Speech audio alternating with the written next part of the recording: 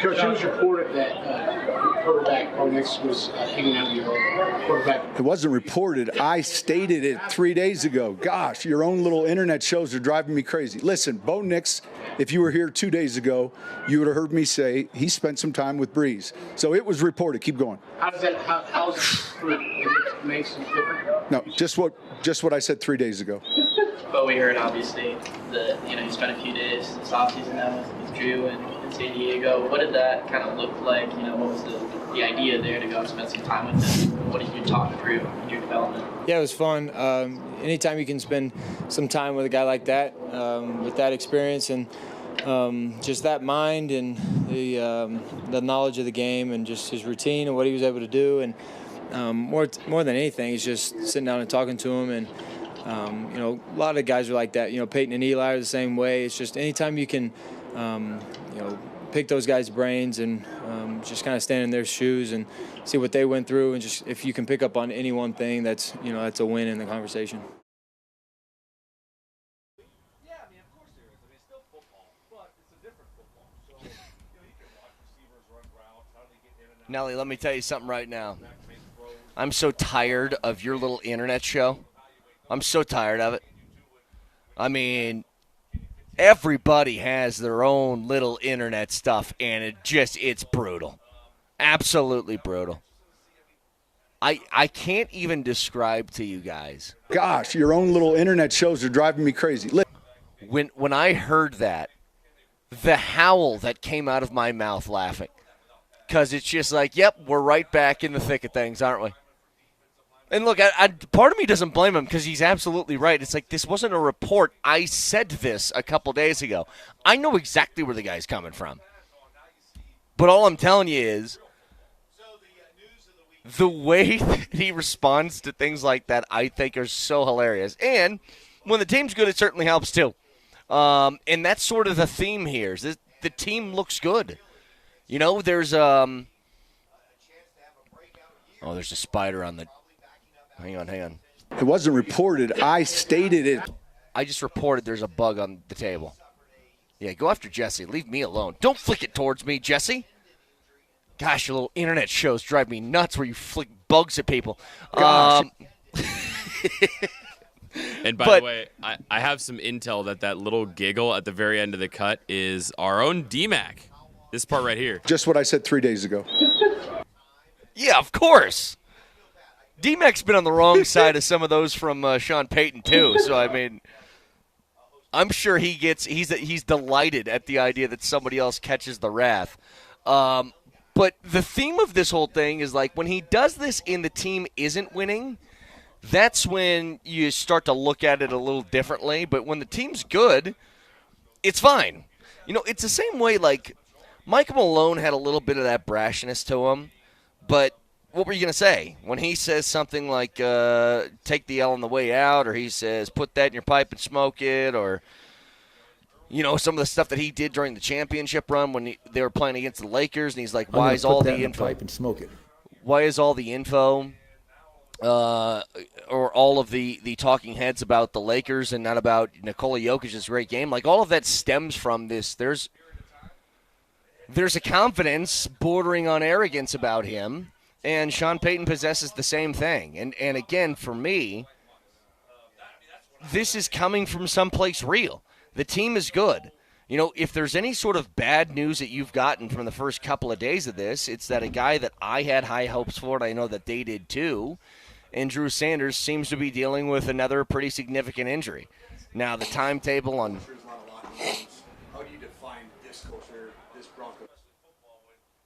The timetable on Drew Sanders and how much time he's going to miss, I don't know. I don't know how long that's going to be, but according to Mike Kliss, he had this saying Broncos linebacker Drew Sanders will miss extended time with a foot connective tissue injury. He'll undergo further evaluation to determine the exact timeline, but inside linebacker, one of the deepest positions with Greenlaw, Singleton, Sternad, and Bailey. I don't know if I agree it's one of the deepest positions. I mean, there's people, but I don't know if there's people you'd feel comfortable with. And the whole thing surrounding Drew Sanders, I think that they were hoping that he could push Singleton for a starting spot. They really like him. He's incredibly athletic. He can do a little bit of like multiple different things, which is he can rush the quarterback. He can play just your little bit of pass coverage because he's athletic enough to do it. So that's a big loss. But outside of that, it's been nothing but this stuff is good. I mean, think about it. You always kind of get that out of camp in these first couple of days because what you're going to see is, everybody's back happy to be around football again. They look at the team and they're trying to find some diamonds in the rough and all that different stuff. But me and Berto were talking about this on Friday. What's really, really odd about this offseason more than any other, it's almost like, what are we talking about? I mean, there's not a lot of battles for positions. There's not a lot of questions surrounding major foundational pieces of the team. Like, that stuff's kind of set. You look at the defense, it's like, is there really a question about the defense? I thought that maybe Sanders and Singleton could be one of the position battles. Maybe kind of how much and where is Jahdae Barron going to play? And does that eat away at McMillan's playing time? Another one could be on offense. Is there any receiver that's going to step up and start to command more reps somewhere? But, I mean, look. This team is built to compete and win. And that's just the bottom line. Health is going to be a major factor. It's something I've been nervous about all offseason is that you've been incredibly fortunate that you haven't suffered a whole bunch of major injuries to key players. And look, you leave that up to the gods. I mean, there's no way to prevent stuff like that. And it sucks that Drew Sanders has already come down with an injury. But this team they're built. I hear the way that some of these guys talk about this team, and it's, like, I think really exciting to listen to them. When you talk about some of the new guys here, when you talk about Evan Ingram, when Evan Ingram was talking about when he was in Jacksonville, he was always the first one in the building. He goes, this place is hard. The culture is just really good.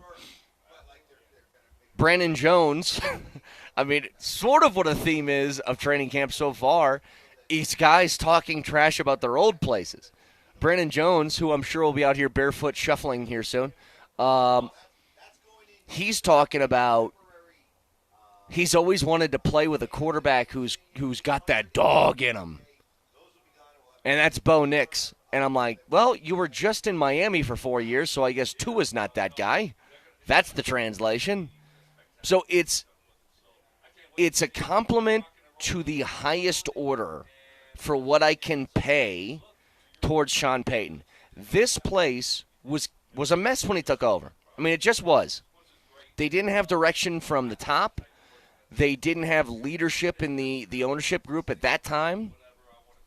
They didn't have leadership within the locker room. The culture that he took over was a losing culture because that's what they did for 8 or 9 straight years. And it wasn't all the guys in the locker room's fault. Like, you think about it now, Garrett Bowles was part of the turnaround as much as he was part of the losing. Justin Simmons, I don't think anybody would argue was a bad football player, but he was there for the losing. There was something within that culture room, or that locker room, culture-wise, that had some stink to it, and I don't know. It's one of the biggest things. Whenever you hear an introductory press conference from a brand new head coach, the first thing they're going to tell you, because most cases they're taking over for a team that's doing poorly. Every once in a while you get the coach that retires on top or something like that and an assistant takes over. But most of the time, it's about team is bad, how do we fix it? And in the case of Sean Payton, it was bad. And so you hear every introductory press conference from, like, every head coach ever is, we need to establish a new culture. And every time I roll my eyes, I'm like, okay, fine, this is what everybody says, but how do you actually do it? Duval. Embrace the city. We're going to make our football team the identity of the city, and we're going to work hard, and everybody says the same thing. But the point is, Sean Payton did it. And I can't describe how hard this is. Think about where the Broncos were at when he took over. Did you have an expectation every week that the Broncos are going to win football games? Were they even near the possibility of competing with Mahomes and the Chiefs for a division? They weren't. And now you look at what they have, and Sean Payton has built this team into one that thinks they're going to win against anyone. And it's a positive sort of outlook. And they believe they're going to win. It's one of the things, like when they got late in games last year, they didn't crumble. That's the sign of a confident football team. You know, it's one of the reasons why the Nuggets have been so good over the last few years, with the exception of last year where at times this didn't happen. But when they won their championship and they were competing sort of in the middle, in the thick of that, and hopefully getting back to it now, their whole thing was, if this thing is close late, you're going to lose. The only way you're going to beat us is if you have a sizable lead that is almost insurmountable. And even at times with those, the Nuggets would come back and win. Like, I feel like the Broncos are starting to have some of that. And it was too much to do within the span of a year with a rookie QB. But my goodness, am I excited to see what happens here moving forward. You know, again, there's some quotes from around the league that I want to get to as well. When it comes to another team in your division and a quote from their head coach that I think directly applies to your team. So I want to get there in a couple of minutes. I also want to talk about Jokic sobbing after his horse won a race. Now, I don't know anything about, what do they call it, harness racing? Is that what he does? I don't know anything about this stuff. I don't know if this is like the Kentucky Derby of harness racing and that's what he won. I also found, I would say, second most funny this weekend as I was scrolling through Twitter. Number one was still Sean Payton saying, I reported it. Your internet shows are driving me crazy. Second most funny is the comparisons that people made to Jokic and his horse winning that race as a grown 7-foot, 300-pound man breaks down in tears, and they put it side by side with right after he won the championship. And he goes, the job is done. We can go home now. Like, it's really funny. And if it was anybody other than Joker, to be totally honest, it would probably piss me off. But I don't care. Because I know the guy works hard, and he always cares about winning. But do you think part of that, see, I got a theory towards this. Yeah, I'm going to save it. I got a theory towards this as to why Jokic feels the way he does about his horse winning, as opposed to when he wins a championship. Because it's a big contrast. I also watched Happy Gilmore too. And I'm going to do this without spoilers if one of you guys want to watch it. But when I tell you, it's downright awful. I mean, if you watch the previews, it's exactly what you expect.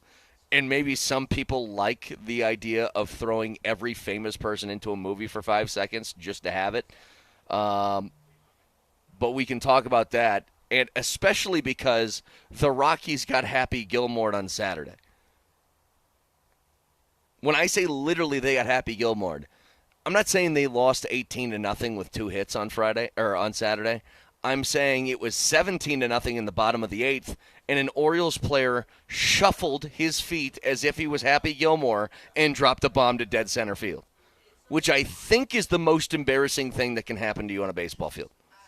He might as well did a Michael Jackson dance, went hee-hee, and then ripped one 430 feet. So a lot to get to today, along with my Italian brothers are going to be back in 45 minutes. And you guys are going to have to help me because they're going to be talking about Italy for, I think, 2 of the 3 hours that they're on the show today, and I'm going to want to throw everything on this football field. If they bring out those tackling dummies early, I might just sprint off this set and go hit something.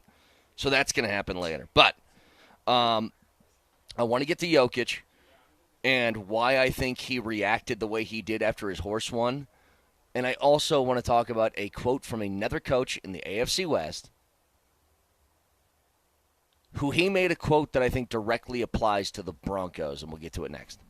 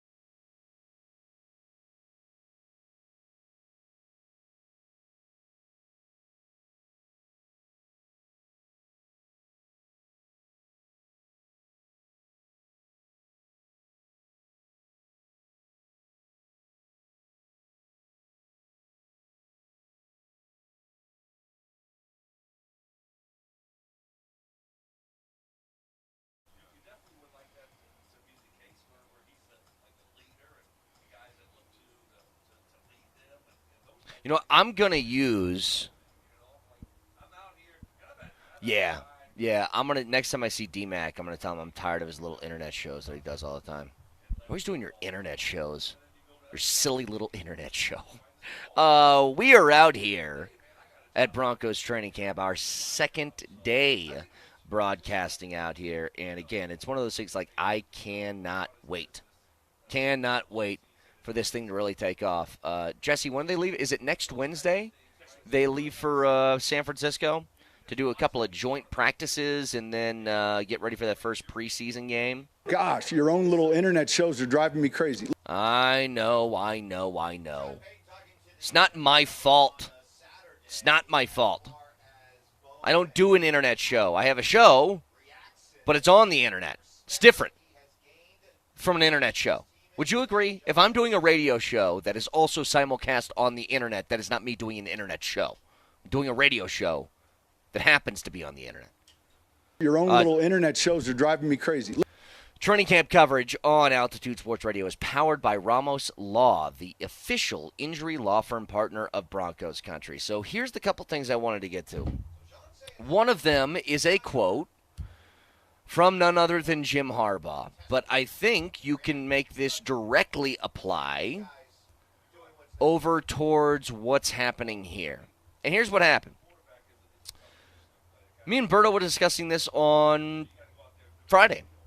And it was, do the Broncos have the requisite weapons offensively to be as effective as you want to be? And this was a question that was surrounding wide receivers, running backs, tight ends, and just putting that to a ball. He goes, is that as good as Kansas City? Is that as good as the Chargers? And I go, KC's probably a little bit better, although they're not like crazy better. They have Kelsey and Rashee Rice when he's not suspended or in jail somewhere. But they're probably better. I don't know if the Chargers are.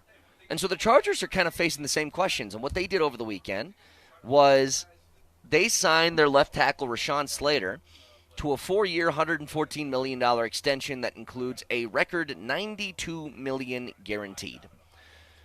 Why is this a big deal? Well, here's the quote from Jim Harbaugh.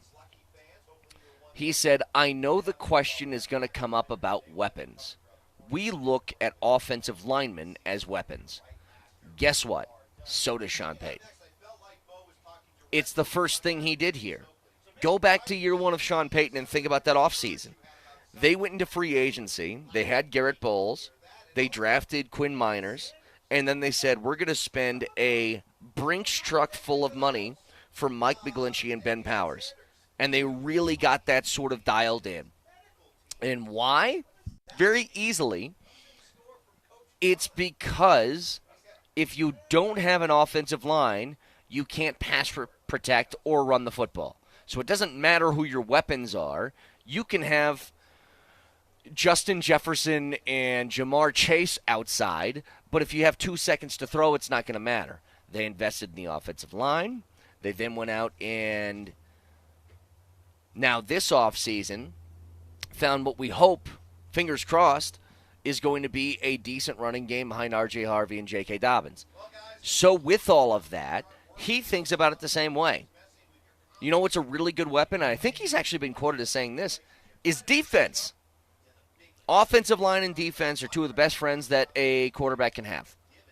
Because as long as you have time and you don't need to put up 30 points a game in order to win, you're going to have a really good shot to keep things steady on offense. And if you make a mistake, it's not going to kill you. And that is a huge benefit. Huge. To what the Broncos are trying to accomplish and what Bo Nix is trying to accomplish in year two. I'll tell you this right now. Bo Nix does not strike me as a man that is lacking confidence right now. You know, he kind of steps up to the podium with that bravado and a borderline arrogance that he's like, yeah, I'm the man here. This is my team. And it's not that they haven't had that before. There's been a couple of QBs that have carried themselves that way. You know, certainly Russell Wilson did in a different kind of way. Russell Wilson was never worried about being in a quarterback battle, but the way he went about it was different. You know, I still go back to that Marvin Mims quote that he gave us, you know, a couple of months ago, where he said, He didn't have a funny story about Bo Nix. That Bo Nix was all business. And you can tell in the way he carries himself at the press conference. That guy is all about football all the time. That's just all he's going to do. He's going to do some football, and then he's going to get done with football, and he's going to do more football. You ever seen, it's almost like a character from a movie. What's the kid's name if you guys have ever seen the movie Little Giants? Which, if you haven't, figure it out. But Little Giants, was his name Spike? Yeah, it was. Spike don't play with girls, because he was talking about Icebox. That's how I imagine Bo Nix is. Bo Nix is just, what do you like? Football. What do you do when you don't play football? I play football. What do you do when you're not playing football? I watch football. Like, he's just a robot. Is it Sanford, Nelly, that calls him, is it Bobot? I think that's either Sanford or DMac, but yeah, the Bobot, because he is a football robot. He processes football with his CPU. That's what he does. It's a perfect description. It's just an emotionless, all-football approach. And I think it really helps him. And I think it cuts out some of the nonsense that can come with that position. And if you don't believe me, well, we had Russell Wilson here for 2 years. You tell me if there was a little bit of distraction there. If you don't believe me still, go ask anybody who's been in the realm of Aaron Rodgers the last couple of years. They'd tell you a different story. Like, when you become like it or not, I mean, maybe we're in a kind of a weird place now in Denver where it's a rarity, but usually the quarterback of the Broncos is the most famous person in this entire town. You will find more people that can name the quarterback of the Broncos than you can the person who's if you ask him who's the governor, who's the mayor of Denver. They would know Bo Nix immediately more than they would anything else. It's a little weird now with Jokic and the Avs being good and McKinnon, McCarr, guys like that. But still, Bo Nix is right up there. And so you have to carry yourself a certain type of way, and Bo Nix does. Speaking of Jokic, I do want to talk about how he's a 7-foot, 300-pound man sobbing at a horse winning. And I think I know a little bit as to why. So here's my guess. And people are going to make the thing, he cares about this more than he does basketball. And maybe he does. I have no idea. It's not the point. Because he's still effective. The point to me is, when you're somebody like him and you are so good at one thing, I don't think Jokic was surprised when they won the championship. You know what I mean? When you're that good, it's not like, oh my God, I did it. At least for a lot of guys of his, if you're in that type of echelon as an athlete, it shouldn't be. You can be excited. I want to stay on parade. Yeah, you can be excited. You can feel this sense of accomplishment, but it's not a surprise. When he watches his horse race, he's not in control of anything. He is purely a spectator. And so then he reacts the same way we do when the Nuggets win a championship. When you don't have direct involvement in something, and look, some people are like this, I'm kind of like this, like I got to be the driver. I don't like being in the passenger seat of things. I like having control. Little bit of a control freak when it comes to some things anyway. And I think Jokic is kind of like that. And I bet you his nerves are at its highest when he's watching his horse races because he can't control the outcome. And I think that's why he reacts the way he does. And I also will say this. I think it's such an underrated quality that he has perspective in this way. I would be a nightmare to deal with if I had Jokic's basketball ability. I'm telling you. I would be one of these dudes that I think the power would get to my head.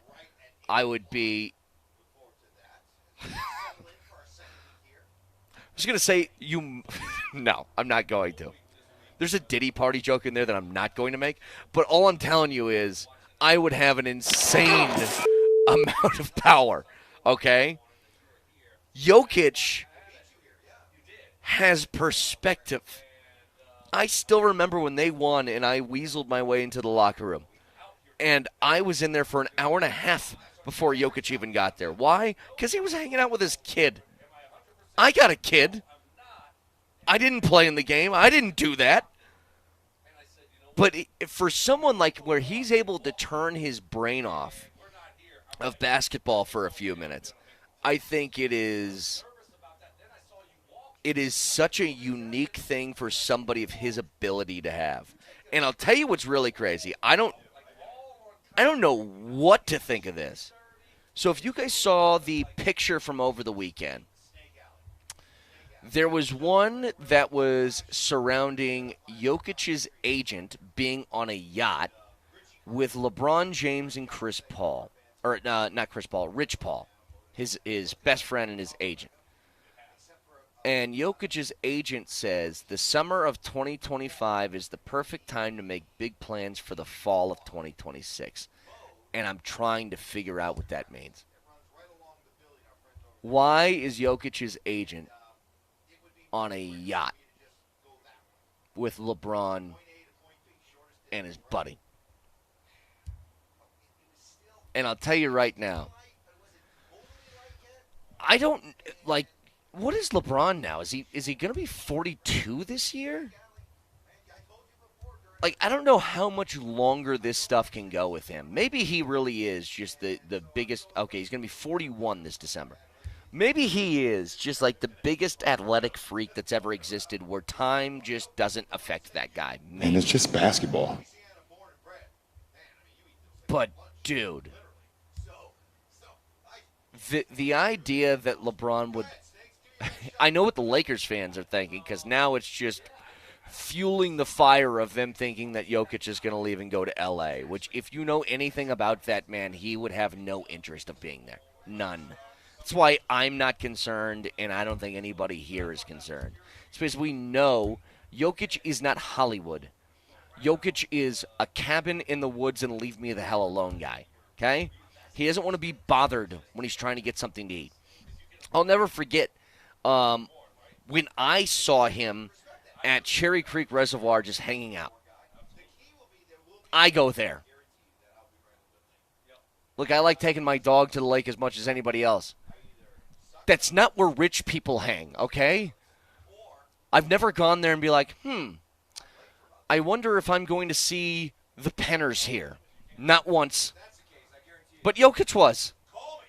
There was another texter sent us a picture. There's this place in Aurora called Lava Island. It's a giant jump house with a whole bunch of kids' playground sort of sets. It's indoor. And Jokic is there by himself holding his daughter's hand waiting in line. Again, you will never see that happen. Like, that's where he is at as a human being that I just don't think that anybody else in his position has that type of I guess, normalcy to their life. Think about this. He's a guy who makes $60 million a year. Again, that's not what $60 million a year people do. So anyway, I don't know what the picture's about. It is a little bit weird. But I'll tell you, the most embarrassing thing that I've seen in a long time. So the Rockies had one of those games over the weekend again where it got away from them. It's 17-0 in the bottom of the eighth. The Rockies have 2 hits. It's bad. And they're playing Baltimore. And in the bottom of the eighth, you're just begging to get the hell out of there. You're done.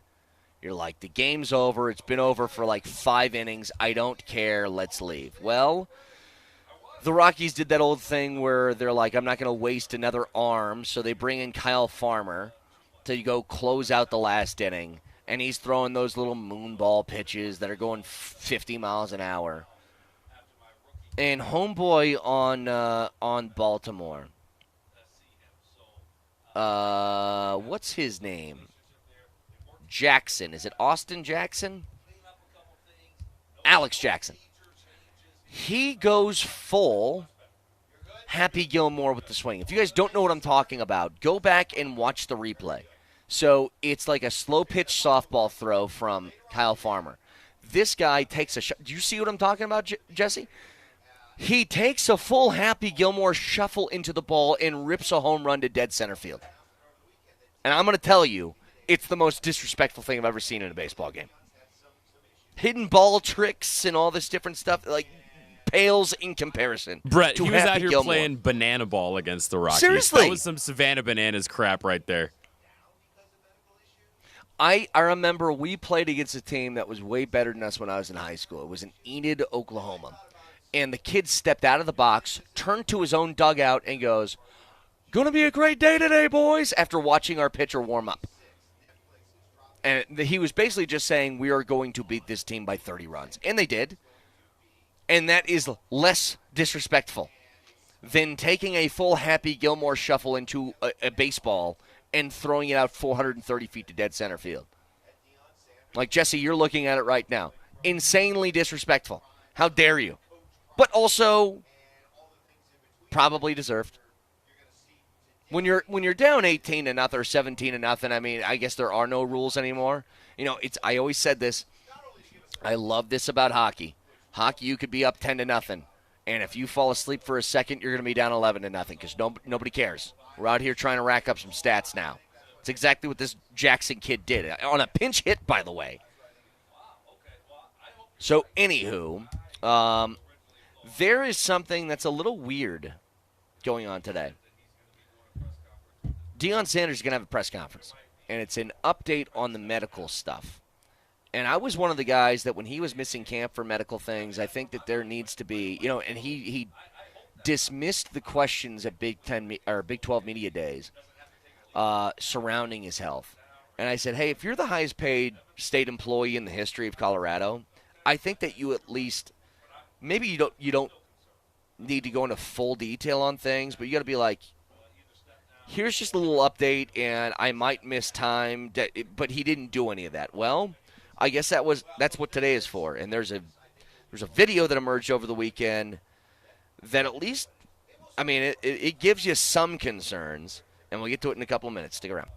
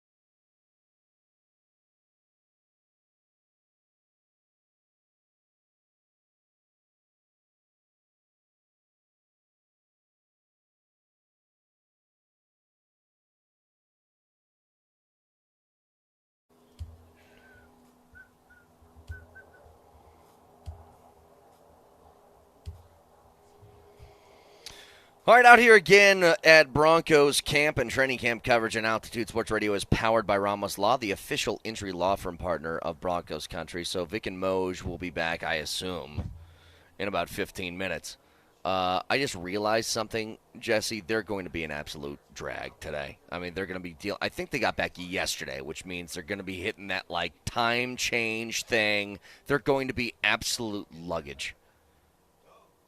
I mean, not to be Garfield about it, like Mondays, but it's Mondays on top of having 2 potato sacks sitting here. Moser's going to look like he got beat in the face with 10 pounds of meat all night.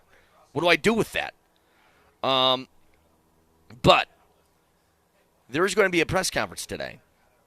An update on Deion's health, and I hope this is just like one of those whatever updates, which is, yep, I'm still dealing with the same stuff, and that's it. But I guess there's a chance it could be a little bit different, especially coming off of a video I watched over the weekend where he's got the camera crew that always follows him around. So it's, just past 6 o'clock in the morning at CU's facilities, and he's getting some health stuff taken care of. And he said this. Mentally,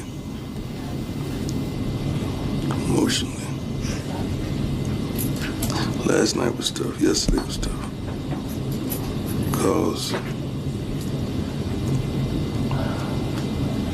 had to make a will. That's not easy at all. To think that you may not be here. So, look, when people get older, it's always, even if you aren't, it's always nice to have a will just in case. So it's not like that is an indicator of anything necessarily, but Deion's obviously had a lot of things that he's had to deal with health-wise. And what's really difficult is this is always going to be some sort of like lingering question surrounding him is health stuff. And it sucks. But it's part of kind of what he and many people have to deal with. The thing about CU, though, in him, is that if there comes a time where he has to call it quits, I find it really hard to have CU continuing this type of trajectory, right? I think they'd have to fundamentally change the way that they've branded their team. Again, if you go to anywhere that sells college gear and CU gear, my guess is it's probably going to be 50-50 Prime gear and then Buffs gear. Because they're one and the same, but they also are kind of separate. We're ready for prime time. What do you say? There's a huge national following surrounding CU that exists purely because of Prime. I mean, that's just it. And when that day comes that he is no longer the coach here, there is going to have to be, I think, a pretty radical shift. There's been times before, when Gary Kubiak takes over, or, we've seen a passing of the baton of sorts from a head coach giving it to the assistant when the head coach has to retire, that it's almost easier to do it that way, especially when you're successful, because you can just kind of come in and do the same things that he did. Nobody can be him. Nobody can be Deion. And so, again, hopefully this press conference, I don't know what time it's going to be, by the way. It's going to be at 11 a.m. 11 a.m. today. Hopefully this is just a regular update that he has kind of given in the past before and been like, yep, I'm dealing with this stuff. I'll be okay. I'll be ready for week 1. That sort of thing. But there's even without health stuff, there feels like a finite amount of time that Prime is going to be here. Even if you are of the most optimistic minds that Deion's going to be here for years, I don't think you're thinking 15. I don't think you're thinking a decade. Now, I had questions on when his kids left. Is he even going to be here? And obviously he is. And he has given you every indication that he goes, I love Boulder. I love Colorado. I don't want to be anywhere else. And I think it's fair to take people at the word when they say something like that. But there's just something about his personality that makes your mind sort of wander. And now you throw the health stuff on top of it. It is a little bit freaking. It is. So we'll get an update on that at 11 o'clock today. So if you guys missed the update, I saw this from DNVR that our nemesis from another country, Panathinaikos, who again I have tried to stay out of this fight. I like Greece. I would like to visit at some point. But they have shifted their attention, it seems like, after all of the indicators being that Jonas Valanciunas is going to be here. Take that L on the way out. They have decided to target another former Nuggets center, and that is Thomas Bryant is now on their radar. So they have shifted from one to another, and that makes me happy because if they're doing that, then that feels like this is absolutely dead in the way that they are pursuing the Jonas Valanciunas stuff. Like, again, if you guys heard our chat with John Wallace or PhD's chat with Ben Tenzer, there is no question in their mind that he is going to be here. But it's still, again, you start to wonder stuff like this with how much time has passed by, and the fact that they're targeting others is a good sign. Because you know what the Nuggets never did? Targeted another option at center. They have stayed steadfast, and Jonas Valanciunas is the guy. So that's always, to me, you give a little bit of that information. It once again is another thing that just sort of eases the flames, calms down the fire a little bit surrounding that place. I just came across this, by the way. So FIBA Eurobasket has a tweet that has the Serbian roster. And it says, best team in Europe, ? Serbia coming out with a juggernaut of a roster from Eurobasket 2025. And I'm trying to figure this out. There are 3 different names on this list. So this is a team of 17 guys. So the top 17 players from Serbia. I'm going to give you 3 of the names. There is Nikola Jokic. There is Nikola Jovic. And there is Nikola Topic. Bogdan, Big Don, Bagdon. That's really what it feels like. And so my curiosity is, do they think that way about American names? Is there American names that they're like, why is everything so similar and the same? Like, is there a roster in, like, think about this. If the U.S. had Dan Smith, Josh Smith, and Dave Smith, are they probably like, what's with the Smiths? Because we're always talking about the itches. And look at Italian boys have showed up. Look at them. Look at you guys. All bronzed and ready to go. Don't look sleepy. Give you credit for that. You guys don't look sleepy. So my Italian brethren will be on in just a couple of minutes. Again, we're out here at Broncos training camp. No, nobody told me. They're sitting next to me, so I'm assuming they're going to do the show today. Training camp coverage on Altitude Sports Radio is powered by Ramos Law, the official injury law firm partner of Broncos country. Your own little internet shows are driving me crazy. When you're talking to me and I have a headset on and you don't, I can't hear anything that you're saying. But it's like you never left. You walked in at the very end of the 6 o'clock hour and you just talk when I'm supposed to be talking. It's good to see you. Good to see you. So we will get to them in just a couple of minutes as, again, a lot of things to break down from the weekend, training camp-wise, injuries, and to Drew Sanders anyway, and some quotes from some of the guys from over the weekend that we'll get to in just a couple of minutes, along with, I do think it's weird. You know, there's a theory, by the way, surrounding the LeBron meeting with Nikola Jokic's agent thing. And Jeff Howe, one of the guys here at Altitude, said Joker's agent wants to make a super league in Europe so he could be talking to rich investors in order to do that, which is totally fine. So that's one theory.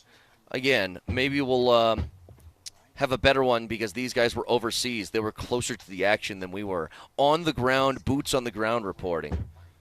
And there we go. Nelly, mark it down. Brandon Jones, once again, is doing his barefoot shuffles at 6:50 this morning. Good. A tradition unlike any other. You can watch the show live on Twitch, twitch.tv, search Altitude SR in the search bar of the Altitude TV simulcast, and that is the Safeway Twitch feed. Download the Safeway Deals and Delivery app. Get exclusive grocery offers, Safeway fresh foods, local flavors. You can also watch on YouTube. Search Altitude Sports Radio. Subscribe to the channel today, and don't miss anything from Denver's #1 sports station.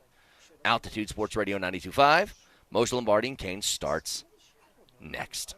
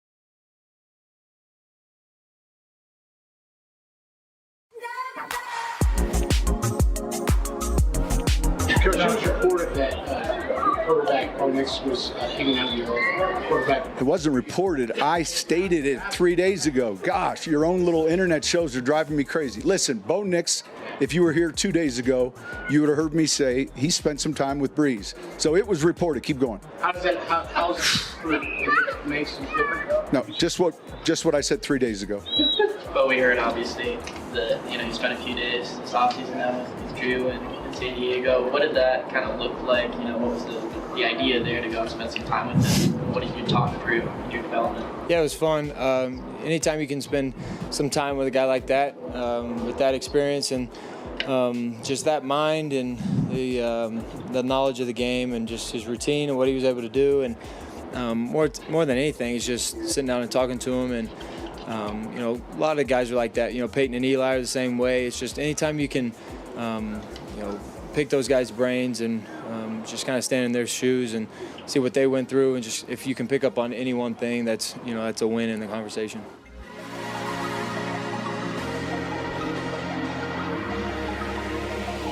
All right, hang on. Before we start anything, the boys are back from Italy. I have to say two things. Number one, I am wildly impressed how awake both of you seem. I thought you guys would be luggage. I really did. But you guys got a lot of energy right now. It's 3 o'clock in the afternoon in Italy. Well, I'm just saying. I don't know. Moser, you said, what, 8:45 when you got home last night? Dude, I'd be on my third red wine by now. I'm feeling great. Okay. All right. Good. I'm wildly impressed. I'm ready to go to work. Secondly, Nelly, you're going to have to play that Sean Payton clip 50 times for me, because when he says, I'm so tired of your little internet shows, it's one of the – you want to make somebody feel small? Hey, good. Hey, DMac, your little internet show. Your little internet show. When I see DMac today, I'm going to say, hey, there's a guy with the little internet show. Gosh, your own little internet shows are driving me crazy. Listen. It's one of my favorite quotes I think he's ever had. Because I don't know if you guys saw it. Maybe of all time. And you know what? He's done that plenty of times. Can I back him up and say he's totally correct? Yeah. Nothing drives me crazier. Like your little internet shows. Than this. Your own little internet shows are driving me crazy. Listen. I want everybody listening to realize that we've been at this a long time. Brett, hell, even you've been at it a long time now. You really have. Okay? Yeah. We've been at this a long time.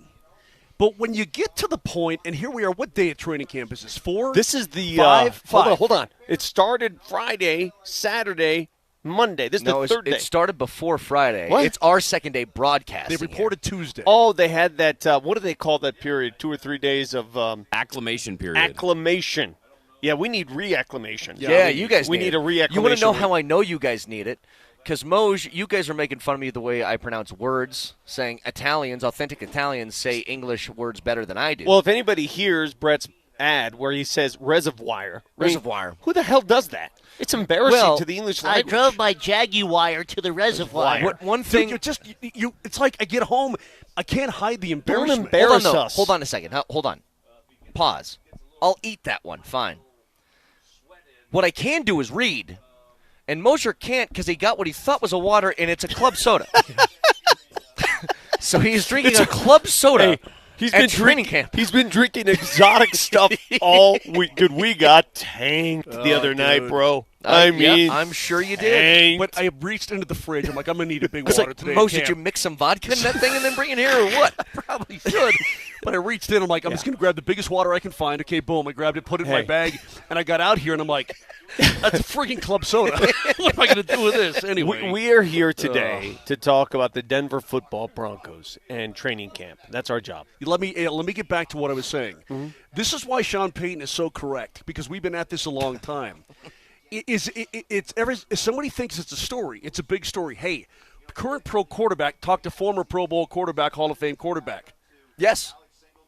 But Sean Payton was the one. There was no reported story. Sean Payton was at the podium, and he's the one who told people. I know, but what cracks me up is like that. That's a story now that people need to ask about. Well, that happens a billion times a year. It's like that's not. I don't know. Let me follow something up. I don't know what to make. Let me follow something up. It's my bad. Are you guys at the point where your tolerance of Sean Payton and his snappiness, I find it enjoyable. I'm not. He's at winning. At first, it was like, okay, dude, calm down. Yeah. Take a step back. I mean, come on, take a step back. But now, when you win and you come out and succeed, you can do whatever the hell you please. Yep. And if you don't like it in the public eye, that's on you. It doesn't matter. Yeah. Because as long as you're do winning, whatever you want. When you're not winning, it looks petty. Yep. It makes you look small. When you're winning, it's like, oh, this guy's he's tired of some nonsense. 100%. I ain't got time to suffer fools. And your little internet show. Can you guys play it one more time, Nelly, because I want to point something out. One more time, please. Oh, God. Coach, it was reported that quarterback Polumbus was hanging out with your quarterback. It wasn't reported. I stated it 3 days ago. Gosh, your own little internet shows are driving me crazy. Listen, Bo Nix, if you were here 2 days ago, you would have heard me say he spent some time with Breeze. So it was reported. Keep going. How does that? How does it make some difference? No, just what I said 3 days ago. All right, so that little giggle. Hang on, the little giggle at the end. Play that again, Nelly. The little giggle. That was DMac. Because DMac has been on the wrong side of those sort of talking tos from Sean Payton plenty of times already. Listen, everybody, if you're in this business long enough, Vic knows this, you know this, Brett, at one point you're going to be on the wrong end of that from somebody. I've been on the wrong end of that from Mike Shanahan. If you're not, you haven't worked in the business long enough. Or you haven't asked any questions. Yeah, you're always going to be on the wrong end. Whether you're a young kid, you're wearing spikes. Wear it like a badge of honor. Tom Lehman's, cracking you down. Well, I mean, it's the way it is. But he's not incorrect in the fact that is that a story? You think Brock Purdy's ever talked to Joe Montana? If Kyle Shanahan comes out and said, "Yeah, Purdy spent a couple days with Montana and talked to him about being a 49er," and then like 3 days later, somebody says, "There's a story going on. It's been reported that Brock Purdy talked to Joe." I mean, that would drive me crazy too. Can I ask you guys a question? By the way, does that matter to you, like that he hung out with a former All-Pro? Because I remember when Drew Lock hung out with Peyton Manning, and he wasn't Peyton Manning. I'm glad you said that. I'm so glad you said that. It's the first thing that crossed my mind. I'm so tired of these stories of players, legends of yesteryear, using their time to mold or mentor players of today. Because it doesn't mean it's going to work. Yeah. It doesn't mean – do you know how many players Peyton Manning took under his wing, how many quarterbacks that came through town that left and didn't do anything? It doesn't mean they can do the same thing. Yeah. It's great, and you'd expect him to do the same, but it doesn't change anything. One thing that he said that I wanted to get to, that Sean Payton needs to understand, he goes, you little internet shows. What he doesn't understand is that some of these little internet shows attract more viewers and listeners than some of these mainstream shows. Yeah. So the world has changed, my friend. Yeah, it certainly has, but everybody seemingly has a little internet show, right? And well, everybody's on the internet now. But you know what I mean. You try to attract listeners and viewers and whatever else. It's fine. It's just the way he said it was that's so why funny. I responded with, it's the same thing as I don't get got, I go and get. Yeah. I'm not a little internet show. I'm a radio show that just happens to be on the internet. Yes. That's what we are. That's what we are. That's what it is. And television. And television, yes. And speaking of our little internet show, a little radio show, whatever it is we do, I actually went to the pub in Rome. Mm-hmm. Were we on? Where we're on. We were not on. Altitude was on, but we were not on because it was Saturday. So what is it, why would it be on now? Like Buenos Dias. They can get us anytime they please. Tell us how, Moj, because I didn't go. I don't know. I asked the dude. I said it's a big Irish pub, like one of the best Irish pub in Europe in 2024, something like that. Okay, it's big. It's pretty big. Got TVs everywhere. Watching MotoGP. Darts, dude. Darts are big over Everybody there. watches all darts. kinds of Do you guys know Luke the Nuke out of Ireland? Oh, is that the he's like the young kid? He's like the 19-year-old kid who looks like he's 40. Like he's 40 with a kid in college and 2 mortgages. Yeah. You know how we go to the bars here for big Nuggets and Avs watch parties? Yeah. They have dart watch parties over there. They look electric, though. They really do. So I asked the dude, the kind of manager guy, because the bartender gal, she didn't know what the hell I was talking about. Did you say Buenos Dias? I did not. Oh, okay. But he put it on. So I said, "Can you put it on?" He did. It was I think an infomercial or something. I forget what it was. Right? Yeah. But he goes, "That's Altitude." I go, "Oh yeah, it's Saturday." Okay, great. I go, "How in the world do you get?" He goes, "The boss can literally get. He can get everything. He pays the bread, so he can get anything from anywhere, including our show. He has in one Rome. of those cheater cards. Is what he has. Yeah, in Rome, dude. He can get us. So good for him. What's up, Romans?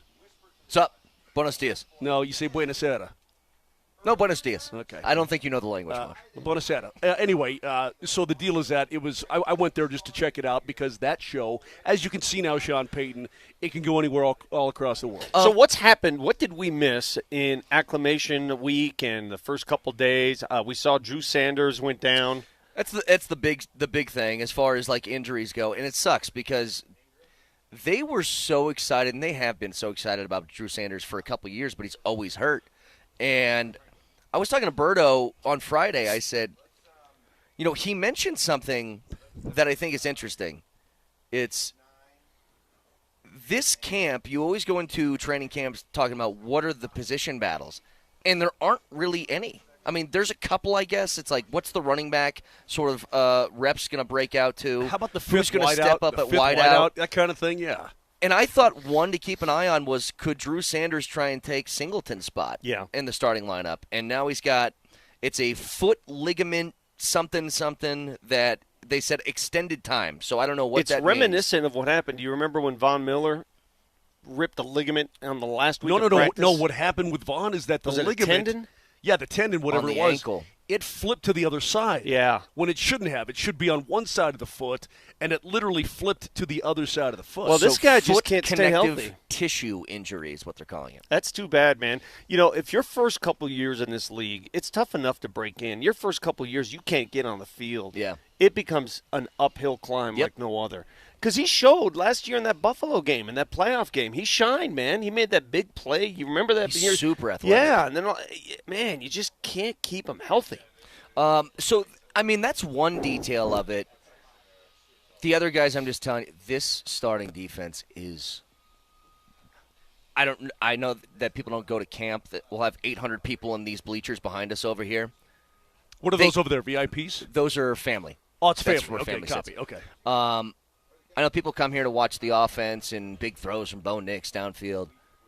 Defense is fun, man. They are so talented everywhere. I'm telling you, especially like just look at Greenlaw today, and tell me that's not the biggest. Well, monster defense you've always ever has seen. the advantage, right? Sure. They don't have to worry about executing much. They run around and attack the ball. Yeah. And plus, you're not allowed to really tackle. Pats today though. We did do First time. Oh, Yeah. really? If you missed it, Moser and I did do a live training camp update.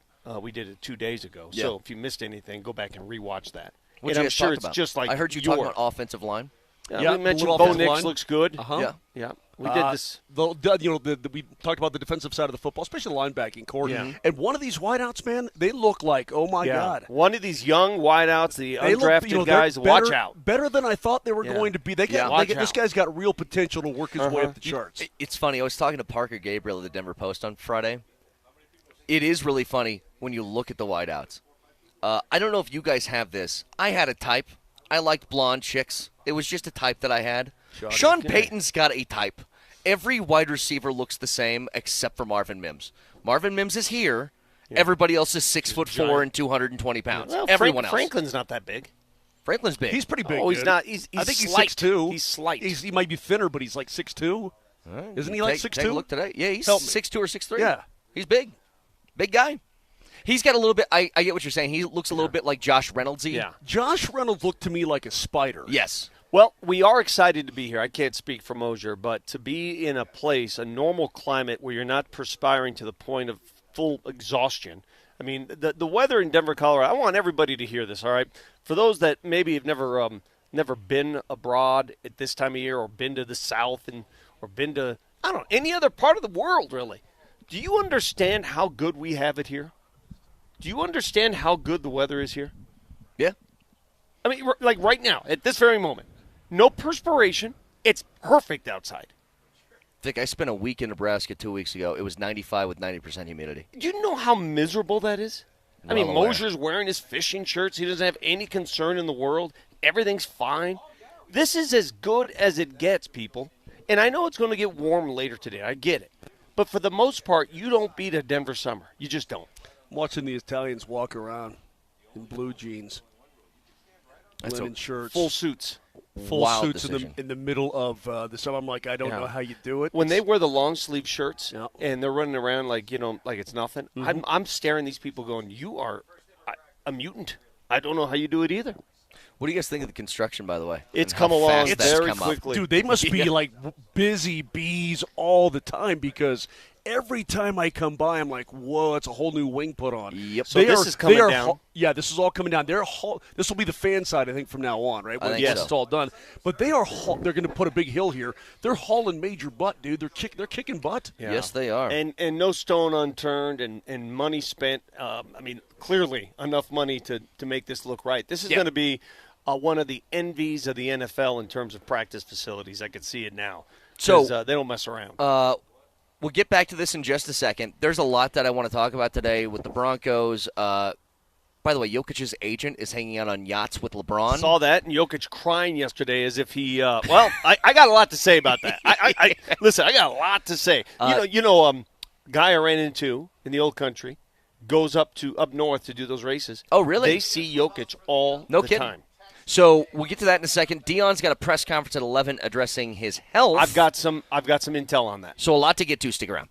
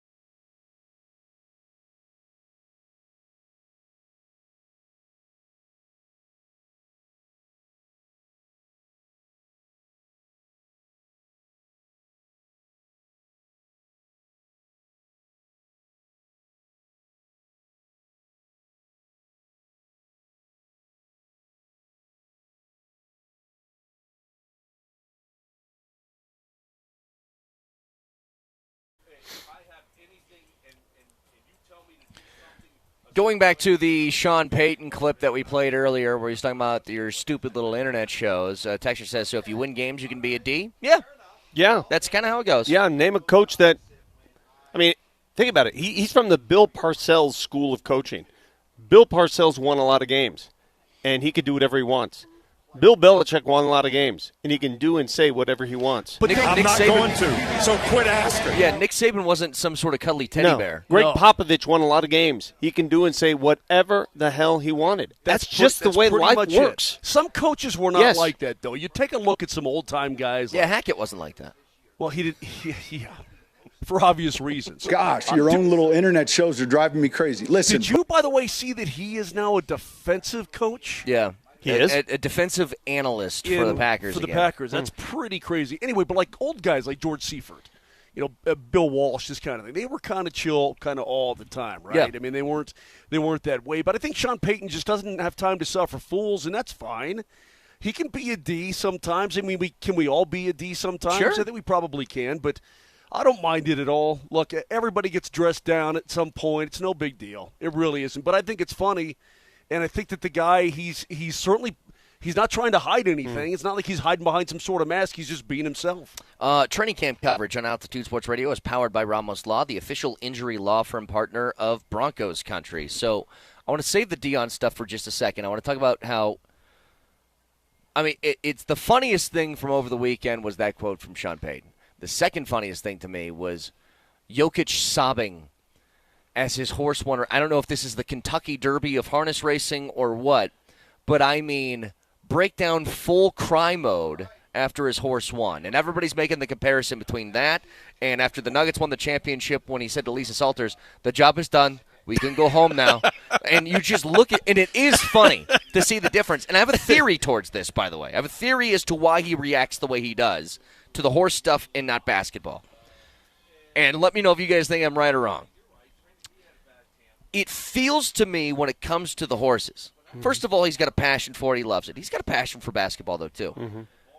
When they won the championship, when you're as good as Jokic, it's not a surprise, and you're in control of the result. He's an active participant. Yes. That's the difference. He's spectating in the other one, and he's crossing his fingers and hoping like we all did when the Nuggets were in the NBA Finals. He doesn't have a physical role in the outcome of the event when it comes to horse racing. Yes. He's not on the horse. Now, he spends money.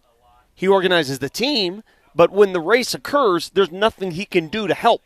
In a basketball game, he is everything. He's not surprised when the Nuggets win because he is somebody who's responsible for making them totally win. Agree. And that's why I think people might be misinformed because you get a lot of these comments. I saw it too. He was getting so excited. He was crying. He was emotional. They interviewed him after this horse race yesterday. He couldn't even contain himself. He spoke forever. Usually when he does an NBA interview, it's 2 or 3 sentences he's done. He kept going on and on and on. And I'm like, wow. And people are saying he loves it more than basketball. See? No. He controls basketball. He might. No, when I say he loves that part of his life more than basketball. Yes. Basketball's work for him. Right. That's work for him. Yep. We have to remember that.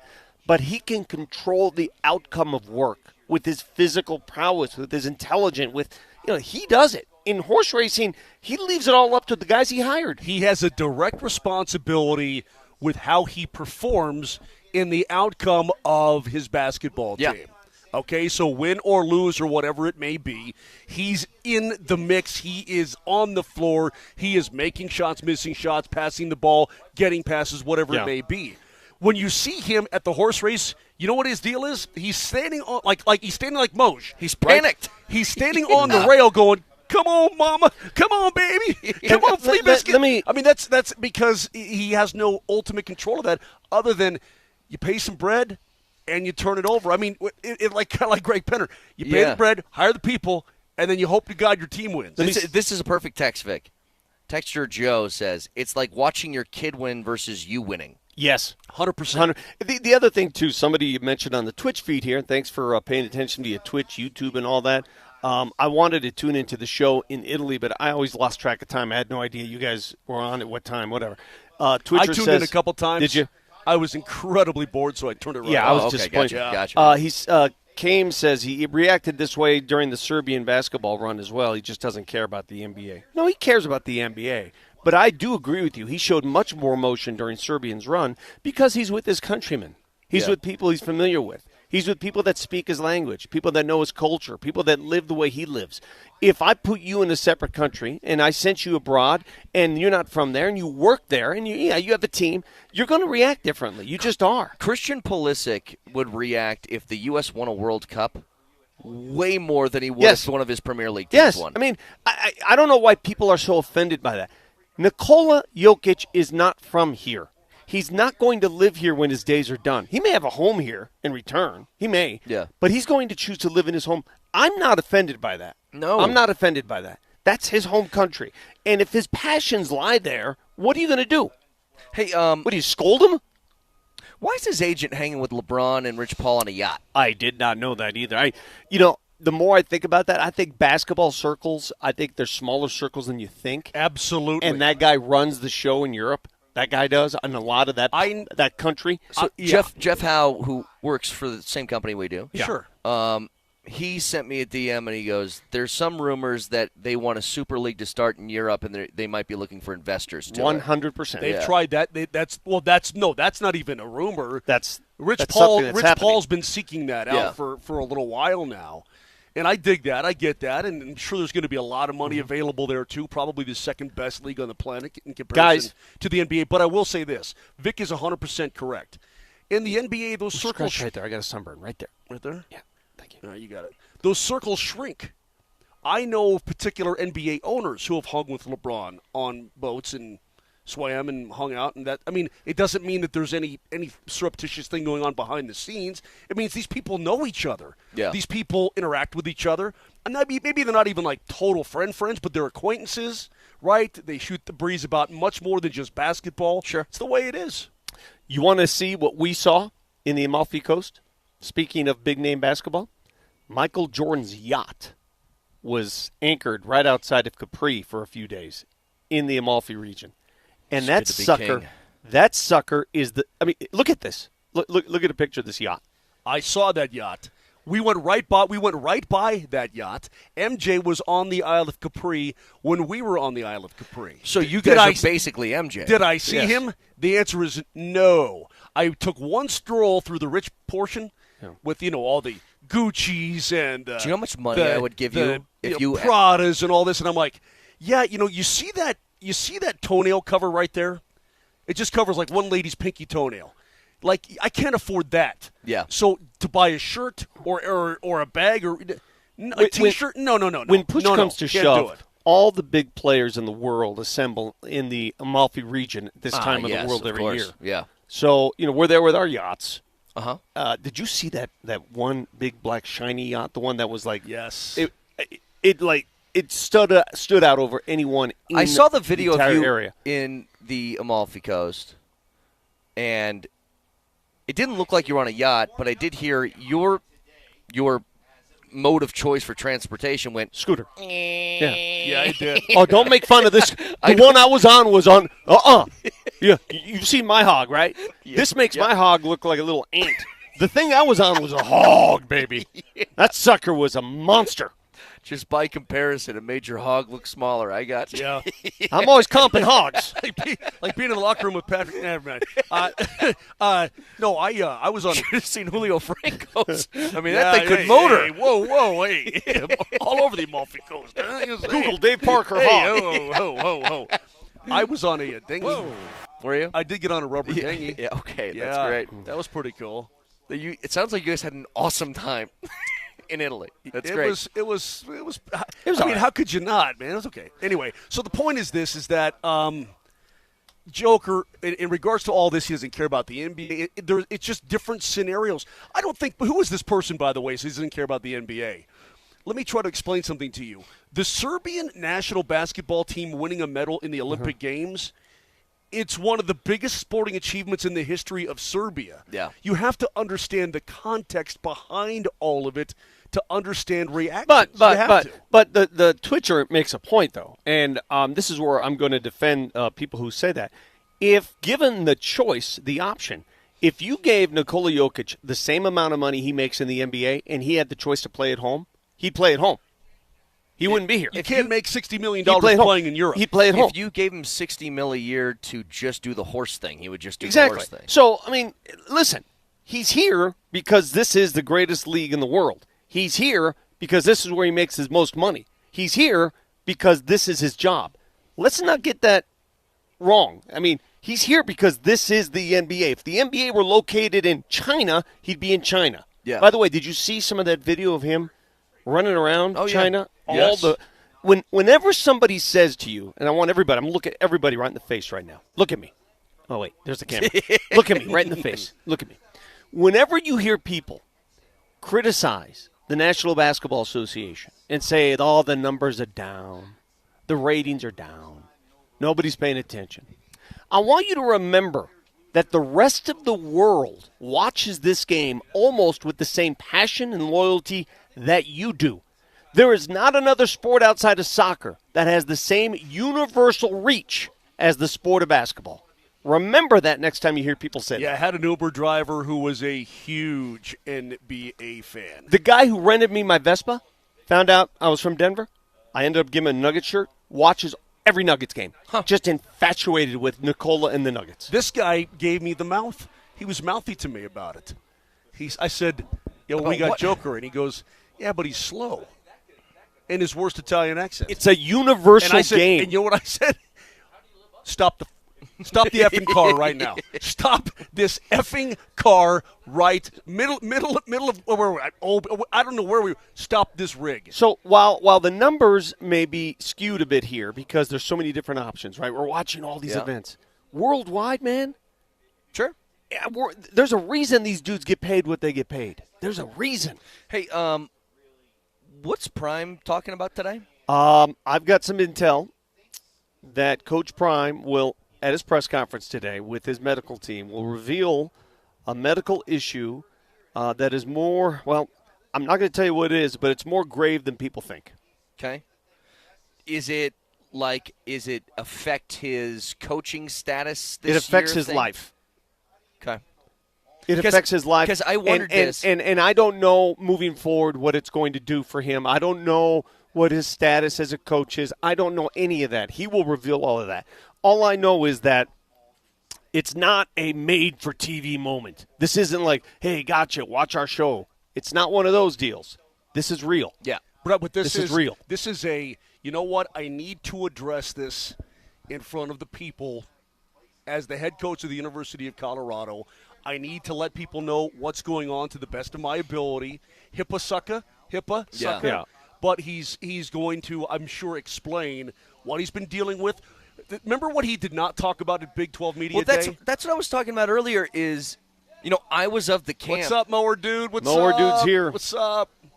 I remember we talked about this. You guys disagreed, but I was like, look, if you're the highest paid public employee in the state of Colorado in history, and you have health problems that are keeping you from minicamp and stuff like that, I'm not saying you need to tell me exactly what's going on, but I think maybe just be like, hey, it's an issue I'm dealing with, but it won't affect my job, whatever. And we kind of went back and forth on that. But when he was asked the question at Big 12 Media Days, and he goes, I'm not talking about my health, and now they're having a press conference, I figured, okay, well, something's got to be at least a little bit different. Yeah, I think it has to be addressed. Yeah. Well, let me. From what I know, it needs to be addressed. It needs to be put out there. It needs understanding from fans and the public and so on and so forth, and then he can move on from there. Listen, man, I know what it is, but that's his job to tell you what it is. Correct. And he'll tell you at his time. Some of us are more transparent when it comes to stuff like that. Yeah. And that's everyone's right. I'm praying for him. I hope he gets through this. He's had health issues in the past. This ain't the only one. I mean, look at his mangled legs, for crying out loud, and his feet. Yep. So he's gone through some things, and I hope he gets through this one as well. We'll find out. What time is that press conference slated? 11 o'clock, so after our show. When you lose weight and you get a little thin, people, they see it. They notice it, right? Yeah. To me, it's probably not something that you can just put on the back burner forever. It needs to be addressed, and I'm sure that this is what this is all about. By the way, the last Thursday was the last Thursday we're going to have until February with no football on because the college football season's right around the corner. Dude. The Hall of Fame game starts Thursday, and then preseason games next week for everybody else. But we're here, and I'm hyped. I can't speak for Moser. Moser, I am so re-energized and reinvigorated after taking that little vacation. I propose that people take vacations more often. I'm going to look in the camera again and tell our bosses, you wore me out, man. I was done. I was dead. I was nothing. What does Mike Tyson say about dust? Nothing with dust. Dust. With dust. That's what we were. Nothing with so dust. thanks for allowing us to leave for a couple days, because now I have energy again. Do you? We're nothing. We're dead. We're dust. We're absolutely nothing. I want to look in the eyes of the souls of our viewers out there and into the hearts of our listeners. It doesn't matter where you go or what you do. Just get some time for yourself, yes. man. Just get some time for you or maybe somebody you love, people you love, or maybe even just for you. Play tickle fight with yourself, whatever it takes. I don't care. Doesn't matter. Just get you some you time. Get those juices flowing again, and then when you get back and I don't like how you talking, just copied Vic and looking in the camera. I know. I know. That's my act. Yeah. Get Vic, your own Vic act. just dude. did that twice, and then you copied him. But it's also dramatic. And Just because you guys hung out together. Yeah. Here, the greatest part of our trip, and this is why I propose we all three go next time together. The greatest part of our trip was Saturday night in Rome at a restaurant. We got so tanked on red wine. I mean, listen, I'm going to say it. It's vacation. I can drink red wine when I want to. We got so tanked. We started doing TikTok videos with members of the waitstaff, and they were all into it too. They started. We're doing TikTok video after TikTok video. Yep. Well, let me tell you what Berto shared with me on Friday, because Berto took the entire week off this week. He looked straight in the camera at about 9:40, and so it was another case of I'm dealing with somebody who has senioritis, who's just like he can't wait to get out of here, and he goes, "Man, I don't think there's enough beer and weed that Colorado has for this next week when I'm off." Jesus. So you said take a week. Well, I think everybody's following suit now. You know the beauty of Italian wine is you can go to town on that stuff and wake up the next morning like nothing ever happened. It does sound nice. It's just different, man. It hits different. 303-504-0925. Shop Mazda text line. One price, one person, 1 hour out here at Broncos camp. And camp coverage on Altitude Sports Radio is powered by Ramos Law, the official injury law firm partner of Broncos country. But I will say, quickly, Saturday, August 9th at San Francisco. Man, it's so close we can taste Jesse's it, bro. heading out with them next Wednesday. I know he is. They're doing joint practice first. I know he's ready to get it on after his big bike ride. Get it on. It's upon us, dude, and I'm here for it. Yep. Back after this.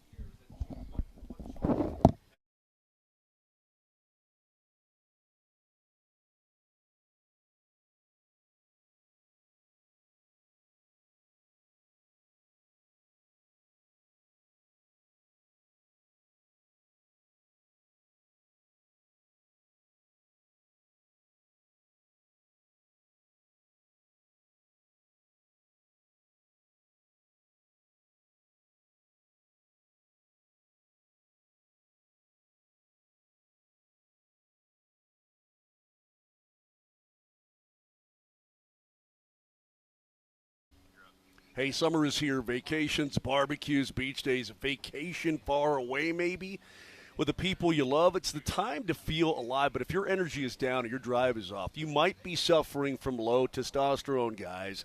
And getting treated is the first step to feeling your best for the rest of the summer. There's still plenty of warm days ahead of you. Take advantage of it. Do yourself a favor and get a hold of the Rocky Mountain Men's Clinic like I did at 720-440-7900. You just don't feel like yourself. And men, in your early to mid-30s, you start to lose 2 to 3% of your testosterone production every single year. Before you know it, you're like, I just don't feel like I used to. My body's not keeping up with my life. So don't ignore it. Brain fog, all that sort of thing. It's all going to go away if, in fact, you get treated. So do yourself a favor again. Give them a call, 720-440-7900, and find out what they can do for you. The consultation's $99. They'll have your results within 30 minutes. They'll do all the blood work right there, and they'll let you know exactly what is going on with your body. If you don't want to give them a call, you want to go check it out on the website, do that too, but schedule that appointment at RockyMountainMen'sClinic.com.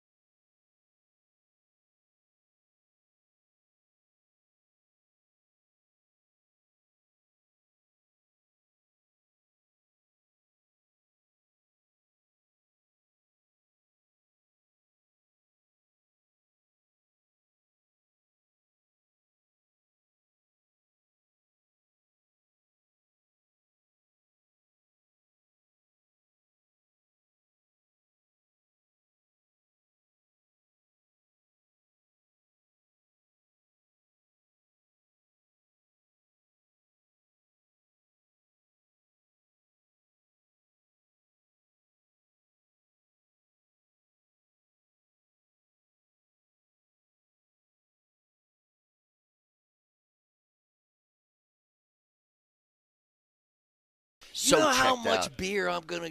You know, I don't know if there's enough beer and weed in this state for set. The guy is drunk. Bro, I'm telling you right now. This man, if you run into That's me what next week, vacation is. Yeah, I'm Like- gonna be feeling no pain, brother. It's gonna be great. I hope Berto's enjoying this week off. Oh, my God. Good Lord almighty. I got a text from my brother says, you guys sound way too excited to be back today. It's making me mad. Yeah, I don't blame him. I think we probably do sound too excited. Are we over the top? No, but we had a good time, Brett. Right? I mean, we didn't spend a whole lot of time together. We did the usual, but it's good to be back. I'm excited because once you get back and training camp starts, you're turning that corner again. You're getting closer to the Broncos being back on the field for real. You see the stories developed. I agree with what you said earlier. There's not a whole lot of real competition for starting positions anywhere, right, at all. I mean, probably zero. I mean, I'm assuming Jahdae Barron's going to be, you're starting as your nickel, right? That kind of thing. I'm guessing. I don't know. Okay, I mean, it could be him, okay. McMillan. I don't know. Okay, so maybe that would be the only kind of thing, but things are pretty well set, and now you're driving forward with a more complete team in the eyes and the vision of Sean Payton, and that's a cool thing. You guys want to hear a stat that's going to blow your mind? Please. This is the first year since 2014 for the Denver Broncos that the same coach and quarterback have returned for a consecutive season. Wait, say that again now. Come again. The first time since 2014 that the Broncos have had the head coach and starting quarterback return the following year. So the first time since Kubiak and Manning. I think Fox. Wouldn't that be Fox and Manning? No, it has to be Coobs because Coobs won the Super Bowl. Oh, that's right. So, yeah, first time since then that they've had that combo return. And we've talked about for a long time the lack of continuity in the organization and how things like really important tenets to good organizations, your ownership, your front office, your head coach, and your quarterback, have just been rotating around in a whole bunch of different moving parts. You have all that the same. Like, that's what's so crazy about watching this camp. Every camp that I've been here, I get those things where it's like I'll see a number and I think it's associated with a player who's not here anymore. And I don't have that problem now. Like, you know exactly who everybody is. All right, talk to me, since this is our first day. Talk to me about what you see, what your eyes tell you the depth chart is. Let's start a running back. Who's getting the reps at running back? R.J. Harvey. Okay. He's getting a lot of them. I think J.K. Dobbins is dealing with something right now, which is a part of it. But he's going to take it easy on the injury-prone veterans. Yeah. They're not going to play. What's up with McGlinchey? Yeah, he did a little something over the weekend, right? Yeah. I guess he could have been back. I guess he did not practice Saturday, but he could be back today. I think this is another thing where it's just like they're taking it easy with some of those guys who are vets. It's like when you know what somebody's bringing to the table, you don't got to push stuff. So that's a part of it. I'll tell you this. I was surprised initially when I saw Evan Ingram because he's a little bit smaller than I thought he was going to be. But he's pretty fun to watch, and he's not, at least from what I've seen over the weekend, he is not lining up with his hand in the dirt. They're putting him a couple of steps outside the tackle, having him stand up almost like a slot more than a tight end. Yeah, they basically have him sort of all over the formation as well, though. I mean, they've been kind of moving him around, which is great. I mean, move him around, let him do what he does best, and that's catch the football. Well, what I was saying all offseason was I wanted a veteran wideout on this team to try and help out just with the depth stuff. I think he's it. They're using him more like a wideout than they are a tight end. Now, as long as your offensive line can protect, that works. But you guys remember for like 2 straight years how every Thursday Leggy would join us and be like, I don't understand why they're going 3 wide when they can't protect it. Yep. So as long as they do that, they'll be fine. But Evan Ingram is fun to watch. Like, he's somebody who can find open space. He's got good hands, like all that good stuff. Let me ask you another stupid question. But hold on, the lack of production at tight end for this team for a while now has been staggering. Well, it's been painful to watch. Painful, yeah. Did the Hall of Fame game already happen? No, it's this Thursday. This week. Okay. This Thursday. So all those proceedings are coming up. Yes. All right. So this is when it really goes into full effect. Yep. You get football back on TV in just a few days. As far as like the other stuff happening around camp, I'll tell you what's really interesting: the new guys on the team and the way they speak about the Broncos. And I'll give you 2 examples. Evan Ingram had one quote, and Brandon Jones had another. So Evan Ingram said it was easy in Jacksonville to be the first guy at the facility. And he goes, this one, it's really difficult in that a whole bunch of guys are bought into the same sort of culture stuff, blah, blah, blah. Brandon Jones says this is the deepest team he's ever been a part of. He also said, I always wanted to play for a team with a quarterback that had that dog in him. And I'm like, well, you played 4 years with Tua, so I guess that doesn't say much about him. But I really Tua. do think every coach, when they have an introductory press conference, because they're usually taking over for bad teams, tells you it's cut and dried, carbon copy every single guy. We got to change the culture here, right? Mm-hmm. Sean Payton's done it. Like, the culture is complete, and most importantly, it's a winning culture. Well, they expect to win now. They expect to be good. Do you know what I'm hearing out of these players, though, Brett? And maybe this will surprise you since you haven't been around for quite a while, or for as long as we have. But that's the way that guys used to talk about this organization. That's the way the guys used to behave when they came here from someplace else and they had an opportunity to get in, with the Denver Broncos. And, of course, it was a track record under Coach Mike Shanahan and everybody who established the culture here in Denver. But guys really used to think that way, and it was a big deal. And that's what would come out of their mouths. Hey, incredibly deep team. Hey, got this, got some dog in my quarterback. That's, right. I mean, obviously Peyton Manning had that, correct? Yeah. So you've got the guys now. It just shows me that they've fixed things, that they're on a track that guys can buy into, that guys can believe in. All right, so give me, from what you've seen so far, the way they conduct their training camps. And I go through this every year, and I think it's important. How should we, as purveyors of information, how should we report from training camp? What do we deliver the audience who may not have the privilege to be here? It's only 800 fans per camp day, so it's not as easy to access anymore. I mean, how detailed do you get? Because I'm going to read something to you, and I just want to remind people what training camp is. Training camp is the driving range. Yeah. It's the driving range of football season. It's where you try new things. It's where you try to fail to see if you can succeed. Right? That's what training camp is. Peyton Manning used to throw pick after pick during training camp because he was trying new things. So I just want to make sure we don't go over the top if mistakes are made, but those mistakes are made out of learning lessons. They're out of need more than anything else. They're not done because a guy messed up. It's because a coach wants to see something. I haven't seen a lot of that going on here. I haven't seen a whole bunch of mistakes, but I have seen around other training camps. Jackson Dart has thrown picks. Aaron Rodgers has thrown picks. Caleb Williams has thrown picks, and people are overreacting. No, I know. To your point, like, people are overreacting. It's like, who cares? Peyton Manning threw a boatload of picks in training camp, dude. I think things you watch for, though, if a guy can't catch, you can notice that. Yeah. If a guy fumbles, he's got slippery fingers, you notice that. Yep. But I'm not going to assess a linebacker's tackling ability in training camp. That's insane.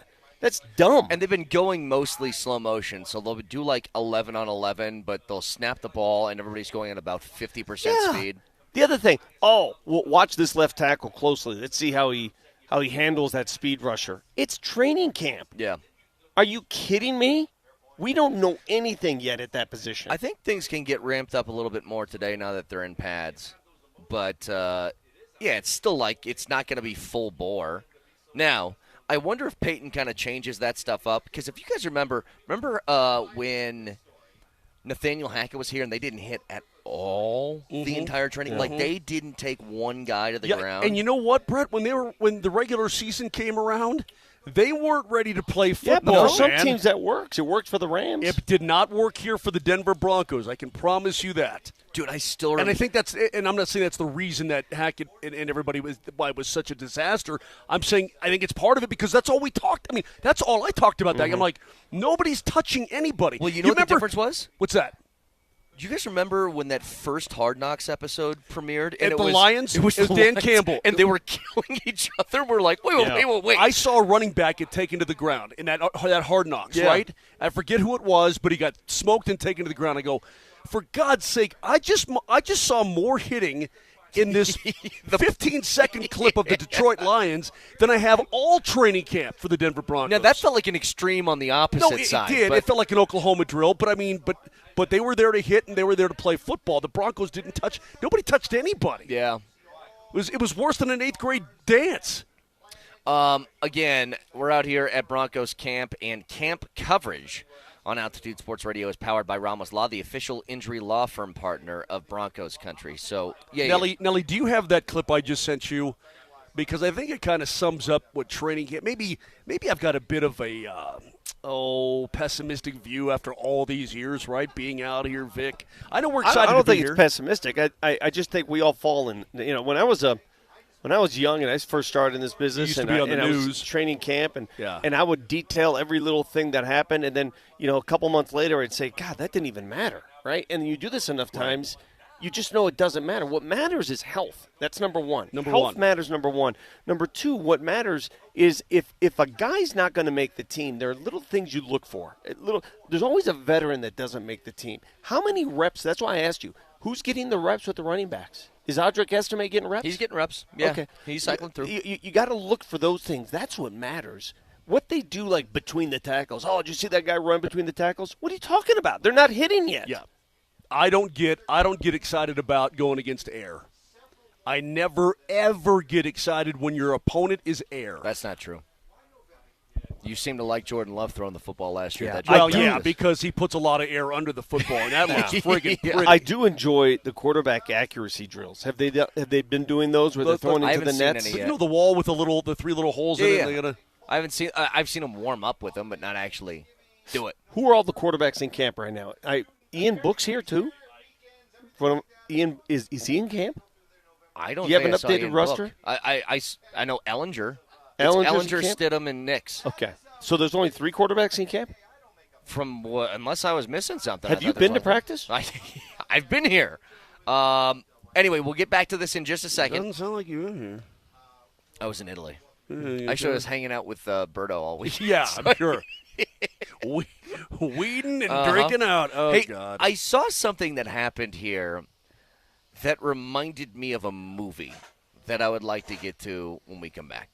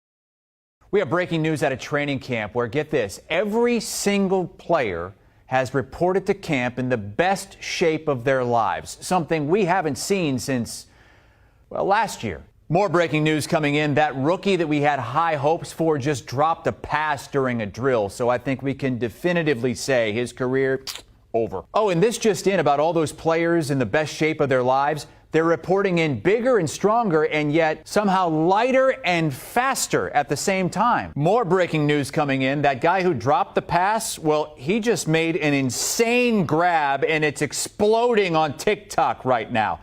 I think this guy could be a Hall of Famer. A young QB is drawing rave reviews after going a perfect 11 for 11 in a scrimmage against the practice squad. I said practice twice. Oh, it's supposed to be that way. Oh, that's who the practice squad practices against. Okay. Who's that? Just some dude on the web. No, he's funny. I can't remember his name. He's actually a really creative guy. He works for CBS Sports Network. Okay.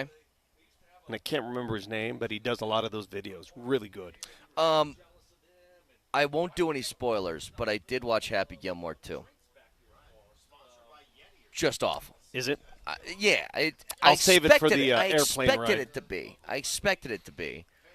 But it's... Yeah, can I expand on that a little bit? It seems without a little sounding like a jerk. If you are on TikTok all day, you probably like the movie. Okay, this is the way I would say it, Vic. Because did you watch it? Yeah, I was in the night it came out. I was in Rome, I believe, or Olbia, one of the two. Anyway, wait, you went to a movie? No, it's on Netflix. Oh, it is. And the bear was sleeping, and I'm like, I still have a beer in my hand. So I turn it on, and she asked me how far you got through, and I said, not very far. Because here's what today's movie like that is. Happy Gilmore was a motion picture. It was a movie. Made by a motion picture company. A movie, motion picture. With a script. This is like just kind of a television show that they threw together. It's just it's not. They put together all the, like, think of a famous person, they're in the movie. Yeah. And none of them do really well. Yeah. And it seems like a movie is so over the top with some stuff. You're like, okay. Yeah. Like Happy Gilmore, like, it was over the top, but it was, okay, the guy drives the ball far and he wants to save his grandma's house. Yeah. Okay, let me guess. Got it. It's a movie of just slapstick cameo appearances. Yes, that's exactly what it is. Yeah. That's what these are now. It's 150 TikTok reels just running back. Oh, here's another famous guy. Look at what he does. Oh, here's another famous guy, and he's playing this role. Oh, look at this guy. But let me tell you what's the most disrespectful. It's not about the movie, okay? I thought the movie would be bad, and the movie was bad. It's that, did you guys see the Rockies get Happy Gilmore? Yeah, I did. Yeah. So, Alex, what's his face? So, Vic. Dude, you got to hear this, dude. The Rockies are having one of those games. They're down 17-0 in the bottom of the eighth inning, and they only have 2 hits. In beautiful Baltimore, Maryland. In Baltimore. And so they bring in what teams do now. They bring in the position player to come in. So Kurt Farmer's on the bump. Kyle Farmer. No. Yeah, Kyle Farmer. He's on the bump. And he's throwing the 50-mile-an-hour lob, like, just let's get out of the game sort of throws. You know what I'm talking about? This kid pinch hits for Baltimore. Alex Jackson, I think his name is. Vic, I want you to see this. No. What is it, an Ichiro approach where he pretty moves much. into it? He takes a Happy Gilmore shuffle into the ball. Oh, that's like a softball. Rips it 420 feet dead center for a homer. Dude, that's a softball move. That's what softball players do when they wait for the pitch to drop. He does the Happy Gilmore shuffle into the ball. Who threw that pitch? Kyle Farmer. Kyle Farmer. I mean, what are you going to do? I It's know. 17-0 at that point. Exactly. Just putting it over the plate. But watching dude. Maybe the most disrespectful thing I've ever seen. Watching dude softball Happy Gilmore shuffle to the front of the box and just tattoo the ball. By the way, it was a perfect swing. His follow-through was absolutely gorgeous, and then hit it 420 feet. I mean, you call that? You're talking about a guy who, if a guy cannot flip a bat high enough for you, I don't you care. Call that disrespectful? Yeah. I don't care, but it is disrespectful. Man. Well, hey, the Rockies did the right thing while we were gone. They traded Ryan McMahon and actually got something for him. I mean, that we all agree that was the right move. Hopefully more to come. But yeah, Ryan Mac served no purpose here anymore. He's a decent ball player, good glove, got some pop to him. Heard he played well for the Yankees in his debut there, didn't he? Yeah, he was not going to do anything for you if this team eventually turns things around in a few years. He's not going to be here. Yeah, and that is correct. I feel the same way about pretty much everybody on the pitching staff. There's a couple of interesting cases, like Halverson and Vodnik are two guys under team control for a long time on team-friendly contracts. So, maybe you'd consider keeping them because they're good arms that you can keep for a while, and they're young. But I hate to say it, guys like Marquez, Senzatella, Freeland, I just don't see the point. Well, the Yankees love McMahon so far. He reached base 5 times in 2 games, made a couple dazzling plays with his arm at third base. Isn't it amazing? He's a good player. But isn't it amazing, especially in baseball? It's one of those sports where your mind, if you lose focus because you're just not winning, it can really hurt you deeply. You put him in a different environment. You put him in a winning environment, and suddenly that confidence returns, at least a little bit. I know for a fact, talking to somebody who works for the Rocks, Rymack was done. He was done. Yeah, you could tell he was done. He was cooked. Over. Yeah. He was mentally cooked, and it reflected in because we saw the better part of Rymack here as a member of the. We saw the good version of him, and that's that is exactly what transpires for pitchers on a microwave level. Yeah. So hitters will go through that, especially hitters on bad teams. Imagine being a pitcher at Coors and your brain having to go through that every summer. You get fried, dude. Yeah. So they get a couple pitching prospects back. I think it was 8 and what was it? Number 8 and 15 in the farm system of the Yankees, both of them pitchers. So I think it's the right move. Vic has been talking about this, and I kind of want to wrap it up with this. He's been talking about this for some time about the need to chew up arms here, right? Mm-hmm. So I guess the idea would be every 2.5, 3 years you just recycle your entire rotation. Yeah. Well, I mean, I don't know what else to tell you. Oh my God, I'm looking at Baseball Hall of Fame induction ceremonies, and look at how old Ichiro looks. Look at this. Well, Ichiro played till he was I know, but like it just 50. feels like you know what I'm saying? How old is What he? are you saying? It makes us feel you look old. Dude, Ichiro, when did he come to the big leagues? Ichiro's 51. He played 3 years ago. He looks like he's 117 there. When did he come to the bigs? How old was he when he came to the bigs? I think he was 30. 30 years old? No, he's like 27, 28 maybe, something like that. I mean, this guy is... 27. Yeah, okay, he's 27 years old when he comes to the big leagues, man. This guy was full deserving of a Hall of Fame. Wait a minute. The guy's a stud. Ichiro entered the league at 27, and in that first year he won MVP? He just got here. He's like, mine. He did? Give it to me, yeah. Okay. That's it. He won Rookie of the Year and MVP. It's quite the entrance. Yeah. That is. He was that good. When you hit 350, Vic, I think you get some accolades for that. By the way, do you have can you run the audio I sent you, Nelly, of Ichiro at his Hall of Fame induction? Baseball taught me what it means to be a professional, and I believe that is the main reason I am here today. Not because my skills are better than others. 3,000 hits or 262 hits in one season are achievements recognized by the writers. Well, all but one of you. All but one of you, he said. Oh, that one guy that didn't put it in the hall. Yeah. Baseball writers, and by the way, the offer for that writer to have dinner at my home has now expired. That's awesome.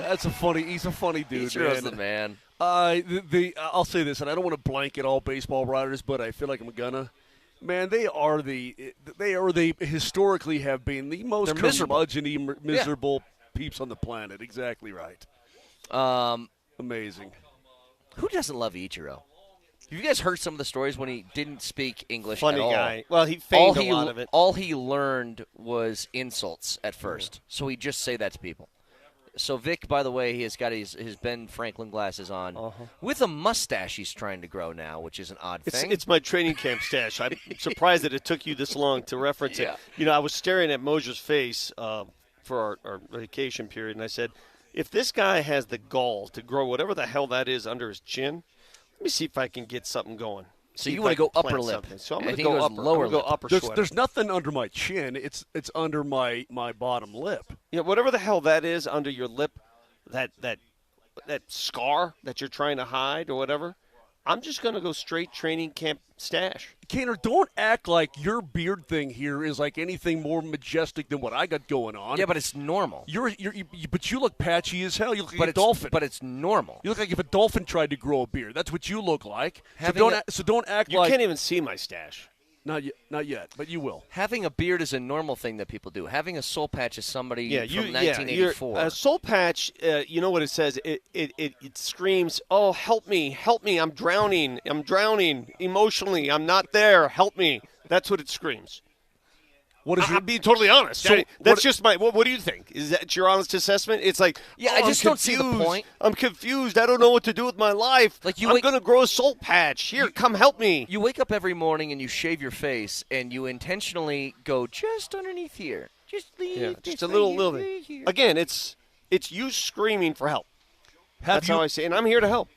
Have you looked at your duster, dude? Dude, this is very common. Have you looked? Mustaches are back. And have you looked at yourself, bro? Yeah. I mean, you look like hell. No, listen. Here's where Brett and I You look agree. like a delusional orangutan. He you know looks that, right? A delusional orangutan? Yeah, like he's been on meth at the zoo. His face is normalized because that's what he brings to the show every day. That face. My face, occasionally, I don't do much.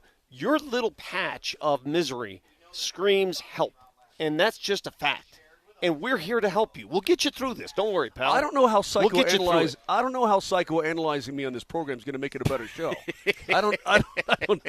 When you figure that part out, you let me know. You let me know and tell me the truth about it. Let me tell you guys something real quick. There's a kid from the A's, and I think if I got this right. Oh, are you talking about that kid that went 6 for 6? So he was drafted last year. He was taken with the pick, I believe, after Charlie Condon. His name is Nick Kurtz. Yeah. Dude, that dude. So you're telling me he could be raking in a Rockies uniform, but instead he's in Sacramento. Correct. He went to Wake He's Forest. hitting 305 with 23 homers. Yeah, he went to Wake Forest. He was a hell of a player at Wake. Let me tell you what his game was the other day. All right. He went 6 for 6 with 4 homers, a double, 8 RBIs, and 6 runs. And he mashes, dude. He'd be terrible at Coors Field. He mashes. I mean, you try to. And he's a big old boy, too. Have you seen him? Big old boy. Look at him. Big kid. I mean, you try to put him at Coors Field. I'm sure he just hits dribblers all day in that ballpark. I mean, it's hard to hit it out there. Hang on. You know, it's really hard. If you can rake, man, this is where home run hitters come to die. Did you hear the call they had? Denver, Colorado. Dallas, what's his name? Dallas Braden, who does the calls. Yeah, he's a wild guy. Yeah, they call him the Big Amish. That Hurts kid. Oh, I like really? it. The Big Amish. I like it. Sounds good to me. Charlie Condon this year, he's in Double-A ball. He's hitting 207 with 2 bombs. Okay. Well, you know, I mean, listen, just give him some time. I'm sure it's going to work out fine. I mean, just give him a few more seasons with the Yard Goats, man. I'm telling you, though, man. It'll all come together, and he'll be raking at Coors. The venom of losing hits you. The poison of losing eventually brings everybody down. It's hard to stay engaged. It's hard when you're losing the way the Rockies have. And if you can stay engaged, that's good on you. Good luck. It's not an easy thing to do. Good luck. Out here at Broncos camp, again, training camp coverage is powered by Ramos Law, the official injury law firm partner of Broncos Country. Again, if you guys missed it, Deion is going to have a press conference at 11 o'clock today addressing a health issue that I want to get to in just a second about. Is this a big fear for season stuff, or is this an update, let's say? Yeah, and can we talk about Bo Nix here a little bit, too? Oh, please. Oh, I got something on Bo Nix for you that I think is because there's a couple things I want to address when we come back as well about this second-year quarterback that I like. So we'll get there in just a second. Stick around.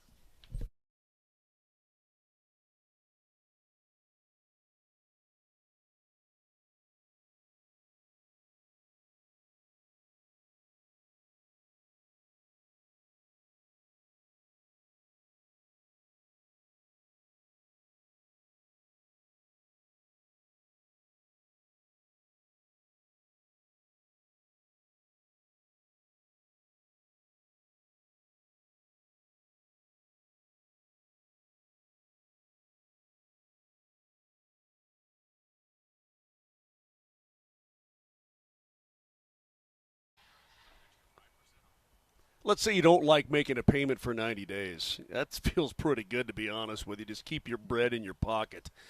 Well, 0. That's what it's going to be up front at Silterhar Motors in Broomfield. 0 down, 0 payments for 3 months on your new purchase on a ton of vehicles. They got 0% financing on almost all new Fords, Lincolns, and Mazdas, so you can't lose. They've got over 1,100 new and pre-owned cars, trucks, and SUVs just sitting right there waiting for you. Do yourself a favor. Take advantage of it this summer and the 90 days 0 down. Get the 0 at Highway 36 in Wadsworth or go online at sthmotors.com. That's sthmotors.com. It's Silterhar. Everything you want out of a dealership.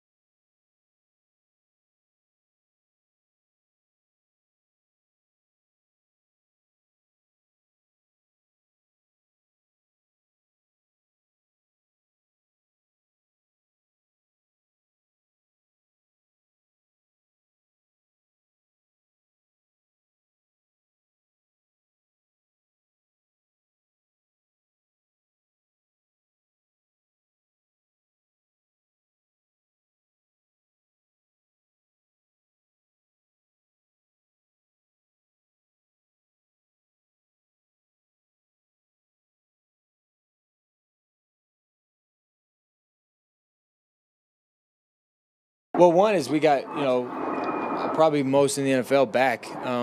Just guys that have returned, and I feel like I'm playing with a similar team as we did last year. Not a lot of turnover, and then we added just some special guys that are good locker room guys, good teammates. Have that history of working hard, being experienced, and they're going to make a big difference for us. And so, we're all just trying to compete to get better. We're all trying to make each other better, and I think that's just kind of showing, in the locker room, out on the field, in the cafeteria. We just got a close team, and I think it just starts with, honestly, the type of people we have in the locker room. We don't have any clowns. We don't have any guys that are, hard to get along with. We just have good people, good dudes that are just, all here for one reason, and that's one team goal, and just to get better. And we don't really have a lot of prima donnas. Make me a bicycle, clown. That is clowns. Don't devalue what he just said. Absolutely. That is a second-year quarterback, all right? He is not what Peyton Manning was when he got here. He's not a guy who's been in the league 10 years. He's using the word clowns as a second-year quarterback. And to me, that shows me he's in charge. I totally agree. He's in charge. It's one of the things, like, he steps to the press conference, and you guys know this as well as anybody. It might, for the first time, be a little bit different now. The quarterback of the Broncos is the most famous person in Denver, most famous person in Colorado. Now, maybe with Jokic and McCarr and McKinnon, there's at least a little competition for that crown now. Well, I would argue. I'm not sure Teddy Bridgewater was the most famous guy. Just in general, though. I know, just but in general. For the first time in the history of Denver sports, I'm going to tell you something that I was thinking about this the other day, and it's the truth. For the first time on your scooter in the history of Denver sports, the most popular athlete, the most recognizable athlete in town is not a Denver Bronco. No, I agree. And it's been that way for a few years. But what I'm saying is, if I went up to 100 people in Denver and I said, who's the starting quarterback of the Broncos? I bet 99 would say Bo Nix. We don't have any clowns. Who's the governor of Colorado? I don't know if 60 would get that right. But if you stood Bo Nix and Nikola Jokic side by side, I guarantee more people would identify Nikola Jokic. You're right. All I'm getting at, though, with Bo Nix is, it's funny, Vic. I think you missed the day that we talked to Marvin Mims when he came back here for a youth camp. No, I was here that day. Okay, but this is key. What he said was key, Brett. But what I asked Mims, it was at the very end of the interview. I go, hey, I don't know a lot about Bo Nix. Do you got like a funny Bo Nix story for me? And he goes, yeah.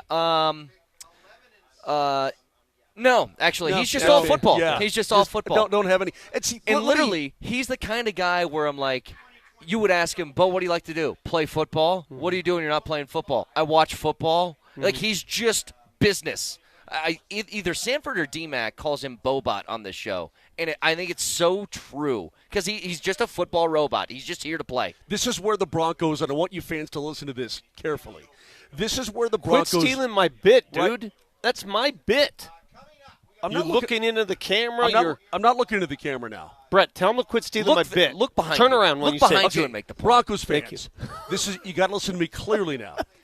They are way ahead of the game with Bo Nix in this regard. Now, again, I'm one of the most pessimistic guys who's ever going to be coming out of quarterback fandom. I need to see it to believe it.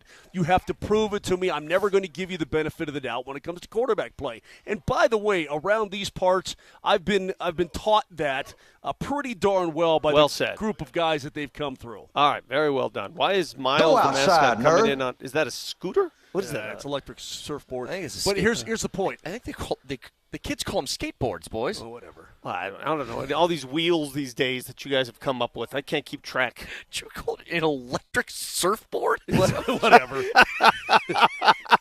Whatever it is. Yeah, see? That is a skateboard. Dead serious here. I don't know what a ceiling is as a quarterback. I don't know what a ceiling is with his arm, with that, all this kind of thing. But it certainly feels to me, and I'm an eternal pessimist when it comes to QBs, that he's got more figured out at a quicker pace than a lot of other guys would. Now, maybe that has to do a little bit with his age. And maybe he played 14 years of college football. That's exactly right. So maybe it has to do with he's been around the block. He's seen a lot of things. He's been in giant programs in college. That old. No, he's not that old. Yeah, but he that, is. He's in his mid to late 20s now. It's a fair question. He's not in his late 20s. What is he? Is he 25? He's like 24, 25. It's a fair question to ask. Is how he's much? 25 years old, bro. It's a fair question to ask. How much better can he get? He's closer to 30 than 20. You know, this league is so different though because you're closer to 100 than 0. Sean Payton. I'm aware of that, Jack. Sean Payton and his staff has gone out of its way. They've gone out of their way. They're drafting dudes that are team captains. They're drafting dudes that have been around, that played 4 years at a school. They're drafting grizzled veteran, seasoned guys. They are, actually. Right? Yeah. And that's what they're going after, more mature men. So when he says there are no clowns on this team, that's another reference to exactly what Sean Payton wants. And He values non-clown. They don't want a clown show here. Absolutely, and it goes back to this, too. It goes back to expectation of players out of their quarterback. I think of some of the dudes that – I mean, I can't tell you that the players did not like Case Keenum or did not like Trevor Simeon, did not like any other stupid name, Flacco, anybody else you want to throw out there, and Joe had won a bowl. But the fact of the matter is that you've got a young cat. These guys buy into it. He acts the part. He is the part. And it's easier to follow a guy like that and to buy into. Somebody on the text line just suggested, hey, look, Bo is as serious about football as McKinnon is about hockey. I think it's fair to make that comparison that Bo Nix looks at his sport, at his job, the same way Nathan McKinnon looks at his job and what he needs to do to prepare for his team to be a winner and for him to be good and so on. Now, Nate might be better at his job than Bo is at his job in terms of the sports. Sure. It might be. I think at this point is. He won an MVP, okay? So he's a Hart Trophy winner. But what I'm saying is I think that if you would take that approach to the game, it only elevates you as a player. You know what he isn't? Why do you think that Sean Payton loves him so much? Right. Because there was a clown show here for 2 years before he got here. Like, I swear to God, I think the Russell Wilson stuff was less about the actual football that bothered Sean Payton with him than it was everything else. Yeah. You know what he isn't? If you're looking for a post-practice press conference where the quarterback's having fun with the media, and not happening. It's not happening with this guy. That's not who he is. Even after games, that's not who he is. He's just matter of fact. This is it. He's very vanilla. And you know what? There's a lot to be said for that this team maybe needs more vanilla at that position. Sure. Yeah, I think so. And you hear him in a press like that one from his rookie year. Hey, what happened on the interception? Drop back, threw it to the other team. Yeah. He's DMac asked him that. I'm not playing this game. Yeah, no, that was good. That was a good exchange. That's a very good exchange. It sheds some light on how he thinks. 2.5 hours from now, Deion is going to have a press conference in Boulder regarding a health situation. Now, Vic knows what it is. You're not going to say it. You're going to let Deion say it. But my job. If there's an indication, this is different than what's his health problems have been before. You know, when he went to the Big 12 Media Days and they asked about his health, he goes, I'm not doing the health stuff with you guys. I'm not doing that. There was a video, because he's got the camera crew that follows him around everywhere, that emerged recently. And Nelly, could you run this, please? Mentally. Emotionally. Last night was tough. Yesterday was tough. Because I had to make a will. That's not easy. At all. To think that you may not be here. Let me tell you something about that. You're too young, Brett. When mortality hits you, and Moser, I don't know if you have a will, but when you have I to do. do that, I do. And when you have to start thinking of life after, yeah, that hits you like a ton of bricks. Man. Sure.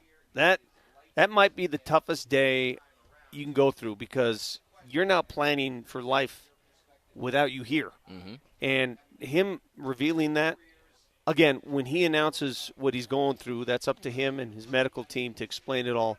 But you don't miss all that time. You don't stay away for all that time without being a grave concern, right? Yeah. This is not – he didn't have the flu, everybody. Put it that way. Right. And I know he's had ailments with his feet. I know he's gone through those physical issues. The blood clot stuff. That the blood. Sure. It is. I can tell you, it is not that. Yeah. Okay. It is not that. It is something that is serious, and he'll give you the 411 on all that when he meets with the media today. But man, when you hear him talk like that, whew. Well, and it's sort of a morbid thing to talk about, but I think we've all kind of had in the back of our heads for a while, not because of health. It's just like, how long is Deion going to be here? And the tough part that I think like Rick George would find himself at, and I don't know if this is what today's press conference is about. I hope it's not. I would doubt that it is. But if this is one of those, like, I don't know if I can continue to do this sort of press conferences, the difficult part for Rick George is that in bringing in Deion, it kind of is two. Get that away from me. It kind of is what? Two different things. There's Prime, right, and then there's CU, right, and they've meshed them together, correct, but they are separate. Like, we've seen situations where a coach has a health problem or something, like when Urban Meyer left Ohio State, and it's like, hey, Ryan Day, take over. You can just kind of hand the keys over and pass the torch, and somebody takes over and does business as usual. That can't happen here. Mm-hmm. The whole thing that they're built around is the personality of that one guy, and only that one guy has it, to where if you're – and again, I'm not saying this for today, but just in general, whenever the day is that he moves on, you are going to have to fundamentally change the way that you do business again. I can tell you this from Deion's perspective and just the way he's wired. He's a workaholic, man. The guy works. He's proven that. All right, he's a worker. He's always doing something. Yes, he's a worker. He's moving. He's doing things. He's active. The worst thing a person like that can do is step away. Yeah. That's the worst thing, because all that does is it accelerates whatever he's going through. It's going to. So if he can stay on the job and do the job, which I think he will, I think that's what you're going to hear today. That he's going to deal with it, man, and he's going to make it through. And I have no doubts he will. Yeah. People are asking, why do we have a large container of club soda here? We spill a lot of things on our clothes. Just the most has casually drank half a liter of club soda today. You have some gin? Hang on. What are you smelling it for? I just, Why did you just take a whiff of his club soda? I just want to make sure there wasn't vodka. Oh, okay. Like he was just not extending his trip over to Broncos training camp. If there was vodka in that, I had that much already, I'd probably be taking a nap right about now, okay, Jack? Most be nappy time over in the shade on the grass over here. Well, you did leave for a second. It took you a while to come back. I just wanted to make sure. Okay, so I had to take a Skortsky. But here's the story is that I reached in the fridge today for the biggest bottle of water we had. I'm like, I'm going to need that probably out at Broncos camp. It's going to get hot. It's going to be in the 90s today, blah, blah, blah. I got a big water. Yeah, I know, and it turns out I got here and I opened my bag, and it was club soda and not water. So there you go. Enjoy. All right? You want to make fun of me, people out there on the Twitch? Yeah, I kind of do. Well, a little bit. And can I state something else? Club Take that soda L with on the the way fizz, out. it's a little bit refreshing. Okay? I love it. I'm Okay, a so I'm carbonated not- water guy. Okay, so I'm I'm all not carbonated water. In the old country, they ask if you want still or bubble. Yeah, we always I'm a get bubble guy. The bubbles. The Oh, bubbles are effervescence. great. Oh, those don't hurt your tummy. No, they do not hurt your tummy. They taste Your own good. little internet shows are driving me crazy. Hey, but hold on, back to Prime yeah. real quick. Just one final thought on that from me is that this guy, look, it's a very delicate situation because whatever he's dealing with health-wise, and I know what it is, hopefully it all comes out today. But that being said, it's a huge obligation to the university. Every other coach is morbid and awful as things may, seem. Whatever, they will use it against you. They absolutely Why do you think, will. Yeah, why do you think he was silent for 5 months? That's how cutthroat all of this is. So the fact that he's actually addressing it and he's going to talk to the people of Colorado and to his fan base and his team and who knows whomever else. I mean, obviously the entire world now. That actually makes me feel pretty good, to be honest with you, assuming it's not a step-down type of situation because college football is so cutthroat and awful nowadays, people will use anything to get the upper hand, even on a team in their own conference. Yeah. Hey, if there's one piece of good news here from at least the Nuggets front, we talked to John Good news. Wallace. It's been all but good news this offseason. Well, I just Did you read the Sean Keeler piece? The new Sean Keeler piece I in did the not. Denver Post? He talked to Charles Chuck. Barkley. Yeah, apparently Barkley was in town over the weekend. Yeah, he talked to Chuck, and Chuck said the Nuggets have had the best offseason in the entire NBA by a mile. I wouldn't disagree. And he's right about that. But if you guys heard us talk to John Wallace a couple weeks ago, or PhD talked to Ben Tenzer, they were like, hey, the Valanciunas stuff he's coming, right? Well, you know what our good friends over at Panathinaikos are doing now? What are they? Oh, they're going after, what's his face? Thomas Bryant. Thomas Bryant, right. Shifted their sights over to another Nuggets center. Dude, that was a study that was a very interesting case study on European sports passion when that whole thing was going down. Yeah. And the reaction we got from Greek fans, and I hope you're still watching. I hope you're watching the show, even though that. Let me check that out. Hang on. Do you remember the feedback we got? I mean, it shouldn't be a we conversation. It should be more of a you conversation. But everything I said came out to be right? Yeah. Everything I said from the get-go. I said he's under contract with the Nuggets. He ain't going anywhere. And they didn't like hearing that. No, you're right. Exactly what happened. I'm just saying you were the one beefing with the Greeks. Well, I wasn't beefing. I was stating fact. The fact is he's under contract here. And his European agent messed up. Another thing I want to get into. Why is there – I got to be very delicate with this. See? Oh, man. It's because you're starting a war again. Yeah. I got to be very delicate. They jumped on my butt first, and then I basically just sloughed them over to Vic and said, "Hey man, go after this guy. Moj, he's the bad guy." Vic, Moj, let me ask picture you yourself as you're the U.S. ambassador to Greece. You need to be a diplomat. Okay, I'm going to try to figure be it out. This isn't just Greece. I'm going to talk about Europe in general. Oh, here we go. Continental battles here. Okay. Why are there so many more people with BO? What's going on? Is that just me, or I don't think they care, Vic. From what you guys say, it's 100 degrees and they wear suits every day. So no, but true. I mean it is. Wow. Yeah, a lot of people. I mean, it is like they don't care. Like speed stick ain't in their I vocabulary, mean, they don't, bro. They don't have. You know what I'm a degree guy. They have no concern. I'm a degree guy. They have no concern with how you smell them. They just don't care. This is who I am, and coming to get you. So what they start talking to you and they put their hands up on a pole. They're like, "Hey, how you doing, Americano?" I walked out of a restaurant. It was so bad. Wait, a full restaurant? It was. I don't know what. It's bad. In some parts. It depends on where you go. So take that, Panathinaikos? Is that what no, you're doing? I'm just saying. Am I the only one who noticed that? I mean, every time I go back there, it's like, okay, what's going on here? It's like, hey, man. Well, you were hanging out with Moser the whole trip, too. No, actually, we weren't hanging out a ton. But he's not wrong about I know that. I'm not wrong. But, hey, Greeks. Preponderance. Let's ask the Greeks. Greeks. Just a little wash. You got a little speed stick over there. You got a little Old Spice. You should have, for every pack of smokes you handed out, you should have handed out, a speed stick, a degree, something like that. Oh, by the way, you know what Axe body spray? My lovely wife did for this trip? My lovely wife, she smoked all the cigs? She did not. Yeah. The bears in the corner hammering Marlboro, hammering darts in the corner. I'll tell you right now, I'm going to eventually visit Italy, and if you don't think I'm ripping heaters while I'm there, you're insane. Well, yeah, I'm sure you probably will. You and Sanford can go together and rip heaters all you want. But my lovely wife actually sewed these soup bowl holders, like these padded, soup bowl holders with Italian designs on them and all that kind of thing for Vic's family, and we forgot to give them. See, Moser it totally sucks. Moser did things I would never do, like take a cooking class and stuff. Those are things that's just not going to happen. I'm just kind of into eating. Yeah, I just want to just chill and ride my scooter. I didn't do any cooking class, man. I see the Coliseum. I'll do that stuff. Yeah. Yeah.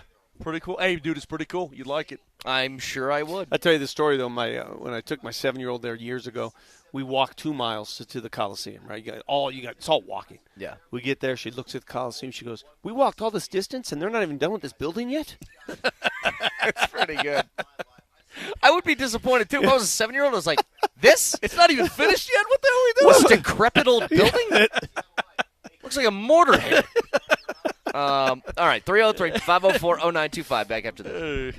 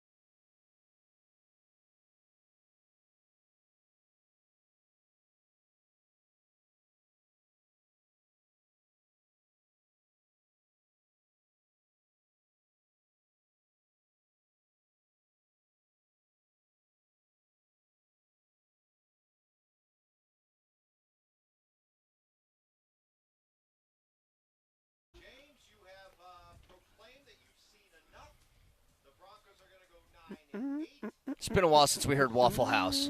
I love Waffle House. Again, back out here at Broncos camp. I got a question for you guys regarding that in just a couple of minutes.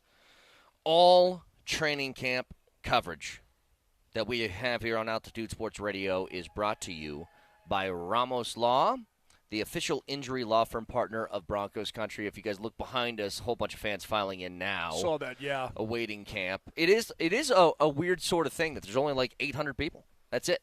I'm used to looking out here and seeing the giant hill. And here goes the music. The music usually the sign that players arrive. Oh, no, this is a teaser. They're just testing this out for later. Yeah, I got fooled on Friday by that. But here's the question I have for you guys. This is your first day out here.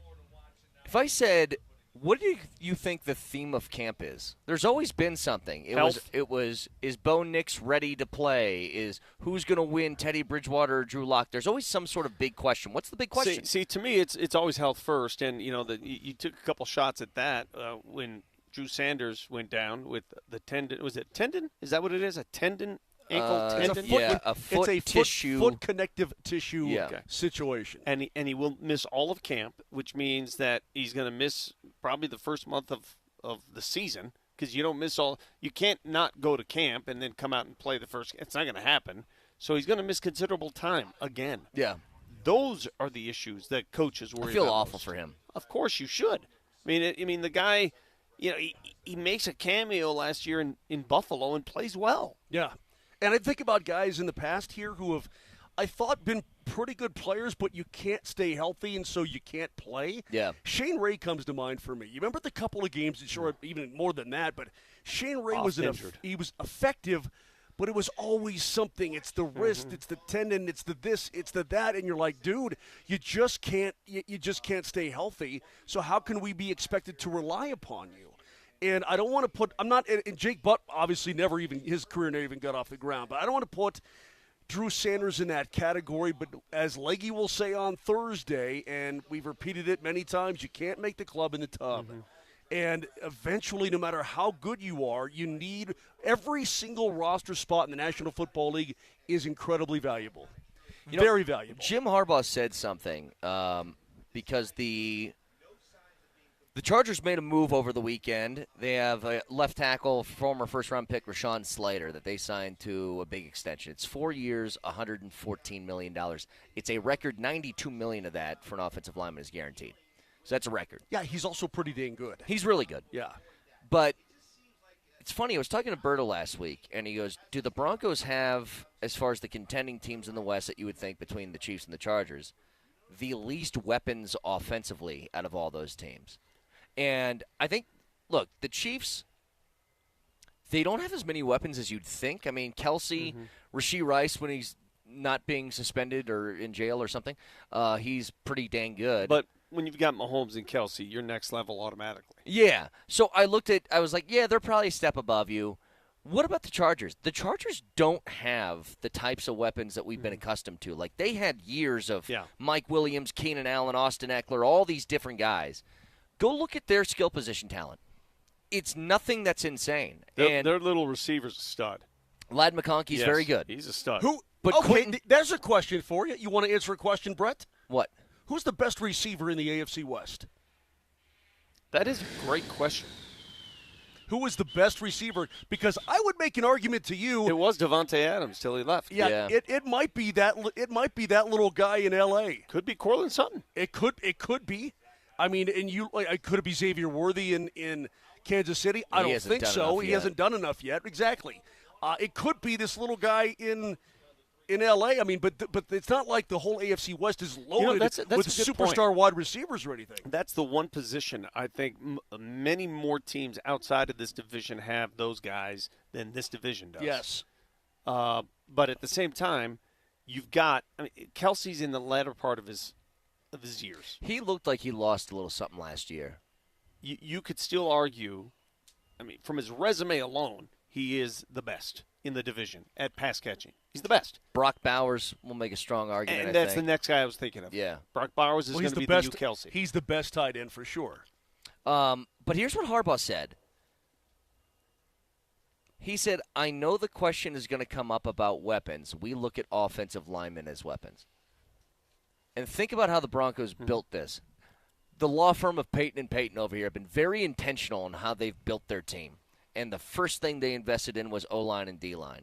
Remember, that first free agency Spent a period, lot of money there. They went out and spend a Brinks truck of money on Ben Powers and Mike McGlinchey. I think that they view it the same way. Like, they aren't stupid. They inherited Quinn Miners.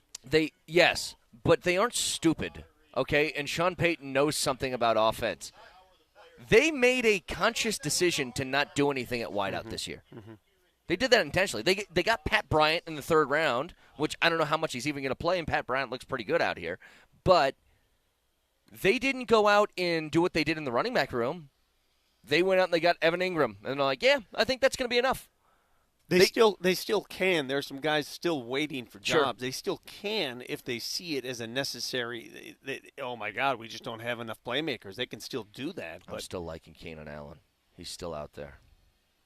Dude, when we've talked about the problem with staying healthy, that would be a number one on my list. And I'm looking at guys like let's take a look at Dre Greenlaw. Do you think if he stayed healthy that he would still be a San Francisco 49er? Yeah. Okay, so do I. And there's a reason why these guys are out there. And you think to yourself, what, man, why would a team not want that guy on their roster, or why would they release him, or why would they do whatever with him? And again, it's not because they don't like him. It's because they physically can't play enough football to make it worth the team's while. Let me tell you something that's interesting about both those guys from San Fran, between Greenlaw and Hufanga. I mean, you said if he doesn't get hurt, is he still a 49er? The Niners didn't want to lose either one of those guys. Correct. When they were in free agency, they were still like, guys, we want you back. Come back. They flew and to they his home. chose Denver over San Fran. Well, if you offer up a little bit more cash, maybe that changes the business of it. I might. think part of it is they looked at the writing on the wall. Like, here's the problem that the Niners are dealing with, and it's the beneficial spot that the Broncos are in. Despite the dead cap money that they're still eating this year with Russell Wilson, the Niners had to pay Brock Purdy. And then they had to wave goodbye to a bunch of other dudes. And I think Greenlaw and Hufanga looked at that and was like, I don't know how competitive this team's going to be anymore. I mean, think about what the Niners had compared to what they have now. Who's left over, at least on offense? They still got a good offensive line. But it's really Kittle and McCaffrey, right? Those are the two guys. Debo, gone. Is Ayuk still there? He's still there, but he's injured. He's still there. They just let a bunch of people go because they had to. The Broncos are in a place right now. You got rookie contract with Bo Nix, and they can spend a little bit more cash on some dudes. But again, they made the decision not to do that at wideout this year. They did it in other places. And most notably, they took a defense that was already really good and tried to make them better. But how good is it when you have that quarterback on that rookie deal and you're not paying $40 to $50 million a year to that guy? Yeah. I mean, it allows you to do that's why you've got to start making some hay. You know what? I would even say this. The Broncos, of course, are a playoff team. I would say this, man. When you've got Bo Nix under his rookie contract, you better start making hay right now. Yep. Right now. This season, you could say, oh, they'll be a playoff team again or whatever. I mean, I think there's a timeline here that you have to accelerate if you're the Denver Broncos because you have that guy on a rookie deal. End of story. Yeah. You must take advantage of it. Again, broadcasting from Broncos Park, our second day. Broadcasting at training camp. Training camp coverage on Altitude Sports Radio is powered by Ramos Law, the official injury law firm partner of Broncos Country. Back after this.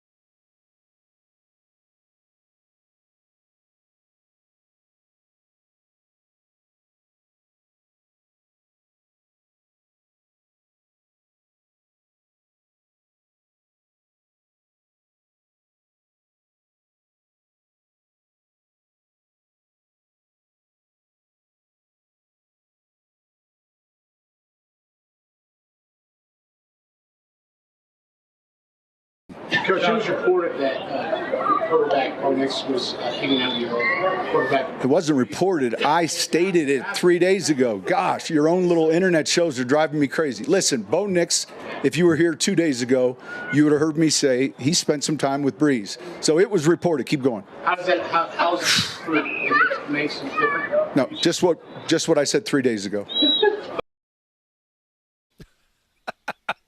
Your own stupid, silly little internet shows. Don't you find that amusing? Don't you find that humorous?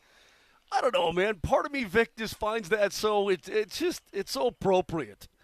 It's outstanding. It wasn't reported. I stated it 3 days ago. I don't know who asked the question. I don't know who that is, but there's a lot of Broncos people, okay? It's a lot of shows, a lot of outlets, a lot of internet, stuff, all this kind of thing. I don't know who that was. Stupid internet shows. Okay, I don't know who that was. But to me, gosh. Yeah, if you don't get dressed down at some point in your young career, and it sounded like somebody who might have been a little bit on the younger side, I don't know really. I really have no clue. Then you're not doing it right. So that's good. That's good stuff, man. And I like the reaction because he's completely correct. Hey, Vic, when you ask Sean Payton a question, can you say Vic Lombardi with a little internet show? Can you do? Can you do that? Listen, that would be funny as hell. Yeah. I might. Don't give me ideas like that. I might Sean, do that. Vic Lombardi with a little internet show. I think you should. That's how it should start. Hey, by the way, just from stuff across the NFL, so the long Cincinnati nightmare of not having their first-round pick signed ended. Shamar Stewart reached an agreement. It was something about if he goes to jail. Oh, bro. What? I was reading this, and I couldn't understand. Is that just a Cincinnati thing, or was that his agent that was just – That was the owner that said that, right? Berto's so right about this. Don't let old owners speak anymore, okay? They're just going to get themselves in trouble. That's all that's going to happen. And, yes, he said, well, if he goes to prison for hitting a woman, then I don't want to pay him when he's in jail. It's like, geez, dude. This one is surprising. I hesitate to get into the detail, but basically it turns on whether out years are guaranteed if he gets involved in conduct detrimental to football. Well, what does that mean? Detrimental to football in recent years has been violence to women. That's about the one that comes to mind. There are others probably, but that's the one that I think of. Well, if we get a player jaywalking or does something that is just unacceptable, guess what? I don't want to pay him. I really don't. If he's sitting in jail, I don't think I ought to be paying him. I'm thinking if he's sitting in jail, you could probably void his contract there, owner Brown. It really reminds me. Oh, my God. He's talking about a guy they spent a first-round pick on, and, like, if this guy ends up being a monster, if this loser Remember when Jerry Jones was introducing Brian Schottenheimer as the head coach? He goes, you guys think I don't take a risk? This is the riskiest decision I've ever made in my life. I mean, look at him. I must be a crazy person for hiring this guy. You know what Jerry Jones did? There is something refreshing about the old, very, very old guy who doesn't give a crap. I'm outside my mind for trusting this guy with my franchise. They have you-know-what money, and they say whatever is on their minds. I'll tell you what.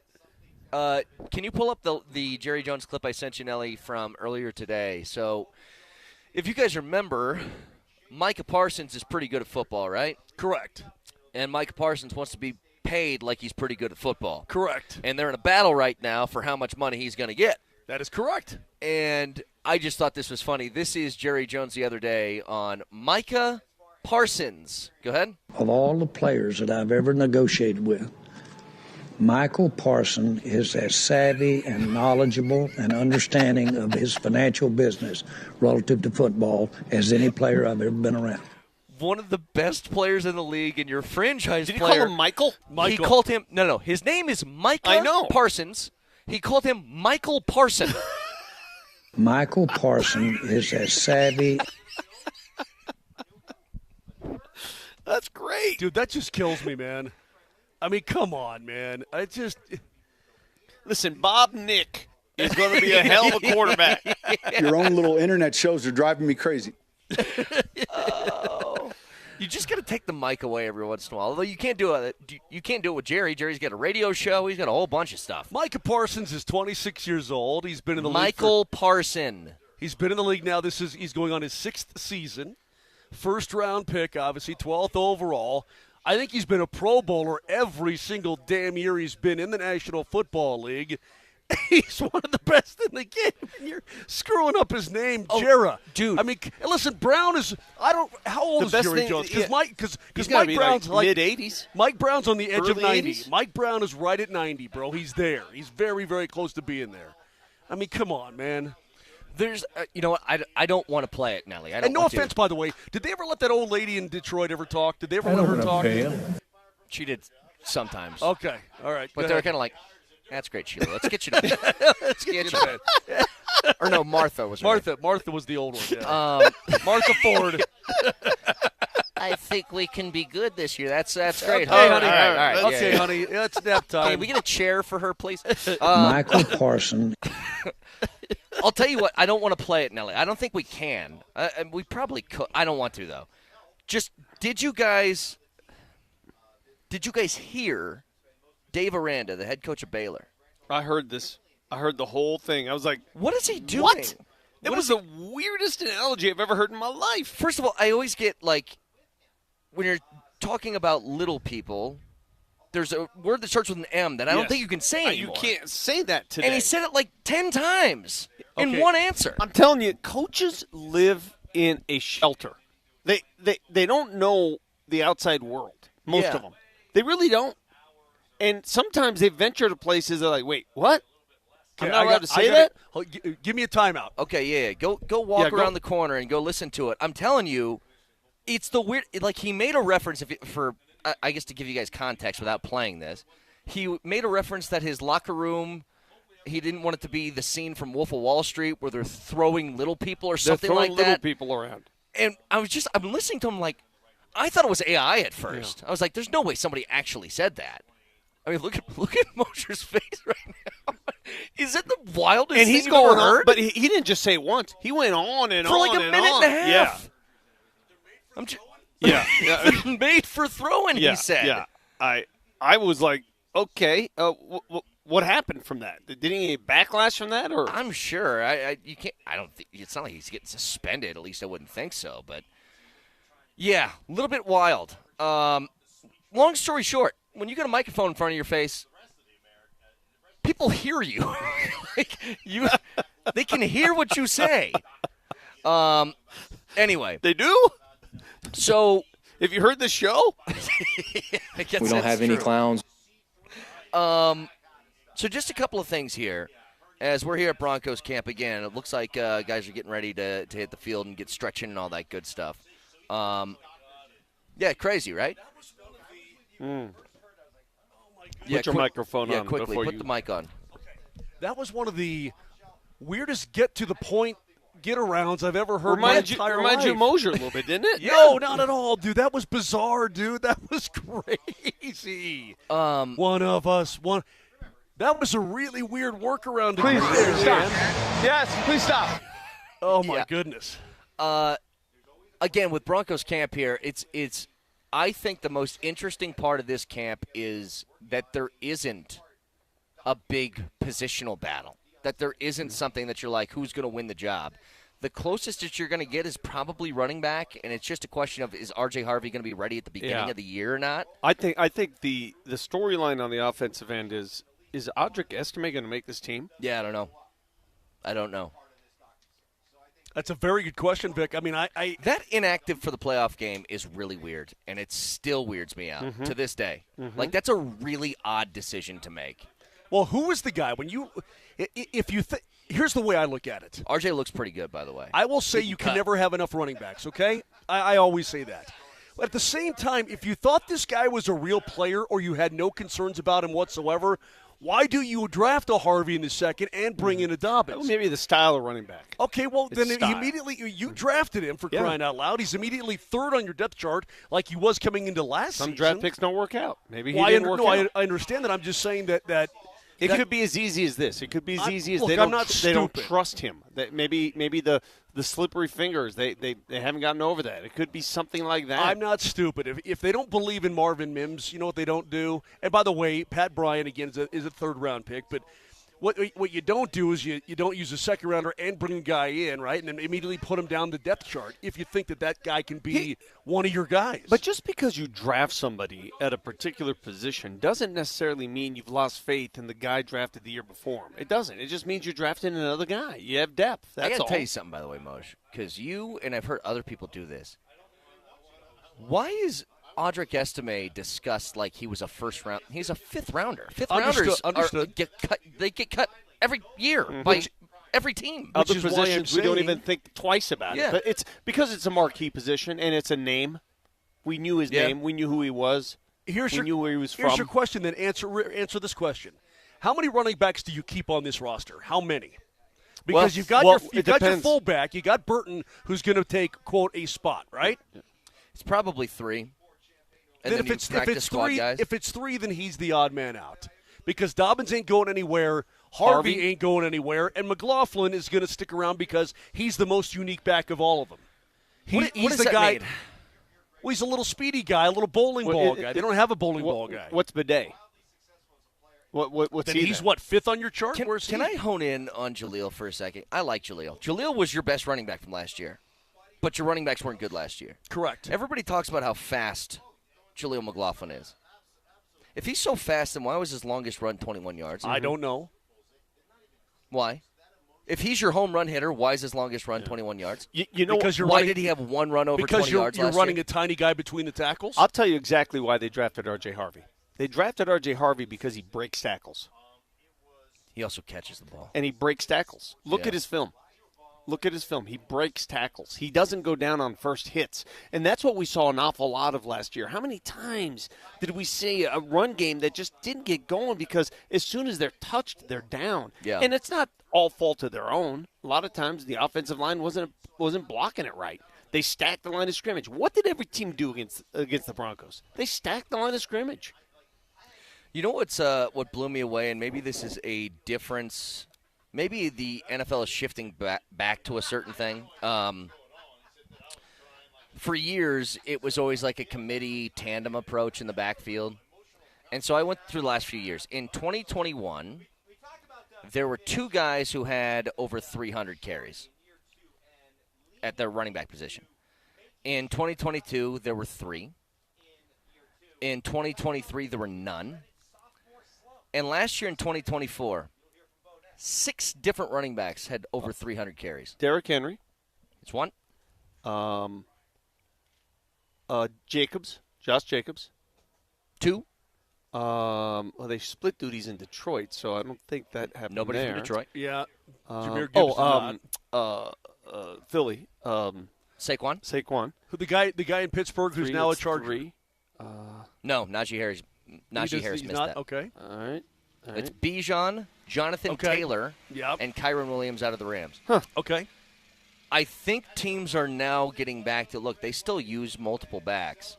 But I think they're like, if this guy's really good, why are we splitting the carries between somebody who's not as good as the other guy? The NFL has never had a problem, Brett, with using up running backs. Yeah. They've never, ever had a problem. Now, the guys that lasted a long time are special play. I mean, Emmitt Smith, the fact that he lasted as long as he did, incredibly special For as player. much mileage that It's incredible. I mean, the Cowboys utilized him a lot, but the fact of the matter is that the NFL will chew these guys up and spit them out. Even the good guys, Brett. That's what the history of the game has been. More guys have left the league due to exploded knees and legs as a running back than ever just retired on their own. Ever. Got cut. I just picked a random year because I was like, let me go back as far as this thing can go. Let me see how many carries people have. All right. Look, there were 14 dudes with 270 carries or more back in 2005. Wow. 14. Half the league. Yep. Half the league. So that's 20. Sean Alexander so had 370 carries in 16 games. 20 years ago, then let's say you flash forward 18 years to, as you said, 2023, you had 0. Right? Yeah. 0. You want your mind blown? Go back and with look an extra game. Go back and look at Terrell Davis's numbers for about a 4-year period there, from 97 to 2000. or actually take it back, 96 to 99. Look at those seasons, and look at how many carries that dude put on his body. Hold, please. He touched it every single time, and if he didn't, he was active in play action. I mean, he was the offense, really. He was the offense. Yeah, from 96 to 98, 345 carries, 369, 392 That's just in insane. 1998. That doesn't even include the That's playoffs, by the insane. way. That's carries. That's not even full That's touches. carries, yeah. That's not even full touches, bro. He had 25 catches, Yeah. too. Add 25 onto that. That blow your mind? I mean the amount, yeah. And it's again, different. And he is a Hall of Famer, too, and he deserves to be a Hall of Famer. Career cut short by injury, but I'm telling you, a lot of guys got chewed up and spit out because their bodies got broken. That's just exactly what it is. Gosh, I didn't know that TD just kind of the drop-off was that quick after that 98 season, that he's just dealing with injuries over and over and over again. Again, out here at Broncos camp. Do you do this with your lawn, Brett? Do you go to every spot that's worn out and drop some seed? I probably like they're doing have right to. now. Just hand drop some seed in there with a bucket. I probably should. That's how you keep your lawn well manicured, right there. Hey, can I ask you a question? If you take a divot out of the rough, do you fix that? No. Or do you leave it? Leave it. The So rough just, you don't just touch. the fairway. Yeah, the fairway. Yeah, just the fairway. I've wondered that. I don't know if people do that in the rough. You take a big I mean, old beaver pelt. Just by definition alone, it's a freaking rough. It shouldn't be there. It's bothering me. It shouldn't exist. Training camp coverage on Altitude Sports Radio is powered by Ramos Law, the official injury law firm partner And those of bunkers. Broncos country. And those bunkers, what are they doing there? Yeah, do they just not want to grow grass? And that stupid pond, you can just put a bunch of grass there. Yeah. Get Crying out loud. a big suction hose and get that out of here. What are we doing? Bucket brigade, let's go. And while we're at it, the hole's too small. Make the hole bigger. All right, back after this.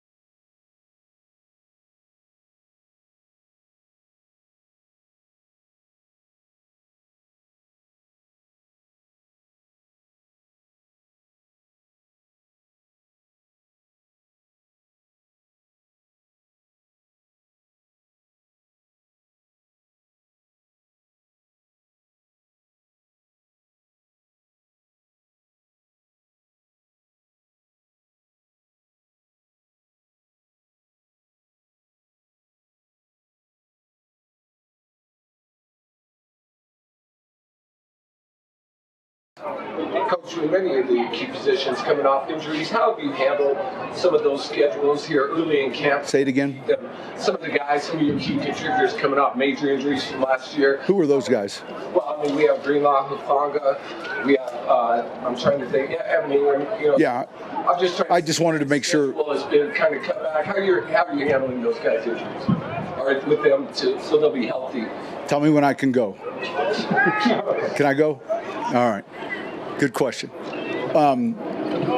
We'll have, I don't want to use the term load management. We'll have a calendar where these guys, we look at age. We look at guys who are coming off an injury last year, and then we'll build in, like there'll be a day or two where you see some of these guys you're discussing may not be practicing, and that's just part of the calendar.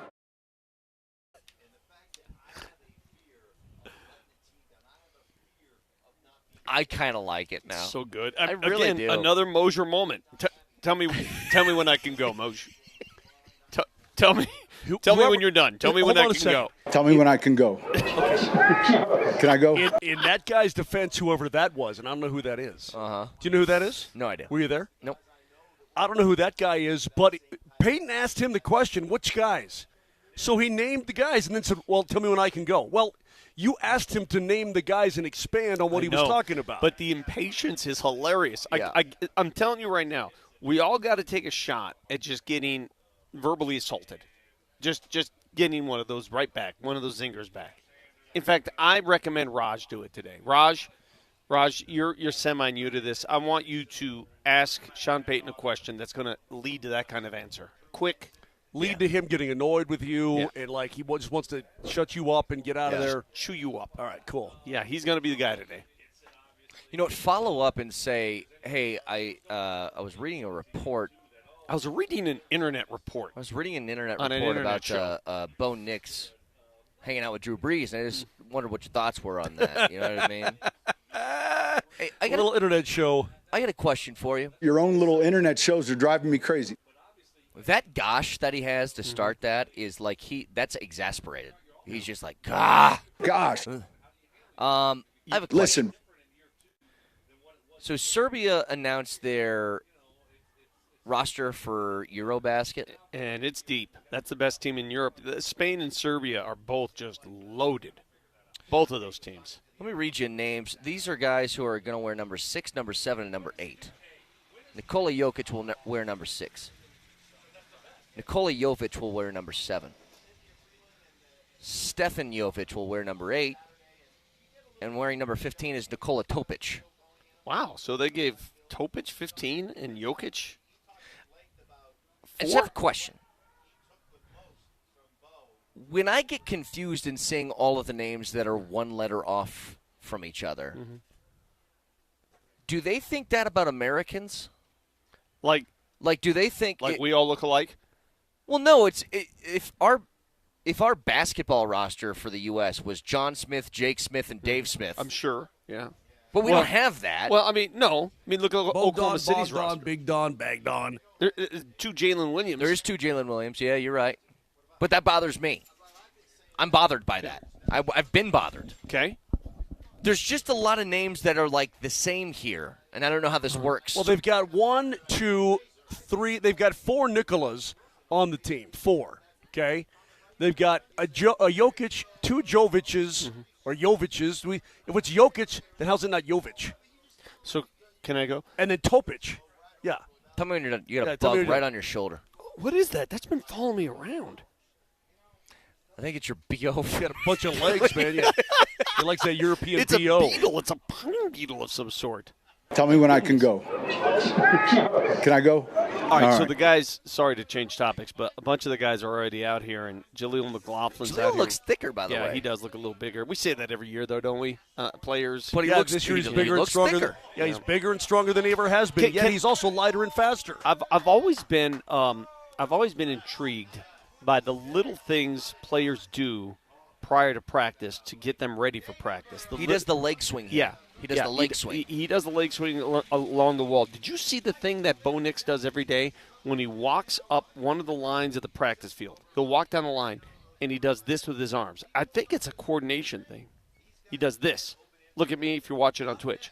He walks, and then he does this. Like he's bringing in an airplane. Plane. Well, yeah. He does Yeah, this he does because this. it warms up your shoulder. It's and the your elbow. arms flapping. Oh, is that what that is? Pitchers in baseball do that too. But Arm he'll flappies. walk the line and do it all the way up and down the line. Like, Arm flappies, yeah. I mean, get you warmed up. Is it that necessary, or is it something that you just do by because it's a reflexive, this is how I warm up for every practice? Before you take a golf swing, do you take a club and just kind of swing it around a little bit? I don't do this. I swing it. You know what I'm saying? You brought me a Sammy? Oh, wow. Yeah, my my sandwich. man. Yeah, it's just to warm up. It's not that weird. Okay. I'm intrigued. I mean, Jaleel kicks a wall. I get it. I'm intrigued by the different things different players do. All right? That's all I'm saying. What do you think a punter does? No, he gets out there and does what Jaleel does. Like a punter Just swings his leg around like that. I'm sure. By the way, that's Evan Ingram. Not Yeah. as big as you think, right? I told you he wasn't. I said that during OTAs. If I were looking at him not knowing who he was, I'd say, "Oh, that's a safety or a corner." Yeah. Now he's still like 6'2", but I don't know. It doesn't. I thought he would just look more. We brought up Josh Reynolds. Like Josh Reynolds was tall and lanky. I thought that's what he looked like, and it's not that. Mm-hmm. But God, he is going to be so damn important this year. I'm telling you. And he really is. They aren't used. He's not. I wouldn't even say he's a tight end, man. Like he's just a wideout. That looks like a thicker wideout. Yeah, he's just a wideout. The question is, how does Sean Payton and what does he do offensively? Okay, let's if we look at Harvey, let's say Harvey can play. What's this move? What's Jaleel doing over here? How would you describe that? He's doing a weird push-up against the wall. Yeah, wall push-up. Yeah. I know what you call that. I think he's stretching his Achilles there. I mean, Let's say that. No, it's not doing that, Brent. Let's say that Harvey can play. Mm-hmm. Oh no, he's not doing that. Okay. Let's say that Harvey can play. Yeah. Okay. And you've got Ingram who can catch the football. Okay. Now, how do you change the offense, or maybe you don't change it, but how do you tweak it a little bit to get those guys the proper touches, and then where do they come from? All that has yet to be played out. Certainly, if you're giving Bo Nix more options, that is a good thing. That is a positive thing. But the question is, where does it come from? Who does it not go to then? Which guys are not? I'm not saying I don't left think out. you need to change the offense. It'll make the offense you had last year better because you'll have more theoretically. options. Yeah, theoretically it will. But the offense last year wasn't terrible, dude. It wasn't terrible. It was pretty decent. You know what's weird is that I've been trying to figure out how do you evaluate what last year's offense was. It wasn't good, or at least it wasn't great, but it wasn't as bad as we've seen over and over and over again. Oh, there's Bo's biggest cheerleaders, Diana Rossini and Chase Daniel are here. Oh, really? Remember from last year? Yeah. Right over here. But yeah. I don't know how. If I gave him a letter grade, C+, B-, somewhere in there probably, because they still had a whole bunch of multiple consecutive possessions in which they go 3 and out, but they'd make up for it with one big play over the top that would get them in the end zone, and so it just didn't feel as stale as years prior. And maybe just having the threat of a big play happening was the difference maker in that. I don't know.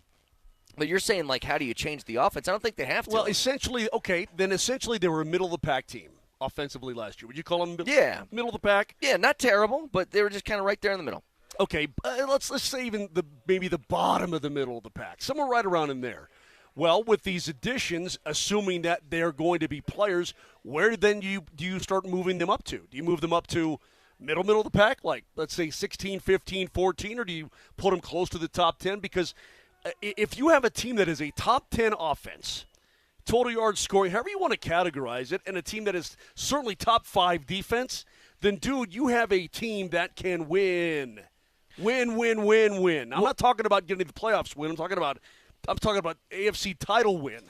When I tell you guys this, so Vic, Bo Nix was 6th in the NFL in passing touchdowns last year, 29.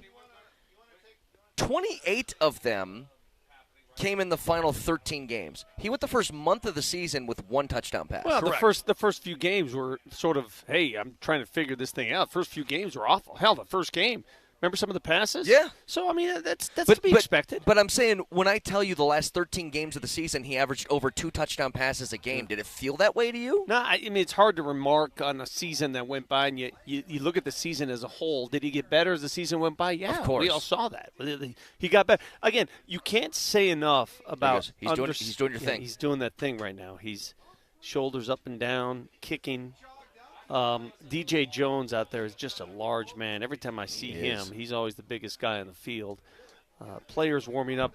Is that McGlinchey down there? Is McGlinchey in full pads today? Because he missed first couple practices. I don't see where you're pointing. Oh, okay. Yeah. I can't see that far without my glasses. Okay, that's not him. All right. Have they had any in the first 3 games? Have they had any soft tissue injuries? Any Drew hamstrings? Sanders. No, that's not soft tissue. That's an actual. Oh, yeah. Like a hamstring or a calf, anything of that nature. Here's the tough part is I don't think so. But there is, like, I can't tell if it's just vet and maintenance stuff with some guys like McGlinchey, or if it's like there's an actual problem or well, what. If you miss multiple days, it's a problem. Yeah. If you miss one practice here and there, but that's why I ask. By the way, they're in the full pads today, so I don't know what I guess what's going to look different from for one of the 800 sitting up here in the bleachers behind us, if you're going to see more hitting or what. I would assume that they're not going to go full bore here. They're not going Dan Campbell workout routine. I would doubt it. I think that's what they're going to save that for probably joint practice stuff. They're in San Francisco, next and week. then here comes your boy. Here comes no, your that's news. I got fooled. I got fooled. Oh, Friday. that's not him? Hufanga. Oh, okay. That's I can't see his number. That's an undrafted rookie. I can't remember his name. Hang on. Okay, yeah, because I can't see his number, so I can't tell who that is. But the similar hair. I will say this. Pat Bryant, Joshua Pickett's his name. He's an undrafted kid out of Duke. Pat Bryant's bigger than I thought he was, man. I'm telling you, he's a big boy. Yeah, he's a big dude. He's a big boy. Look how thick his legs are. He got some thick legs, man. Yeah. Pat Bryant. Yeah. Those are big legs. He's a bigger looking dude than I thought he was going to be. Let me say this about Pat Bryant too. I mean, he looks. If you looked at him, he looks like more of a tight end than Ingram does. Yeah, he does. That's what I thought Ingram would look like. Honest to God. Honest. Yeah. Here's another thing about him. He looks more like a badass safety. Another thing about Pat Bryant, he dropped in the draft because his 40 time. Mm-hmm. He's not slow, guys. He's not slow. Mm-hmm. Again, there's 40 times, and then there's football speed. Yeah. There's when you're in a. We saw that with Jerry Rice. Jerry Rice was the set the standard there. The absolute king of, hey, you want me to run a 40 for you? Hey, you want me to get loose and beat a DB to the end zone? He could absolutely do that. Like the Joe Montana arm, man. Was it the biggest arm? No, but when the ball had to get there, it got there. How about Phillip Rivers? Remember his arm? Sure. You're saying to yourself, hey, kid, how does this guy get the ball? How does this guy get the ball there? But you know what? He did every time the ball got there. So I told you guys earlier, but just wait till all the wideouts get out here and just look at them stand next to each other. They're big. It's a big crew. They're all Pat Bryant. It's a big crew. Courtland Sutton's huge. Biggest guy on the field, by the way. Outside McGlinchey is probably the biggest guy. Outside of him, the 7th-round pick, the tight end who was the basketball guy, Caleb Lohner. Yeah. Wait till he walks out here. Yeah. Lohner's 6'7". He's 6'7". 6'7", like 260. Yeah. No way. Huge. Dude. Yeah. Huge. Yeah. Big dude. 6'7", that dude? No way. Yes. He played basketball at Baylor. Who's a basketball player? Why is this surprising you? I don't know. 6'7" seems like big. 6'7" seems he big. He is. That's what I'm trying to get. That's what I'm trying to like get across to you. It's getting through. Thank you. Let me see that roster real quick. I want to see who I'm staring at over here because I cannot see that far across the field. Troutman. And here's the problem with my eyes is now I can't read the roster. So I've got to get my other glasses. How many pairs of glasses do you need, brother? Who weighs the most on this team? Just pure weight. DJ Jones has to be up there. DJ is 305 pounds. Yeah. It is Ben Powers by far. Really? What's he? He's got 18 pounds on everybody else on this team. Well, when you look at He's Ben Powers, 338 pounds. We just saw Ben Powers walking away from us. You know, when you watch Ben Powers walk, and I'm not kidding you, he looks like an absolute ice box. He looks. So does Miners. He's Miners so is 320. wide, dude. Well, wide. You mentioned the offensive line early, and let's not forget they've got some great guards. Not good guards. Yeah. Great guards. I mean, Quinn Miners is Yes. an all-pro. Great guards. I think that they probably wanted a little bit more out of Ben Powers. He's still good. I agree. But I think they wanted a little bit more They out of him. expected more. Yeah. But look, you want to point to the strengths on this team. O-line and D-line are kind of it. And if you have those, typically that means a pretty good football team is in front of you. Typically. 303-504-0925. Shop Mazda text line if you guys want in. Going to be out at camp all day today, so stay tuned. Raj, are you guys going to run the Deion Presser live? Okay, you guys are going to do it live. At 11. So that's at 11 o'clock. You can hear that in a little bit over an hour. Again, Deion addressing – it's the first day of camp, I believe, for the Buffs, first of all, but he's going to do a press conference with his medical team there. So that's going to happen at 11. So keep it tuned right here back after this.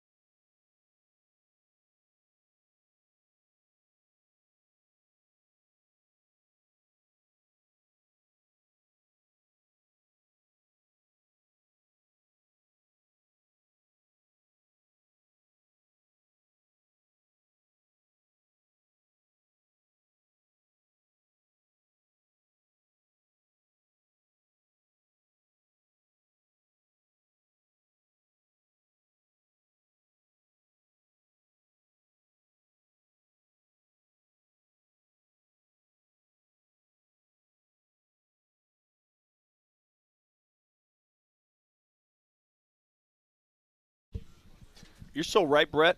I just can't get over the relative size of these Broncos receivers. All of them. Not only just height. I'm talking about they're built. Yes. So the guy standing next to, you were just talking about how big Pat Bryant is. I believe that's undrafted rookie Joaquin Davis. Heard good things about him, too. Well, he's listed at 6'4". He might be 6'5". That's a large human being. But it's funny. You get all those guys together, and Vic, it's all of these. Everybody looks just like that. Mm-hmm. And then it's Marvin Mims like, hey, guys. Yeah. You know what I mean? It also tells you what their style of play is, what they want to do. I mean, he's got a type. Yeah. I mean, so what is, based on that, based on the fact that their receivers are all big and strong, what do you think they want to do? They want to block, first of all. They want to throw those bubble screens and block. And they want to hit the middle of the field. Yep. They want to hit those quick outs. They want to break tackles with the receivers. Well, what do you think that I want? By the way, here's your update. What do you think that I want? Mike McGlinchey's over there in full pad. So yeah, I thought I saw him earlier. Yeah. Okay, so he's back. Where is number 69? I don't see him yet. You know what I want to see, Brett? What do I want to see? You know what I want to see. Oh, two chicks. What year is this, bro? Over the top. Oh, yeah. Want to see over the top, and can we do it now? I just want to see. I mean, I'm not Al Davis, okay, Vic? I don't need to see vertical. What I do need to see is enough of a threat that it takes the defense and loosens them up a little bit, right? Look, Sean Payton is a brilliant football mind, so I don't have to tell anybody what they need to do, but that vertical threat to me, man. If you can take the top off of defense every once in a while and scare them, but certainly they loosen, had that towards the end of the year last year. Get them looser, man, and allow these guys with unique skills to operate underneath, and I'm all for it. I say, let's do it. Come on, I want to see some good stuff. Do you know what really freaks me out is that I'm seeing Joaquin Davis, and he's standing next to Pat Bryant. They're both huge. And then I realized, Joaquin Davis is just Jamal. He's Jamal Murray. In terms of size. Yeah. These guys are huge. Don't get me wrong. They're massive individuals. And then I go on the Nuggets floor before a game, and I'm like, if you put Aaron Gordon out here, he'd be the tallest dude in camp. Yeah, he'd be huge. Wait. McGlinchey, I think. McGlinchey's the only guy who could test it. Yes. McGlinchey's 6'8", so that's AG size. Mm-hmm. Yep. But yeah, it's just wild. I am just so happy. I don't like how that crane's moving. I don't like that at all. I was doing that yesterday. That looks like that's just over the middle of everybody's heads right now. What's carrying over there? Yeah, it does. I don't like that. It's scary. It is such a drastic and amazing change. We think this team's going to be good, and we have evidence to back up why we think that. See, it's such a different thing. Last year's camp was much more novel because we didn't know what we had in Bo Nix. We didn't know what we had in a lot of these younger players, so you're continually asking that question. Yeah. You have an idea now. Yeah. And there are fewer of those questions. And a really good idea because 85% of the roster's back. It's like we know things about most guys that are going to be on this roster heading into this season. The question marks are like, how good can Barron be? Can R.G. Harvey really be somebody who is your number one back this year? I'll tell you what I am not even remotely in the mood for. I am not even remotely prepared for, nor will I even contemplate. And that is any sort of disappointment or regression. And the only way that comes is with major injury because they were remarkably healthy last season, right? Remarkably healthy. But I'm not – with a fully healthy team, I can't even begin to contemplate any sort of regression. I can't contemplate an 8-9 season. Can you? Well, you'd be very disappointed because very disappointed, Vic. I will be beside myself. That right now when I look at this roster, and again, I'm not seeing on the offensive side of the ball superstars at all, right? Yeah. At all. I mean, you look. We were talking about the whole AFC West. Not a ton of them in terms of skill position. Outside this guy here or that guy there, whatever. But some of the teams in the AFC, they got stars on the offensive side of the football. Yeah. But I look at this team overall as a whole as a nice, Ford Explorer that's going to get you up the mountain. or maybe better than that. And I can't even begin to imagine that they would regress or be a disappointment. Like any team, truth be told, you're one Bo Nix injury away from, I know you are. From exactly that. I know you Is there another player? Does Pat Surtain have that same pull? Would he mean that? I don't think he would mean as many, but it would certainly hurt. Yep. He wouldn't mean as many losses as Bo Nix. But I just want the fans to understand, and I'm hoping this is the case again, these guys were remarkably healthy last season. They had to deal with the Singleton injury, okay, but other than that, man, and a little ticky tack here and there, they did not deal with season-ending stuff, did they? I'll tell you this: did they? If the guys they brought in dealt with season-ending stuff, but the Denver Broncos themselves did not deal with season-ending stuff. They've been really fortunate injury-wise over the last couple of years. But you're saying, how do they regress? I think the schedule's tougher than people give it credit for. I do. I think even the games that people chalk up to wins. Like what, the New York Giants? Playing any team in London's weird. They're crap. They play the Jets in London. Yeah. That's a weird game. Plus, it's a weird start time. It's weird everything. Plus, you can't sneak up on anyone this year. Nope. Everybody knows exactly what you are. Yeah, so that's an excellent point, Vic. So the question is, okay, now that they have I'm talking about defensive coordinators, now that they have all this film on Nix, all these tendencies they've been able to decipher, as they get into the season, how much more prepared are they for the young man than they were before? Certainly the teams inside the division are, but how about the entire league? How much more are they prepared and ready to pick apart what he likes to do?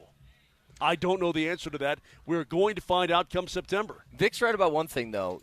The schedule opened last year, and I'll tell you exactly how people thought. When they saw the Broncos on the schedule, they're like, good. That's what they said last year. Yeah. When they're like, good. That should be a good shot at a win. I don't think they think that way now. I want you to look at Lucas Kroll throwing the ball back and forth with Evan Ingram. Can you imagine those are both tight ends? Because Evan Ingram looks tiny. He does. Yeah, he really. I told you. It's tiny. Not what you expected. And I think he's just way more of a wideout look to him than he is a tight end. At first glance, you would think he's a receiver. Yeah. Absolutely. Yep. I also don't like tight ends who wear number 1. So that's kind of weird to me. I've never seen that before. By the way, there's a roster move in the NFL. I just think this is kind of funny. It says, breaking news, Pittsburgh Steelers release old washed-up Cordero Patterson on his day off. That was tweeted by Cordero Patterson. What? Yeah. Announced his own release by calling himself old and washed up. So there you go.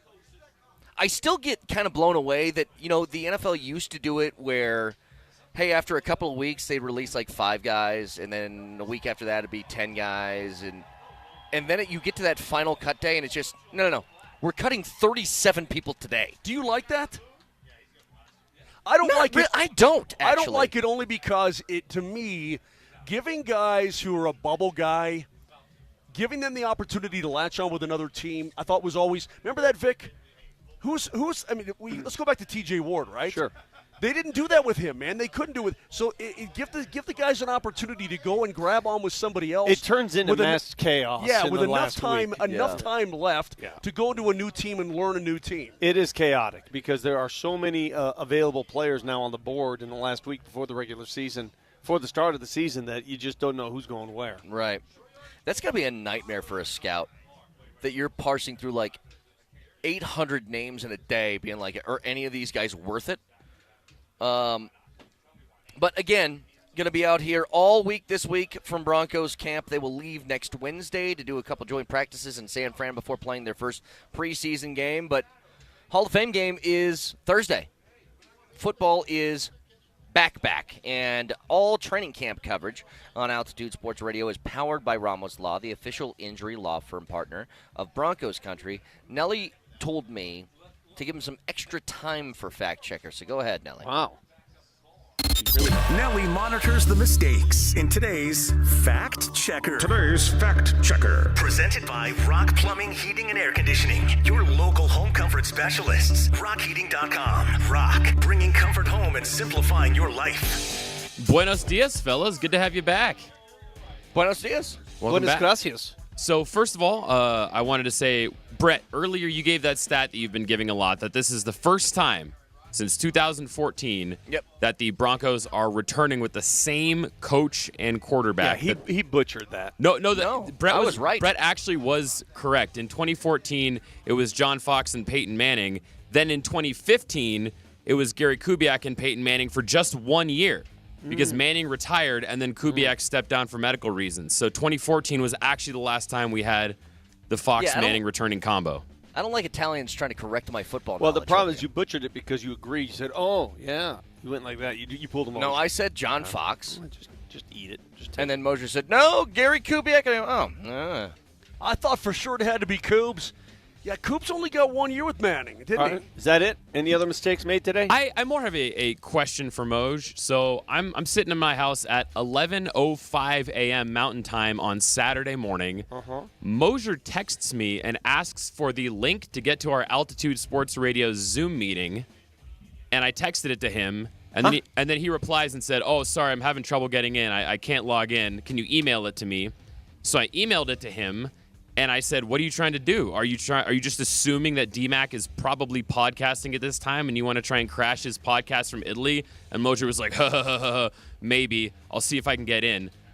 Were you already that deep on red wine in Italy at about 7 p.m. on Saturday? Yeah, what was that, Moj? we were the sports pub that plays our show in Rome. Oh, so yeah. you were trying to show and where you were. it's Saturday, screwed everything up. Yeah, total disaster. Gotcha. Yeah. Yeah, Nelly made the mistake, by the way. Moj, after the first day of being gone, called into the show because he can't help himself. And you called in? Of course just he that did. first day. Come on, man. Of course he did. It's a free day, baby. It's not an off day. And I told Nelly, he goes, Moser's calling, and I go, don't answer it. And Nelly being, he is, if it's intervention, soft. He's Moser's enabler. Yeah. God bless he you, will Nelly. allow him to do the things he's not supposed to do. Steven, I love you, man. Look in the camera. I love you, brother. He enables Moj. I got you. When he calls in from Italy, he enables Moj with his music. Vic, you know I'm right on this. You're an enabler. You got to stop. I just watched Hoarders the other day, and you're the same guy who's like, yeah, you know what? You should go to that flea market. I'm sure you do need another lamp in here. Hey, Moser doesn't have a problem. He can stop being weird whenever he wants to. Anyway. It's good to be back, boys. Everybody's out here. The bleachers are full behind us of all 800 of the fans. I still get blown away when you have a ticket to get here. It's a specific allotted amount. And I walk in at 5:58 by those gates, and there's like 8 people standing outside. Yeah, they're I'm waiting like, to what get are you guys doing? They want to get a good seat, baby. Yeah, you it's still have tight to- up there. You General- want to see these bleachers, dude? It's tight. Oh, it's tight. I'm tight. well aware, yeah. So we'll have more training camp coverage, obviously, with the morning sprint coming up right after us. Training camp coverage on Altitude Sports Radio is powered by Ramos Law, the official injury law firm partner of Broncos Country. Remember, 11 o'clock today, Deion is having his press conference with his medical team, live from Boulder. We will carry that live right here, Altitude Sports Radio 92.5. So, stay tuned for that. Find the podcast. iTunes, Spotify, Moser, Lombardi, and Kane is what you search to find it. We'll be back here tomorrow for another day of Broncos camp. We'll see you then. Love you all very much. Goodbye. Your own little internet shows are driving me crazy.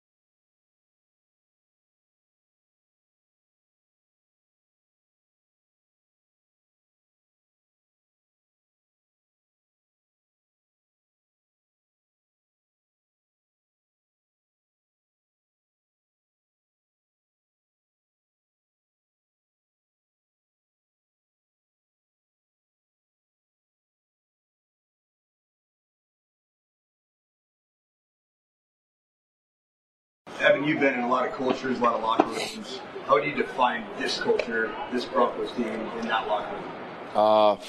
Great question. You know, I tell people, all my family, like it's hard to be the first one in the building. I'm used to being the first one in Jacksonville. I was always the first one. It was really easy. And here it's kind of tough. A lot of guys, doing it at the highest level. It's just a contagious environment, and we all want to get better, and we all have high standards that we all want to achieve together. There's 3 ways how not to be an idiot. I don't have to worry about what certain looks are or what, as crazy as it sounds, where we're going for the locker room or where we're going for the stretch. I mean, I know it. I can, get there and do it, knock it out. Now I can focus on the next level things and the details and not really the overall picture. And just, a lot of times as a rookie, you just don't want to look like an idiot. Now you can go out there and, look a lot better than an idiot. So it wasn't reported. I stated it 3 days ago. Gosh, your own little internet shows are driving me crazy. Listen, Bo Nix, if you were here 2 days ago, you would have heard me say he spent some time with Breeze. So it was reported. Keep going. Back out here on Monday morning, a padded day of Broncos training camp. The morning sprint, Alex Ryanemi alongside the coach, Mike Sanford. The full team is out here running through warm-up drills, and we have full pads on today. Don't know how many hits we're going to see taking people actually down to the ground, but physicality is on store for us. We heard from Coach Payton kind of ripping into the media over the weekend. He's already mid-season form. We're not missing a step. That is the overarching thing of camp already, right? Last year was, can they take a step back toward the playoffs? Is Bo going to be ready to be the starting quarterback? The theme of this year is, well, let's be in midseason form, and the coach is already there. Yeah, this is the type of training camp. I heard the morning show, MLK. Great to have our Italian brothers back. Mark Moser took the inflammation of the Mediterranean diet and vino a little differently than I think Vic Lombardi did. Vic's built for it. Vic looked like he has done it his whole life, whereas Moj looks like he could use a good electrolyte bath, just a whole body purge of everything he did while in Italy. But it's great to have those fellas back. And I heard on their show this morning that the theme of last year's training camp was very clearly, is Bo Nix your franchise quarterback? So what the heck is the theme of this year's training camp, right? And I thought about it long and hard, and having been at practice last week, having been around the offseason with the OTAs and mini camps, there's a seriousness to this football team. There's a chip on the shoulder of this football team to prove that they are exactly who they think they are to everybody else. I think the theme of this year's team is good to great.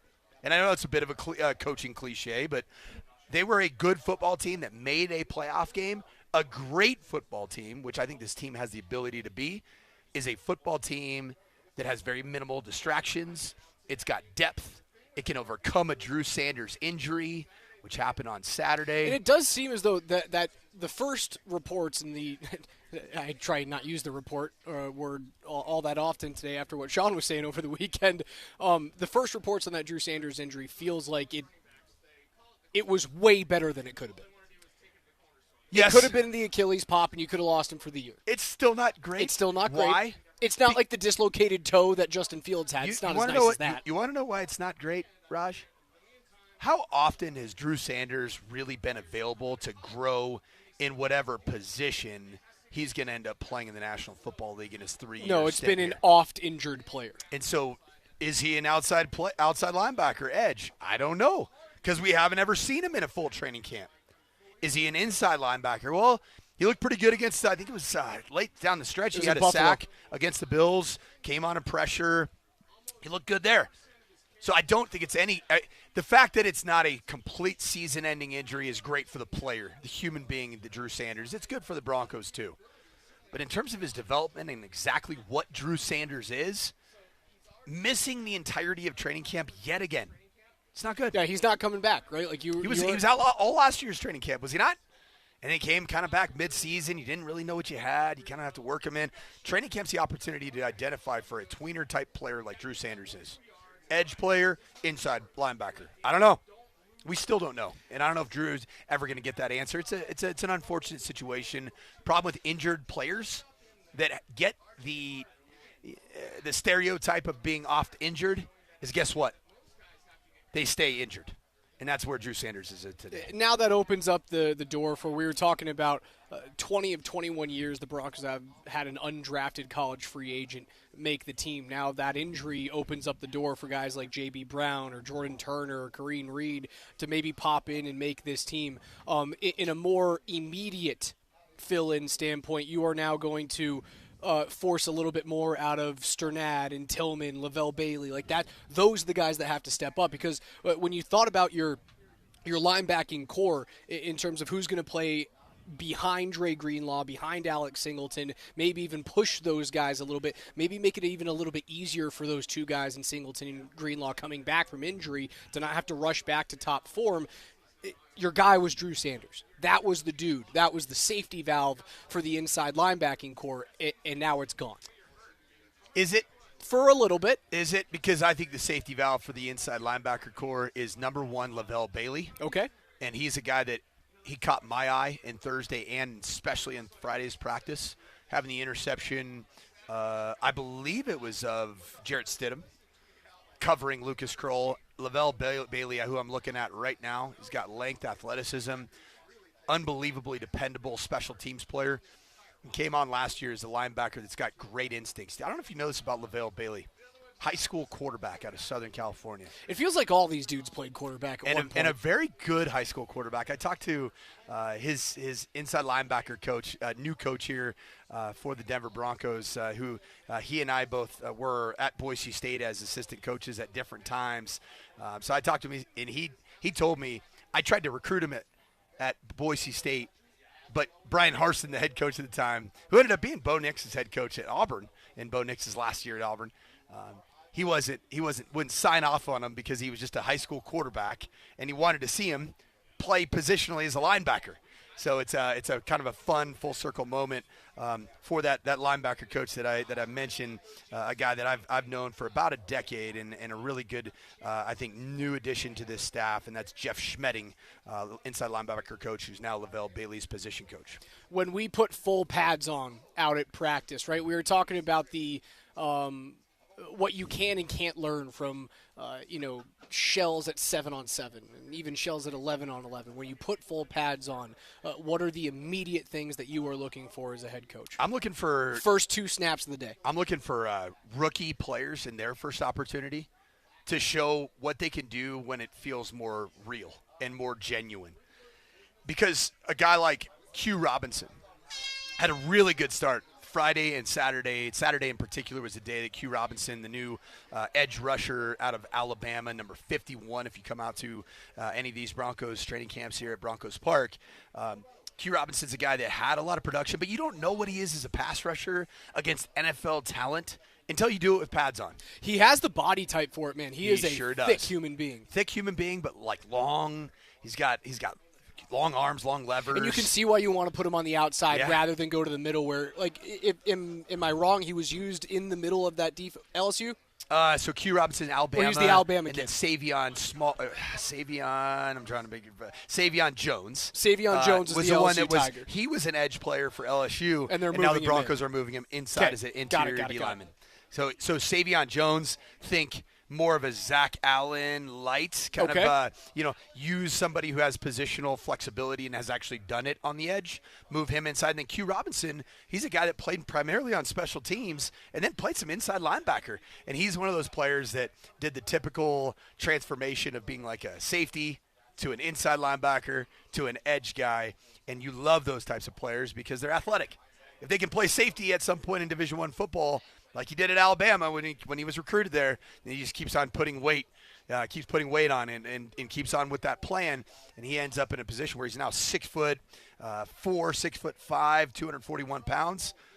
You got yourself an athletic, twitched-up edge player, and that's a guy I'm looking forward to watching today. The number ones right now, about 40 yards to the north of us, going through their pre-practice walkthroughs as we're out here on Monday. Again, full pads today for Broncos training camp. Mike Sanford, Alex Ryanemi join us today, 303-504-0925 on the Shop Mazda text line. We will take the words of Deion Sanders live at 11 a.m. today. He does have it's kind of an emergency press conference and we expect him to talk about the health issues that he's been dealing with as of late. So we will have that live for you again at 11 o'clock. KJ Granderson is back, 11:15. He'll have his NFL notes as well. We'll have you guys caught up on all of your training camp updates throughout the day today out here live at Broncos Park, courtesy of our friends at the Ramos Law Firm. Again, padded day at practice. It felt different on Friday when we were out here than it did from last year. It was faster. It was louder in terms of Bo's command of the offense. And I think when he met the media for the first time over the course of the weekend, you could tell that maturity had taken a massive step forward. It's funny. He was trying to endear himself and make something humorous out of it, going, I know where to go to the bathroom. Like, I know where my cleats are. I know who the right people are to talk to when I need something that I don't have. Those little things, to put those on the back burner, have to be so good for a young quarterback trying to take the next step. It is. I mean, the first year is a blur. Whether you go from high school to college or college to the NFL, at any position, it's a massive transformation. It's a transition that you're not fully ready for, all of the aspects of it. And some of it can be as simple as, where are things? Where do I park? Like, it sounds crazy, but that's like a stressor on day one. Where do I park when I go to a preseason game? I used to take a bus to a preseason game when I was home. Now I drive to it? What am I doing? It's the National Football League. Those are all stressors that at the quarterback position are certainly magnified, just because you have so many other things on the field and in your preparation that you're responsible for, more so than maybe, say, a safety, even though that certainly a very mentally taxing position on the defensive side of the ball. Bo Nix looks like he is comfortable. He's in command. Bo Nix seems very serious. That's the number one adjective that I would describe Bo Nix today is serious. And I want that seriousness to be something that is a positive connotation throughout the course of this year. I don't want How do you toe that line? I don't want it ever to get too heavy, where it feels heavy and burdensome and he's not able to play free and loose. We're nowhere near that point in even speculating that that's the case. Who are the types of quarterbacks that have carried that heaviness that you've seen, either from the outside looking in or maybe in a more personal sense, that you've seen bring that heaviness to a team where it is like every rep must be perfect? If it's not, there's a rain cloud over the team. Outside looking in, I would say Peyton Manning is the perfectionist type. Early on in his career, there wasn't a lot of fun happening in his first 2 or 3 years as an NFL quarterback. And it took till, I believe it was his fifth year, until you really started to see the type of player that creates all kinds of insane levels of joy for all the surrounding cast and the fan base, because he wasn't turning the football over. Trying to think of guys I coached. Andrew Luck was an interesting one, because he was such a perfectionist with the mental aspect of the game, and he put so much on himself. But he just loved being a goofball and silly with his teammates, that it never felt heavy. It always felt light and fun. But then it almost felt quirky. Quirky. It's a great term. Whereas with Bo, it's like, man, it is robotic. He is the Terminator of quarterbacks. He's the Bobot. He is the Bobot. He is the lover and doer of football, and that is a great thing for the Denver Broncos. And I feel like this Broncos franchise, it's starting to take on the personality of Bo Nix. Everybody who gets in front of the mic, it's professional, it's serious. Bo even used the word, we have no clowns or divas or prima donnas. I think he used the term clowns. He's right. There's nobody even feels slightly clown-like. It is first class. It is well-spoken, and it is serious across the board, everybody who goes to the mic. It's a good thing for the franchise. It sure beats the alternative. I just want to make sure, if I'm the coach, which I'm not, I'm just watching here at practice in a booth, that there's fun and there's joy with the game of football, too, because this game is hard. And I know these guys they're well compensated, but you got to find some fun in the game as well. Walkthrough's about halfway over here, a fully padded Monday practice. That's Coach Mike Sanford. I'm Alex Ryanemi. You guys are listening to Denver's #1 for sports talk. It's Altitude Sports Radio 92.5, live at Broncos camp.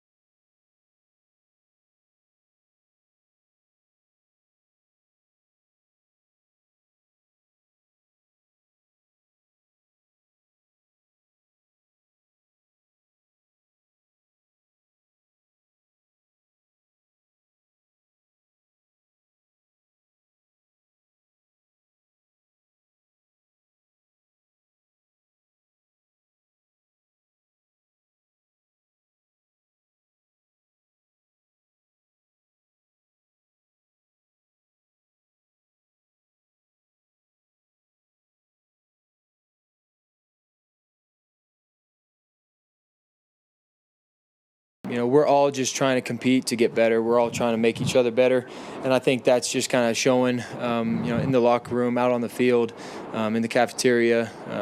We just got a close team, and I think it just starts with, honestly, the type of people we have in the locker room. We don't have any clowns. We don't have any guys that are, hard to get along with. We just have good people, good dudes that are just, all here for one reason, and that's one team goal, and just to get better. And we don't really have a lot of prima donnas.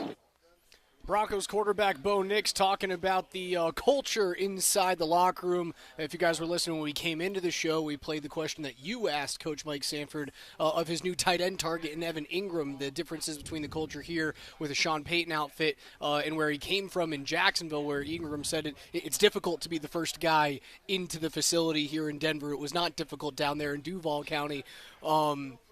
Trevor Lawrence just kind of showed up about a minute before meetings, apparently. You got a 9 a.m. meeting. T-Law coming in at 8:59 a.m., baby. Yeah, that's what I see with this team.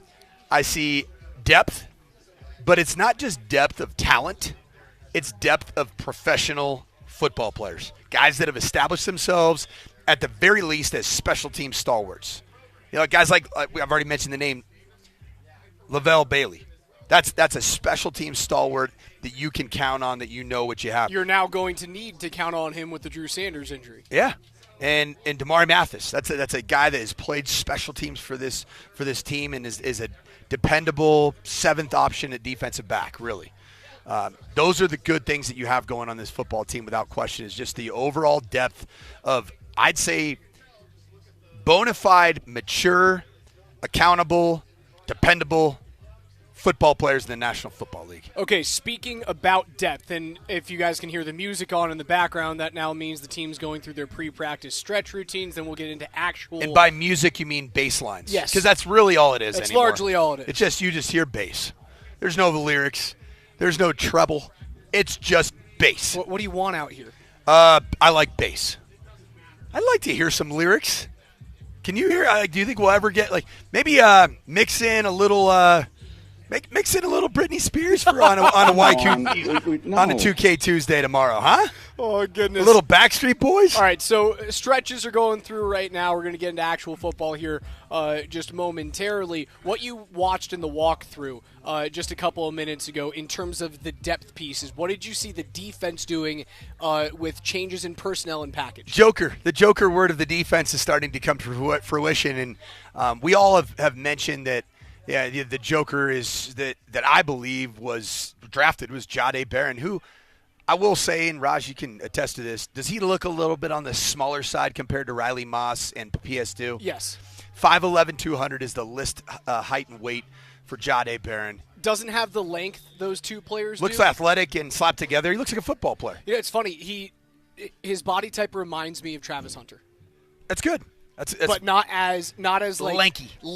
Yeah, a little bit more muscled up. If you take compact. If you take a little bit of his arm length away, then I remember Travis Hunter. And he wears number 12. It helps. There it is. What I saw with the Joker of the defense is when you got into two tight end packages, or with Michael Burton being the second running back, which gives you two running backs at tight end, so that's 21 personnel. So more traditional pro-style football from 15, 20 years ago. The Broncos offense is working on traditional pro sets with multiple tight ends or a tight end and a fullback. That's where you start to see the versatility of some of your edge players, namely DeAndre Tillman. DeAndre Tillman's now playing that Sam linebacker position. So you're Mike and your Will in your starting rotation right now, Alex Singleton, Dre Greenlaw. Your typical edge players that give you four down linemen would be on one edge, Nick Benito. On the other edge, would be Jonathan Cooper, and your two interior players are Zach Allen and number 98, John Franklin Myers. What I saw today was that when you no longer have a nickel playing the fifth, kind of that Sam position, because you're defensively matching the personnel of what the offense is doing. Now you have DeAndre Tillman or Jonah Ellis playing that overhang Sam linebacker, in addition to two other edge players already on the field in, say, Nick Benito and Jonathan Cooper. So you get into more true 4-3 of 4 down linemen and 3 linebackers. And that Sam linebacker, he comes on the field, and Jahdae Barron, he kicked out to corner.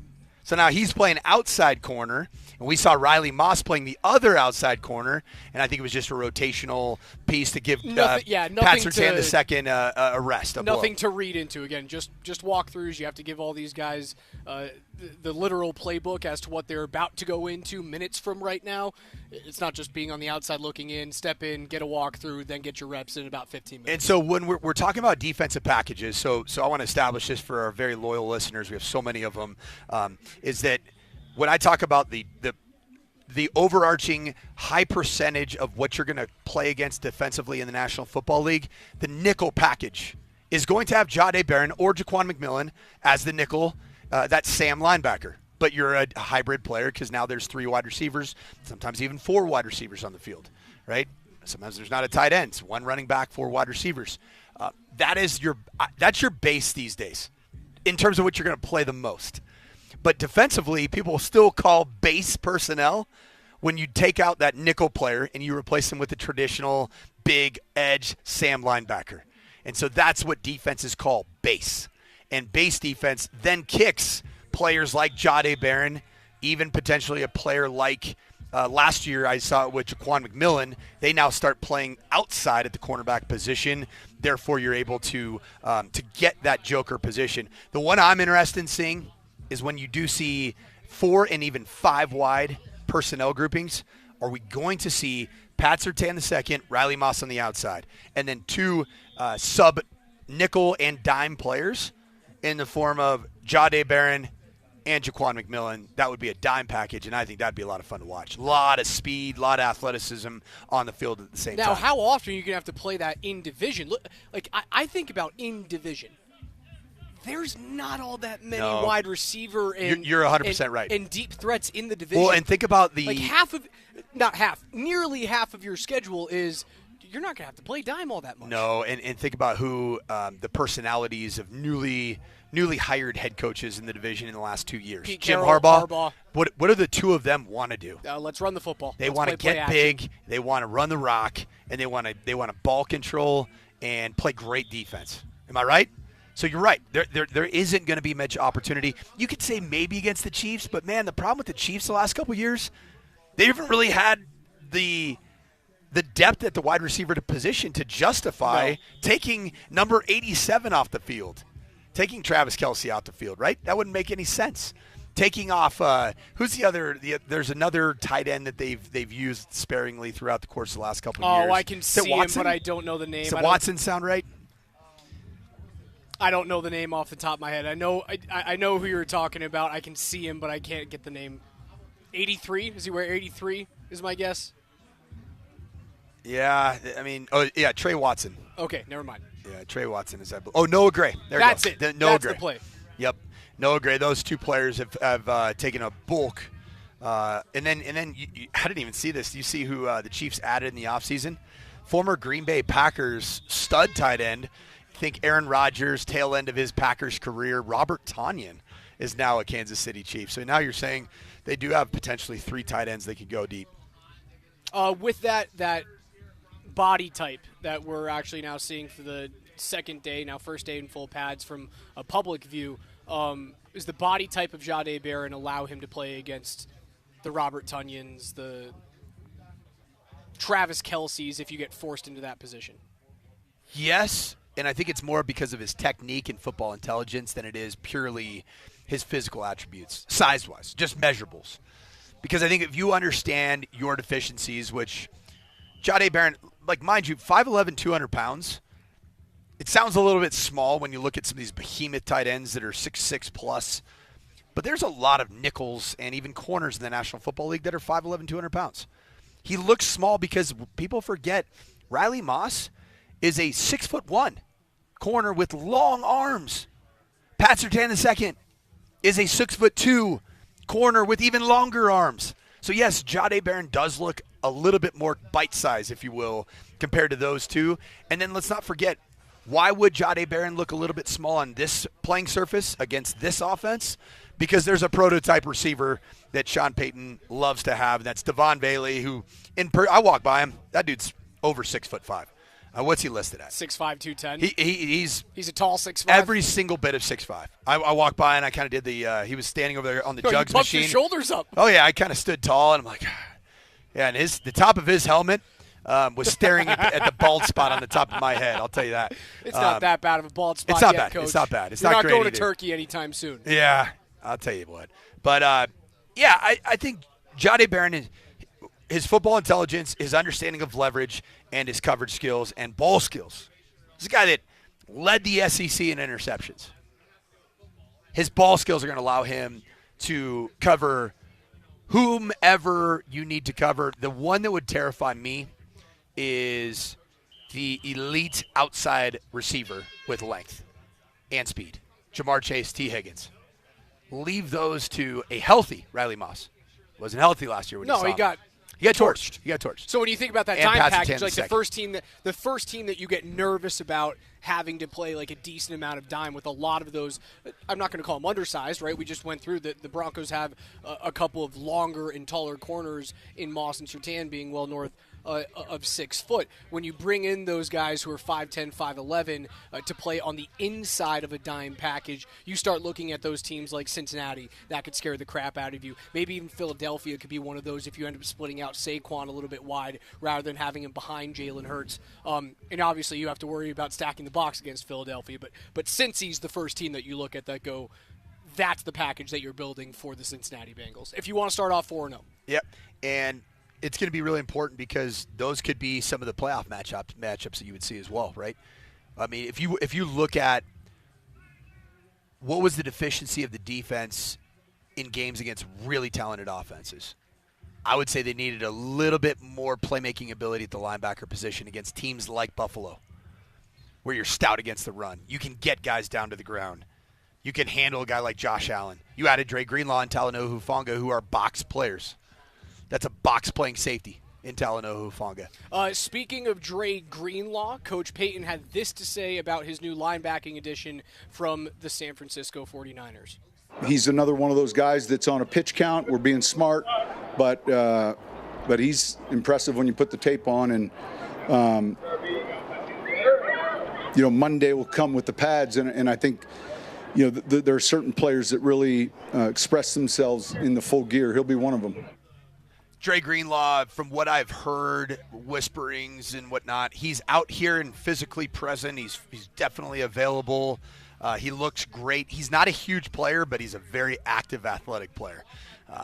I've heard that he is not even going to go about to have his media availability until he is fully unleashed and fully cleared. Which makes some sense, right? Then he doesn't have to sit there and address what the offseason was all about. And remember the 49ers people were leaking that, he tore his quad. It's really, really bad. He might never play again. We got nervous about that. We were very nervous about it. Misinformation. And for good reason, right? It's good reason that even right now we'll see even today. Are we going to see Dre Greenlaw playing in 11-on-11 competitive situations, and is he going to extend himself to where he's getting more than 2 reps at a time? I mean, it feels as though from what Payton said, you're going to see him play a little bit today. Now, is it going to be every single snap? The answer is, likely no. But I do want to see a touch about that. Good talk. Hello, how are we? Yeah, good to see you, Grit. Yeah, how about Josh Grismer's beard is so immaculate. It is a good beard. It's a playoff beard. Yeah, it is. And I didn't know he had it in him. I didn't think he had the ability to get that thick of a beard,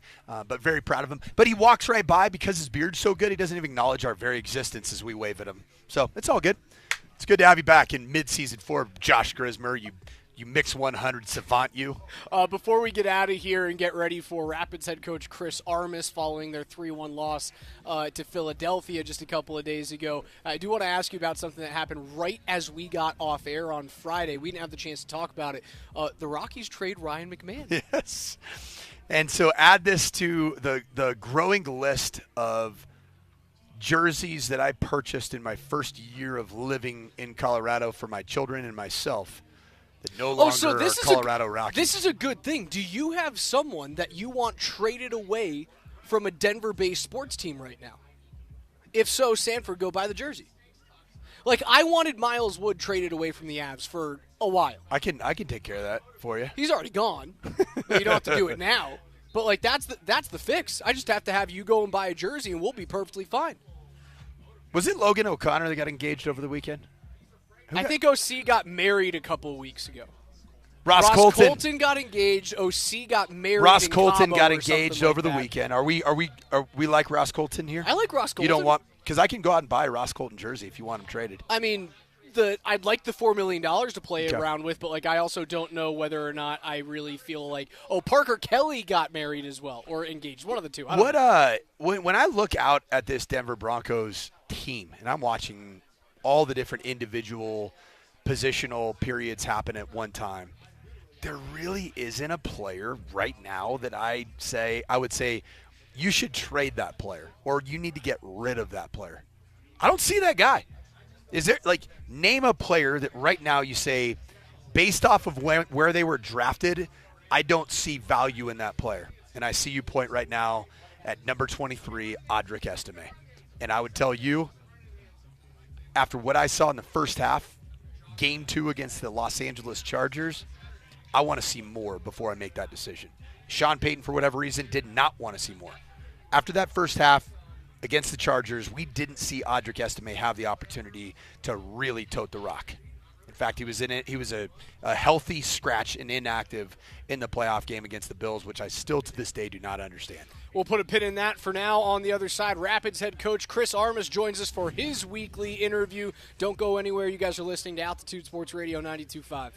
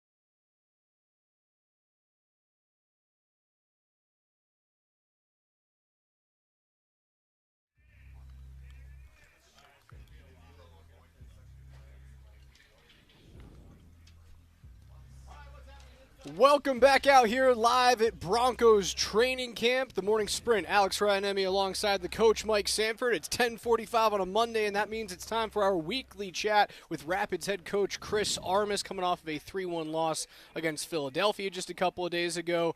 Coach, first off, welcome back. How are you this morning? Yeah, good. Good to be with you guys. Good. We're getting a fresh start to the week and right back to work. A weird slot that you guys are heading into right now, where you've got like 2 weeks off. I wouldn't say off, but 2 weeks in between MLS regular season game. You're now going into Leagues Cup. We talked about it a little bit last week. What is the main focus going into your next couple of days with the team? Do you just kind of shut down the MLS playoff talk and try and change mindset, and then you get back into that coming in on August 10th when you restart regular season? Yeah, listen, we definitely, when there's not going to be a lot of playoff talk, as there isn't playoff talk right now. We're one game at a time. And right now, as much as we're going to shift to the Leagues Cup, as a coaching staff, we know there's things that we have to get better as a team.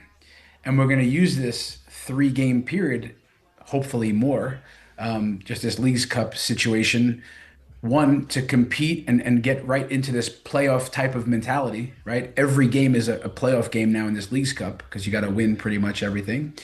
But also now use those games to get better at the things we're trying to do that's going to help us for the playoffs. So it's really like a continuation, but obviously it's a different type of tournament and format. So we love that it's a competition and 2 out of the 3 games are at home. Coach, as you mentioned, things to improve upon for a good chunk of that match up until the 64th minute. Ended up holding a lead on the road against a very game Philadelphia Union squad off a missile from Rafa Navajo's head inside of the box and carrying a 1-0 lead for that for the 2/3 of that contest. What are some of the things that you need to work on and focus on, as a team, so as just to be able to hold on to those types of leads and try to reduce the amount of shots as the Rapids were outshot 30 opportunities to 5 opportunities with Philadelphia in the lead? What are some of the things that can allow you to finish matches that you start so well and so competitively? Well, there's a few things that stick out to me. One, when you go on the road in our sport, in MLS, when you score first, and at the time that we score, the shots, I don't even know what it was. Maybe it's probably fairly close. Now, when you're playing against a team that's like maybe arguably the best team in the Eastern Conference, arguably one of the better teams in the league, when you're on the road and you score first against a team that's good, they play with intensity, you oftentimes things can shift in those games, and now you're taking pressure. So you were trying different things. We reset at halftime. We talk about some structural things, and then there's that human element that team's pushing. They got a sold-out crowd. They're coming after you, and we're trying to weather the storm. So oftentimes, statistically, those things can start looking out of balance when you're up a goal on the road. But in terms of getting better at things, like when you are now winning, or even 1-1 in the 90th, 89th minute, a few minutes from a draw, can you manage those games? Can you keep the ball better? Can you manage momentum? And we're a young team, so these are some of the things, keeping the ball better in moments, understanding how to break momentum, sustain momentum, and this is a big part of how to get out of there and a young team managing those tough moments. When it comes to these Leagues Cup matchups over your next 3 games, do you and your coaching staff approach these games with a different mentality in terms of your roster? Are you playing younger guys that might not get as many minutes during the MLS regular season, or is it all go all the time? It'll be a combination. Like game 1 is let's say it's Thursday. We're gonna go after it. Our best team that we can put out there, and then take it from there. Now, because it's Thursday, Sunday, Thursday, we have to dip into the roster a bit, because we don't want to run the same guys back Thursday, Sunday, and now guess what? After that next game is Sunday again. So Thursday, Sunday MLS, at Minnesota, you can't come out of this tournament depleted. We're already sustained another injury. There's obviously Cheeto Ozium got transferred recently. We're already, thin in some ways. We're going to dip into the roster, into the depth a bit. Yes, freshness is so much a part of what's for us to play the style of play, this energetic, intensive way. We have to go into some fresh guys. Yeah. Coach, even though maybe the 3 goals yielded by your side at Philadelphia appears to be not up to the standard that Zach Steffen himself, takes great pride in, but when you watch that match, seeing 11 shots on goal, 30 total, Zach Steffen stood very, very tall, and if I'm not mistaken, none of the 3 were probably placed on Zach Steffen per se. I know you look at it as everybody in it together.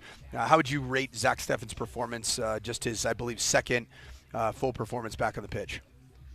Yeah, listen, honestly, he was having a great game. Took a lot of shots, took a lot of pressure. I thought he managed things very well inside of his area. And again, it's the first goal that they score is a corner kick, and it's tighter marking, putting out the fire, lots of bodies in and around Zach. Not sure how much better he could do in that moment. So it's oftentimes blocking the cross that comes in because it was a second phase corner kick. It was a second ball and it comes in, and everyone kind of just carrying their weight in front of him. The last goal comes in stoppage time. It comes off of a throw in that we're pushing numbers, and we pushed one of our center backs high trying to get a goal. So up into that 90th minute, it was just the corner kick goal that we conceded. So nothing. And the second goal, the guy hits a great shot that through traffic. So we thought he had a great game, and which is important for us, that he's heating up, back to health, back to sharpness down the stretch. From a team standpoint, you mentioned that last goal. Obviously, you're in a very, very heavy push mode. Are those things you look back at a coaching staff and go, we don't care that the score was 3-1. It's an effective 2-1 game. You'd rather see your team take all chances, and if it happens to be a 2-goal loss at the end of the night, who really cares at that point? Well, or is that too crass? Look, when I'm the coach, what bothers me is that, like, on the day, anyone that knows us externally, internally, we know that we weren't great on the day. We had a plan. We thought we had a plan that made some real sense, and it just wasn't our best stuff on the day. And we can talk about all the little things why, but that's what bothers me. That you prepare and you have this really a plan, and you expect the team to do this, and they do exactly that. And now the execution, and from all of us, we say that wasn't our best stuff. So at the end of a game, if our guys are pushing, it's 2-1, and they're going to try to take a risk and put the center back up high, but imagine it's our throw-in, and 10 seconds later it's in the back of the net. It's just Rafa Navarro comes underneath, we throw it underneath, we lose a bad ball in the middle of the field, and it's in the back of our net. So that it looks like, for me, it's a bit of a blunder. But I don't mind that our guys. I like when we take risk. I like that we're pushing to try to get the goal. If it means that we concede, then we concede. But we have a culture of not giving in, and we're going to try to win every game. So if the guys push, we say when in doubt, be aggressive. So that's part of it. That's the head coach of your Colorado Rapids, Chris Armas, coming up against Santos Laguna on Thursday evening at Dick's Sporting Goods Park. You can hear that game right here on Altitude Sports Radio 92.5. Coach, as always, thank you for your time, and best of luck on another successful Leagues Cup run. Appreciate you guys. Thanks a lot. Thanks for having me. Thanks, Coach. Chris Armas of the Colorado Rapids will take a quick timeout. Broncos are about to go into, I'm assuming, a move the ball period momentarily. But on the other side, you won't want to miss this. We will take live from Boulder Deion Sanders' press conference. You will not want to miss this. There is a guaranteed health update from the head coach of your CU Buffs. That's coming up live next on Altitude Sports Radio 92.5.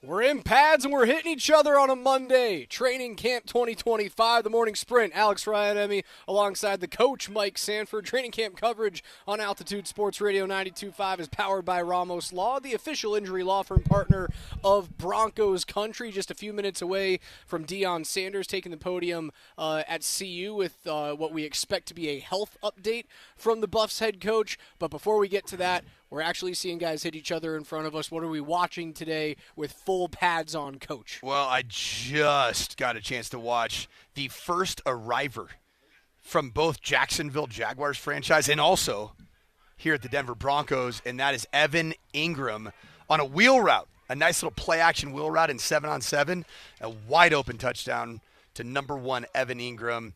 Looks like the vertical threat that you want to find at the tight end position. Looked really good. It was actually a pass from Jarrett Stidham. You've mentioned today is a base day. We're not seeing a lot of nickel, so you're not getting that extra defensive back, Jahdae Barron playing kind of that rover, that star position that he played at Texas. You've seen him running with the twos today. He runs on the outside ways with the twos at corner. Yep. If he's ever been with the number ones, it's been in that nickel position on the inside or in a dime package. But today being a base day, you're not really going to see him work with the ones. That will be the Riley Moss and Pat Surtain duo. But Dre Greenlaw running with the ones immediately, got a couple of touches in. R.J. Harvey beat him on a wheel route. Would have gotten tackled for about a 7 or an 8 yard gain. R.J. Harvey looks like the receiving threat that you desperately wanted when you drafted. I think we do have some breaking news out of Colorado. Let's head up to the podium in Boulder. It started with sort of like a timeline on what's all has been transpiring. I know you're probably thinking something's going to happen today that ain't going to happen. I don't know where you get the news from. But we're going to kind of break it down to you like we did our team. And it was so wonderful seeing the team yesterday. My God, it was so darn wonderful. Bucky compiled a wonderful video to let them know every step of the way so we wouldn't have to explain every detail, but it was phenomenal. I wish we could show you all that same video. It was extraordinary. I think Bucky's going to put it on his YouTube channel soon after this. But let's get started. Let's kind of give them, let's walk them through. Can we do that? Is that okay with you all? That we walk you through? Let's go, Law. Okay, so as you guys know, Coach has his other health issues, his vascular stuff. So every year, Coach goes for a CT scan of his vascular pattern to make sure, the blood clots are away. So with this scan, everything turned out really great from the vascular side. About 2 weeks later, we get a text from his primary care doctor that said, I need to talk to you and Coach. We need to refer you guys to a urologist. So about 3 days later, we go see a urologist. They go in for a quick procedure. The urologist told us, hey, within 10 minutes, I can tell you guys if he's gonna need another procedure or if we just need to do these follow-up appointments. And the doctor told us, okay, you guys are going to need another procedure. I'm gonna refer you to my colleague, Dr. Kreckman. But at this point, you have a bladder tumor. And from there, we'll go get it removed, and then Dr. Kreckman, it was, go ahead. Yeah, so we proceeded with removal of the bladder tumor. It showed a very aggressive Let's go backwards because you guys gave me options that scared me to death. Oh, well, once we knew. We'll get there. I'll get there. Okay, I'm sorry. We removed the tumor. It was very high grade, invading through the bladder wall, not into the muscle layer, something we call very high risk, non-muscle invasive bladder cancer. So we did discuss options. We discussed some options of treatment in the bladder, and we discussed bladder removal as well.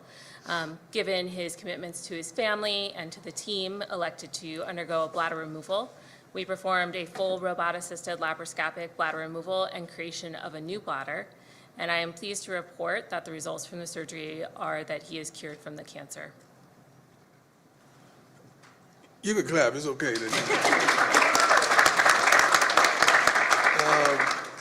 Rick was aware of what was transpiring, and he's been A1 and down there, just a blessing. Came to Texas to see me as well.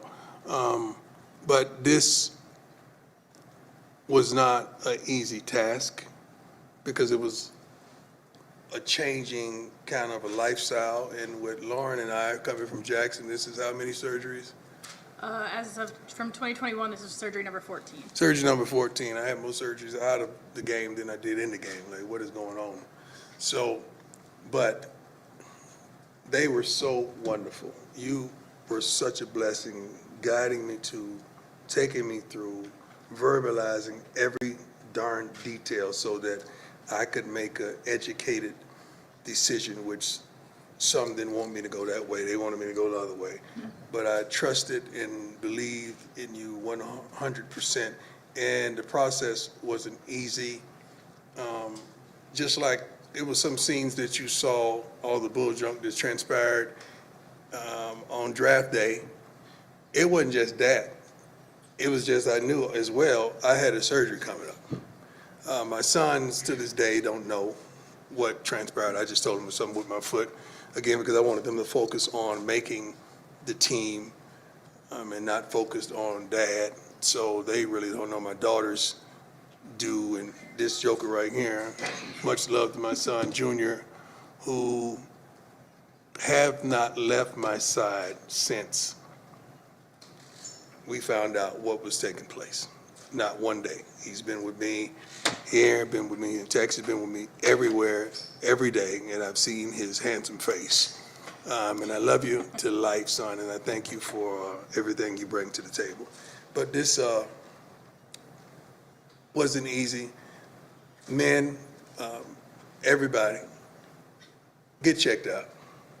Because if it wasn't for me getting tested for something else, they wouldn't have stumbled up on this. And make sure you go to get the right care, because without wonderful people like this, I probably wouldn't be sitting here today, because it grew so expeditiously, I could say. But please get yourself checked out, especially African-American men. We don't like going to the doctors. We don't like nothing to do with a doctor. You know that. So I'm not just talking to the brothers. I'm talking to my Caucasian brothers, my Hispanic brothers, my Asian brothers, my everybody, and my sisters. And that's all, y'all. Get checked out, because it could have been a whole another gathering if I had. I'm thankful. It's been a tremendous journey. It's been tough. I think I dropped 25 pounds. I was like a Atlanta Falcon prime at one point, and just dealing with the catheter, dealing with all the stuff that I had to deal with. And right now I'm still dealing with going to the bathroom. Like, it's a whole life change. Like, I can't, and I'm gonna be transparent, I can't pee like I used to pee. It's totally different. And she not only is a blessing, but she provided other persons that have gone through what I've gone through so that I could talk to them and get some solace and understand like what I'm facing, not just from a doctor, but from another individual.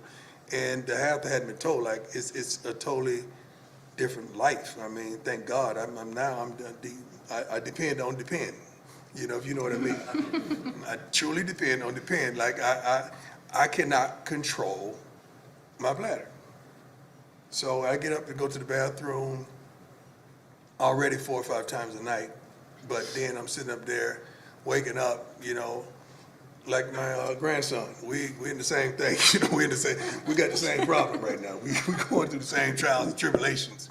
We're trying to see who has the heaviest bag at the end of the night. Like, it's ridiculous. But I'm making a joke out of it, but it's real. Like, it is real, it is real, it is real. So if you see porta potty on the sideline, it's real, okay? I'm just telling you right now, you're gonna see it. You're gonna see the practice, you're gonna see one, because it is unbelievable. Like, dozing off and waking up, first thing I'm grabbing my crotch to see if I peed on myself. And it's just totally different. And I know there's a lot of people out there going through what I'm going through and dealing with what I'm dealing with. And let's stop being ashamed of it. And let's deal with it. And let's deal with it head on. And there's so many other companies out there that do a wonderful job, but I'm thankful that, we have a relationship with Depend, and we're making some other products, trying to make other products that to help all of us through. But it's it's been tremendous. These two, Lauren came down to Texas and was there with me during the whole way. We were up walking our miles in the morning because Doc made sure you better walk, you better be active. And we did it until it was some points that I couldn't even get out of the bed for a week at a time, you know, but she was there. I remember yelling 2 o'clock, oh, Lord! You know, because I have 2 bags, right? One was what? Both were urine, but one it was filled quickly. Very quickly. Yeah, like blood in urine. It just looked bad, you know, and I'm fishing with 2 bags. You know, I'm trying to make life happen and couldn't come around my team, and I wanted to be here with my team. I wanted to see the new talent that we brought in. I wanted to see them work, see them train, coach them, and I couldn't. But slowly but surely I built myself back up to where I'm able, I'm strong, I'm ready. I'm still probably about 12 pounds down. I'm gonna get that right. I'm gonna fill these overalls up like no other. But it has been a tremendous journey, and I'm truly thankful that God is so good. God is so good. You have no idea.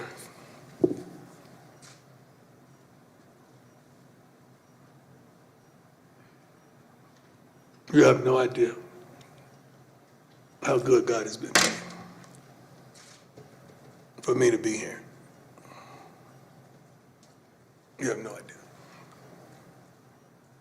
Thank you. Thank you both for everything. Let me add this for all you people that get upset when I start talking about the Lord. I never once through this whole journey said, God, why me? Because I would have to say, God, why didn't you sit me up here in front of these wonderful people? Why you give me the position of the head football coach of the prestigious university? Why you allow me to father 5 wonderful kids? Why you give me these relationships with these wonderful people? Why me, Lord? Did I have some of the things that I have? I can never say that. I can never say the other side because I'm going to have to ask that. I said, Lord, whatever it is that you're doing, let me know what it is so I could expedite the process. Because I know you got me. I've seen you have my back. I've seen you there in the midst of storms when nobody knew I was going through hell. I've seen you guide me and bring me through. Lord, I would never say why me, but let me know what I need to do so that I can help. And there's some people out there right now dealing with the same issue, are affected by that C word that we usually, when we hear that word, is normally a life sentence attached to it. But not this time. But not this time. Because God got me. And I don't take it for granted. I don't want you to take it for granted. Anybody out there, I don't want anybody to take it for granted because it's real. Everybody in this room, I guarantee you, have been affected by that C word somewhere in your life. Some parent, some friend, some loved one, somebody has been affected or infected. Some people have beat it. We have a player have beat it on our team, right? Family members have beat it. And I be darned, I think I will have a wonderful team, ain't it, Doc? We gonna beat it, ain't we? It's beaten. It's beaten. Amen.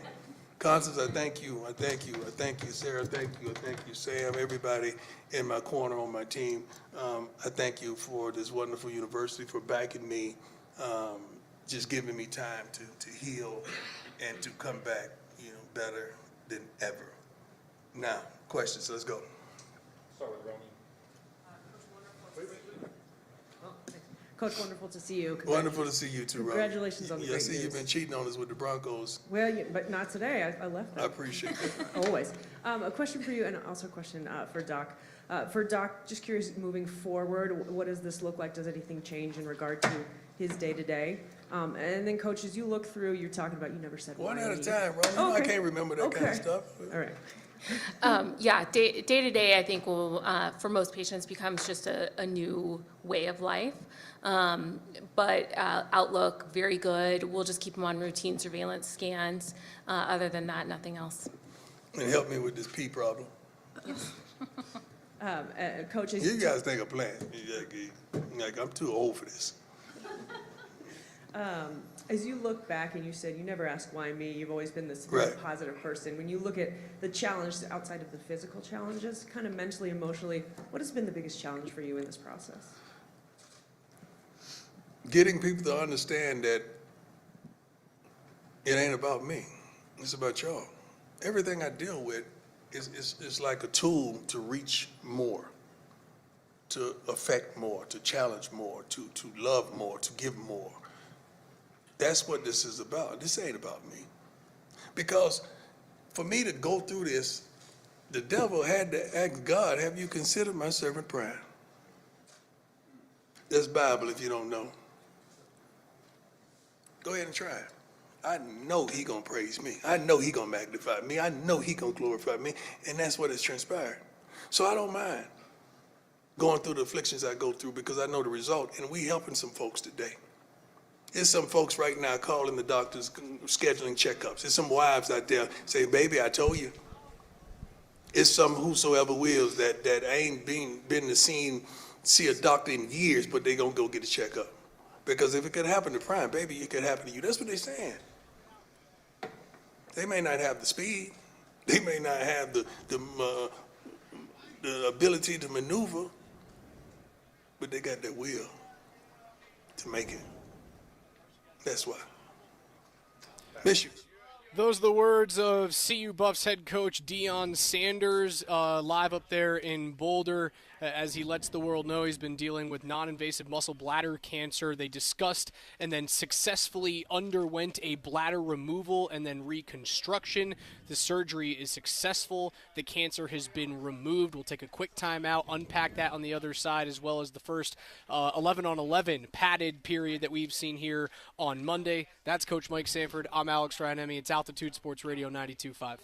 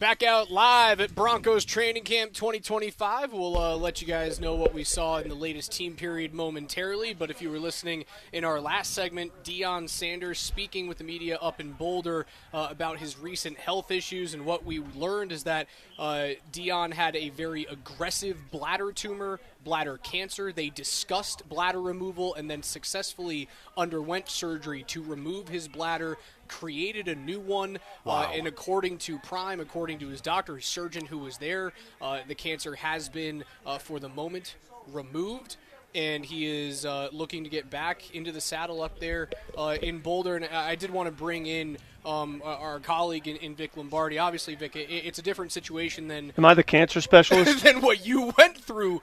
But it was very, for me, heartening to hear his messaging echo a lot of what your messaging was, which is, go get checked.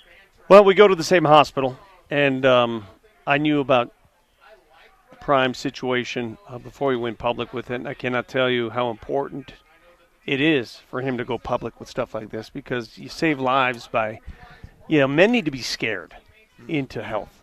That's one thing I've learned through my whole journey, is that most men think they're warriors, that they don't need to get checks, that physicals are not necessary. I feel fine, I look fine, I don't need anything. And when you scare men and you use fear, it's really the only tactic to use.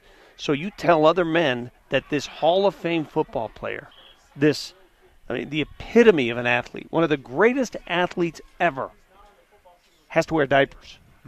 When you spin it like that, changes the tone, doesn't it? It absolutely changes the narrative, and it's funny that you mentioned this. As somebody that's been in the coaching world myself, I've neglected these types of checkups. Just full candor. Most men do. And when you're consistently working 80 to 120 hours a week in and out of the season of you don't football, have time. You don't have time, Yeah. and you don't think it's real. You don't think the threats are real, and so, Vic, even your words just now are music to the ears of Anne-Marie Sanford, who's texting me currently to tell me to go get checked up myself. It's what it does. It sends a message, and my situation obviously vastly different than Deion's. Mine was a different kind of cancer, prostate cancer. I didn't watch his press conference. You guys played it, correct? We did. And the one thing I always fear the words cancer cure, because, cure that's a tough term. When you have cancer, I'm of the opinion you always have it, and you always deal with it, and you learn from it, and you progress, right? It's just a battle that you've got now, and you go through with it, and you never assume it's gone. That's the one thing that comes to my mind when I think of that. I believe the fact that he's still coaching is such a huge plus for him mentally, because people said, well, is he going to step away? Let me tell you, stepping away is the worst thing he could do. The absolute worst. He's going to coach no matter what it takes. What are some of the provisions, guys? What did he mention? What's he going to have to do from here on out? We didn't get into that part of it. We cut off to be able to have this conversation, but it appears that the way it was verbalized, and I heard it, was that the cancer is no longer living inside of him. How do you as create a new bladder? No idea. I've never heard of this. Smarter than me. Some of the provisions is that he is, to this moment, learning literally how to go to the bathroom again. He said already I'm not saying in advanced stage, but as he's getting older, he's like, I already get up 3, 4, 5 times a night to pee. He goes, but the difference now is I get up and I don't know whether or not I'm going to be wet. The difference is that he's now working directly with Depends in terms of trying to create new products. He'll get a promo deal out of that. That men are more comfortable utilizing, men are more comfortable talking about and buying for themselves. That's the positive that comes out of all of this. I think the other thing that I heard in his voice, and certainly at the end of his presser, was he's now more motivated to get back to Colorado, to get back to seeing those teams and those players that he hasn't yet met or seen out on the football field. You did mention it. It's not so much of a distraction as it is a purpose. Well, it just adds an element to his life of mortality and humanity that changes your perspective on a lot of things. What becomes important, what's not important. And I can't tell you how, he's had other surgeries. Clearly, this man's gone through a hell of a lot, 14 right? surgeries He's in had, 2021. And other things. But when you get your toes cut off, when you do that stuff, and I hate to put it this way, that's superficial. When you hear the C word, it's a different deal. It just feels different. The gravity of that word, what it could lead to, what it can mean. That's where I think this one is different than his earlier surgeries. I remember I had to wear diapers for a month, and I remember I posted on YouTube. I went diaper shopping, and those are things. Did you ever get an endorsement out of the deal or no? No, but I wish I would have thought about that. I can easily, if you're listening, do a commercial. I mean, right after Moser does his Rocky Mountain Men's Clinic, I can go straight to the diaper one. But You just got to be able to get through a 7-iron in those things. But I can't tell you, though, that humility of having to go through that, what it does to free your mind. And I'm telling you, he's going to be a better person for it. It frees your mind. It liberates you more than you know. I'm not embarrassed by it. He shouldn't be embarrassed by it. What are you going to be embarrassed about? Yeah, clearly he isn't embarrassed by it because, I mean, that was as transparent of a press conferences that you'll probably ever have with regards to this type of an announcement. Sure. You had both the doctors, Coach Prime talking about likening himself to his new grandson and learning how to urinate. Yeah. And then also his confidant Lauren Askewald, who's been with him since Jackson State and has been Who is that? So that has been his sports medicine athletic trainer. Gotcha. That was with him at Jackson State, brought her on, and she has been, if you watch the Prime documentary when he had his major clotting scare and spent time in Longmont at the UC Health Clinic and had that massive surgery. She's attached to his hip. She is attached to his hip and has been an incredible support for him. Gotcha. And now she's a support for him in this battle with cancer. Gotcha. Yeah, I had a feeling it was something of this magnitude when I saw video of him at Big 12 Media Days and other videos that he posted where he lost all that weight. Because when you lose that kind of weight, it's usually something in the stomach area, something there. I don't know the effects of bladder cancer like some of the others over there, but it sounds like they got to it early enough. So good for him. Good for them, and I'm glad that the Buffs are not searching for a new head coach today because that could have been the most devastating news for him, too. It could have been incredibly devastating. It's funny, when I walked away from hearing that interview, I was expecting to go, okay, this is the beginning of the end. We now see the stop sign at the end of the road for Coach Prime here in Boulder, and I do believe that it does provide a greater and a grander purpose for him being the head coach of the CU Buffs, especially after listening to what you have to say there. I have a better feel for him staying longer now. Well, do me a favor, boys, because your wife Anne Marie's right. Get to the doctor, whoever your general practice practitioner is, and probably need to get one of those, don't I, Vic? Yeah, I mean, it's funny you say that. You wouldn't believe how many people I run into. I say, "Who's your doctor?" Don't know. Don't know the name of my doctor. Do you know the name of your doctor, Alex? It was Chris Verkler, but he has since gone out of practice in the last year. Okay, so right now you don't know. It's pretty common. I was the same way. Find a doctor, find your doctor, and get a physical. And if you just do that, that's half the battle. That's how I found it. I had a random physical that came out of nowhere, and I had no symptoms, nothing. So if every guy out there listening, and gals, but guys, again, are more prideful than the girls are, get a physical and just tell them to look under the hood at everything. The end.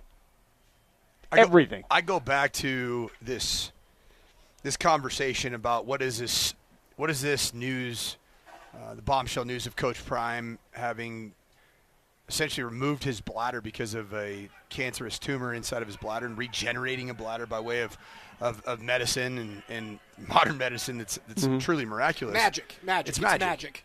I wonder a little bit more about thinking from the perspective of what are your priorities if you're a coach?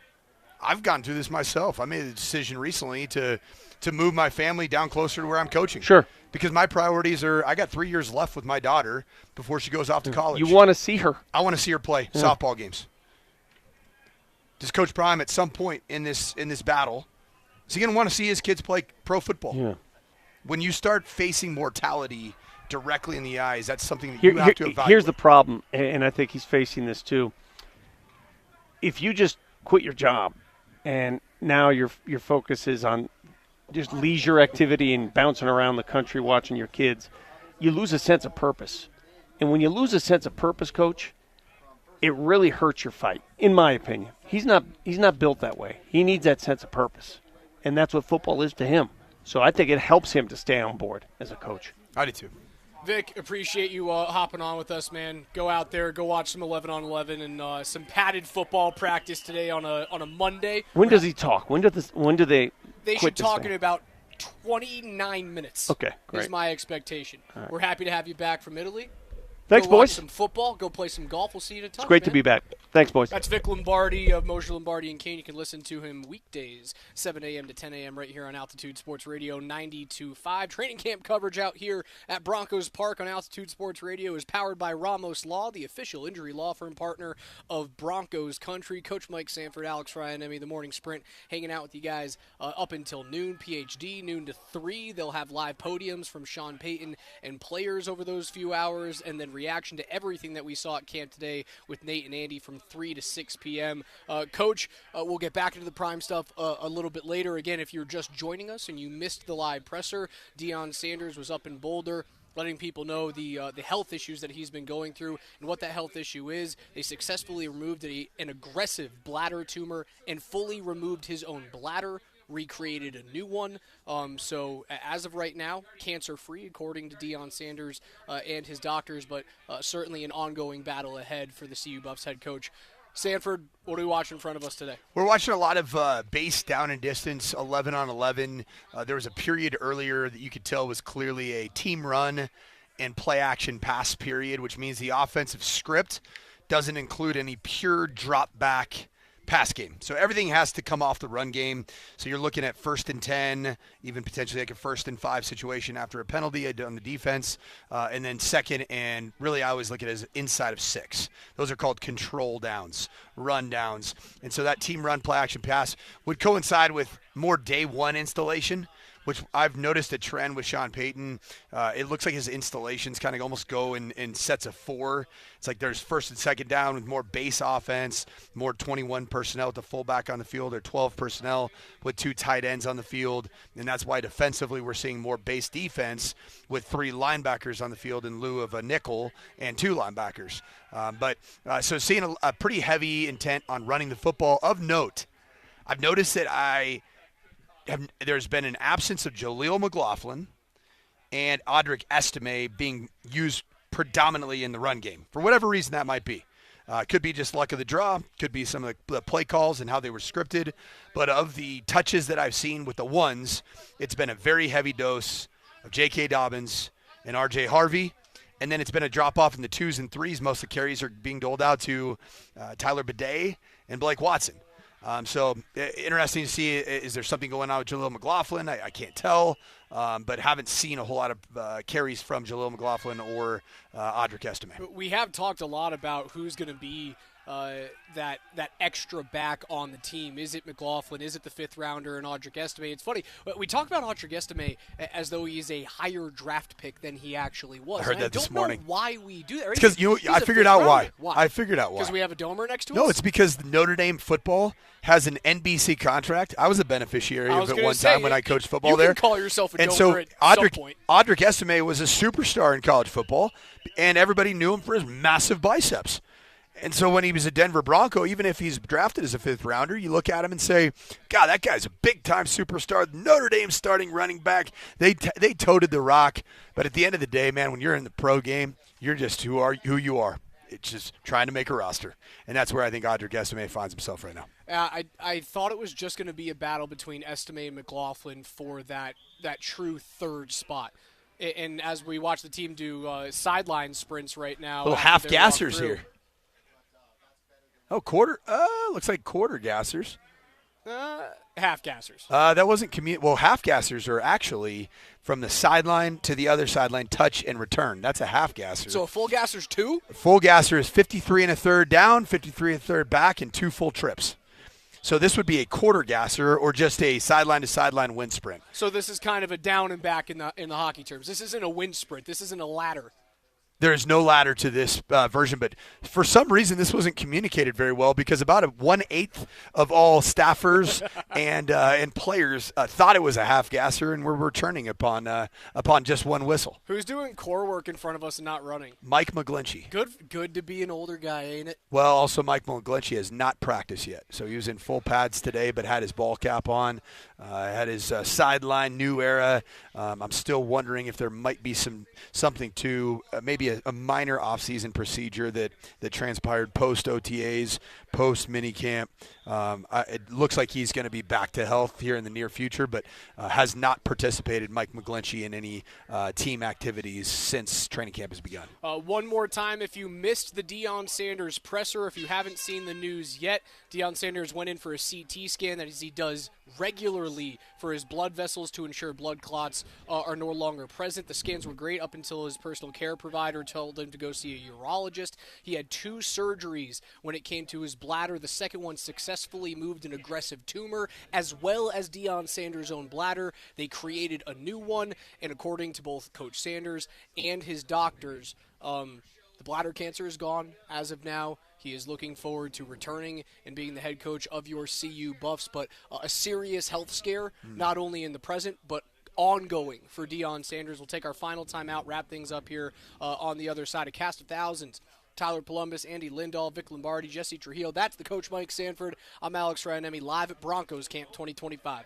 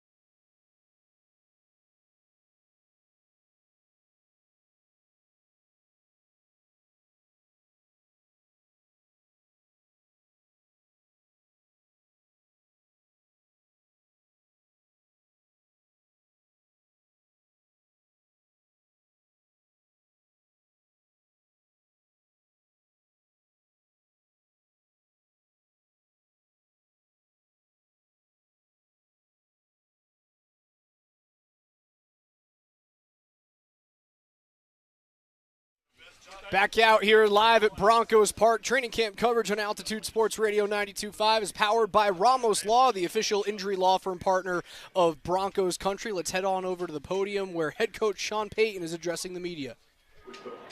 Nothing else. We good? With Greenlaw, you said he's one of those guys when you put the pads on, you can see a little bit. Then when You can hear it. with his film, how much does that physicality stand out in terms of what he brings to the I think it's one of his greatest strengths. You know, he plays the position in such a way where you can't help but notice it on film. His pad level, his strength, his lower body strength, I mean, it's impressive. So I'm glad we have him. The 49ers obviously want to win that this offseason. How happy are you guys? Listen, when you get in the competition, you know, those competitive juices are, you're trying to put your best foot forward, and both with he and Huff, you know. And so, look, that happens in free agency. Sometimes, you know, you get the player you're looking for. Sometimes it's harder to judge. But, yeah, we were excited, you know, on Wednesday when he was all in. Coach, when you had the vision when you signed up in agreement for that Joker role, has that played out on the field just how you hoped? Well, we're early. We're getting ready, you know, we're heading into the preseason. But there is a role, a vision we have for him. Certainly he can run. He's got really good receiving skill sets. He's got a good understanding of the passing game. And I think it's the progress has been good. With Singleton being like a tackling machine, how does he complement what Greenlaw does best? Good question. You know, Alex is in the Mike position, and you know, Dre is in more of that weak side, Mo or Will. A little bit more run and hit for Greenlaw. But I think, look, they both have they're both smart players, and to have Alex back healthy is big. And then with the experience of Dre, I mean, if we can stay healthy, they're pretty formidable. In terms of Dre's skill set, just what dimension does he add to the defense? He plays like Mike Tyson. You know, I mean, he's tough, he's physical, he's built that way. There's not a lot of leaky yardage. You know, some guys, he's a knockback tackler. You know, they stop where he hits them. There's an intensity to how he plays, and it's just he's one of those players that if you put the film on and didn't say anything, at some point early you would ask, who is this guy? John, what did you guys learn from Alex Palczewski getting a couple starts early last season and just his? I've had a few of those younger guys get some work. Look, he's played a lot of football. He's smart. He can go inside and play guard, play tackle. He can play the jumbo tight end. That versatility, his football awareness, and his football IQ, I think, along with his strength. You know, he's strong. We didn't feel like there was a step backwards when he was playing. And that's what you hope for with a young, you know, developmental offensive lineman. In a similar game, what did you learn from DeAndre Tillman when you had to put him out there late against Tampa Bay and he had those couple of sets? Yeah, it's just getting those live snaps. Look, he's got good decision making, keen diagnose. I think he's smart, and there's a growth period that every one of these guys has to the system and what we're doing, and some of it is exponential or faster than others. Some of it takes a little while, but he's picked things up. Well, it just changes the short term, and I'm saying 4 to 6, 7, 8 weeks, you know, and so we'll look at that position closely and understand the reps and how we have to approach it. On that, what have you seen? Got a couple days ago, he had a real good practice, so he's doing well. The Sanders curiosity question. From someone not in your shoes or living that life, when you win a off-season sort of micro battle for someone like Green against the 49ers, Is it just business as usual, or can there develop like an organic? No, there's a fist pump on the way home in my car. And then it's business. So it's, yeah, there's, and it's, part of it is the movement of the program. You know, you're seeing where this is a place where guys want to be, and it's just an affirmation, or like, hey, we're heading in the right direction. You know, part of that's the quarterback. You know, players are smart today. They want to go where they are. These things in place, and I think 2 years ago, I don't know that we win that battle. Does that make sense? Like, I don't know that we do, but we did last year. 2 years ago, what was the sales pitch like compared to the sales pitch in 2020?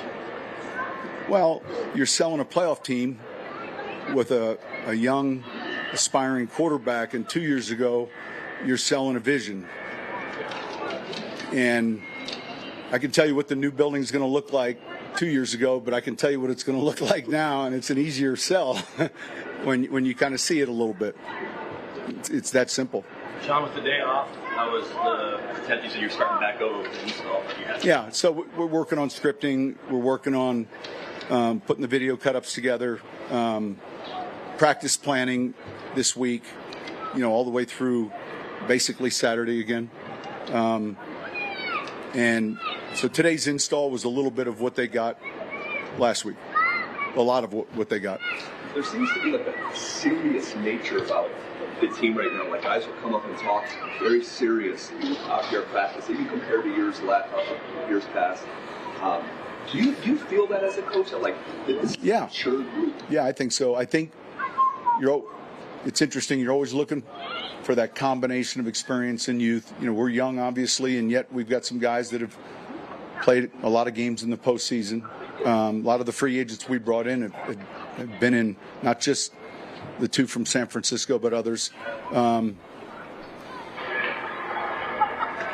It happens, and I don't know that you recognize it happening with the signing of one, but you continue to look for the certain player you're looking for, and then it begins to take shape. And so when people ask about culture a lot, I really think it starts with the ingredients, and it starts with the draft and who you're signing after the draft and who you're signing in free agency, because we can aspire to have great culture, but if we don't sign the right players, then it's going to be difficult or impossible.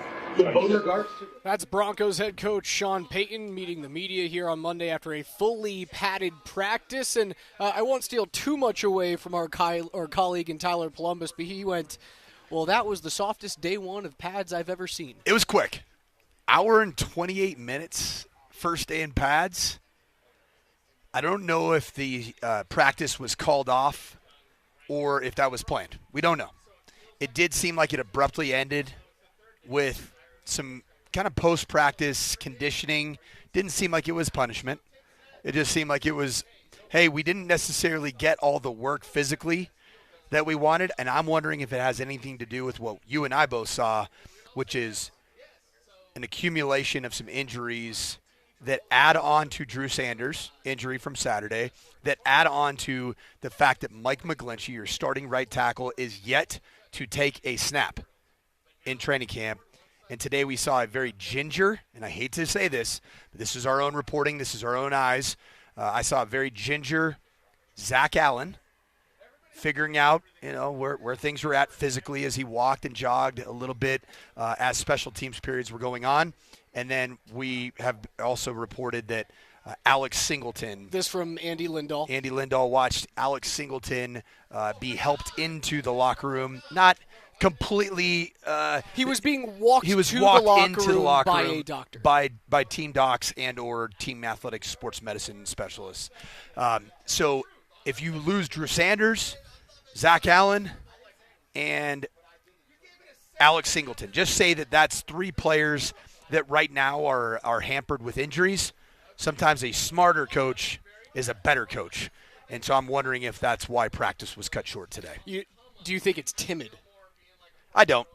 I think this team's this team is not going to be accused of being a soft football team. This team's strength is its quality of starters.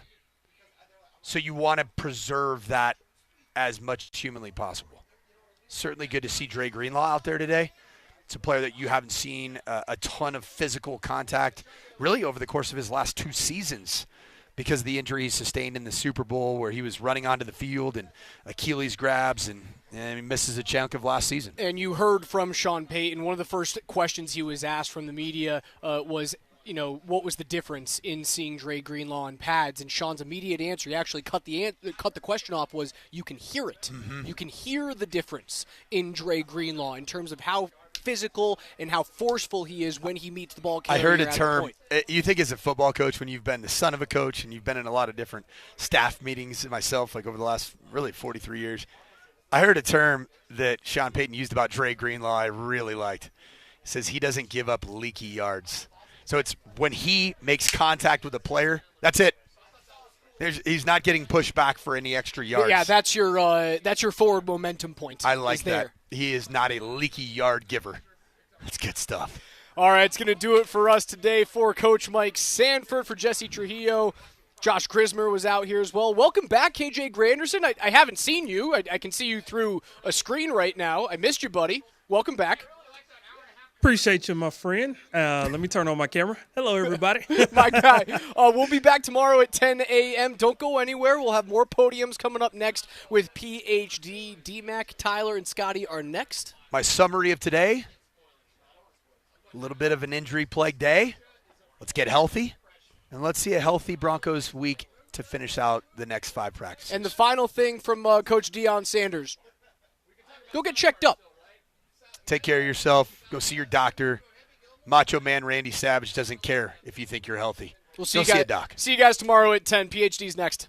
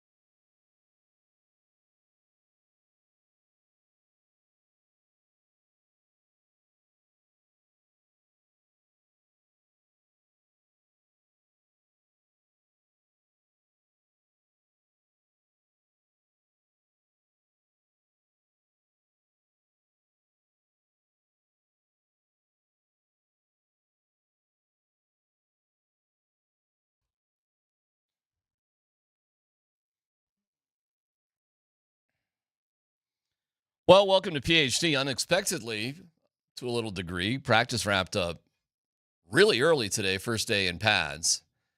Combination probably of a lot of things. Really, really warm day out there today. So brutally hot. No need to kill yourselves. I'll be curious what Tyler and Scott. We were ready to go from live out at camp, but things are done. Things have wrapped up, so better to get the guys back here in the studio. So that definitely was unexpected. In fact, just the once they get going, usually the practice goes a little bit longer than it had been going for the previous 4 days. But not today. That's not the case today. Cooler temperatures expected tomorrow, and perhaps they will extend themselves a little bit more. If not, if this is just the world of a shorter training camp, then so be it. We'll see how it goes. And we'll get updates from Tyler and Scott, who were there for the entire practice, about that. I was out there all day on Saturday, and so we got you covered top to bottom. However, that being said, it was that was an amazing emotional press conference from Deion Sanders, where he announced this. Yeah, so we proceeded with removal of the bladder tumor. It showed a very aggressive. Let's go backwards because you guys gave me options that scared me to death. Oh, well, once we knew. We'll get there. I'll get there. Okay, I'm sorry. We removed the tumor. It was very high grade, invading through the bladder wall, not into the muscle layer, something we call very high risk, non-muscle invasive bladder cancer. So we did discuss options. We discussed some options of treatment in the bladder, and we discussed bladder removal as well. Given his commitments to his family and to the team, elected to undergo a bladder removal. We performed a full robot-assisted laparoscopic bladder removal and creation of a new bladder. And I am pleased to report that the results from the surgery are that he is cured from the cancer. You can clap. It's okay.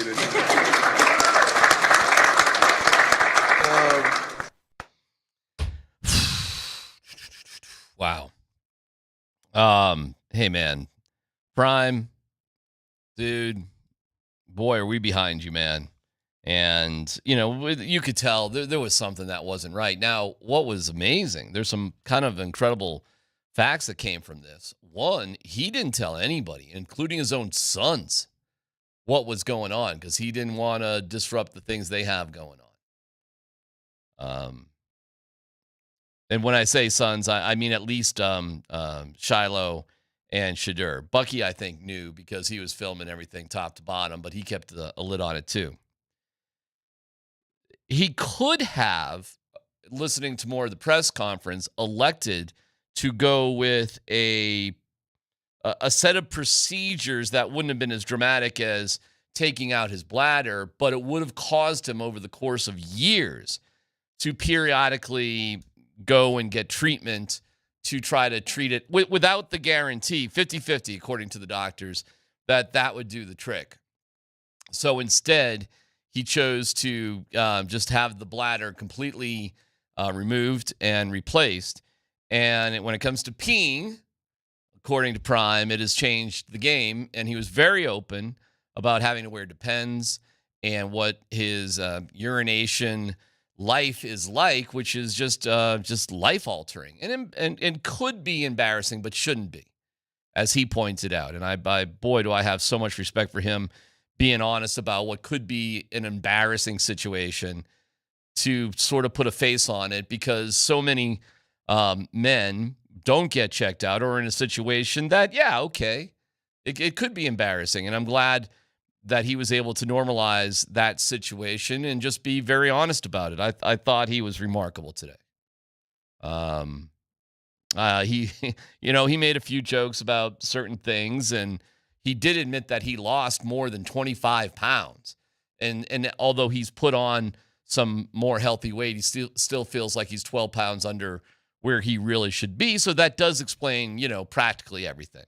That and there were some rumors about, that he would be stepping down as the head coach, and none of that is true. And to hear that the cancer is cured is just remarkable news. His team didn't know about this until a couple of days ago. So he did keep this under his hat. And that must have been difficult. And it must have been difficult for his, close friends and family. And it certainly explains in May when that video came out yesterday about him having to put a will together. It's a heavy thing for a guy, as I could tell you, in their 50s. You don't feel like you feel older. You feel like, you've been through a few things. But you, as a guy in his 50s, you sort of look forward to, the second or third or fourth part, whatever part of your life, that, your children are grown and you're doing different things in your life and, you're not put out to pasture yet. Every day I get on my bike and I do it every day, I feel like I'm a lucky guy. And I think there's a mental health reason for doing that. And Prime talked about, hey, he really loves taking his walks, and he wasn't able to really do that. And then when he did it, he had to carry around a couple of bags with him. This was a very frank and a very emotional press conference today. Very honest. And I appreciate that. I think he was very brave of Prime to do that. So kudos to Prime. I'm thrilled that he says the cancer is cured, that he has a lot of support from his doctors, the CU community, all of us here in Colorado have Prime's back. All of us have been impacted by cancer one way or the other. So props to Prime, man. So I salute Prime. And I'm so happy he's back. And it must have been brutally difficult to be away from his team and to try to carry this away from his kids who are trying to live throughout their own dreams. So it's out in the open now. Everybody knows about it now. It's all over the place. Everybody's talking about it. And it's a heck of a thing, man. So hats off. Props to Prime. DMac, in this presser, they talked about since 2021, he's had 14 surgeries. Yeah. Yeah, me and Prime are not. We're very close to the same age. And I can't believe health-wise the things that he's had to go through that I've been unbelievably lucky to not have whatsoever. I don't know why when I look at other people that are around my same age, how I got so lucky, but boy, am I lucky. Boy, am I lucky. But you know what?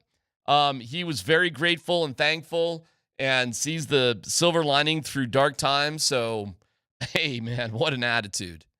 But 14 surgeries? And by the way, this detection of the tumor in his bladder, they weren't even looking for it necessarily. It was just part of a examination that has to do with his other health problems. He got kind of lucky, in all honesty, that he was already seeing the doctor on a regular basis for the other horrible, very difficult health things that he's been dealing with, and they found this unrelated to those issues. Are you kidding me?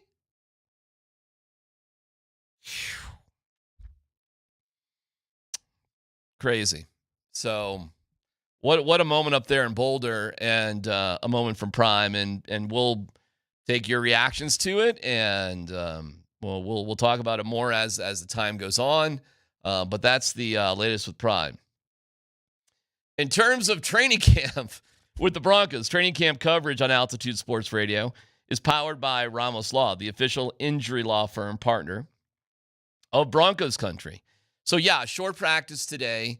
Mike McGlinchey on Saturday was out in a sleeve on his right leg, big like, one of those compression sleeves, big one up and down his leg.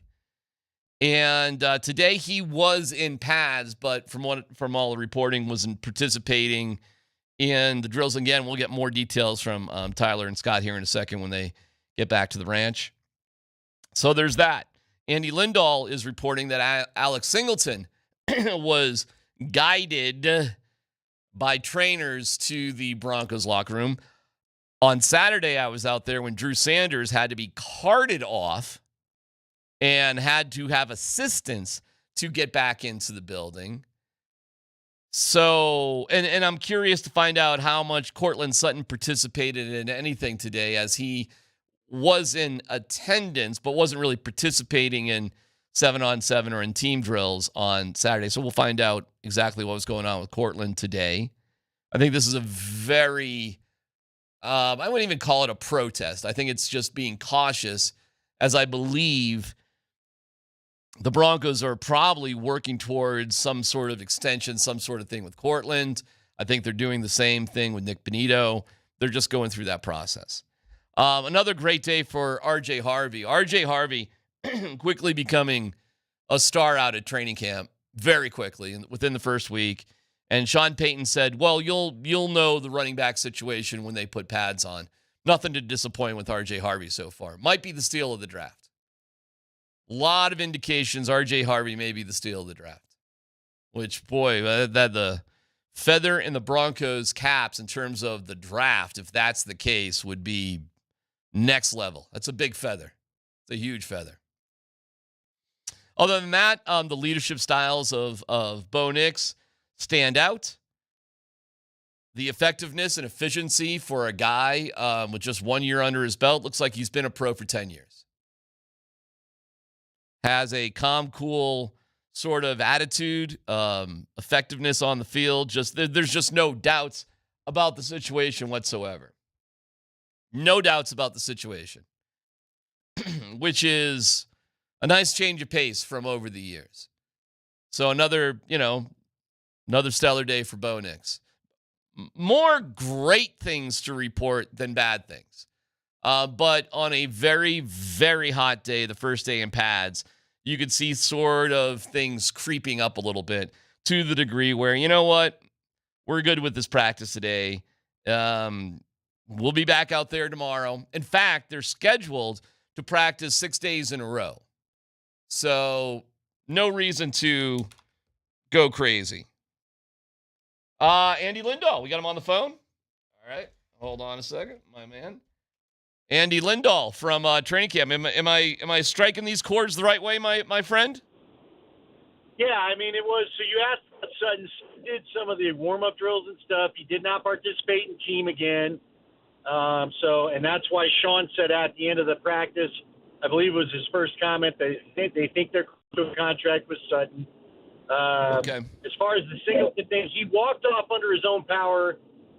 He walked with the trainer next to him, but they caught my eye, DMac. Because you wonder, is it a bathroom break? Is it whatever? Mm-hmm. Although he did not run to the direction of that single bathroom that they can use. It looked to me like the team doc kind of emerged from the sidelines, because he's dressed in a fancy suit and everything, and he headed to the locker room too. So I was kind of curious what that was about. No idea what the problem would be because, again, helmet off, walking under his own power. They weren't steadying him for any reason, so waiting to hear back about that. I guess Coach and Raj noticed that Zach Allen was limping around a little bit, not quite sure what was going on there. So as you kind of talked about with McGlinchey, not a lot of McGlinchey going on. It's funny because all we did was talk about how healthy they've been. And, look, none of this appears to be real catastrophic. And I think after you were out there Saturday, even what Sanders has been diagnosed with has been pretty good, right? I mean, 4 to 6 weeks, I think we'll take it if he, in fact, gets back that soon. Yeah. But a couple more dings than we're used to from Camp Sean Payton. Yeah, so why do you think the reason for – what do you think ultimately the reason was for calling things a little bit short today? I think it's a very hot day. You already noticed the heat. And I just think this is how Sean does it. And I don't know about you, DMac. It's one of the things that surprised me about him, because we know he's an old-school guy. He kind of got old-school grumpy at the podium the other day. Yeah. Got a little bit old-school grumpy again because he doesn't want to be pressed further on Courtland Sutton, which I do think he gave the answer he had to give, so I get that. But I thought we'd get more hitting, more Dan Campbell. Like when we watched Hard Knocks Detroit Lions, I thought Sean Payton, seeing as how Campbell's off his tree, would run a camp like that. I just think he's very cautious. And so, he's taken the ramp up. I don't know that the injuries, because, again, nothing appeared to be catastrophic, but, my guess is this is what they planned because he just likes to ease guys back into the bad. All right, Andy, great job as always. You can rest up a little bit more, and we'll see you right around 3 o'clock with Nate Kreckman, my man. All right, boy. Take care. All right, thank you, Andy Lindahl. And, yeah, Tyler and Scott back from training camp as we are on the radio and doing little internet shows. Coach, it was reported that quarterback Polumbus was hanging out with your quarterback. It wasn't reported. I stated it 3 days ago. Gosh, your own little internet shows are driving me crazy. Listen, Bo Nix. Appreciate that. As somebody who's done a lot of little internet shows, I feel your frustration. It's PhD on 92.5.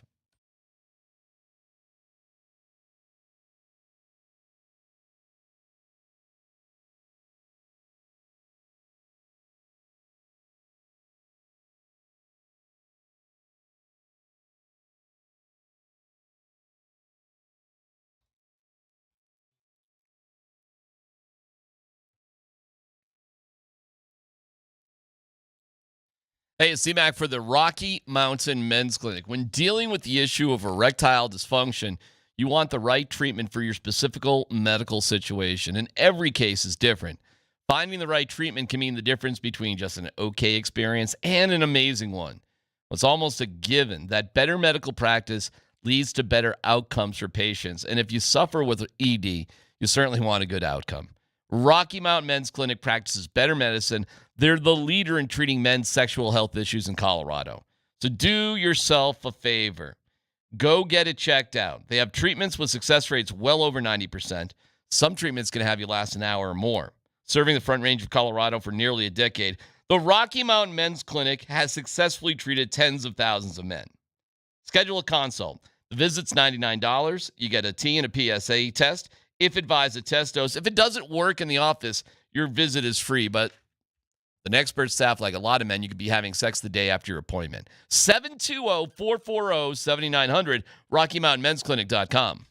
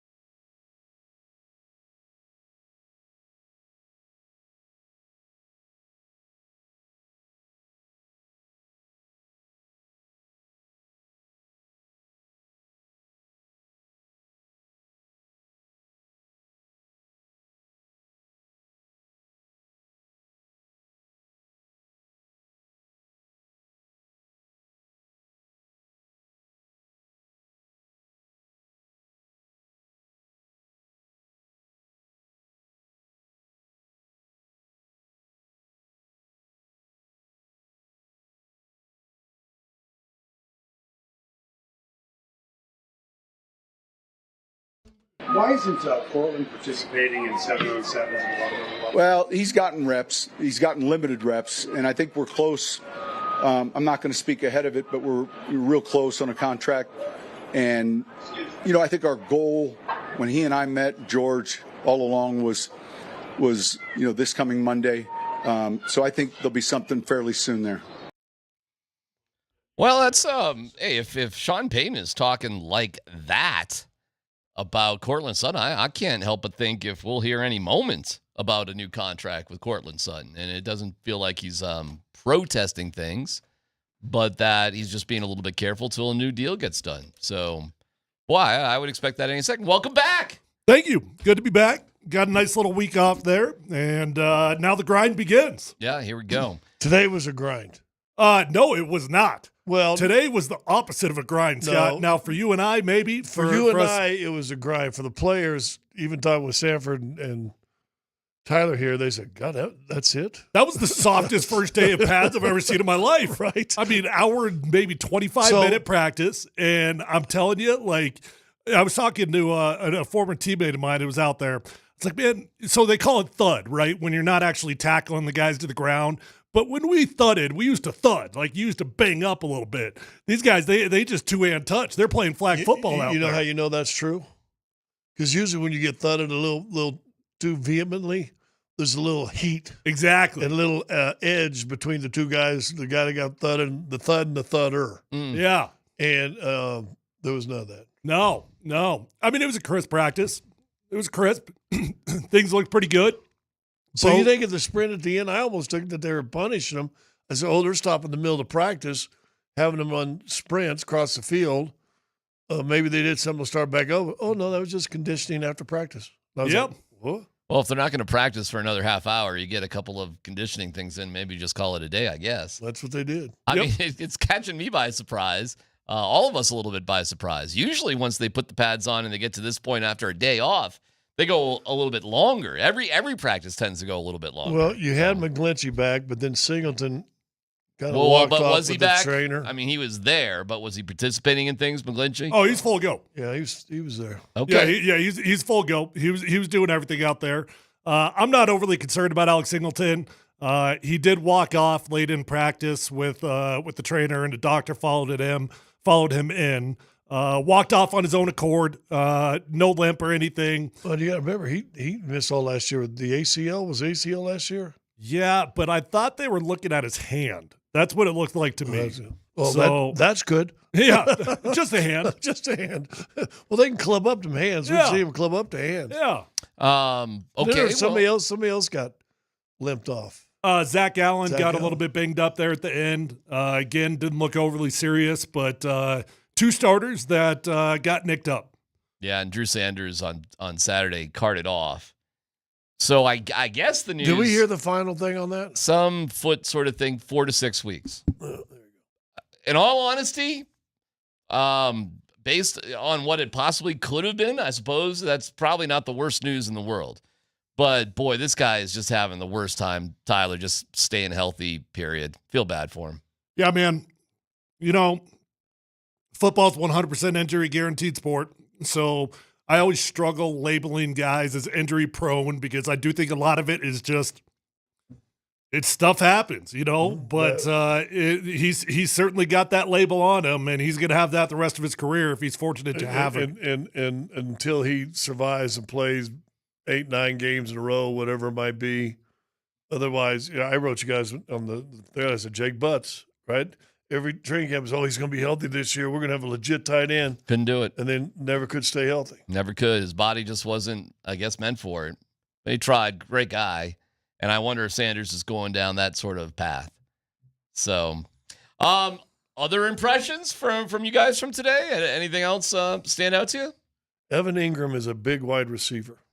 Okay. Does that mean he can't block, or he's just a big guy? Well, I don't know if we saw a lot of sets where the tackles are actually asked to block, but Scott, can I be honest? He's not even that big of a wide receiver. I mean, he's not as big as Courtland Sutton. No, Courtland's bigger. I think Ingram, because I watched him stood by. They put Courtland outside, Ingram in the slot, and he's about 2 or 3 inches shorter. Yeah. Than Courtland. He's thick though. I mean, he's thick for 6, but I bet he's 6'2". Well, I turned to Andy at one point and I said, "Gosh, I cannot believe how small that guy is." Yeah. I mean, for tight end, he is small.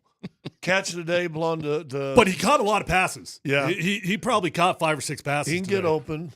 84 is going to be a fun project. Come the big 6'8" tight end guy. Oh, Loader? Be a nice, fun practice squad, train him up kind of guy. Okay. 'Cause he's a monster.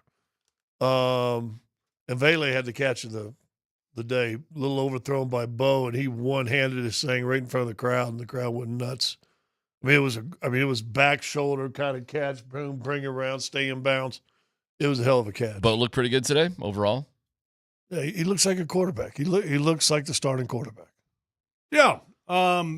They were very intentional about the situations and how they were passing the ball, in 7-on-7. They started out with a lot of quick outs, get rid of the ball quick. And then all of a sudden it was like 5 or 6 straight go balls, know? Well, Peyton's right behind him going, go. Yeah. He started telling them so. I heard him saying that. I was like, hey, you're telling the defense exactly what's going on here. You know who throws a pretty ball and he's going to be on your practice squad? I'm assuming probably. Ellinger actually throws a pretty ball. All right. I was absolutely surprised. I went, okay, not bad. And Stidham is Stidham. Steady. We ought to call him Steady. Steady Stidham. I mean, he takes over 7-7. He's no longer Stinkum? No, well, I'll give you an example. Stidham? The first 7-on-7, when they first started doing it, Bo gets it. He's looking left, pulls out to the right a little bit, dumps it off. Boom. Stidham. First time he gets it. Catch, boom, boom, just throw dump. I mean, he doesn't look any of the field off, doesn't do anything. He wasn't even thinking about taking a chance. He's either steady Stinkum or scared Stinkum, one of the two. Well, hopefully he just will be a good buddy to Bo Nix and somebody. That's all you need. That's all you need. Somebody to go out to dinner with and chat with and just be like, hey, Bo, you're doing great. There is nothing special Stidham. Well, yeah, just a good, reliable backup quarterback. There ain't nothing wrong with that. No problems there. How was Sean Payton today? Just was he coaching loud? Was he moving around? How was his overall vibe on Sean Payton? I've always felt this, and a lot of people have fought me on it, but for as grumpy as Sean can be with the media and everything, he's a pretty relatable head coach, man. And especially for a Bill Parcells guy, just simply like the practice styles, like he's very, very intentional. He's terrified of injuries. And they've done that over the last year. The Broncos have done a great job of staying healthy. The style of practice today for the first day of pads, it was very intentional. They were going to get in, they were going to get out, and they were going to try to make sure that nobody got hurt. Yeah, I will say that you're right. I thought he was more coaching than yelling. And that first year he got here with Russ, now he had it being his bonnet from day one. I thought he was a lot louder of a guy. Today he's coaching. He'd get a groups come off. He's working with the young receivers. He's working with, the young running backs on outs and Boom Dobbins he was talking to. So I saw him do a lot more coaching than what he had to do, for example, his first year. So there has been a progression. It goes back to what we've said, the three of us, that he's got his team that he's kind of handpicked. These are his guys now. So it feels like he's and I saw it last year a lot more, too, than that first year. First year, it was about screaming and yelling and establishing hard ass. Mm-hmm. Last year, I thought he coached just 2 practices, Friday and today. He's coaching. He's coaching now, which is fun to see. And I agree with Tyler. He seems relatable with the guys. And I think he's lost weight. He might have. I think he's trimmed down a little bit from last year. Yeah, he looks all right. I like his snarkiness, frankly. I mean, and I've asked plenty of stupid questions over my time.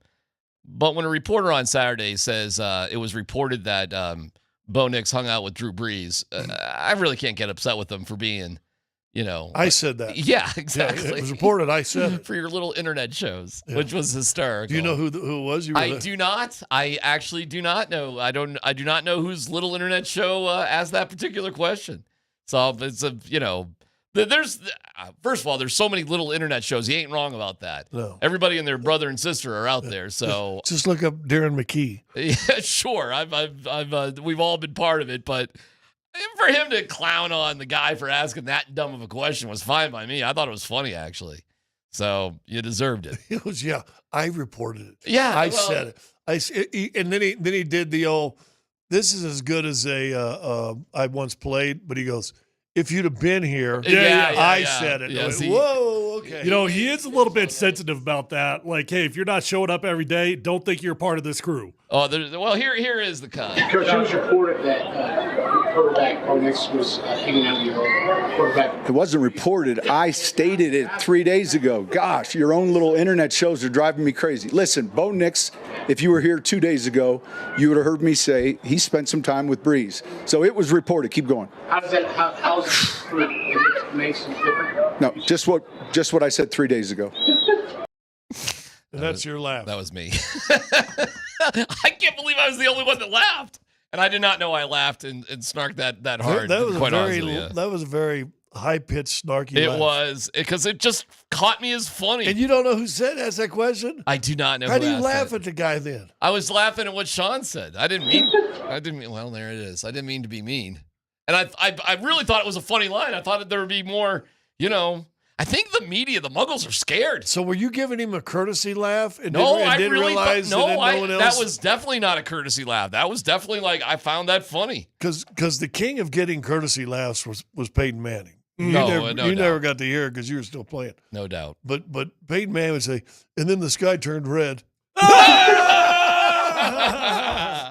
And it was like I used to sit back in the very back and watch us and watch all the guys laughing. Now it would tickle me because I'm like, it wasn't that funny, folks. But I would laugh at the laughers. Sean just tickled my funny bone with the if you were here a couple days ago. All right, I said what I said. If you were here 2 days ago, I don't know. I guess I was the only one that thought that was funny, but it was too loud.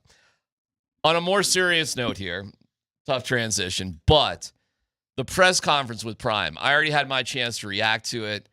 To recap, he had a tumor in his bladder. He had it replaced. They say that the cancer he's over it now, but of course you have to on-go things, and he's dealing with a different life. I'm curious what your thoughts are about what Prime had to say. Well, Scott and I obviously didn't get to hear the presser because we were out of practice, but I did see a bunch of quotes and I've heard about it. The only thing I haven't actually heard is the tenor, like the voice, how it sounded, all those sorts of things. Somebody asked me over the last couple of days, what's Deion dealing with? I said, well, I don't know, but I'm assuming it's cancer. That was my assumption. And unfortunately, I was right on that. And, but it sounds like good news that they feel like they've got it. Mm-hmm. I've been around cancer way too intimately. And I know how this thing goes. So even when it goes away, it never really goes away. And you're always worried about it coming back. But it certainly explains the very extended absence that he had from the team. Yeah. And the weight loss and, everything. And I knew he wasn't stepping away. Somebody had told me that a while ago. So I was never worried about that. And then what's his sidekick, Neely or whatever, you know what I'm talking about? Yeah. He actually had a podcast a couple days ago, and he put that to rest as well. Yeah. So I wasn't worried about him stepping up there and being like, hey, I'm retiring. But, when you've got stuff like this, the reality is you cross your fingers, you hope and pray that it never comes back. Mm-hmm. But the Buffs are going to have contingency plans here in case he's got to deal with anything. Yeah, and it appears that he chose the procedure he chose in order to, even though there are some other sacrifices about it, he will be able to participate. If he were to do the other procedure, as he was talking about, it would have been a series of doctor visits over the period of maybe 3 years, going in, and he thought that would be too disruptive. So he chose to have a bladder removal and to have it replaced and go in that direction. Could not have been an easy decision, though. And I think everything was probably in the spring, hey, am I going to live last spring when this was all going down? Yeah, we put out that clip that was floating around. I sent it on the group text yesterday where, it was early on in the process when he had just found out, and he was very heavy. He was very serious. And he said, I had to do something yesterday that because I'm not sure if I'm going to be here. And I had to make a will. Yeah. And you could see the seriousness of it. And, when you first find out how terrifying it is. Well, again, listen, he's not the first guy. he's notoriety. Maybe he can bring some light to it and awareness and raise money and all the stuff that can happen in a positive vein from this. But it just shows you, no matter if you've got three zeros in your bank account or 17 zeros in your bank account, cancer don't care.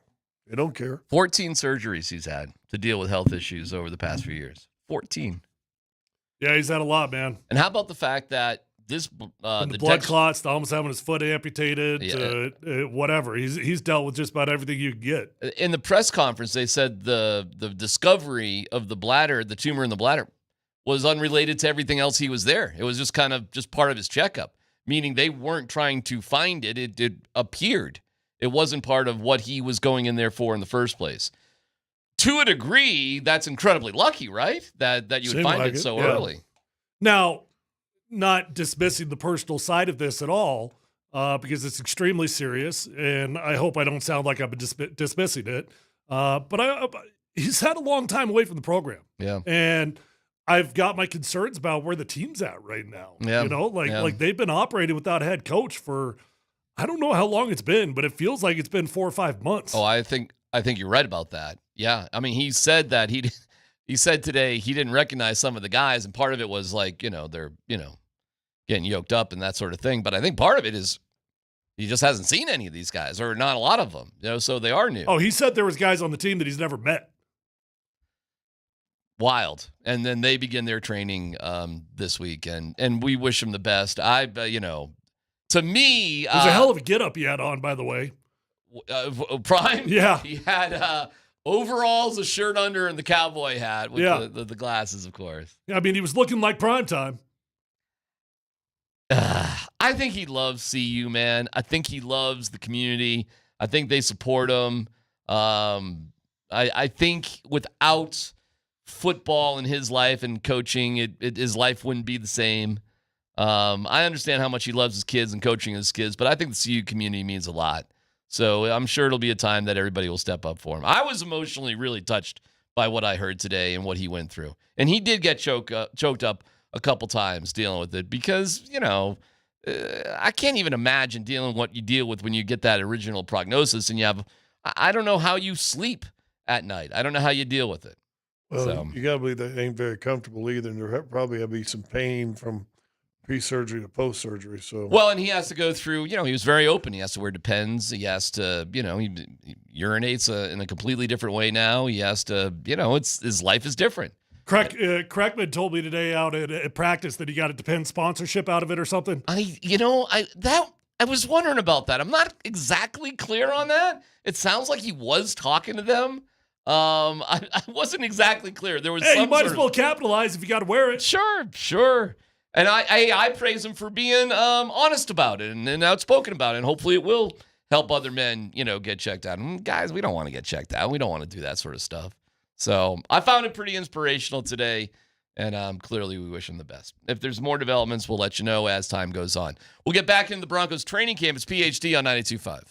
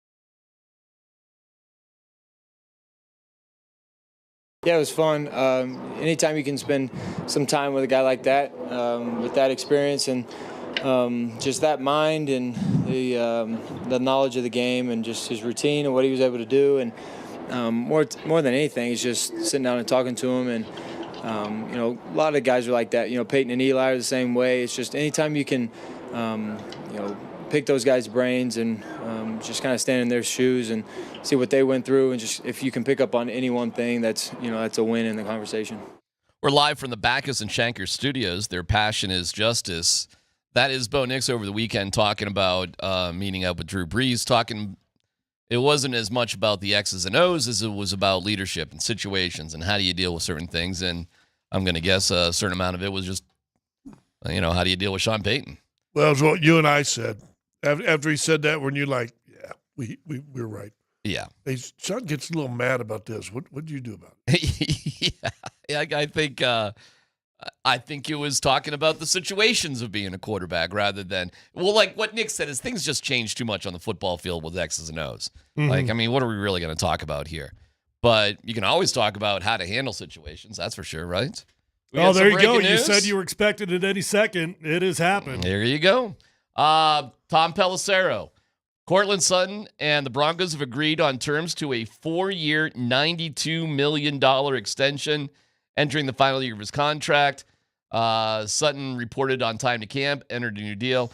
Well, right on. Congratulations. Wow, that is I'm sorry, 4-year. 4-year, $92 million. It's still 21. So, essentially 21 a year. Okay, so that's about exactly what I actually, in hindsight, I thought I was breaking that down as a 3-year, $30 million deal. But I had predicted anywhere between $21 and $23 million per year. 22 and a half with that probably averages. Yep, that comes in, and I think that's going to make him. I'll have to recheck this, but I believe that's going to put him maybe number 15, number 16 in highest paid wide receivers in the NFL. This is why. I always thought of the guys that were looking for a new contract that Courtland Sutton was going to be the first one to go down because it was the easiest one to go down because he's not trying to be the highest paid player in the NFL. Hey, I'm a top 15 player. Pay me like a top 15 player. It's not that big of a deal for either side. It came to terms earlier than maybe some thought it would have. Well, when the coach is so open about talking about it at a press conference, you know that it's about to happen. It's at hand. And also if he's at practice, he's doing things, but he's not participating in 7-on-7 or team drill, and he's not protesting, right? He's just being a little careful till it gets inked.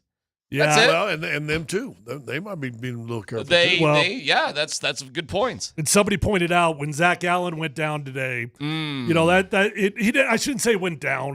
That's not the right way to describe it. When he got nicked up. Mm-hmm. When Zach Allen got nicked up, you just got to think, hey, that's a guy that wants to get paid right now. Mm-hmm. Anytime you stub your toe, if you're Zach Allen, hey, I'm probably pulling myself out because I'm not risking myself getting hurt right as I'm in the middle of trying to get a new deal. All right, so what do we think about this overall? Reaction to this deal, this news. Got their second receiving tight end. I think it's great. I think it's a great deal for both sides. Courtland Sutton's going to be happy with the amount of money he's making. It's a no-brainer for the Broncos. Look, we could debate the semantics of how good Courtland Sutton is until the sun goes down, and we could debate is how many teams would he be a number one on. It doesn't matter. He's number one on this team. He's the number one wide receiver on the Denver Broncos, and he's Bo Nix's whoopee. I'm glad it went down, and I'm glad that it didn't come to any contention. Fair deal for who he is? Yeah, I think it's perfect. He's your number one guy then for the next 4 years? Is that a way to look at it? Or well, we'll have to see how much it's guaranteed. It's probably close to a 2.5 year guarantee would be my guess. So probably think about it as a 2-year deal. Like $50 million guaranteed, maybe. Yeah, that sounds about right. Yeah. Maybe a $20 million signing bonus. Well, we'll see. We'll get the 15. details here shortly as they trickle out. Oh, it's probably more than that, I would say. $92 million? I don't know. I bet a good chunk of that's guaranteed. Really? Well, what did TJ Watt get? So If it comes out to what, about 22.5 per year, give or take, somewhere in that ballpark, let's call it 22.5. That would make him the 19th highest paid wide receiver in the NFL. It's not that big of a deal. Like yeah, that's a boatload of money. But think about this in terms of any time, like especially a number one, your number one left tackle, your number one edge rusher. Anytime the number one edge rusher on your team comes to free agency, what happens? Generally speaking, he becomes the highest paid player in the NFL, or at least like a top 5 paid player in the NFL. You know what that contract is right there? That if he stays healthy and in shape and is very active in the offense, then he'll see the 4 years. Yeah. You know what I'm saying? Right. Because he doesn't price himself out on the back end. He's not priced out on the back end. Yeah. Because in 4 years, $22.5 million might be your second wide receiver is getting paid like that all the place. Everywhere. And in 4 years at $22 million, he'll probably be the 26th or 27th highest paid player. Maybe, yeah.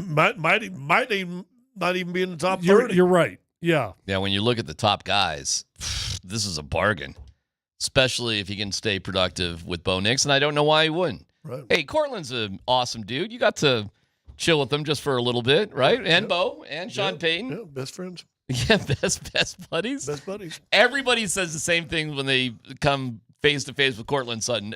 Everybody's stunned, like, how physically imposing this guy actually is. Well, again, he lined up beside your new tight end, and he towers over him, right? I mean, he's at least 3 inches taller. He's a big dude, man. Looks like it. Now, well, and he's thick too. He is really thick. But the tight end looks a little thicker. No, you don't. Just a little. Courtland looks thicker to me. Oh, not me. Evan Ingram looks small. Like, and maybe I'm just having a hard time in context of the position that he plays. But I feel like Courtland Sutton looks thicker, bigger, taller, all of it. For the position he plays, he's tiny. Yeah. He looks tiny. Yes. Put him up against Kroll or any of them other cats, he looks tiny. But he gets open, and he caught 5 or 6 passes today. He's there to be a mismatch against linebackers and, I don't know, DNs maybe. I don't know, whoever gets on I will an say island. this, he's got a little quickness to him, too. Yeah. He especially for an older dude. He gets open. He gets open. Oh, and you know what he was doing after practice? He was sticking around. Everybody clears the field. He hung out with some younger defensive player. I don't know who it was. But he was working with a young defensive player for a solid 10, 15 minutes after practice, just helping the dude out. And Friday, that was my report on him on Ingram Friday. He's doing it with Kroll.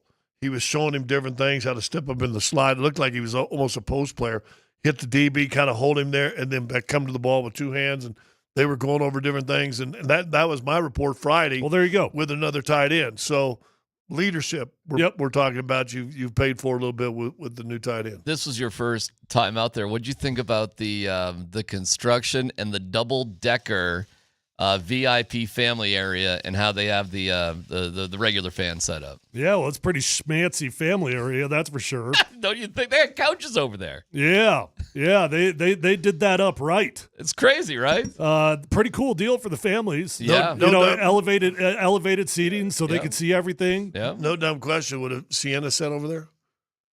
Sierra. She would have had her own. She'd be triple decker. She would have had the penthouse. She might have been on that crane. Yeah. I don't know how she would have been, but yeah, she would have had her own. I do not love setup. the parking situation. I'll tell you that much. That sucks. Parking situation's tricky. Yep. Did you bike there Saturday? I did. Yes, they do have the. Everybody can use the bike rack if they want to. But it does appear to be the DMac Memorial Bike Rack at this point. There was nobody else that had their bike there. Where's it at? But right by the entrance where the fans go in. And by the way, in the past, it used to be kind of like, it's sold out. Nod, wink, wink. You probably can get in. I don't think that's the case now. They got scanners now. Oh yeah, it's limited. It's really limited. So right by that, but it's pretty fancy once you get in there. I thought it was great. A lot of amenities for them. Yeah, I after practice was over Saturday, I kind of walked around and saw everything they have there. I was like, wow, this is pretty awesome. So if you do that looked freaking hot on those bleachers. If you get a little hot. Oh, my gosh. Oh, I totally agree.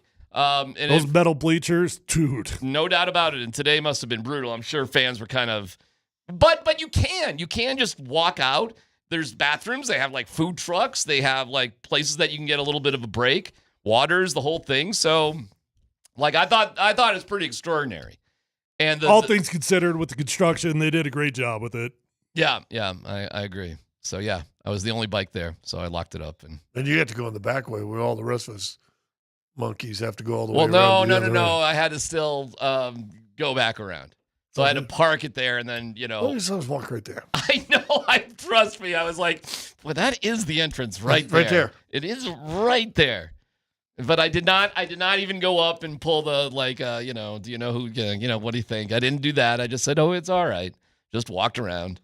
But then I didn't realize that. So at the end of the day, I didn't realize you could walk back out to where the fans were. I did not realize that.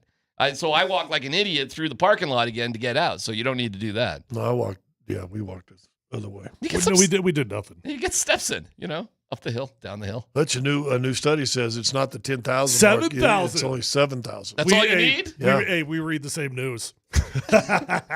Meanwhile. So we got our, I guarantee you where we parked today, we got our 7,000 steps in. Actually, I'll tell you exactly. I took a walk with my dog already this morning. I'm only at 6,200. Oh, there you go. You got some work to do. On the health conscious thing, we have an update that's pretty interesting. And Tyler, you're giving them a run for your money. Well, we'll give you details on that. Plus, we'll look at the running back situation for the Broncos next.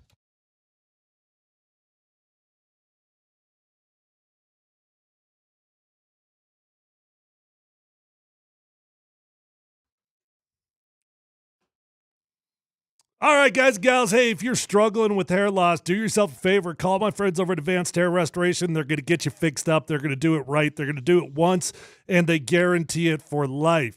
When you go to Advanced Hair Restoration, you're going to be in a calm, relaxed environment, and you're going to have the best of the best working on you. You will love Dr. Tanya Pauls. You will love the entire staff at Advanced Hair Restoration because they're fantastic at what they do. Nobody can offer anything like the advanced FUE found at Advanced Hair. They've already changed tens of thousands of lives, and you deserve to be the next one. So call 720-459-HAIR. Guys, they're going to give you a lifetime guarantee, and your own natural hair, it's going to start regrowing the very next day. So don't waste time. Pick up the phone. Call Advanced Hair Restoration at 720-459-HAIR. You're going to get 250 free hair grafts and $250 off, but that is a limited time offer. Or check out those before and after photos at advancedhair.com.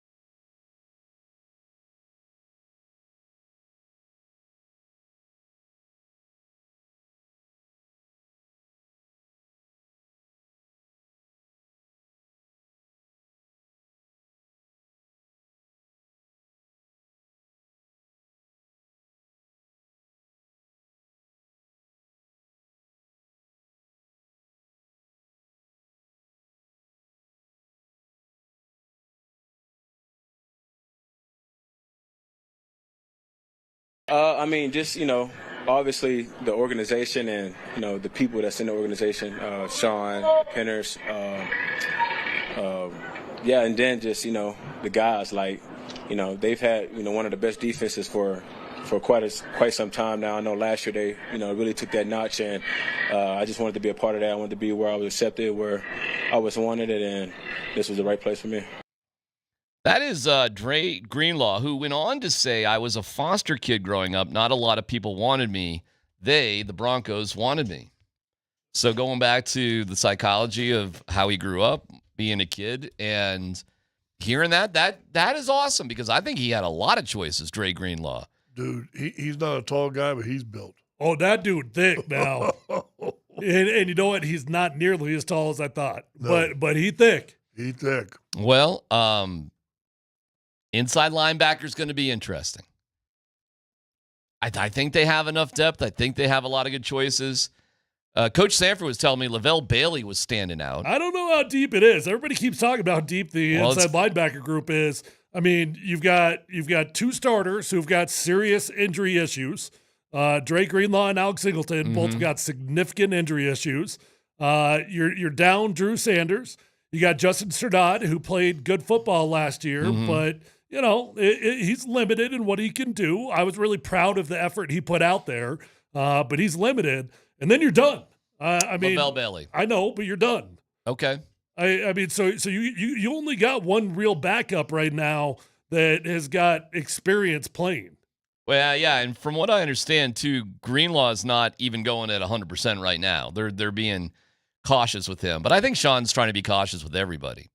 If you missed the news that just broke just a few minutes ago, Courtland Sutton signs a 4-year, $92 million extension. Good for Courtland Sutton. Sean Payton sort of hinted that would be happening. We're like, oh, well, that could happen at any moment. And it did. So way to go, Court. Yeah, good deal for both sides. You lock up your number one wide receiver as the 18th highest paid wide receiver in the NFL. It's a very economically friendly deal for the Broncos in terms of getting a number one wide receiver done with the 18th highest paid salary. And for Courtland Sutton, he's going to be happy as a clam, man. I mean, he's making $23 million per year now. And as Scott pointed out, it's a great point because, I mean, as of today, the 18th highest paid, by the time he gets to year 3 and year 4, he might be the 30th highest paid wide receiver in the NFL, which means he doesn't actually price himself out of playing through the full contract. Isn't that funny? And I don't know if you gain this from experience or being older, and we're in a different field now, obviously, than what we once did, and so on and so forth. But you look back now, and I so many guys, they say, oh, look at this great contract, and then they play 2 years of it, and then all of a sudden they're on the scrap pile, and then they're either trying to beg, and now they got paid for a couple of years, but all of a sudden you go from Russell Westbrook making $50 million a year to playing for 4. Oh, yeah. I mean, I think this is it for Courtland Sutton. I mean, get it while you can. But what a career, though. But I mean, it's still unbelievable. not so high that if he is still active and can play, and and you hope, let me ask this, do you not hope in 3 years he's your second option? That'd be great. That'd be great. And he hasn't priced himself out at $22 million. Yep. He's not priced out. Hey, this deal, and if Courtland can play through it, he'll go down as one of the greatest Broncos receivers of all time, man. So it's awesome. Like, you wouldn't know it from Garrett Bowles, but Garrett Bowles may be the longest tenured left tackle in Broncos history at the end of the day. We'll see how that goes. Once you get these extensions going, you sort of cement yourself in the legacy of teams, and now Sutton will be one of those guys. Okay, so just got a few more details on the contract. It's a 2-year deal. Mike Kliss just reported that Courtland Sutton gets $41 million in guarantees. That includes this year's $14 million, so it's an extra $27 million guarantee in 4 years. Wow. So 2 years, and the Broncos could be out by year 3 if they want to be. Still, what a day for Courtland Sutton, man. You lock up guaranteed $41 million today.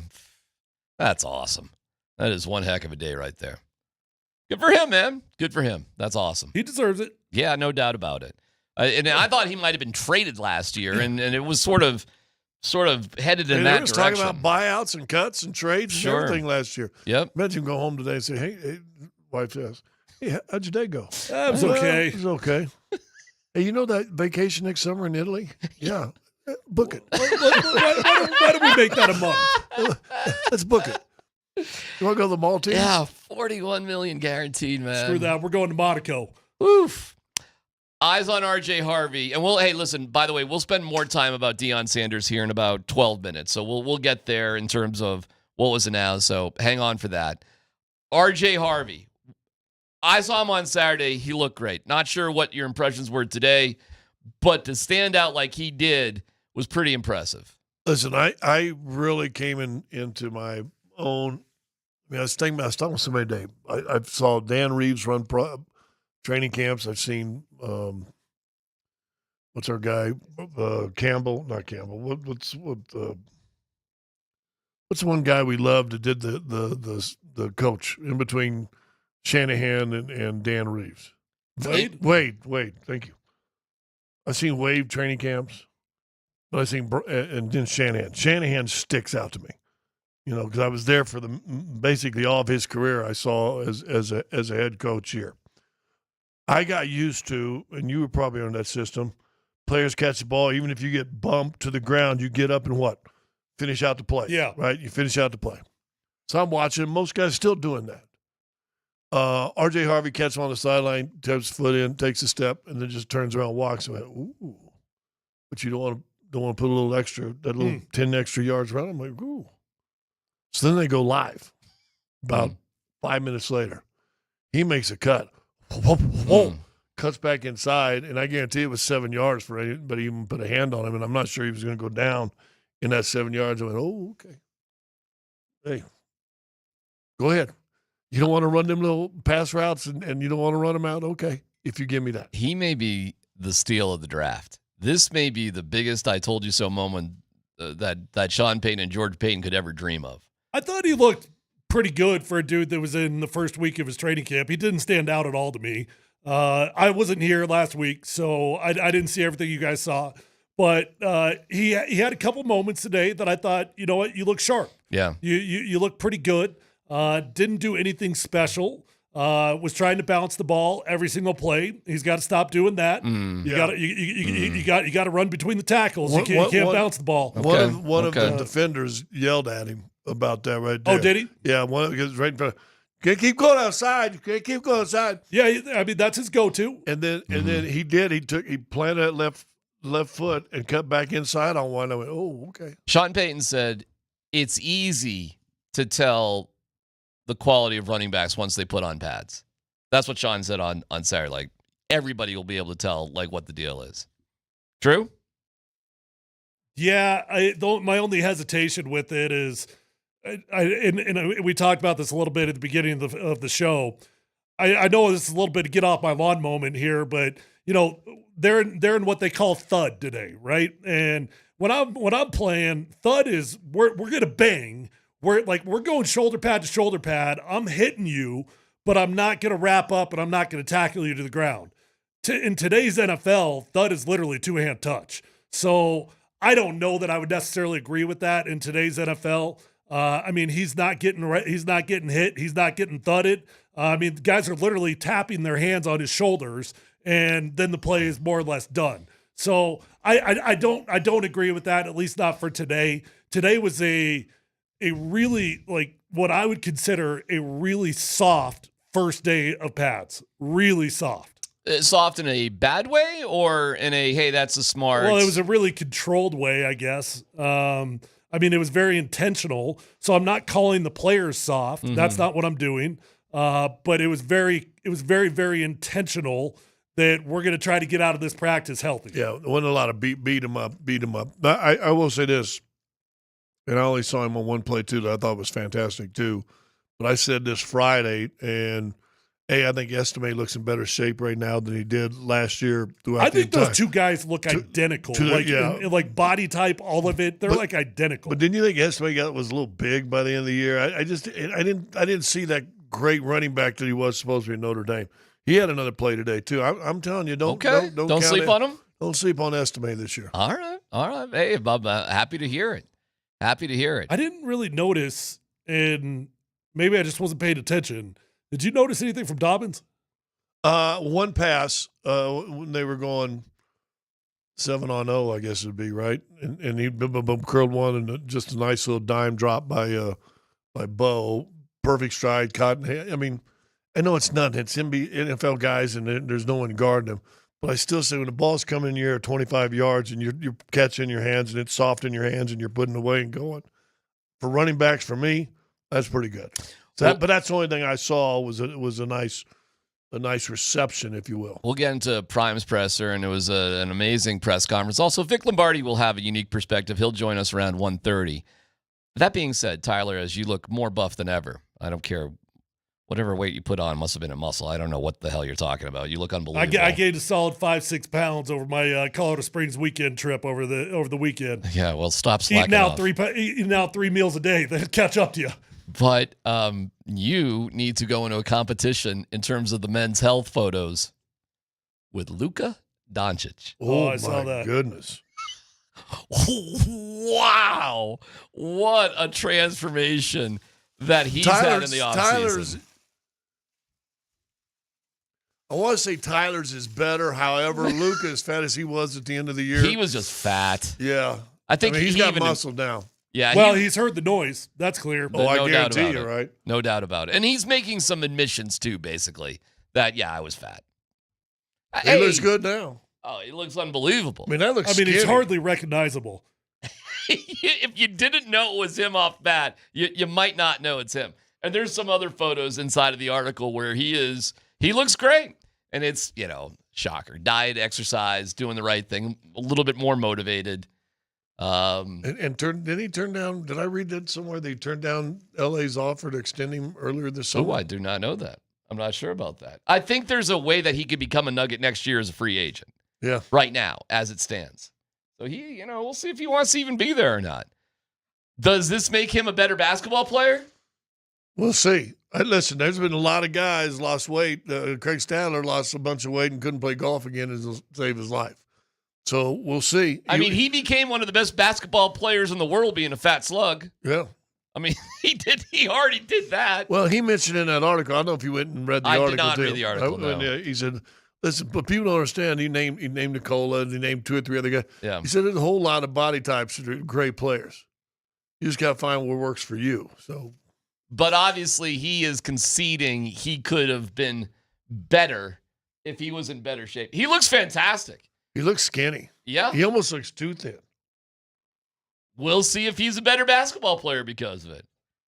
But he is not a fat couch potato slug anymore. He is in really good shape. The article goes also the place where he vacations every year, the place where he's at now. Yeah. And there was 0 weights ever. So I guess he trucked in all sorts of weight equipment and everything to this facility. Would you like to see Jamal Murray look like that? Yep. How about that? Is that fair? How about Nicola? Nicola is Nicola. And we all clearly know that horse racing, after this weekend's video of him at the horse races, matters. You think? I mean, for everybody who says horse racing means more to him than basketball, boy, do you got some proof. You got some ammunition. Come on. I mean, that was, I don't know what that horse race was. I guess, of course, it was a big deal. Have you ever seen the big fella more emotional? It was tied to some sort of championship thing, I think. Okay, so was the NBA championship. That was tied into a championship. Yeah, but when you're working, it's different. When you have it's like your kids. Have you not watched your kids your kids do something and you like cry and you're like, dude, I've got a Super Bowl ring and a Super Bowl trophy. I never cried in those moments. Right. But watching your kid do something special. I totally agree. I mean, it's like those are the people that he employs. Like he pays for those people. He's proud for them. He's happy for them. All those sorts of things. Hey, he's emotional. He's got his. By the way, I love how his harness rider kicks his leg up at the finish line, kind of like that's pretty gangsta. In your face. There's Jokic. He's crying. Oh, he does look a little heavy, doesn't he? I told you. Oh, I told you, man. I've been seeing some videos of him floating around. Oh boy, that is not skinny Jokic right there. Hey, but that's strong Jokic. And he's popping the champagne. It's pretty funny. He was spraying the champagne on the horse. The horse. It's like you won an F1 race. The horse didn't want anything to do with it. The horse is like, get the champagne away from me. His celebration is just extraordinary. Yeah. That jockey is pretty funny. Throwing the leg up. Throwing the leg up in your face. We got to find out the particulars of how big was that. Okay. I know. Is that like winning the Kentucky Derby? It's big enough for him to have that reaction for champagne, but it's small enough that he can just climb over the fence to get to it. And it doesn't look like it's that packed with people. Well, it looks like it's about a 5-foot fence, and he just steps over it. So keep that in mind, I know. too. So, like, how big could it? I'm sure it was a big deal. The craziest part to me about Nikola Jokic and his horses, the dude doesn't ride horses. Like that's wild to me that he's this obsessed with horses, but he doesn't ride them. Well, he rides a harness sometimes. No, I mean, I think he said he's never ridden a horse. It was something like that. I think he might get in the saddle there and put the helmet on to just train them to walk around the track. I don't think they're running full throttle. Well, you remember when he won his first MVP? He comes riding up on the because you got to train the horses. They got to go out for a walk. They got to get some hay. I don't know what the hell they got to do. It's called something. It's like a swimming warm up. But I did notice the jockeys in this harness racing are significantly bigger than the jockeys you would find on like thoroughbreds. So you can get away with that one. Buggies don't weigh they need a shield and a sword. Well, all I know is it took two guys on one wheel to lift him up, and Joker just lifted the one wheel up on his own. That was good to see. So it's a good moment. It's a great moment. Great moment. Great moment from our guy. Just poop on. You're trying to poop on Nicole. I'm not trying to poop on him, but we're looking at photos of Doncic's yoke today, and but I have no doubts that Jokic will be ready. But to see Luka Doncic get it like that, and to hear our guys, our management say, "Hey, we got to do a better job about being in shape," there's a little bit of like, all right, Jamal and the rest of you, let's see what's what, right? We'll be ready to go. And if that's just not a big deal, that's a good point. Does Luka in the article put more pressure on other stars that are or wannabe stars or whatever you want to call them to get in shape too? Specifically, would it motivate Jamal Murray or not? It's Jamal. He doesn't care. He's on Jamal time and just does whatever he wants. We'll see. We'll see sooner than later, right? It'll be right around the corner. But Luka just gave a shout out to everybody, like heads up. Yep. Yeah, that was a shot across the bow right there. Oh, can you imagine though, like the last 3 years of Jokic here as a Nugget with Luka on the court with him? Oh my God, Lord,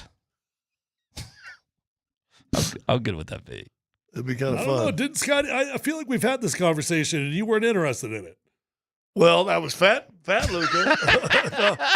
You're down with skinny Luka? It shows that he's motivated enough, doesn't it shows that he cares enough, and I wasn't sure he cared. He's got that revenge bod going on. That's what he's got. Well, good for him, right? Like, okay, I guess that's what it took. Yeah, I mean, a lot of people get motivated by revenge that's right, bods. buddy. Well, there's always something to play for. All right, we'll take a break. We'll come back with the Deion news, and our own Vic Lombardi reflects on it coming up next.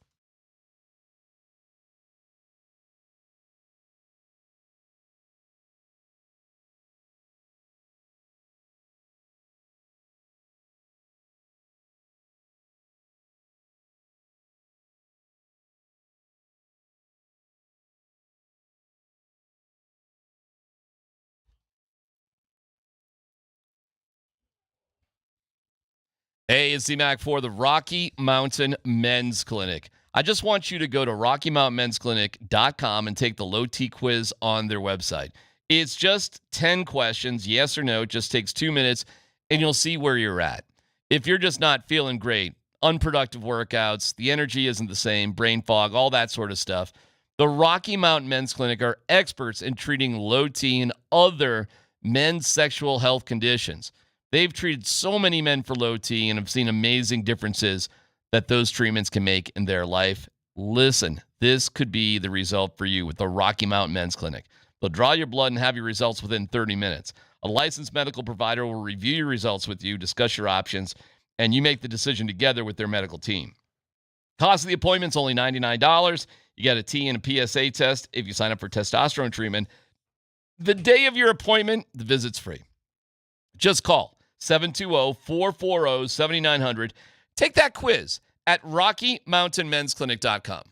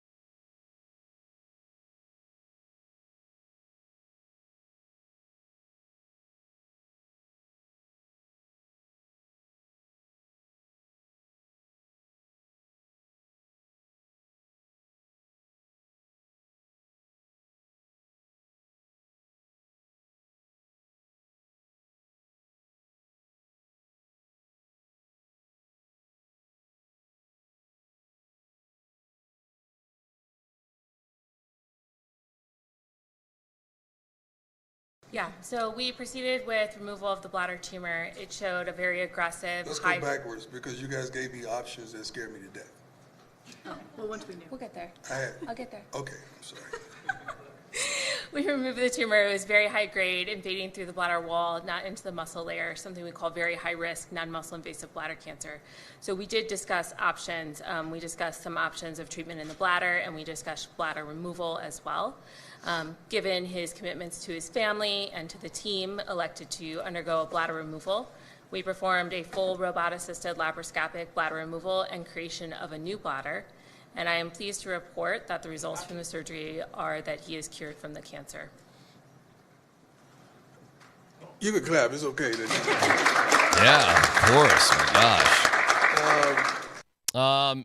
Prime had some other interesting revelations about who knew what when. He really did try to keep this quiet, even from his family. It was some scenes that you saw, all the bull junk that transpired on draft day.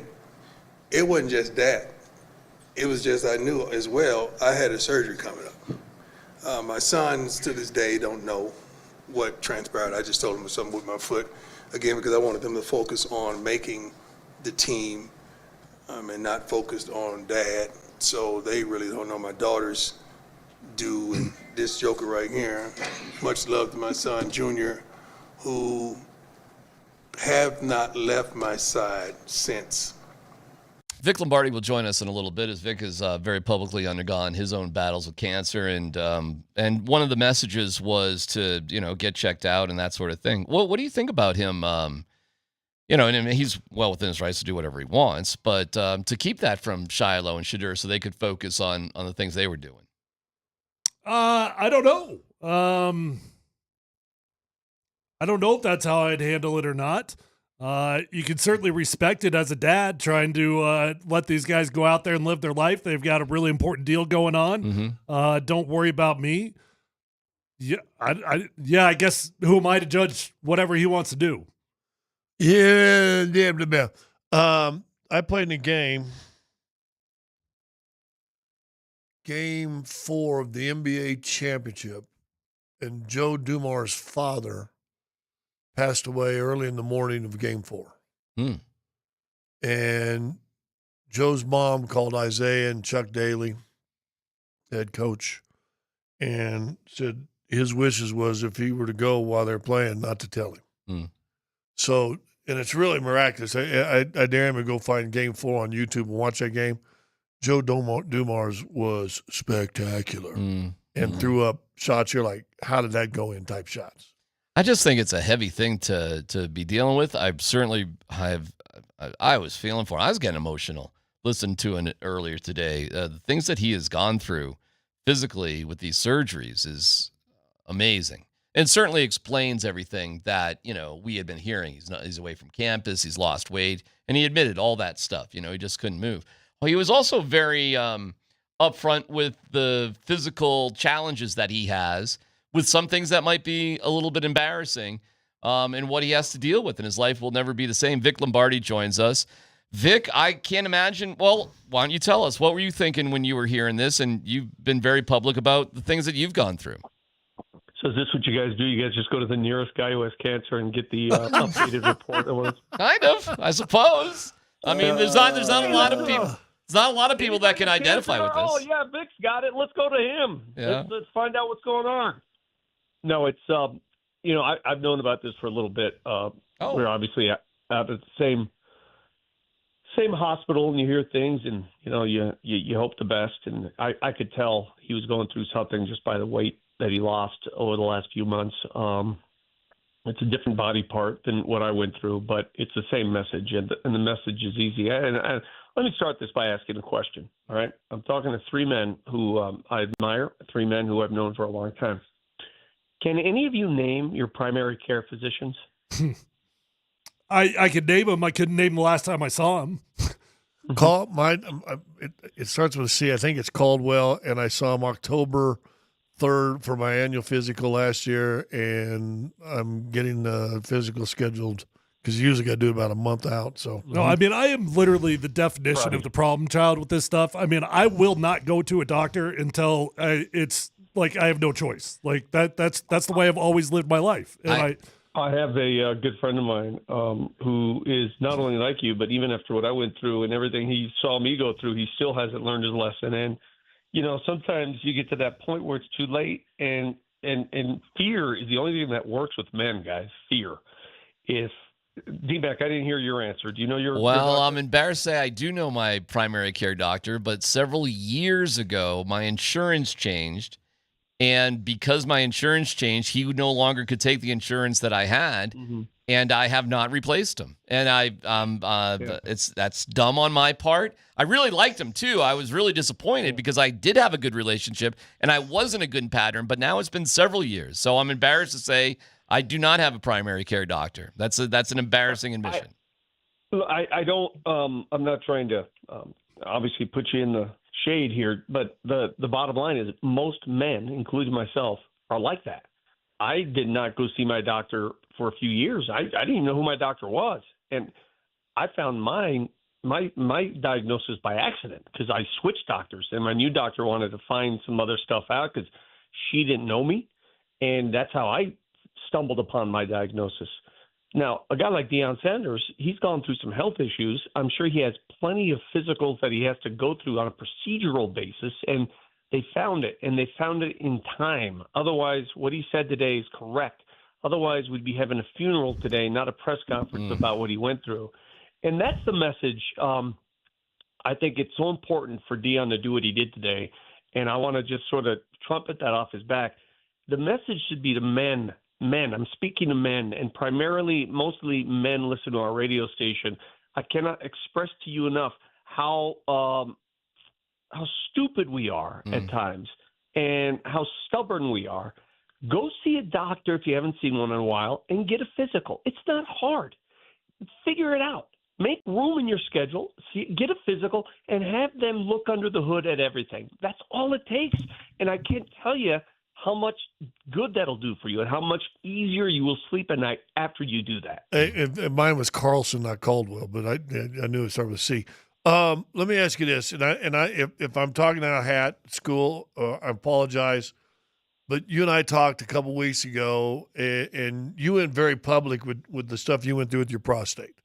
And you said, and you told me it was the best thing you could do, believe it or not, because I had people reach out, different men, but doctors, different things. He said it helped me by being as public as what I did. You got a huge platform. It's nowhere near Prime's. So do you congratulate him on that also? Do you wish you would have been more upfront earlier? But what do you think, him doing what he did and announced today, what it will do?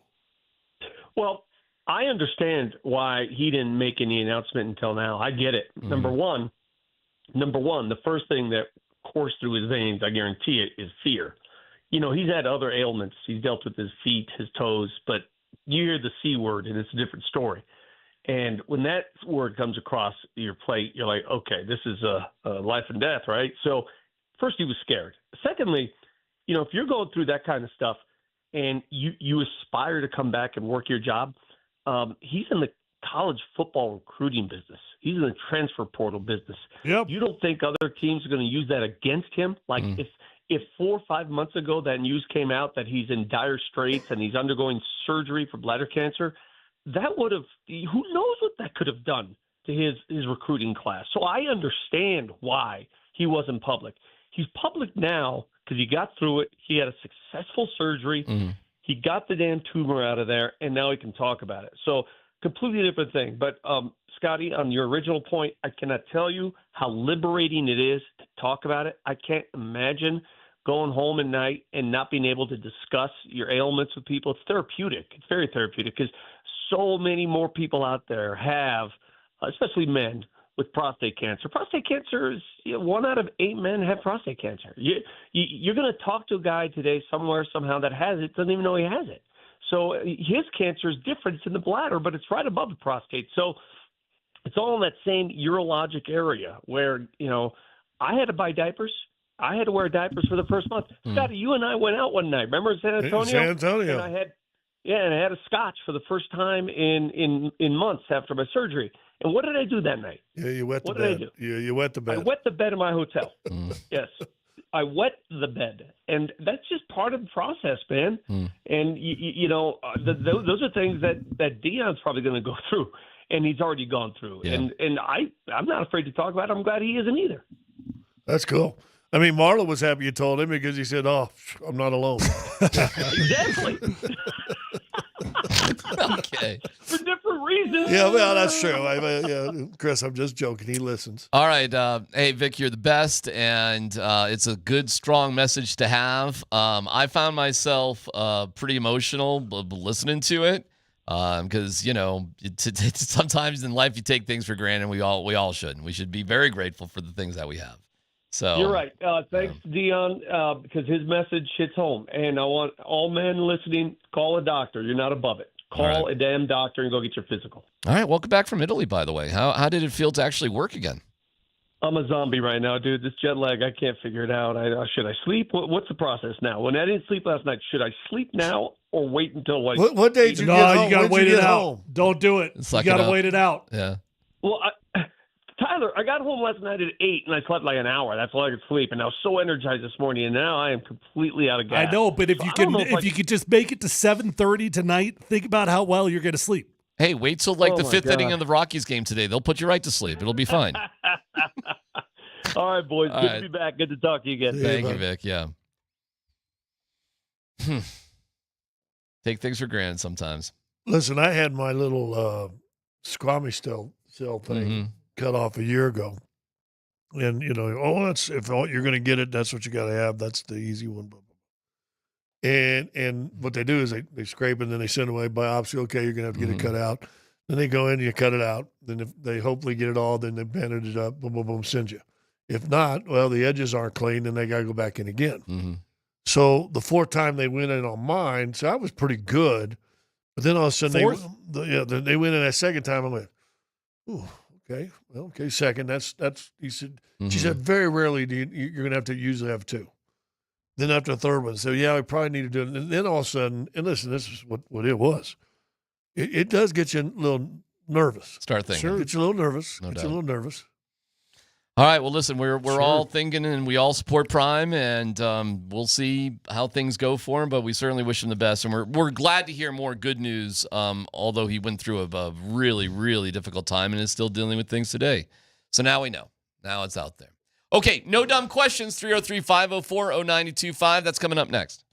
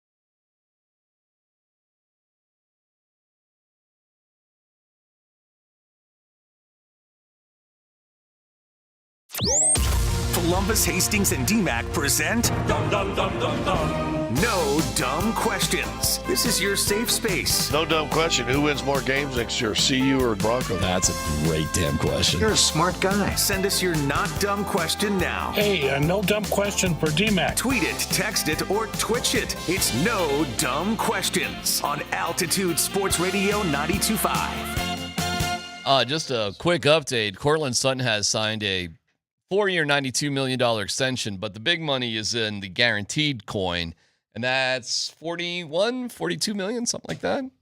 And how about they go 14 million signing bonus? What's his number? 14? Yeah. Tyler said he didn't have what you said. It's a 14 million signing bonus. So I don't know what the signing bonus was. I just know it's 41 guaranteed. Oh, I thought you said 14 million signing bonus. Yeah, 41 guaranteed. And actually, when you see these 4-year deals, usually they guarantee about 2.5 years. So this actually is a little bit less than that. It doesn't even fully guarantee the first 2 years of it. But it doesn't matter. I mean, you look at it from Courtland Sutton's point of view. I just got $41 million guaranteed. It's an awesome deal for him. Congratulations to Courtland Sutton. And he goes from, hemming and hawing and protesting last year to getting a little bit of a bump to, hey, maybe if this season goes sideways, they trade him, to now this. Way to go. That's awesome news. And we'll get to Broncos and training camp in a little bit. Can I ask a no dumb question? Of course. One, and I talked to Tyler about it too, so we got to talk. We'll have a Gilmore since we're all in on it now. Here we are. Have you guys seen the 30-30s Bullies of Baltimore yet? No. The 30 for 30? Bullies of Baltimore. What's it about? Well, it's the championship year of. Oh, yes. Of the Ravens. The Ravens. Yes. I thought it was outstanding. Yes. Anyway, is that an old one or a new one? I don't know. I just saw it this weekend. No dumb question. Have you guys seen Happy Gilmore 2 yet? Yes. Yes.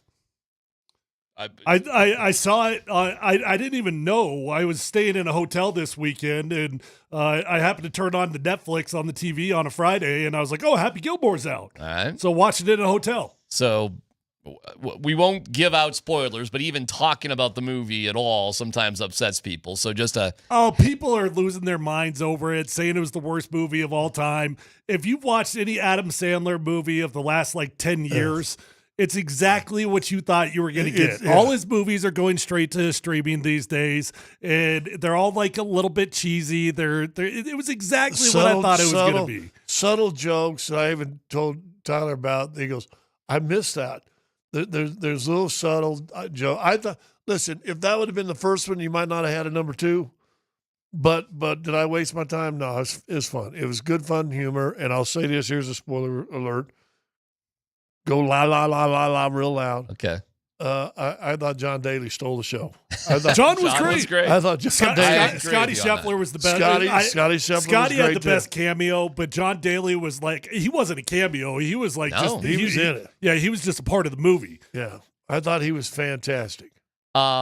I went back and watched the first. Tiger must have said no. It was weird that he wasn't in it. They got all the big dogs in it. Yeah. And, I mean, the amount of cameos that they had, there must have been 10 or 15 dudes. But think about probably when they filmed this. I'm sure he was invited. He had to have been invited to be in it. When they filmed this, because it usually films a year and a half, 2 years out, somewhere in that range. Yeah. Right in the middle of he's having his back surgeries and everything Yeah, else. but I mean, the golf scenes were them at a dinner for the most part, not necessarily playing golf. Yeah. You know, maybe. We had Jack Nicklaus in it. They had everybody in it. Nick Faldo. Dude, the cameos were, Travis Kelce wasn't bad either. Yeah, Travis Kelce was good. He might have been one of the better actors in the cameos. Bad Bunny was awesome.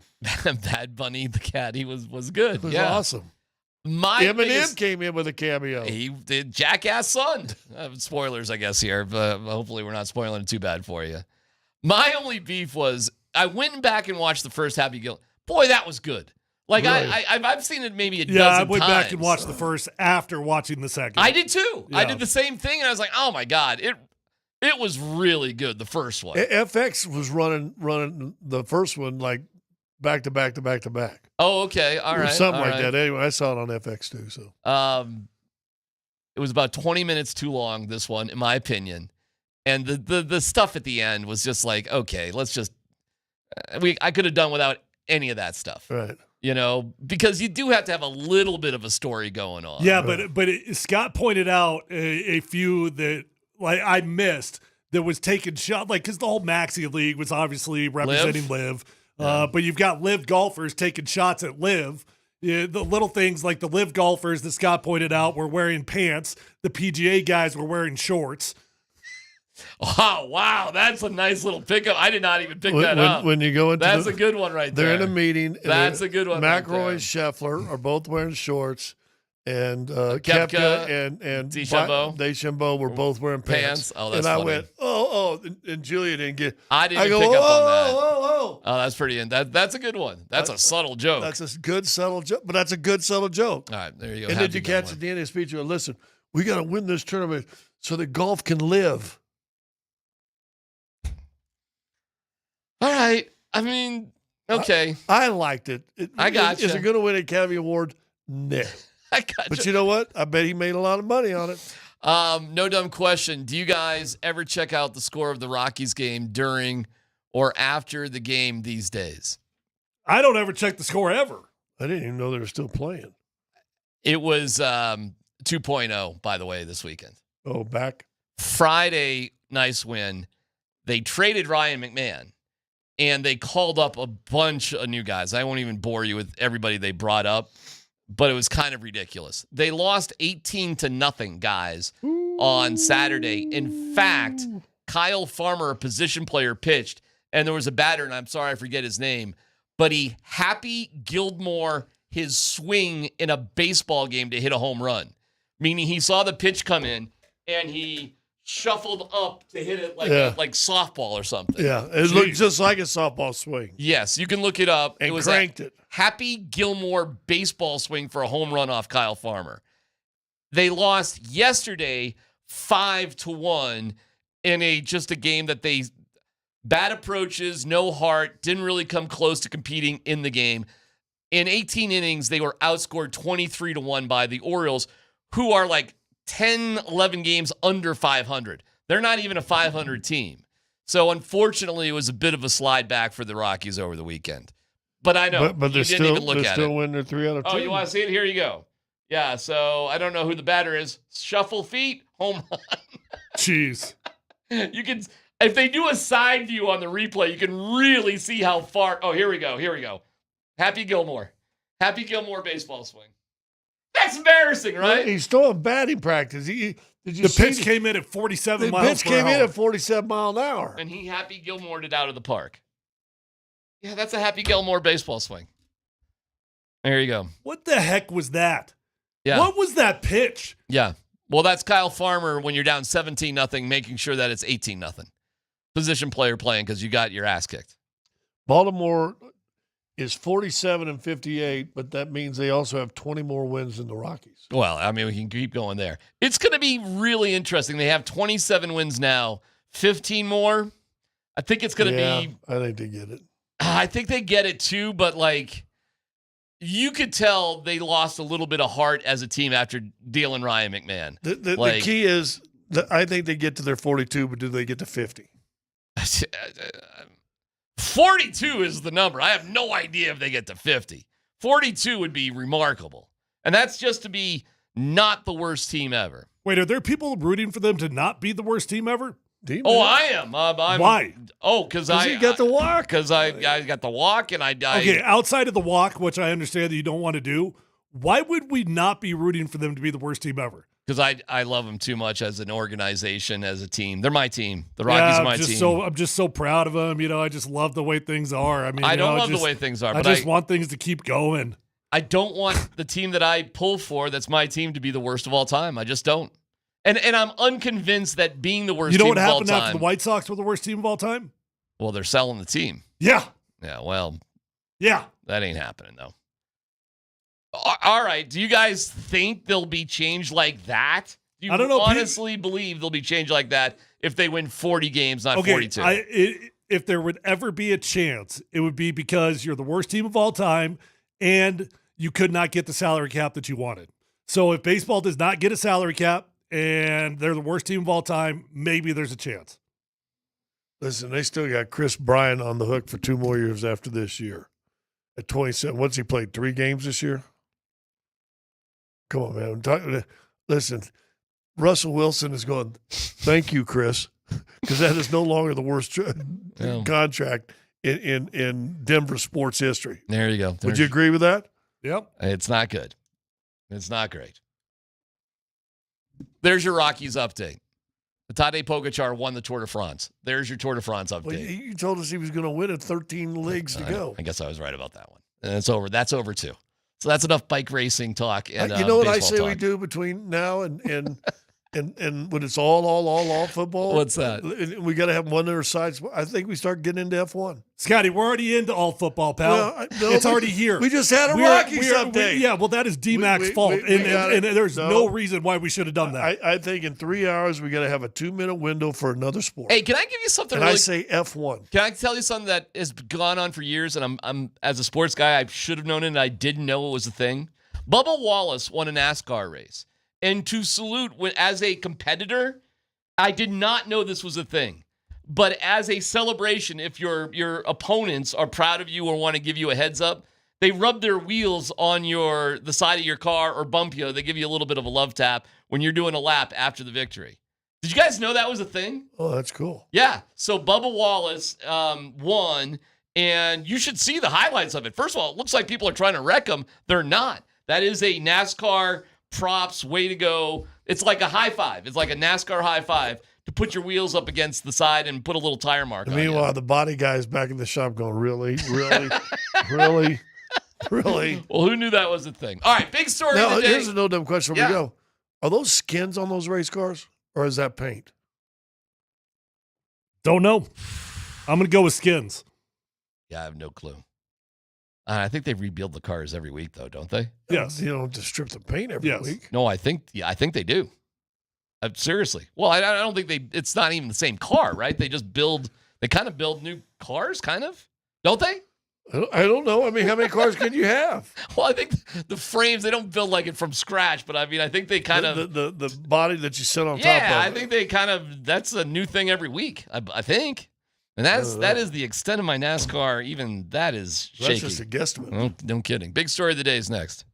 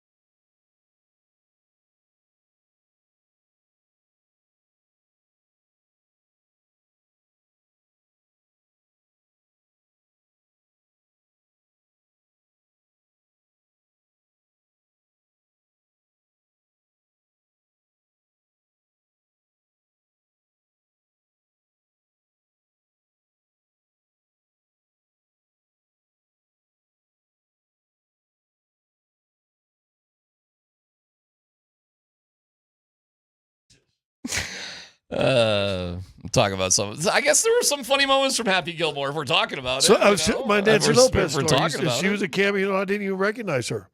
Training camp coverage on Altitude Sports Radio is powered by Ramos Law, the official injury law partner of Broncos country. The headline today is that Courtland Sutton signed a new extension, which guarantees him $42 million. If he plays out the extension, it's 4 years, $92 million. But we'll see how that goes. So that's a good deal getting Courtland Sutton done.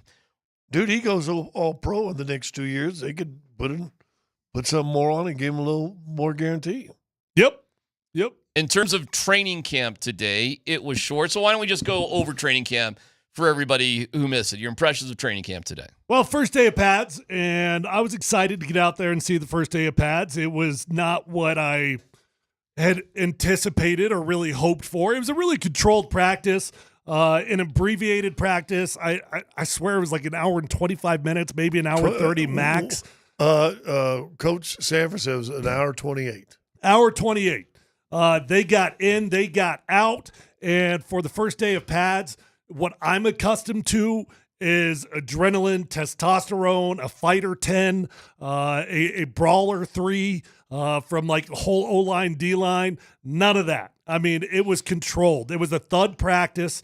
What thud means is, linebacker is trying to make a tackle on a running back. I'm going to bang you with my shoulders, but I'm not going to take you to the ground. That's not what thud is anymore. Nowadays, thud is like two-hand touch. So to me, it was, let's get our feet wet. We got our pads on. We're going to make sure nobody gets hurt. I'm not calling the players soft, but it was a pretty soft practice, but it was very, very intentional. Scott? Yeah, and corrected semi by Tyler earlier.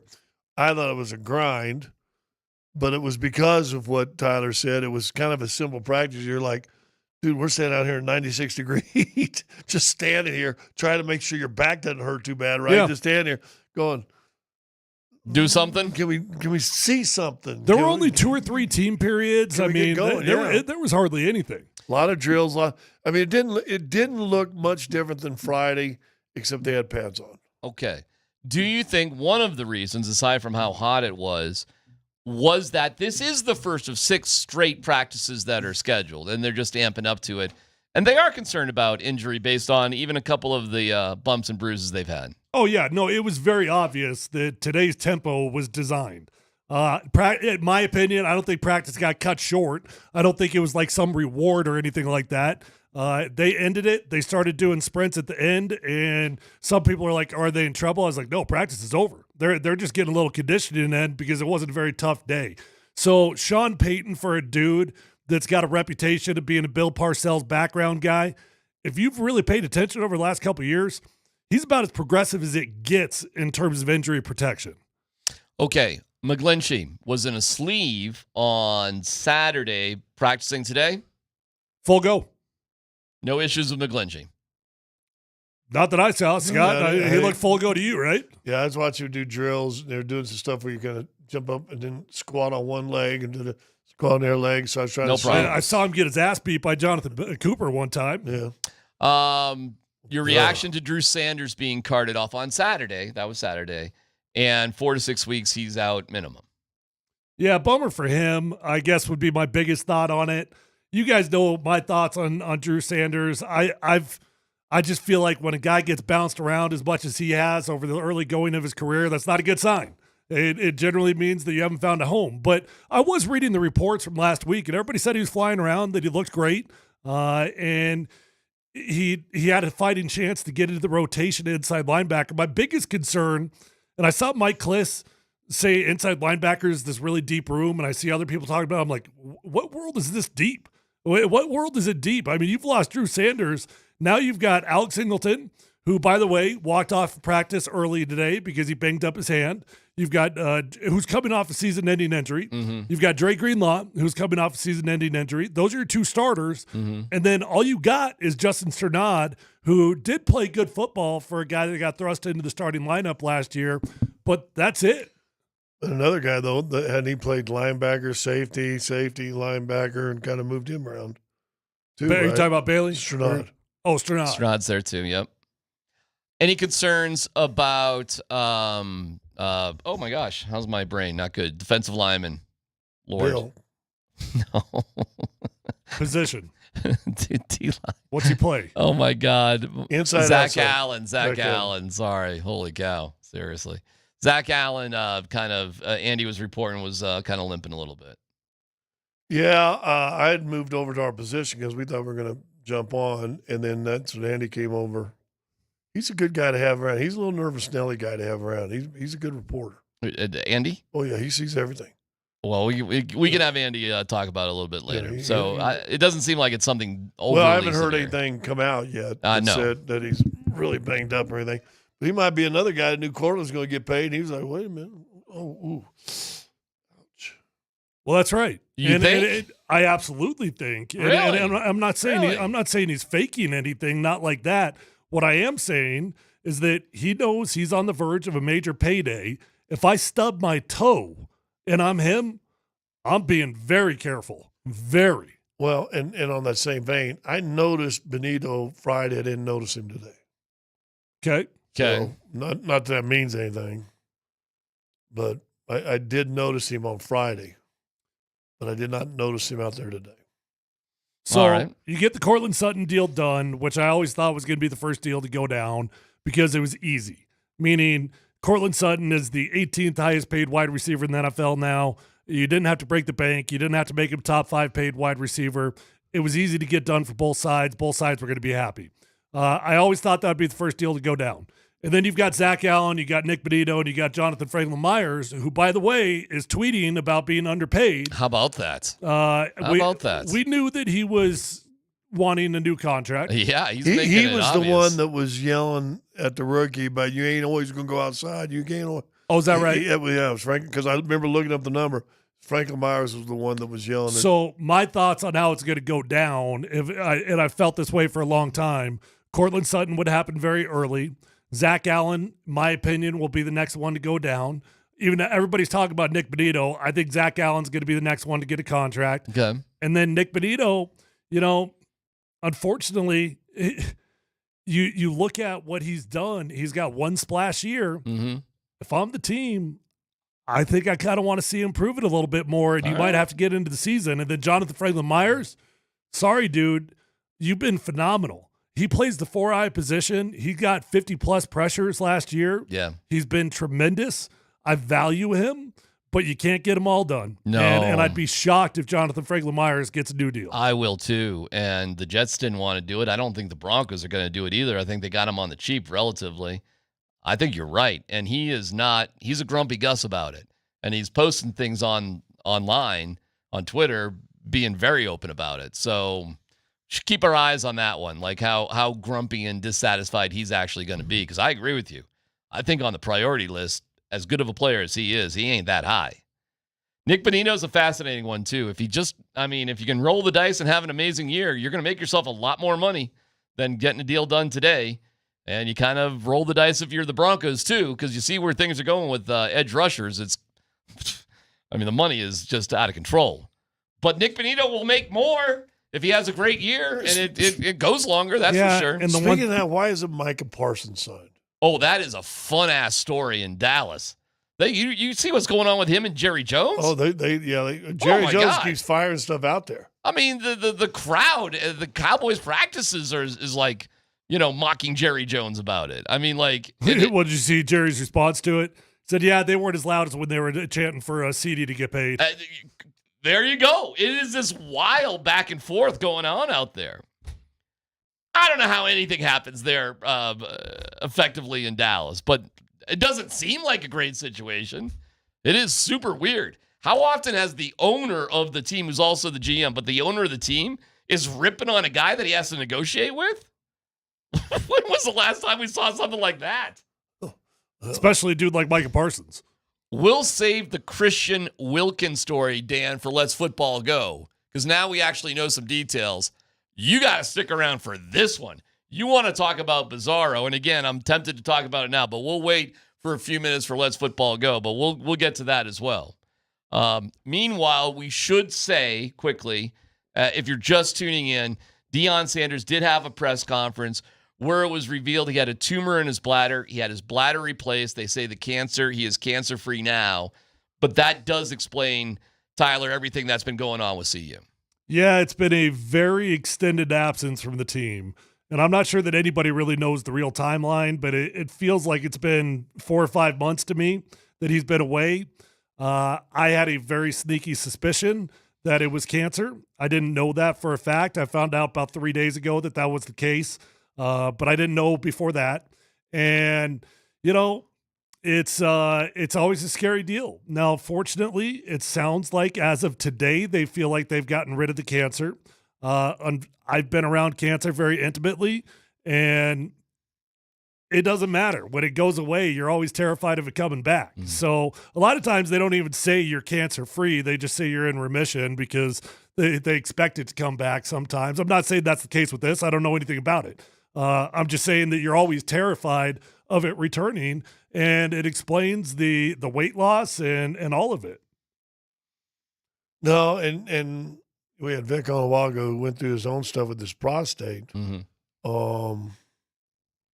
When high-profile guys, I think, get out there and share not only the happiness side, is it if it's in remission or gone away, but also some of the issues that follow it. And they're so right. Men's egos get. I mean, how many men have died in this world's history because of men's ego? Mm. Whether it's, in war or in love or with health, right? So good for him. Hope he's all right. Yeah. I'm glad he has a faith. Hope he leans on it. Hope he doesn't just lean on it in the good times. He needs to lean on the bad times. Today it was, a heavy dose of that today. Grateful. Very grateful was his message. Good. So our thoughts are with Prime, and they say right now, they say it's cancer-free and that he's beat it. And we would say, way to go, and we get ready for some CU football too. So, but, hey, man, he's got all my admiration for dealing with a tough situation, no doubt. All right, we do have more updates with the Broncos from training camp. The Christian Wilkins story is wild. Let's Football Go comes up next.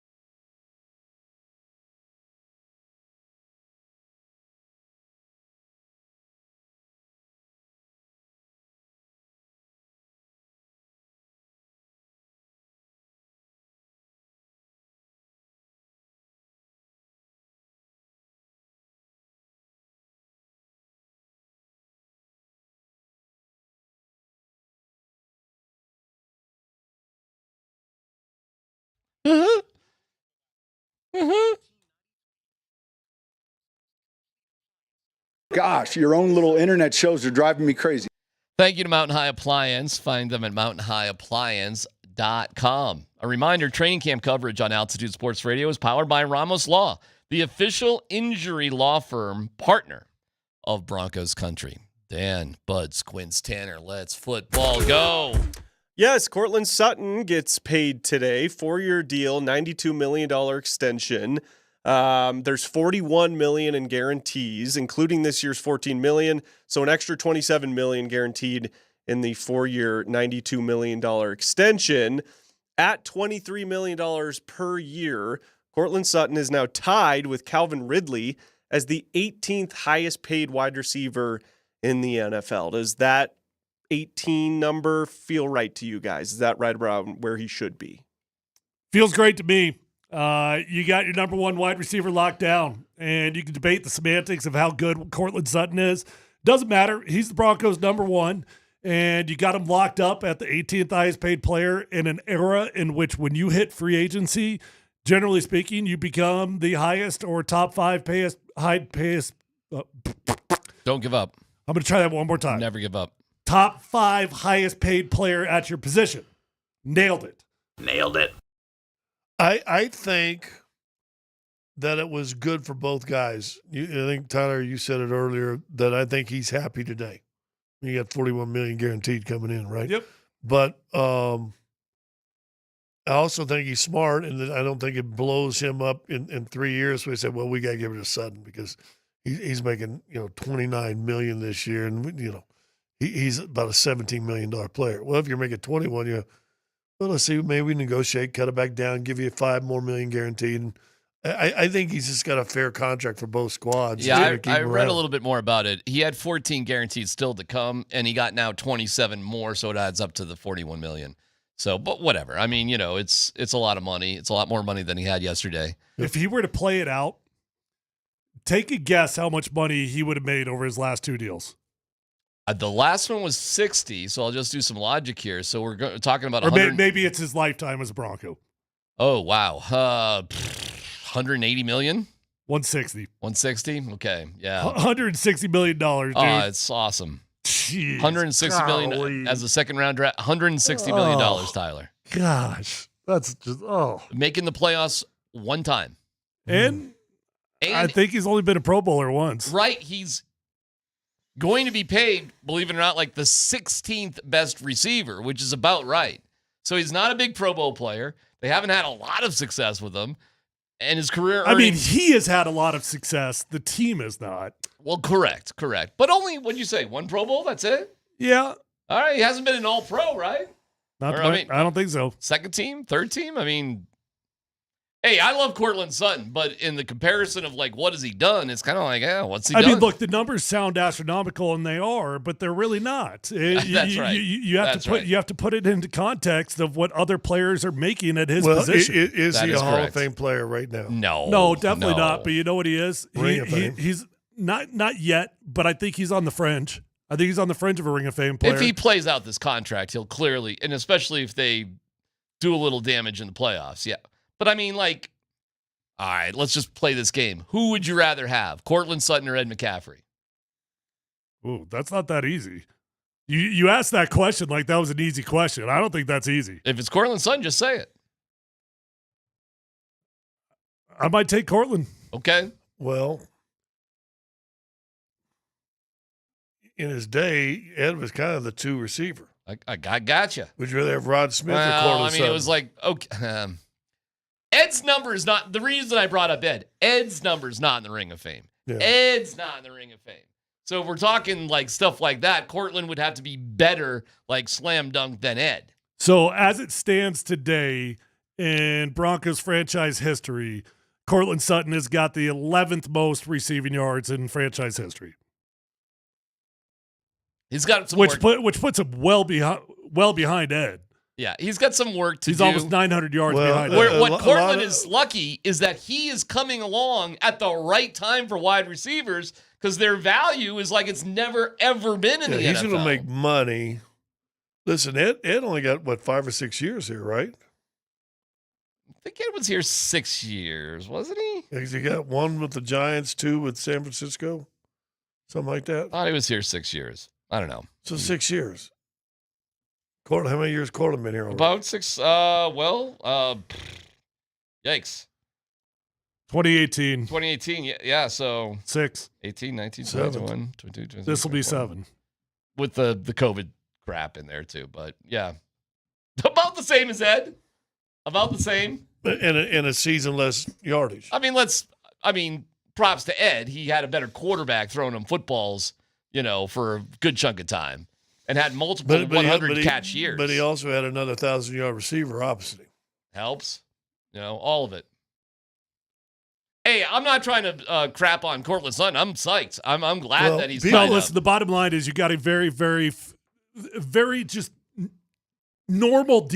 just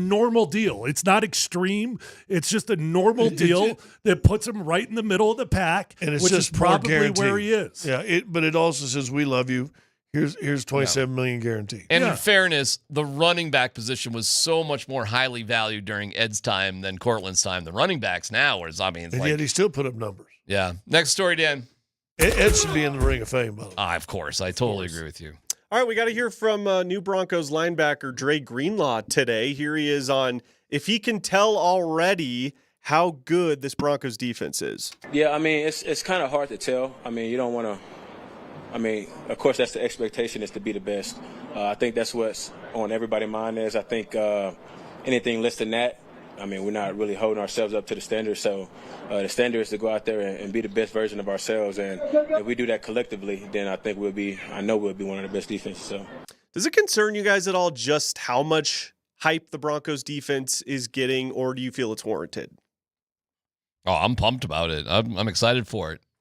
No, I think it's a lot, but sure, I think it's good. I think it's legit. I mean, you were damn good last year. You had a terrible month of December when Riley Moss went out, but even with that, you still ranked as one of the top defenses, and you improved at multiple positions.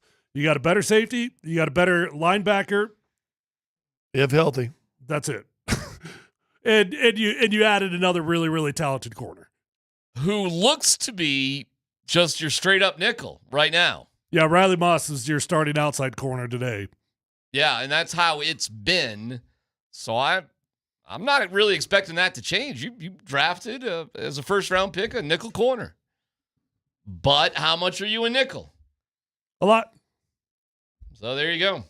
Seems like a luxury addition, but if R.J. Harvey and Pat Bryant turn out to be who they are hoping they'll be, then, hey, man, you win. You don't have a tight end. They didn't draft a tight end, but you got Ingram, and you hope everybody else is cool. So, hey, you're the smartest guys in the room, Sean Payton, your best friend.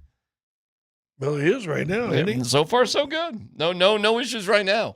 Next story, Dan. All right, one more here from Dre Greenlaw. I thought this was kind of interesting. He was asked, what kind of stress can Bo Nix put on defenses? No doubt. I mean, like I said, when he get out of the pocket, man, he can run. Like I think the other day we was running, trying to hit our 90% of our speed or whatever, and dude was behind me. And I mean, I'm not a slow person, so I started running. And all of a sudden, I heard, and he's coming up right behind me, and he just like he can run now. So, I mean, that's gonna be everything you need in a quarterback. When things get hectic, things break down, a guy that can make plays, extend plays with his legs, and then he got the arm to make any throw on the field. So I can't wait to see it. Okay, and just to add to this, Warren Sharp put this out. I thought it was kind of interesting. So Warren Sharp on Twitter says you must be a solid quarterback in the red zone to be successful in today's NFL. 73% of all touchdown passes last season, fellas, came from the red zone. So who are the best quarterbacks in the red zone? And they're basing this off of success rate per attempt. I'll give you the top 6. Baker Mayfield was first. Lamar Jackson. Bo Nix was third. Tua, Joe Burrow, Jared Goff, Patrick Mahomes. There's your top 7. Does success rate mean touchdown? I don't know.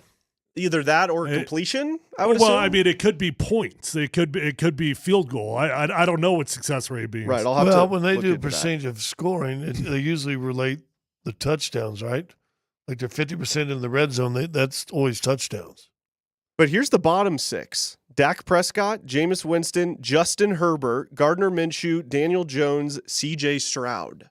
Wow, Justin Herbert's bottom 6, huh? And C.J. Stroud, too. Does that surprise you guys? C.J. Stroud wasn't that surprising. I mean, he had terrible offensive line and major wide receiver issues last year, but Justin in the bottom 6, that shocks me. I think I'd have to know what you're basing success on, to be honest with you. Not to put you on the spot there, Dan, but it might not be that big of a deal. If we're propping up Bo Nix, I'll take it. Anything that's like, hey. He just says based on success rate per attempt, so I'm not exactly sure what he means on that. Well, hey, whether Bo it's Nix. completions or touchdowns. Bo Nix looks good. Let's get to the Christian Wilkins story, if you don't mind. Yeah, Dan. lastly, Christian Wilkins was released by the Raiders on Thursday after a locker room incident involving unwanted physical contact with a teammate, according to ESPN's Adam Schefter. The Raiders voided $35 million in guaranteed money from his contract in June due to his injury rehabilitation approach. The incident occurred last week inside the Raiders locker room where Wilkins kissed a fellow player on the head. The teammate took offense to the action and filed a complaint with the team's HR department, which subsequently investigated the matter. Sources told ESPN the interaction was playful from Wilkins's perspective, but the receiving player did not view it similarly. The locker room incident was not the sole reason for Wilkins' release, sources indicated. I guarantee it was worse. Guaranteed. Christian Wilkins is also the guy that... I guarantee it was not just a kiss to the forehead. Stuck his hand up a guy's, Wait, when did that happen? I don't know. It was on the field of play. You haven't seen that video? No. Oh, yeah. I mean, Dan, I don't know if you can find that one. Up the rear end or the front side? Mm-hmm. Rear end? Mm-hmm. Just put his hand dish. Guy's laying down on the ground and he's like, hey, take a little of that. Scott, you know how this thing goes. Gosh, I don't know. How do I talk about this in today's day and age? Don't. Well, carefully. Well, I mean, sometimes you play chicken in an NFL locker room. I'll put it that way. Okay. And a lot of times it's fun in games, right? Sometimes it's not. I'll tell you a story. I'm not embarrassed to say it. I'll tell you a story that happened to me. All right. This absolutely happened to me, and it happened to every single rookie that was on the team. There was a dude that was Debo. That's not his real name. He was Debo, and he was in the showers. And his deal with the rookies, I'm kissing you on the lips, pecker to pecker. And that's gonna happen when you walk in that locker room. I will kiss you on the lips, and that's gonna happen to you. And it happened to each and every one of us. Oh my God. Yeah. How'd you feel about that? I don't know. I just, I thought it was a good time. to quote Wayne's World, showing. Yeah. But it wasn't I don't know, man. Back then, these things just happened, and I don't know. I lived in a day when rookie hazing still happened. So you're saying if this detail comes out, you guarantee it was something worse than this. If this is what comes out. I guarantee you it's not about a kiss to the forehead. Yeah. I mean, especially the amount of money and everything that's going on. So there you go. That is a weird deal for Christian Wilkins. Now no longer with the Raiders. I didn't even realize the players could go to the HR department about things. I didn't know HR existed in the NFL. HR in the NFL. I legitimately have never in my life heard of a player going to HR in the NFL. Right? That's okay. Well, there you go. The Christian Wilkins story. Wait, I want to see the video now. See if you can find it, Dan. It's disturbing. It was on the field? Oh yeah. It was it's weird, man. And he was a little bit of an oddball in college too. So there's, he's got a little bit of a track record of being a different dude. So it doesn't make all of his teammates feel all that comfortable, I guess, despite being a good football player and all. I don't know if you can find it, Dan, or not, but I saw it. It came up relatively easily. People are informing me that, Tyler, that's sexual assault. Thank you. Yeah. I'm a survivor, I guess. Are we going to see this? Yeah, here we go. Oh, this is in college? College, yeah, I guess it's college. These guys down and... Oh, Yeah. just a little pinch. Just a little check there. We might keep an eye on that. You may see that cat in the wanted poster in the post office someday. Okay. Seriously, that guy needs to be watched. Yep. It's different, right? So. You do it again? Oh, is there another time? I didn't know there was another one. Wait, which one is he? Oh, somebody got Zach Allen. Josh Allen. Or Josh Allen. Which one is he? He's down on the ground, I think. There's Josh Oh, Allen. there he is, 94. Yeah. Look at that. Look at that. I don't see anything. Well, you can see the reaction. Oh, yeah. Look at Josh Allen getting up like, hey, hey now. Hello. What is going on here? That dude ain't right. That's weird, right? It is to me. Okay. Let's check it. Way to bring this down. Yeah, I know. Sorry. Way to go, Dan. It ain't about the kiss to the forehead, though. It's got to be something more than that. Oh, yeah. All right. We'll get you updated with everything going out at training camp. Andy Lindahl will be in. He had some thoughts and especially some observations about Zach Allen. It's PhD on 92.5.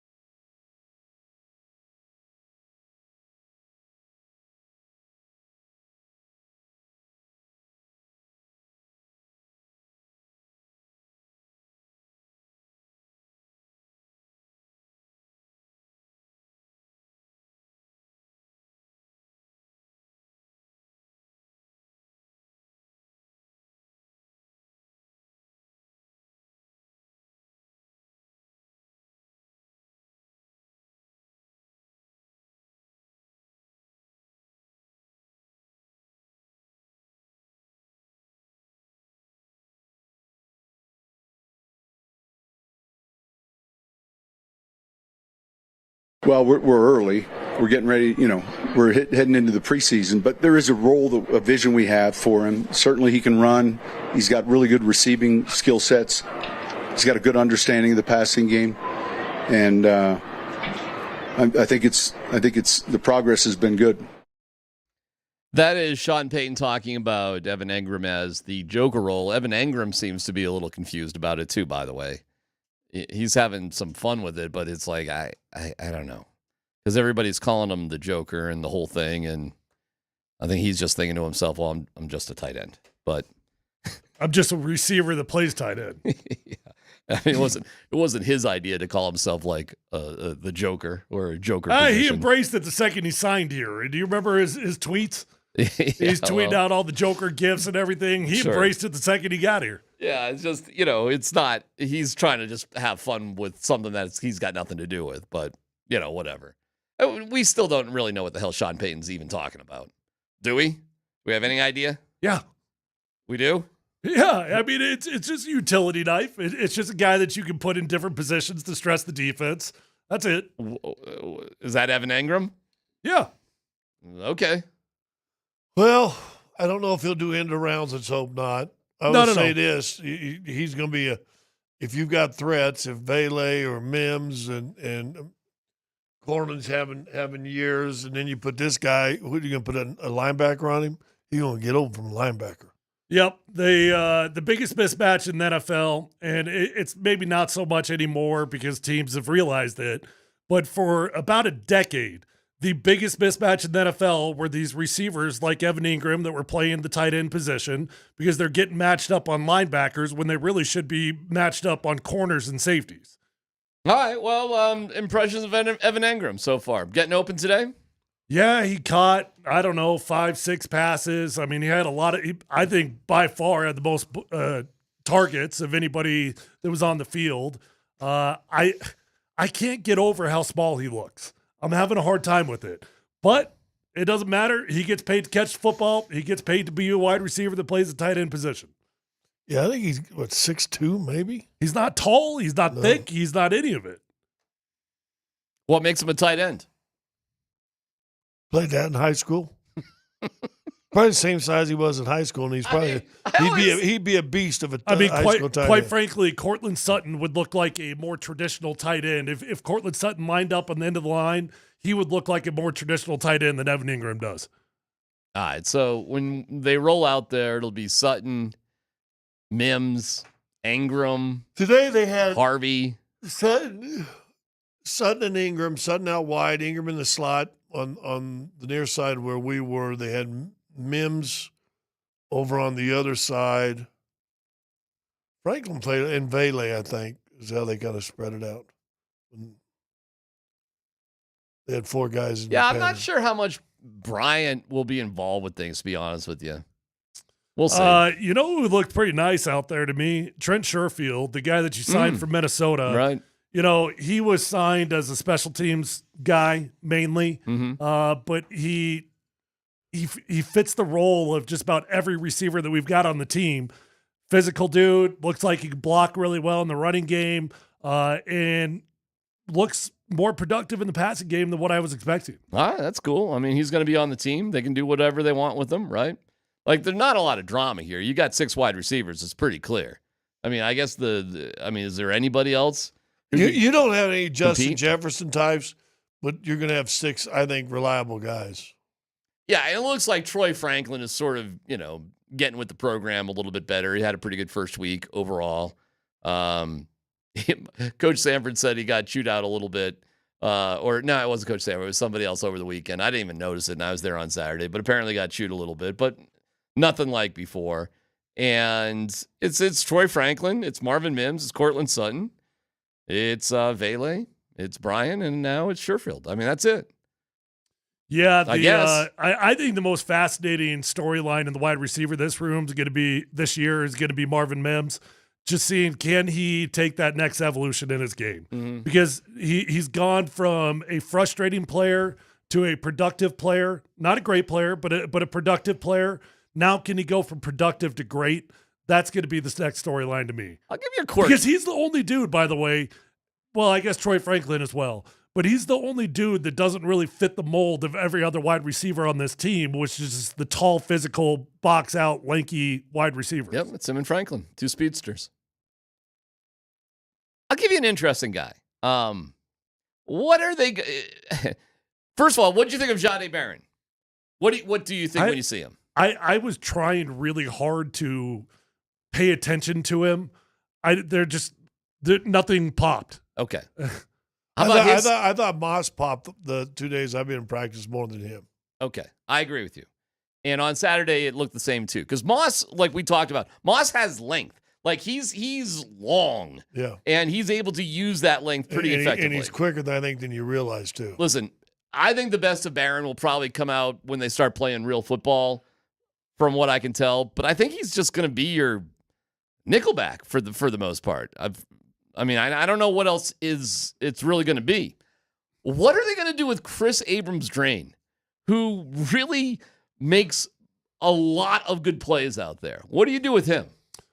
I don't know, but I've got an update on Alex Singleton. Oh, okay.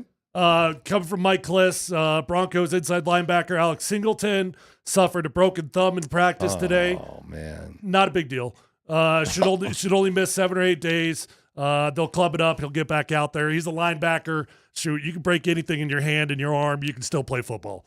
Okay. I would consider that good news. Listen, it's always insignificant when it doesn't happen to you. It's a broken bone. Hey, that sounds pretty rough. He don't got to catch any footballs. Put a club on that thing. I bet you if it was the regular season, he wouldn't miss a single day. Okay. Broken thumb. How did that? No, that's just bad luck, right? Obviously. That's probably catch a guy. Probably doing your two-hand touch thing and got the thumb in wrong. Maybe. Something like that. You might be right. All right, so Drew Sanders out 4 to 6 weeks, foot issues. Yep. Singleton out for here's the week or so, broken thumb. For Drew Sanders, here's the bummer for him. I mean, not only is he out 4 to 6 weeks, but you're a dude that's been bouncing around from position to position, trying to find a home. Earlier reports were that he looked pretty good. I'm not knocking the dude at all, but the real bummer now, 4 to 6 weeks, that is a long time for somebody else to try out your job. Yeah, that's a long time for somebody else to get settled in your job. That's a decision you got to make. Do you trust him wanting to play because the season will start? It's about when the season starts. Yeah. You might be in trouble. You don't want to let people test drive your car. Or maybe he starts on the injured list, and then you can bring him off, and that way you can give him 2 or 3 weeks to practice. So right? Maybe we have a little Broncos drama. Yeah, but it's not much, but it's a little bit. No, but he can rehab all during training camp, start doing what he needs to do, and then you can put him on 4 weeks in their 4-week injury list. 4 or 6. Yeah, they've got a bunch of them now. Would you expect the practices to ramp up or stay like this just to be as cautious as possible? Oh, I think they're going to ramp up. Okay. I mean, you're not getting enough work in doing this. You can't go out there every day like the practice they had today. Were they doing one-on-ones at all today? Let me tell you what they did. No, not really. The linemen were doing something down on one end. Yeah. They're going, so I'm going to walk down towards our booth. And so from the time it gets to the middle of the Pat Bolin building, to where our booth is set up, I turn around, they're running sprints.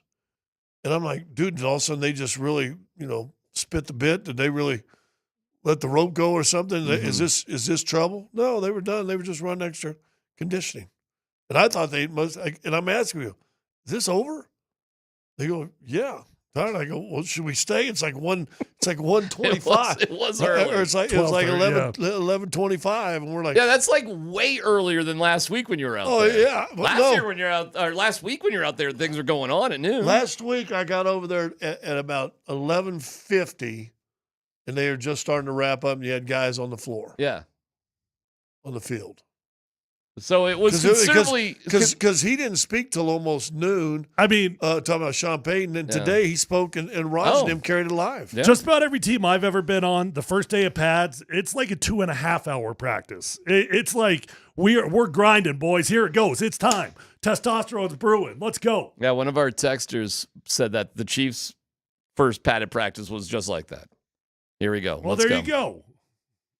I mean, look, there's a lot of ways to go about this thing. There's a lot of ways to have success. Sean Payton is very, very intentional about trying to prevent injuries, and you can't knock it because if you look at the success of last year from an injury prevention rate, they did a good job with it.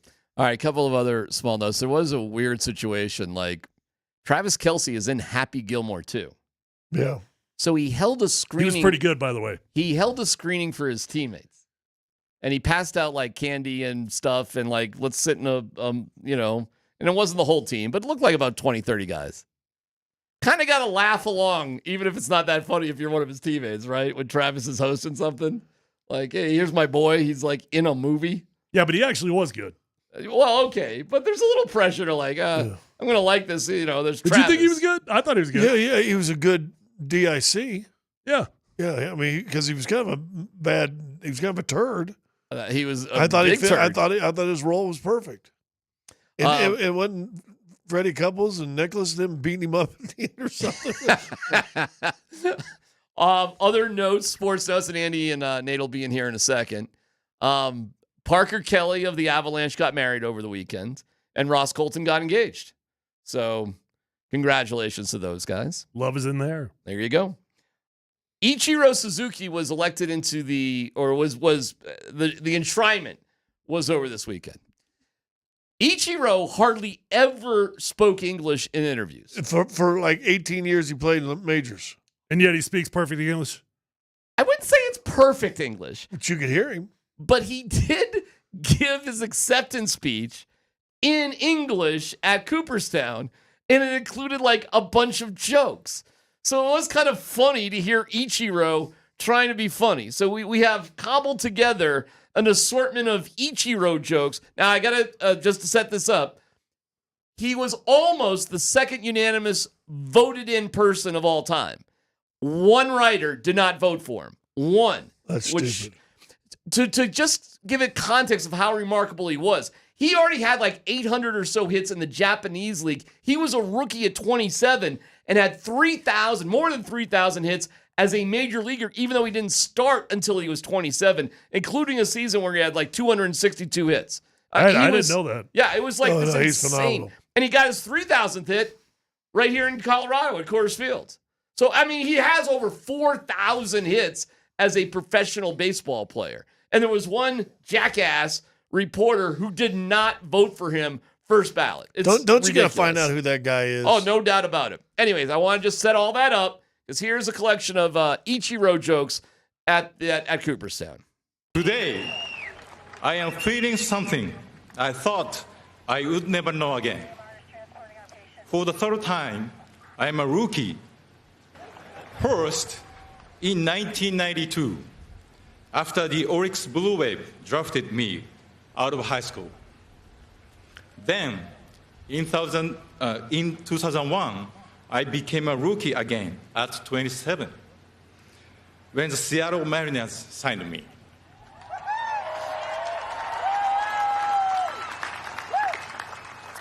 As I look over here now and see men like Rod Carew, George Brett, and Tony La Russa, I realize I'm a rookie again. And to the Miami Marlins, these are the jokes, by the way. I appreciate David Sampson and Mike Hill for coming today. Honestly, when you guys called to offer me a contract for 2015, I have never heard of your team. Baseball taught me what it means to be a professional, and I believe that is the main reason I am here today. Not because my skills are better than others. 3,000 hits or 262 hits in one season are achievements recognized by the writers. Well, all but one of you. That's pretty good. Gets better, slightly. And by the way, the offer for that writer to have dinner at my home has now expired. All right, so thank God we're killing Andy in them audience and not ours. Yeah, no kidding. That was pretty long. Oh, there you go. There's the humor stylings of Ichiro Suzuki. Congratulations to him. So there you go. That's sports from the weekend, basically. That was a good job taking a shot at the writer, though.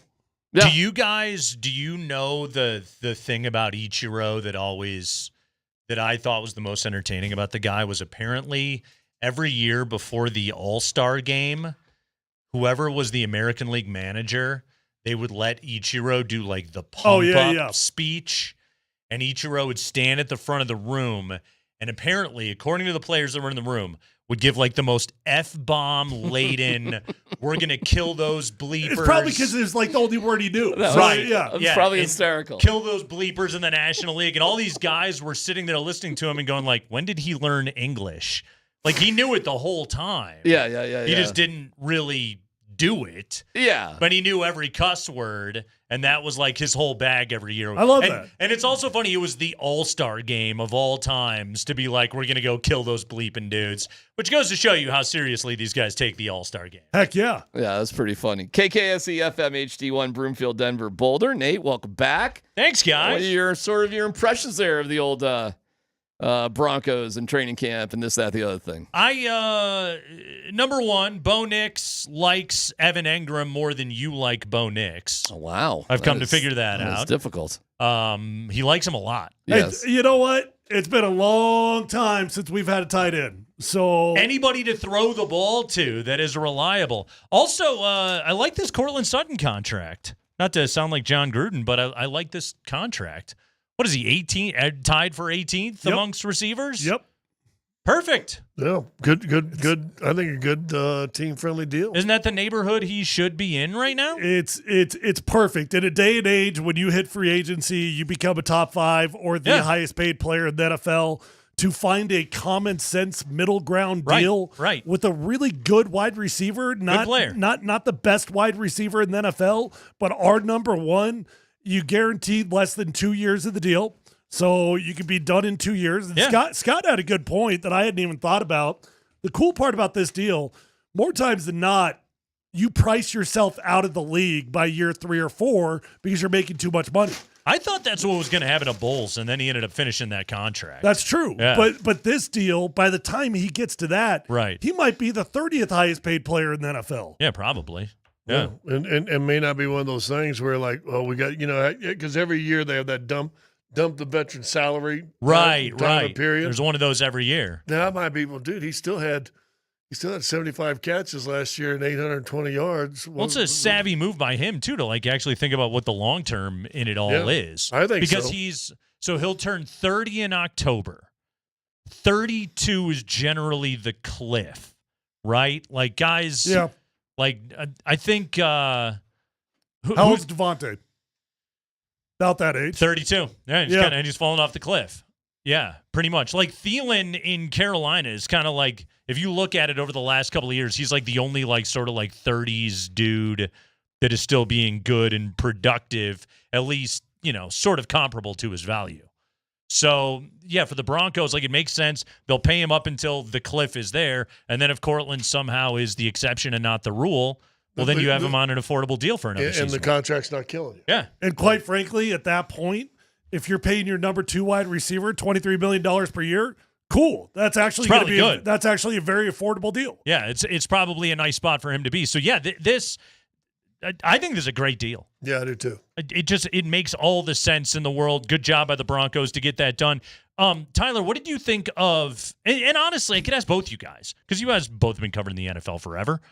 What did you guys think of Sean Payton's answer today about Courtland missing time? Because I was extremely impressed by it, of Sean just being like, here's a veteran guy that knows exactly what he's doing. I'm not going to get stressed about him not being in team for a couple of days while we get a deal done. And I know Sean said that with the knowledge of, like, this thing's getting inked upstairs. But still, just like he's a veteran, I'm not worried about it answer that he gave. That's kind of what we said, that, this sounds like a guy that knows something's going to be working. DMac said, I'll be surprised this ain't done soon. Right. What, 30 minutes later? All of a sudden we get the announcement. Boom. I always thought that of the guys that wanted a new contract, Courtland was going to be the first domino to fall because it wasn't going to be some brutal negotiation. You didn't have to make him a top 5 guy. So it was going to be the easiest domino to fall. So sometimes you just pick the easiest one. Sure. But then isn't this also kind of a semi-reward in the sense that last year said, listen, we ain't going to do it this year. We'll give you a little bump. Here's an extra $800,000, Yeah. $2 million, whatever it was. Let's see what you do. And then guess what he did? He went and did it. Right? He had a great year last year. They said, okay. It also may show, and we haven't talked about this, shows the Penners are probably people of their word. They say, listen, go out there and show us that you're still there with us. 81 catches, over 1,000 yards. He was Bo's favorite target in almost every single situation. He's the security blanket. You need the young quarterback to work out. You got to take advantage of him on his rookie deal. Of course, you get this done and you keep him in the building. It makes all the sense in the world. That's a good deal. Yeah. I mean, Courtland Sutton is like, by number one receiver standards, probably middle of the pack in the NFL, I would say. But, that's... Again, you got him slotted at the right salary. He's a dependable player. He's got a good relationship with the quarterback. You get it done. And then you have a coach stand up there and talk about it in a way that's like, I understand the business of the NFL. I don't need to be some meatball about it and take a shot at a guy for missing, you don't team need to be portions of practice. Like Jerry Jones. You don't right. Need, yeah. Calling him Michael Parson or whatever he called. And Elway used to take shots. He took shots at Von Miller. He took shots at Demaryius Thomas. In the press, it's like, dude, you're talking about 2 guys that won you a Super Bowl right now. And I get, the competitive juices are flowing in negotiation and all of that. But what benefit does that have to the organization? None. At all. It doesn't. And so for Sean Payton, who is the, face of the franchise and the most important guy in the building, for him to stand up there and talk about it today, I thought just in a way of look, this is a veteran guy. This is a smart player. I'm not going to get stressed about him missing a couple of sessions a team. It was just wow, that it's so refreshing to hear somebody not be a complete nincompoop when they're talking about how to run a football team. So the good news is you got it done. The bad news, the guys that want a deal, sorry, I'm losing my voice here, but the guys that want a deal that are left, it's going to get more difficult. Yeah. Zach Allen, it's going to be more difficult. Well, especially as you get a little gimpy today for Zach Allen. He's hobbly? Probably he was a little hobbly today, he wasn't he? I didn't see it. You tell me what you saw. He was limping a little bit. Now, again, I don't think it was anything major, but it was noticeable to Coach and Raj. I mean, football hurts, right? Yeah, but I mean, it's that time where if you're everything gets Zach a little Allen sore. and you're talking to the Broncos right now, you're like, hey, I want $25 million per year. Yeah. I stubbed my toe today.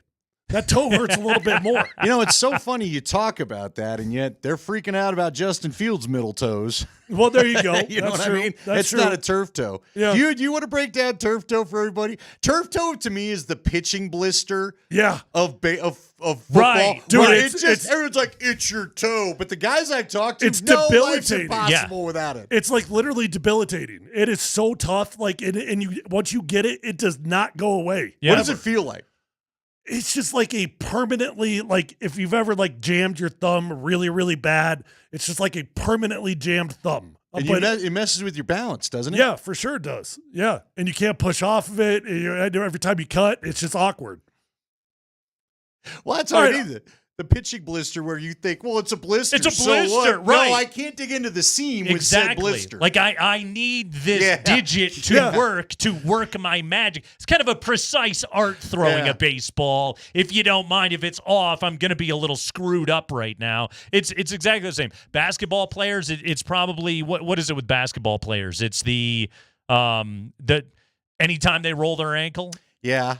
Because then every time they jump, it sucks. And what is the sport of basketball? Pretty much jumping. That's it. That's pretty much the entire game right there. You're effed if everything doesn't work exactly the way that it's supposed to. And yeah, we all meatball it out. It's tough it out. Because it doesn't sound that bad. Right. No, it doesn't. Turf toe, blisters. I got a toe. Yeah. I got a blister. What? Turf toe. Turf toe does sound a little gnarly. Can they rename it at least? Something. So it just sounds a little cooler. Viciously stubbed toe. See, that's still not doing it for me. No, it's not. I it's need not. I need daunting. Yeah. debilitated third toe. Although a possible amputation. Stub toe, though, that's like top 5 worst things you can do to your Yeah, morning, but right? you know how it is. When we, especially as the fan side of this thing, Yeah. hear these things, Right. and you got guys right now in 100-degree heat doing whatever they're doing in traffic, they don't want to hear about a blister or a toe. Too low in his heavy legs. Yeah. Oh, you're making $25 million a year? Yeah. You got a stub Yeah. toe? Hey, let me show I you the feel so 5 bad. blisters I got on my hand. You know what the one is in baseball, too? The oblique. You hear about the oblique, and everyone's like, first of all, what the hell is your oblique? what the hell is that? And then you're like, oh, it just means basically the middle of your body sears in pain every time you swing a baseball bat as hard as you possibly can, which is every single time that they do it. And we're just like, what the hell is that? I don't know what that is. It is better than heavy. Heavy legs is the all-time worst. What do you mean you got heavy legs? It was a bad. I got heavy eyelids listening about your heavy legs. Come on. Andy Lindahl, Nate Kreckman, KNL, we are back. We have been separated for some time. That took a turn. I know, right? But we I got in trouble too. You got in trouble? Well, yeah, I told you I was all jealous that you and Nayland were hanging out because I thought it would have been fun. Yeah. To, I was like, well, if he's going to get an old show together, then I got to get an old show together. So what did you get in trouble with? Oh, I was literally sitting on the beach. You had told me you were going to do this. I'm like, I got to tune in. Sure. And I didn't tell anybody what I was doing. I had my headphones on. We're sitting at the beach. We're chilling. Next thing I know, I'm calling you. And my wife's like, the hell was that? Hey, for half a minute, I'm cheating on you. Did you that might have gone over better? Did you get in trouble for working on vacation? Yeah, she's like, what do you mean you just called the station? What are you doing? What's wrong with you? They're literally paying you to not be there right now. She's like, did you mean to tell me? She goes, I thought you were listening to your audio book. You were listening to the station? I go, I listened to a bit of the book. I got Nate Bargatze's Big Dumb Eyes. Uh-huh. But again, we talked about, I thought it was funny because he addresses in the immediate all the words, that comment we played. Yes. And he goes, yeah, this book does not have all the words. Oh. It's so, yeah, anyway, I was listening to that and then I was like, oh, wait, Nate and Nayland are on. I got to hear this. You checked it out. I did. It was a very serious and intense 3 hours well, of no, sports I tuned radio. in right as he was talking about his failed snow removal plowing job. Which was fun. That he quit after a 19-hour shift. It's like, it's kind of the gig, man. I got in trouble today. For what? I did. Oh, I got booted out of Broncos practice today. You got booted out? I was asked to please go to a different area. Really? Yes. So here's what happened, okay? So I get into practice today. First off, I had a morning. I was a little late. Yeah, you had a morning. It was some things. There was a lot of unexpected curveballs. One thing you didn't even expect on the right end. One thing is just like, hey, here's something else. It was a lot of things today, Andy. So I go into Broncos practice and I'm taking in my first day of training camp. I've been on vacation, so I'm taking my first day of practice, and then it's like, oh yeah, and I get an alert on my phone that the Coach Prime press conference is beginning in Boulder, and that I can tune in on the Altitude Sports Radio YouTube page. So I was like, great. I'll multitask. I will watch football, and I will listen to Deion Sanders. A lot of information there with Deion. Unbelievable. Some things said in a press conference today I've never heard before, but most importantly, sounds as though for the time being, Deion's doing okay.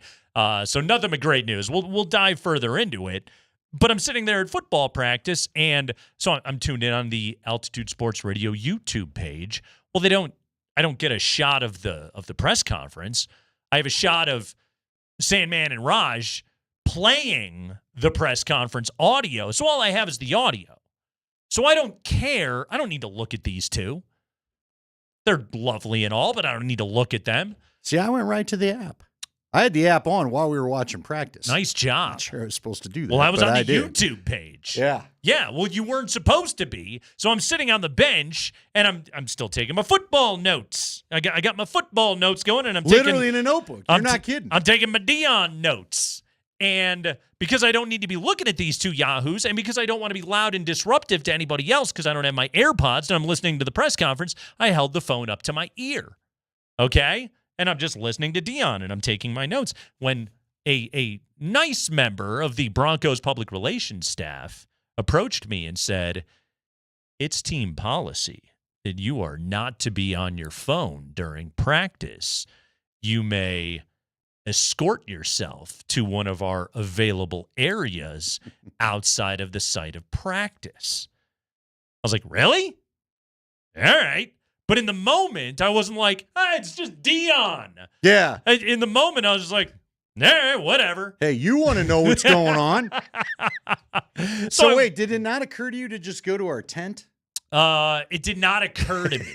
Okay. I was also like, the tent was way further away from where I was sitting. Yeah, we've got two sides of the middle of the building to stand on. So I just went around the corner, and then I'm sitting there listening to Deion, and I'm taking my notes and all that. I'm learning about how he depends on depends and all that, which pretty sure Deion knocked out a new endorsement deal today. Man, that guy can even print money when he's getting bladder cancer. You got to give Deion credit. The man knows how to market himself. So I'm sitting there, I'm listening to this press conference, I'm taking my notes and everything, and then I came back, and I saw the member of the PR staff, and so I just went up, and I was just like, hey, I want you to know, I was not on the phone.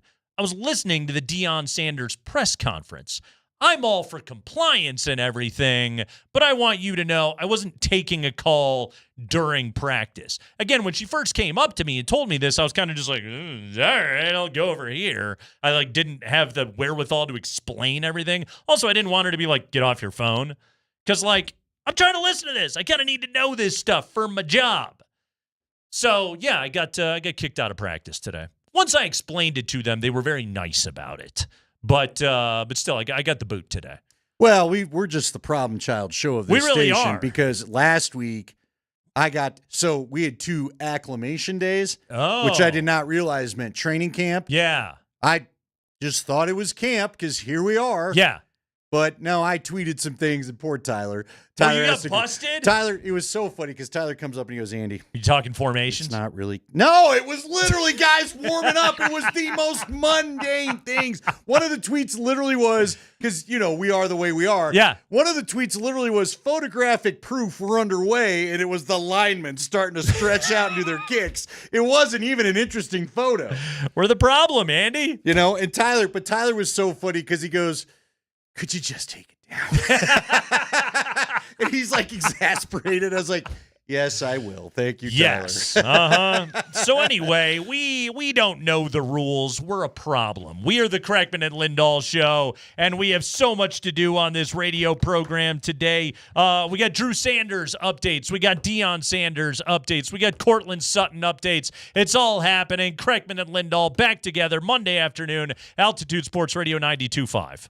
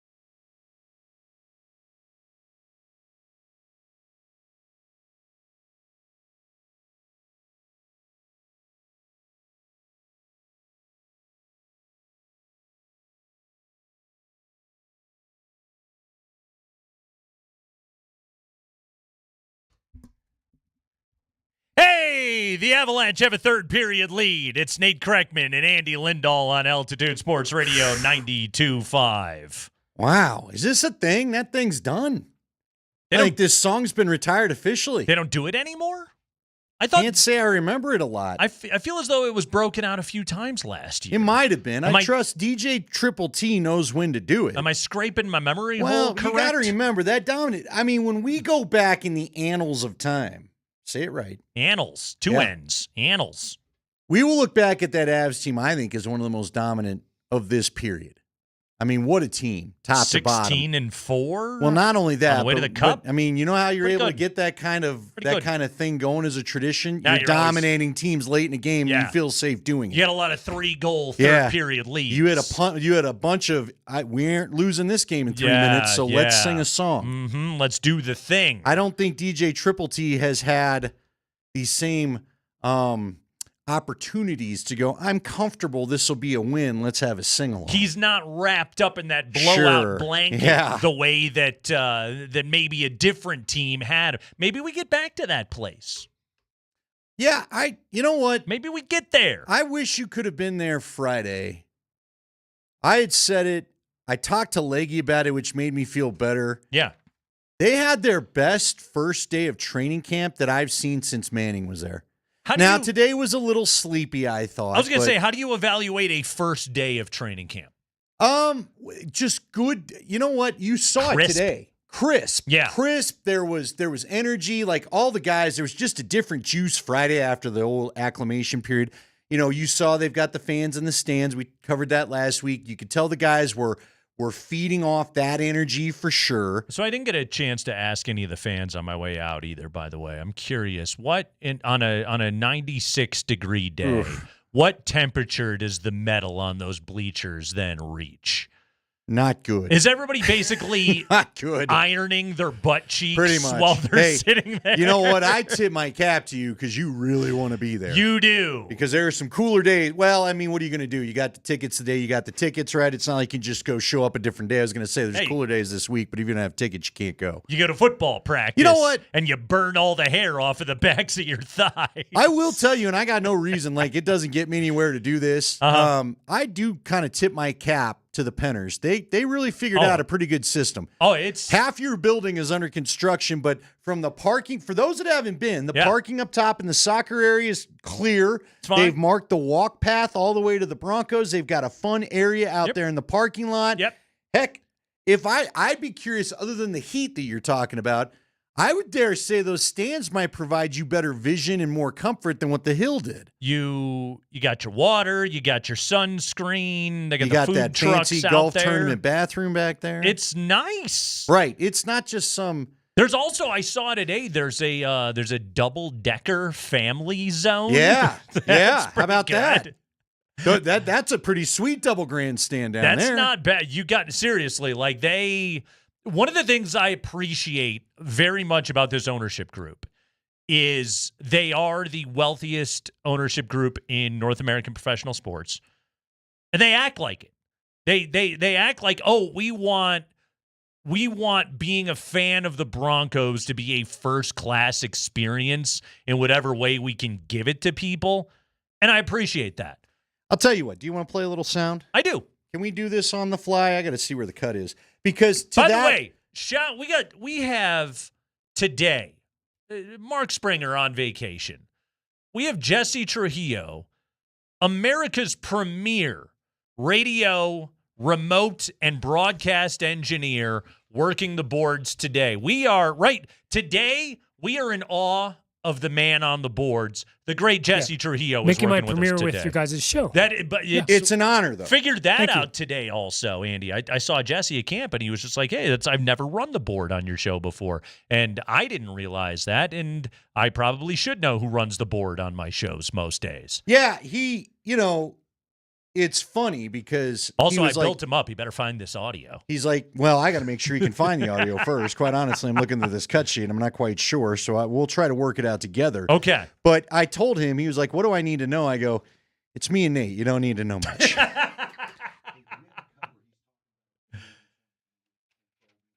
I'm gonna let him find the cut we're looking for. So we all sound professional. every time I try to take the wheel from you Yeah. and just drive for a minute To find some audio? we end up in the weeds and in a town it's like the start of Texas Chainsaw Massacre. Now we've got a car problem and there's just this shady cabin we got to go ask for help for because I went hauling through the weeds. We lost a couple tires and the engine's making a funny sound. So, but it plays off your point about this ownership group. Yes. Now, Coach didn't necessarily make the point about ownership. But it's about ranking things. We like to rank some things. Yes. And if you want, we can just skip I believe the it's cut. Sean Payton cut 15. Is it? You think so? I believe that's the one you're referring There we go. There to. it is. Go 15 there. Yes. And if it isn't, Jesse, we'll just make it work. We're going to go with it anyway. We'll shape This the ain't conversation. the morning show. We ain't afraid to just make it work. All right, here we go.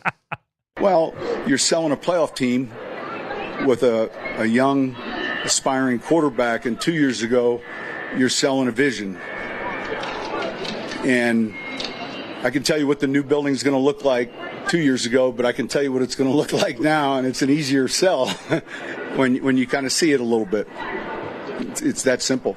And he pointed out Bo, and he would go on to a further cut also saying, because that's a cut I was thinking of, to be clear. And in another answer, he said, well, they want to play with, these guys are smart. They want to know you have a quarterback. And I don't deny any of that. I think Bo is a top reason why you're getting free agents. But let's be clear. An ownership group that can write any check they want will have any free agent wanting to come to talk to you.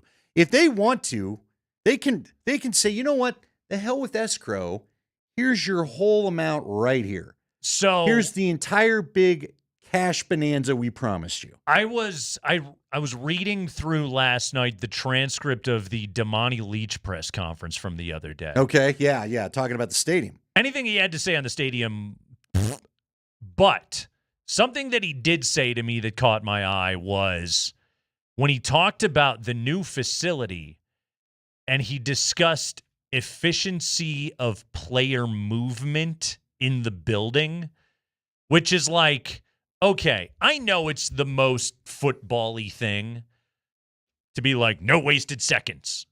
Didn't that kind of start with Chip Kelly? Like, we every second of the day you're doing something. Okay, very well, but like a lot of the day of a football player is not football. You have meetings and you have cafeteria and weight room and all the places you got to be, but it's just like, we want to make this as easy as humanly possible and have a regulated traffic flow to maximize efficiency with the time spent inside the building. Okay? Like, when you think about a team president that's talking in that manner, and then, like, remember the story when we talked about the tours at the Cowboys facility? And the players being in there working out and looking over and then like having people like taking selfies with a guy like doing squats in the background or whatever. Their reps in. And just being like, what the hell is going on right here? But that's just like, oh, you realize what the Broncos ownership group realizes is the magic is in the winning football, and that's what people really want. Jerry's just like, look at this spectacle I can put up here. And I think what the Broncos are going for is how do we have a great experience while also building a winning football team, which I think I'm reasonably confident that if we were to poll every Broncos fan that's listening to this show right now, that's all they give a bleep about, right? Oh, yeah. Yes, it is about the winning.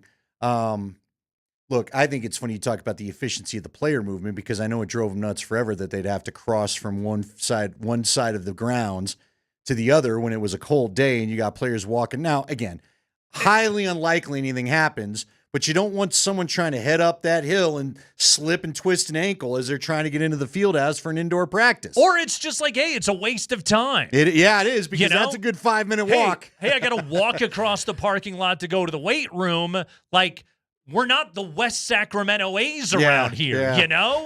So now they'll all be one big building. Yeah. Oh, you wanted to take a leak between innings? Why don't you walk 700 feet that way? Head on out to the dugout. Head on out to the bullpen. Exactly. And we can accommodate you. Yeah, see if you can find your way. Ask the guy at the gate. He'll tell you where the John is. Like, they don't have – they're doing their best to eliminate that stuff. And like little things like that, if you're a free agent and you are talking to the guys around the league, you are visiting the Broncos facility, you're going to look at that and you're going to go, oh, this is a pretty first-class place to work. Yeah. This is cool. I would agree. And again, they want their money. Yeah. Can you give, like Courtland Sutton today, if I want money, can you give me money? And they said, yes, sir, we'd like to give you some money. Mm-hmm. Where do you think it all ranks? Ownership, quarterback, coach. Like, is Bo going to be the bigger attraction than Sean? I feel like Bo probably is right now because Bo feels like he's got some pretty high stock around the league. Yep. Right? Yep. He was number 64 in the countdown while you were gone last week, which I think is really an accomplishment pretty for good. him. Yeah, pretty that good. is real good for a rookie year. Mm-hmm. But I feel like Bo, it'd be ownership and then Bo. And ownership because money.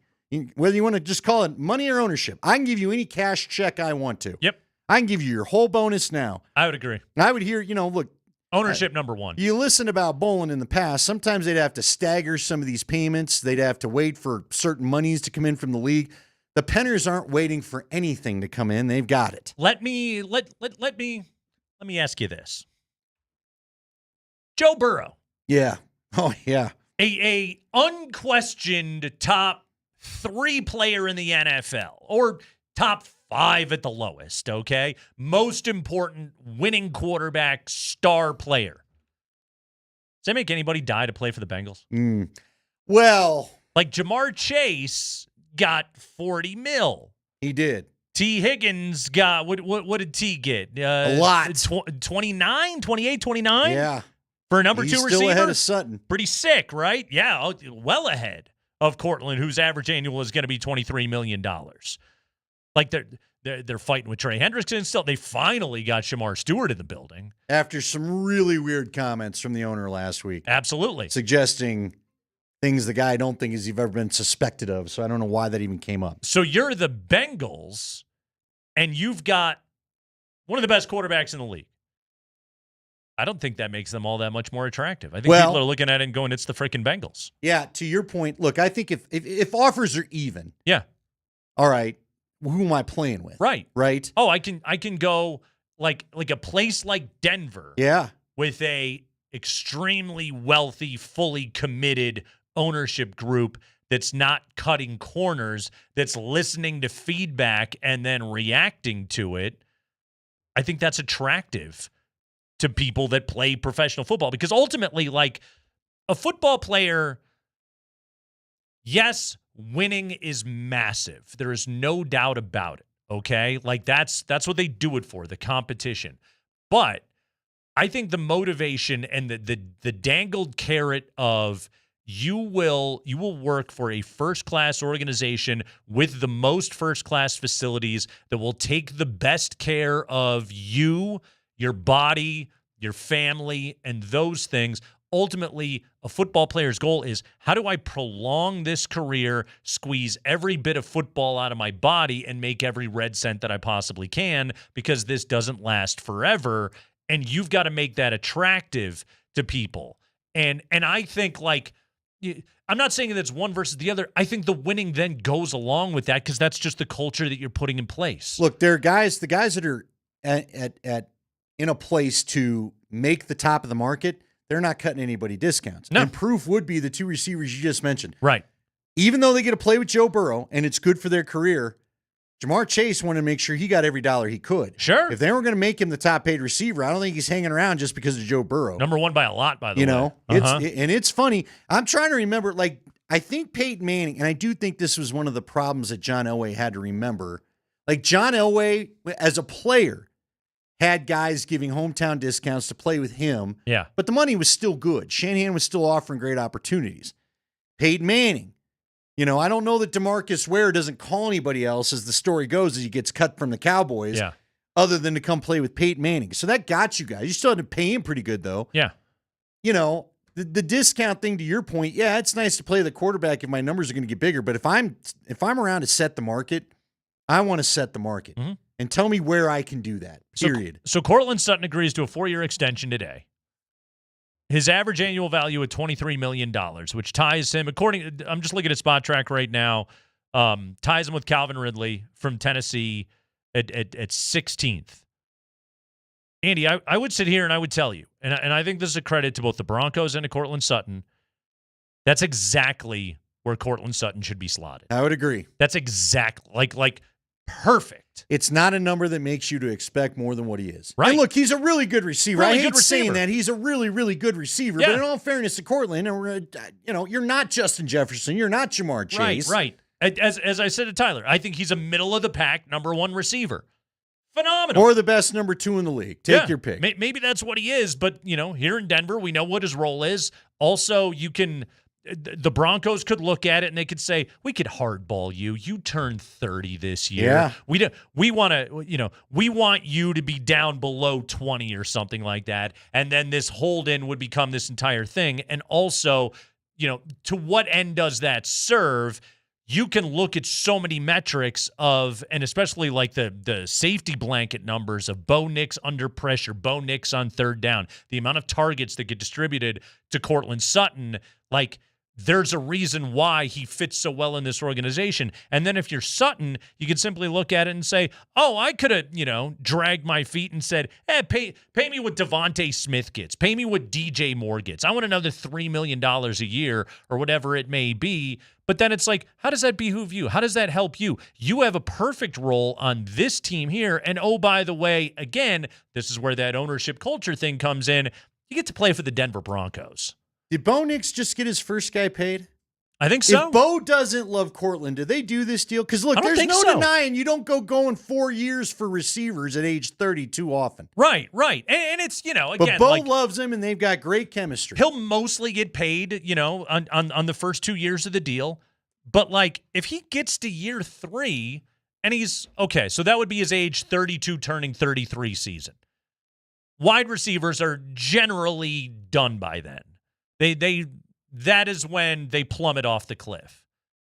But if you can look at it and say Julio Jones, right, Devontae Adams, a little bit, Tyreek Hill is a very real concern with him right now. This is every receiver in the history of the sport, save Larry Fitzgerald, who was just a freaking anomaly and just an alien. I don't know how the guy did it as long as he did. But most guys, they're kind of done for right around that age.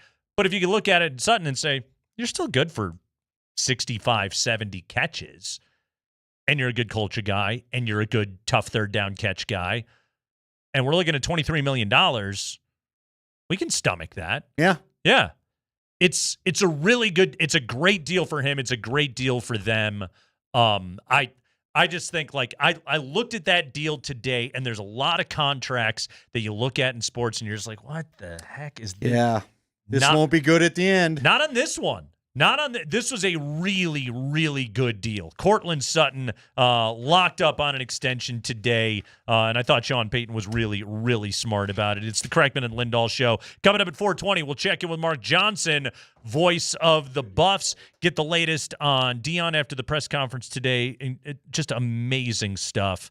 Plus, we got Jeff Lightwell coming up at 20 minutes after 5 for further Courtland Sutton and Broncos reaction. But first, Andy, Nikola Jokic's agent posted something very interesting on Instagram over the weekend. And people are going to want to hear this, and they're going to want to speculate with us wildly about what it means. Coming up next.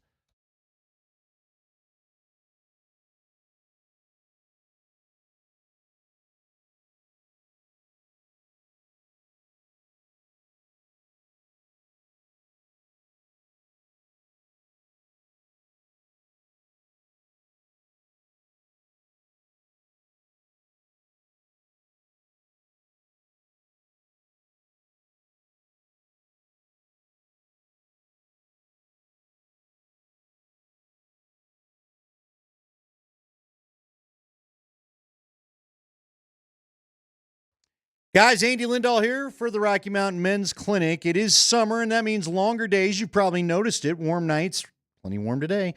Vacations, date nights, but if you've got erectile dysfunction, it can ruin it all. If intimacy causes you stress because of your performance, you're not alone, and more importantly, there's help. Help at the Rocky Mountain Men's Clinic. Find the right treatment for you there, and that's what's key. They've got more than one treatment to offer you, and sometimes, if needed, they can combine those treatments to find you the best experience, because that's what is really what this is about, getting back the best experience. They can offer you treatments when pills and herbals fail, and treatments with success rates well over 90%. Some treatments will even have you lasting an hour or more if that's what you're looking for. At the Rocky Mountain Men's Clinic, they've served the Front Range of Colorado for nearly a decade, and they've successfully treated tens of thousands of men. Your first visit's only $99, and you'll meet and talk with a Colorado licensed medical provider. You'll have a T and a PSA test, and they'll go over those results. And if you're medically advised, you'll get a test dose. And if the test dose doesn't work in the office, your visit is free, so there's nothing to risk. They have an expert staff at the Rocky Mountain Men's Clinic, and if you're like a lot of men, you could be back to feeling your old self the next day after your appointment. They have 5 locations to serve you in Colorado, including in Fort Collins and the Springs. Give them a call today, 720-440-7900, or just go to RockyMountainMen'sClinic.com.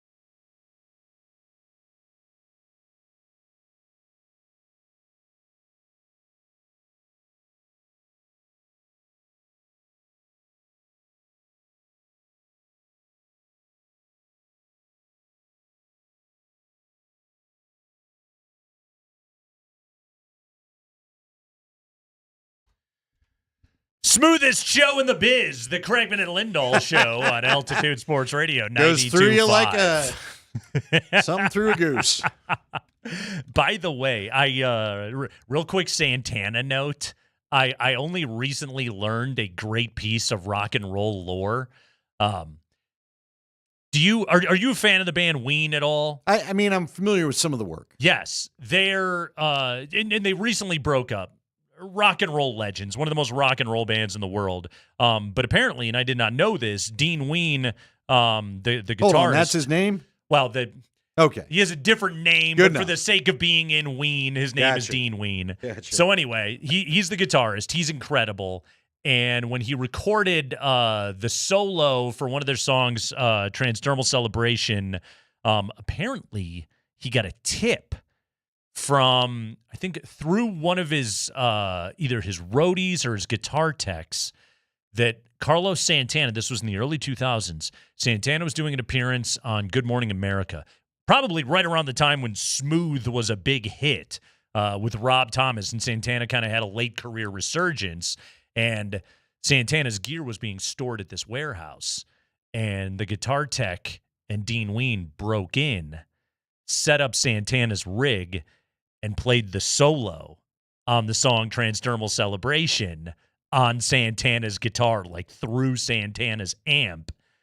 Knocked it out in like a half hour and then packed the gear up and got the hell out of there, because they would have been arrested and fired and everything had they gotten caught. And then he didn't tell the story for like 20 years. And then he put it on a Facebook post of like, here's some rock and roll history for you. And, you know, picks or else it didn't happen. There he is sitting in front of Santana's guitar case, just busting out this solo that they recorded on like a hard disc recorder. Man, now I need to know, did he get to the show that night? He's like, there's something off. I know, right? You know what I mean? Right? There's Yeah. a string not quite where I want it. I know exactly how I did left this this? thing. Exactly. So, yeah, unbelievable story. That's cool. Yes. So go listen to the Quebec album by Ween, and you can enjoy that. All right.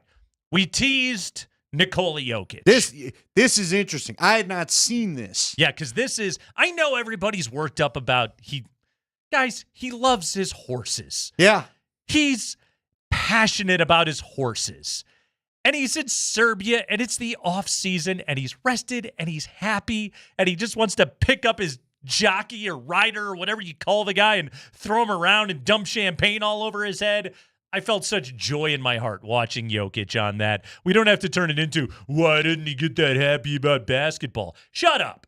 Okay. Well, and also people will tell you, whether it's their kids or whatever, when you are so into something you don't have control over, Right. it will often cause you greater joy. Yeah. He has complete control over whether they win a title or not. Yeah, guess what? They win a championship. He's Yeah, exhausted. He's usually dead in the middle. All of us that were up in the stands, we were losing our What a minds. time. Exactly. So we celebrate Jokic, and we love Jokic.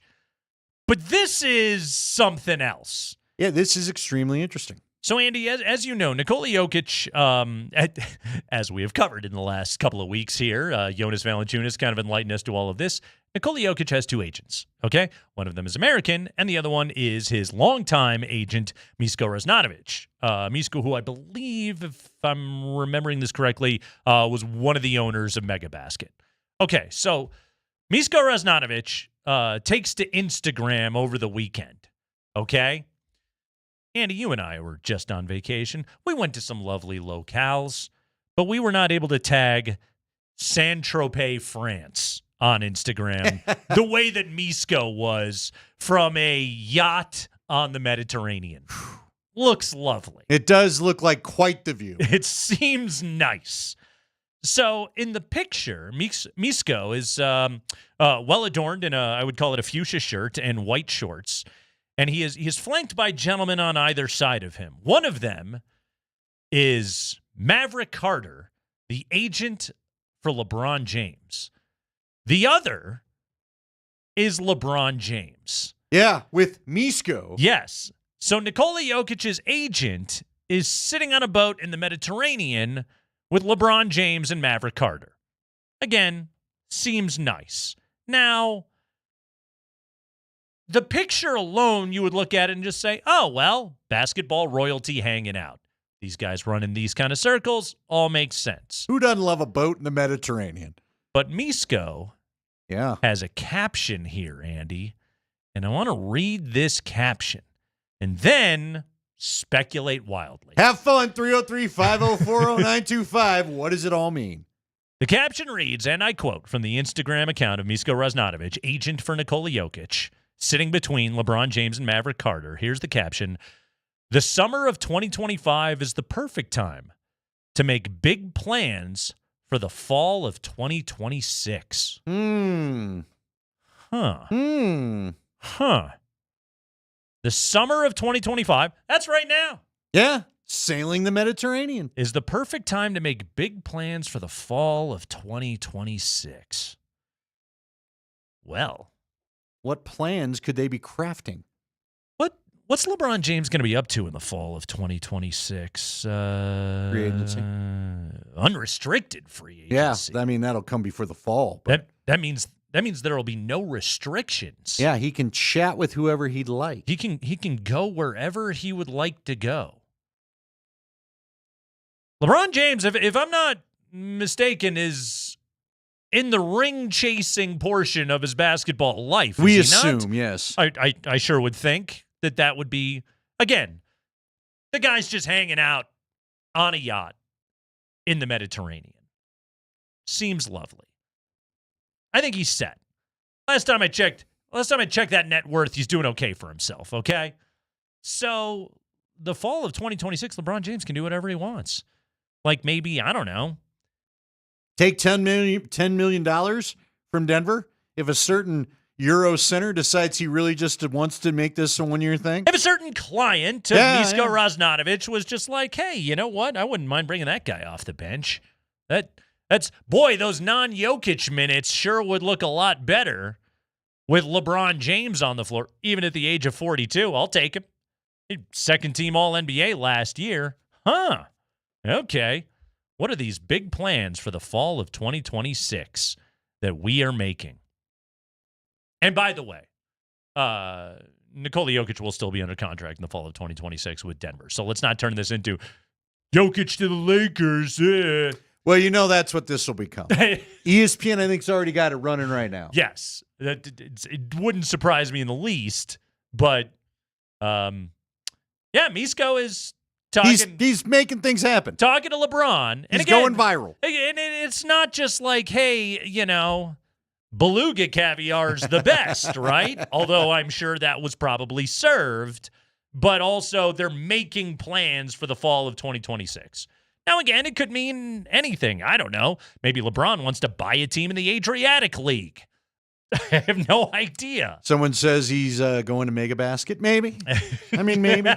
Maybe he wants a tour of Europe.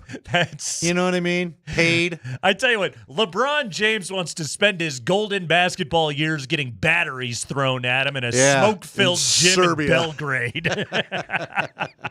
That's what he'd like to do in his golden year. Maybe that's, again, could be a possibility. You never know. Does Valanciunas swing in and take him to Greece instead? Is that the next deal? Yeah, they look quite comfortable, though, as they make plans for the fall of 2026.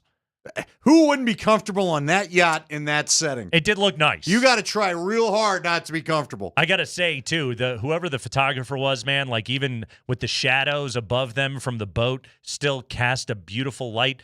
I must say, it looks nice. Yeah. Mm-hmm. Appears to be better than the vacations you and I took. Crystal blue ocean. Not knocking where we've been.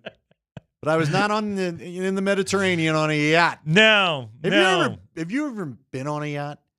Like, just at least set eyes on a yacht. The closest I've been to a yacht was, the first trip to the Super Bowl when we were a show in 2020. Yeah. Before all hell broke loose. Uh-huh. And Tepper and I were in a cab, and we saw Jerry Jones' Bond yacht parked, like, outside the home Tom Brady was allegedly renting from whoever. Derek Jeter. Remember when the story was Jeter's house? Yeah. Yeah, but there was this yacht everywhere we went, and the thing looked awesome. Don't get me wrong. It was Jerry's yacht? That was the word. I never got it completely confirmed. I'd have bought it because it was a gigantic vessel. I've been on a catamaran. Really? I've been on a pontoon boat. How about a rowboat? You got any rowboat in your background? I've done some canoeing in my Yeah, day. okay, there you go. Absolutely. Yeah. Some limited kayaking. Sure. Quite a bit of paddle boarding. Yes. Uh-huh. Not a yacht, though, huh? Not a yacht. Have you No. been on a boat with a motor? I have. Okay. So I was in high school, and my grandfather had a boat. Okay, my grandparents lived on a lake. My grandpa had a boat, just your run-of-the-mill speed boat or whatever. He just used it to go fishing. My grandpa's getting up there. My grandpa? Yeah, he's getting up there a little bit, and it's time to get rid of the boat. My mom and I are over at my grandparents' house, and my grandpa is going, what am I going to do with the boat? My mom's like, I don't know what you should do with the boat.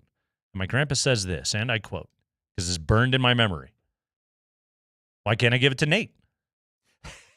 To which I, seated in the other room, sprang up and was like, I'll take it. I'll take that boat. I want that boat.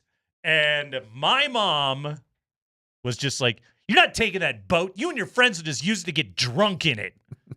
I was like, that's not the point. That is what happens in most boats, Mom.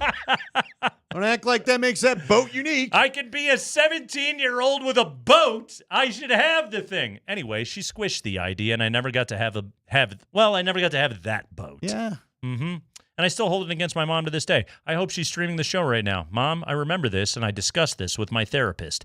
This is the Kreckman and Lindahl Show on Altitude Sports Radio 92.5.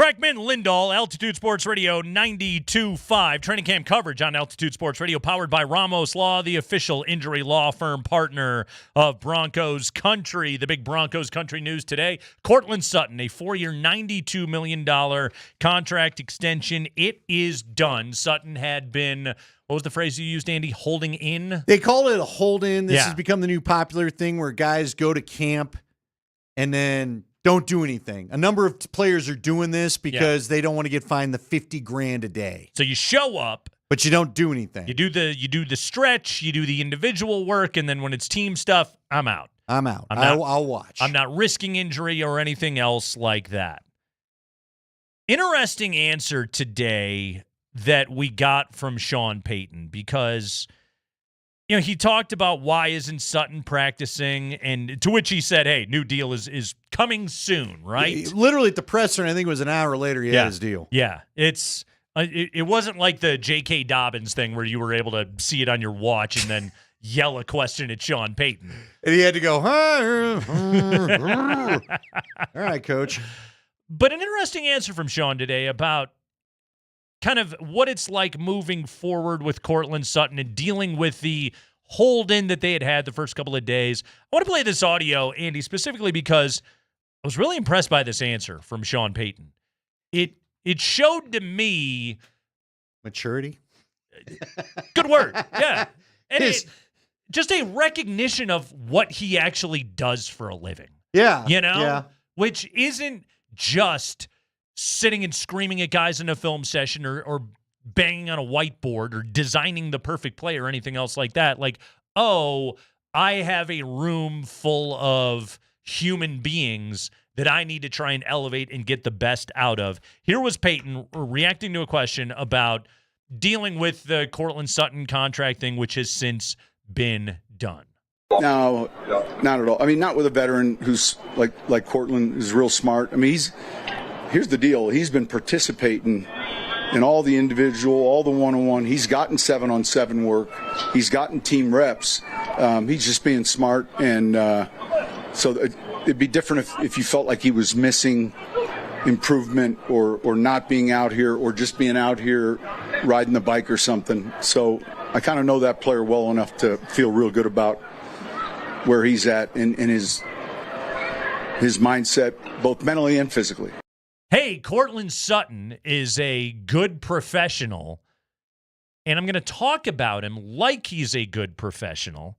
I'm going to talk about him in a manner that shows that I trust him and that in this dance of player v. organization that generally is the tone, see Jerry Jones and Micah Parsons or the Cincinnati Bengals and everybody, that I will talk about this player as though I recognize what you are up against at this stage of your football life and what you're trying to get out of this, and I trust that you are going to do right by this organization if we do right by you. There was none of the adversarial kind of pepper to the language, Andy. Like, not 2 years in a row now. Remember, this is the second year this has kind of been going on. And last year it was when they gave him incentives, and he hit him because he's a good pro. Yep. And he showed that he is worth being paid. And again, Sean, having been around the player for long enough to understand, I trust this guy and I'm not worried about it. Like, in my head, I flashed back to John Elway taking digs at Demaryius Thomas and Von Miller during contract negotiations. By the way, contract negotiations, both of which John Elway got his butt handed to him in those negotiations and lost, kind of the way Jerry Jones does every single time he gets in a contract fight with a player. It's like, Jerry, we all know how this is going to end. What are you doing right now? Just give him his money. But either way, like, I liked listening to Sean talk about that, because that to me was like, oh, you're actually using human empathy to talk about what a player is going through, and I bet that player and I bet the guys in the room largely are going to appreciate that. All right, so my question for you is, do we now have Sean Payton players coach going on? Seriously. Because I wrote it in my notes. Because the other thing is, when they signed him, being the old school Parcells guy, and today's the perfect example of it, I really thought we were going to see Josh McDaniels hitting all the time, all that. You know what I mean? Yeah. And instead, we get a day like today where they're in Pats for the first time. He's not going to overdo it. Now, everybody was commenting, I can't believe, softest day, whatever, 90 minutes, can't believe that. But this is how he's done things. This is how he's done things since he got here. He's talked about ramp up nonstop. And by the way, if you look at the Broncos' injury history since he has been here, I trust it. Been better than the previous 3 coaches. Right on. Yeah, he's been doing a great job with getting his guys all set. There's not the soft tissue nonsense and all of that. Hey, Drew Sanders got hurt. Drew Sanders kind of always gets hurt. Yeah. There's going to be other injuries because it's football. We get that. It's a violent game, but you mitigate what you can and control it the way that you can. And for Sean Payton, this is a gradual process to get to that place. I'm not here to use shock treatment on my players just so that I can feel as though I'm toughening them up. Yeah. And like you said, for him to just talk about now I think it does go both ways. Players handle it right. Yep. And this is how things get done. This also is the example of why I think, honestly, that you've got to have both coach and GM. It's got to be the same thing. It's got to be 2 different jobs. Can't be the one guy. This is something Mike Shanahan never had at the end of his run. Because you know what? When you have war with the organization, Sean Payton can go in there and now that this is done, we got to talk about who do you think is next. Yeah. But he can go to a Nick Bonito. He can go to a Zach Allen. And he can just say, like he probably was going to Courtland Sutton, look, man, I'm fighting for you. I'm telling him, I need this guy. But just come play for me. Let's do it the right way. And he's not the negotiating head. That's George Payton. Yep. Maybe it's the Penners. I don't know. But this is why it's good when one person's not doing both jobs. Whenever Mike Shanahan, and guys told me this, whenever Mike Shanahan tries to tell you deserve this, well, then it's coach, give it to me because you're the negotiator. Yeah. You're the one that has the say whether I get the money or not. Now, I think Sean Payton has a heavy say as to who gets paid or not. 100%. Right? But at least in this case, the jobs are split and he doesn't have to wear the whole thing. I saw this today, kind of in relation to him getting paid. PFF had this. Bo Nix targeted Courtland Sutton 34 times when he was pressured as a rookie. Sutton caught 19 of those passes for 289 yards and 13 first downs. 13 first downs that were converted to Courtland Sutton when Bo Nix was under pressure. They continue to go on. He secured 4 of 8 contested targets, tallied 9 gains of 15 or more yards, tied for the 9th most in the league, and recorded a 7th-ranked 81 PFF receiving grade on such plays. Again, I know you hear that, and it's what the hell is a PFF grade? All it means is he's very good when Bo Nix is pressured and he becomes the relied upon target. And Bo wants to look for him, is what that tells you. Yeah. Bo's looking for him. And if Bo Nix is what we're building this thing around, and it's very clear that it is, as well it should be, well, then you get that guy his dude. Yep. And you get the guy that is right there, and you keep him happy, and this is only going to benefit the team and the offense and everything else. No-brainer that they got Courtland Sutton done. No-brainer. You know what else is good? Because this happened while you were gone. Drunk Uncle Jerry Jones decided he'd have a presser last week. Did you catch this? This is how you don't handle negotiations with your top player. Here's just a little snippet from Jerry. Of all the players that I've ever negotiated with, Michael Parson is as savvy and knowledgeable and understanding of his financial business relative to football as any player I've ever been around. Now, see, that works, except his name's Micah. So you may not want to call Micah Parsons Michael Parsons as you would stand up there and try to talk about how great all this is. Wait, did he call him? Play it again. Was it Parson or Parsons? Listen to the first name. Of all the players that I've ever negotiated with, Michael Parson is as savvy I don't know who Michael and Parsons knowledgeable. is. Michael Parsons. Micah Parsons would like to be able to negotiate with something else, but Michael Parsons, I don't know who. He doesn't even say Parsons. He says Parsons. Yeah, singular. There's only one Parson in there. Yeah. I caught that too. He's really hitting it out of the park. And then he goes to try to address the crowd. What are you doing, Jerry? And they were chanting, pay Micah, pay Micah, pay Micah, pay Micah. That's all they care about. Yeah, because they like their guy. Give me the player I like. He's really good. Just pay him. Get him in the building. He's a superstar. Just pay him.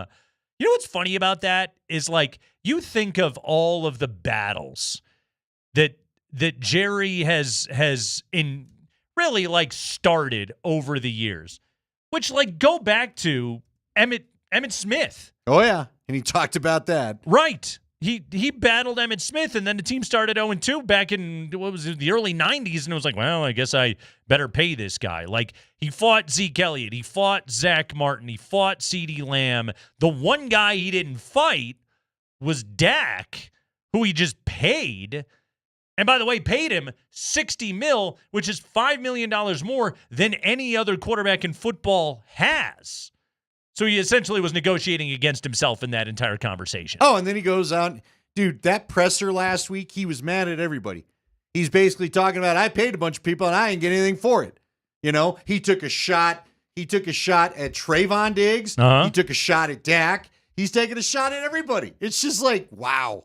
He just loves this stuff, though. Well, it isn't like being in a press conference and taking digs at your own guys and pissing everybody off. That's like Jerry Jones is as much reality TV character as he is owner and general manager. That one of the players, and I don't remember who it was, said on ESPN that Jerry Jones, first off, if he was offered win the Super Bowl, but you never have to do a press conference, you're never allowed to do a press conference again, he may not take the Super Bowl because that's how much he loves his press conferences. So, and I'm not sure that's not true the way he acts sometimes. They are, to your point, they'll get this done at the end of camp. But he knows the longer the holdout goes on, just like with Dak last year, the more he gets to be first on SportsCenter till it's over. Have you ever wandered over to the Cowboys side of the building anytime they've come in to play the Broncos? No. And you were always, doing post-game shows and stuff like that. So I don't remember how many years ago this was, but Dallas was in town. And Jerry was doing his thing. It might have even been the preseason. Jerry was doing his thing. And so I just wandered over because I do that thing of like, I got to see this. I got to go see this spectacle. I've only ever seen it on television. I can see it live here. The Dallas media throng around Jerry is unlike anything I've ever seen. I mean, Andy, like, first off, Jerry is smart enough. He doesn't stand against a wall. He stands in the middle of the room so the media can go 360 around him. They can huddle up against him. So him. he's like you too, Yeah. He's in the 360 and like it's 8 people deep on every side of him. You know how you get the arm sores from reaching out. The mic with the arm gets heavy and everything. That's what every dude is doing. You're looking at these guys; they're sweating all over each other. But everyone's got to get that Jerry quote, man. It was funny. They had an owners meeting in Denver a long time ago. This is where I got to know Leggy. Because I spent 2 days as just a reporter. They shoved me down at the hotel, and it's like the Hotel Teatro downtown. Remember that one? Oh yeah, right by. It's right on the 16th Street Mall or whatever. And so. We're in there, and I'm in this lobby, and most of the owners are walking up and going up the elevator where we're not allowed to be. Yeah. Up the elevator. Hey, just saying hello to everybody, but it's me, Jeff, and 2 other people up the elevator. Jerry comes in and walks right over to us. Yep. We didn't even have to ask. Mm-hmm. He is like, here I am. Let your questions commence. That story, remember, our friend Kaylin did the story on the Cowboys and the Star and the tours and everything. And she even wrote in the story when she asked Jerry about it, his face lit up. He was like, "Hell yeah, I want to talk about this," and just went on, and because that's what he is, man. That dude loves spectacle, and he said Michael Parson. And he's got all the spectacle. Speaking of something you've got to hear, crazy revelations. Deion is cured of cancer and ready to coach football. We'll go to Boulder and check in on the Buffs with Mark Johnson, the voice of CU football. That's next.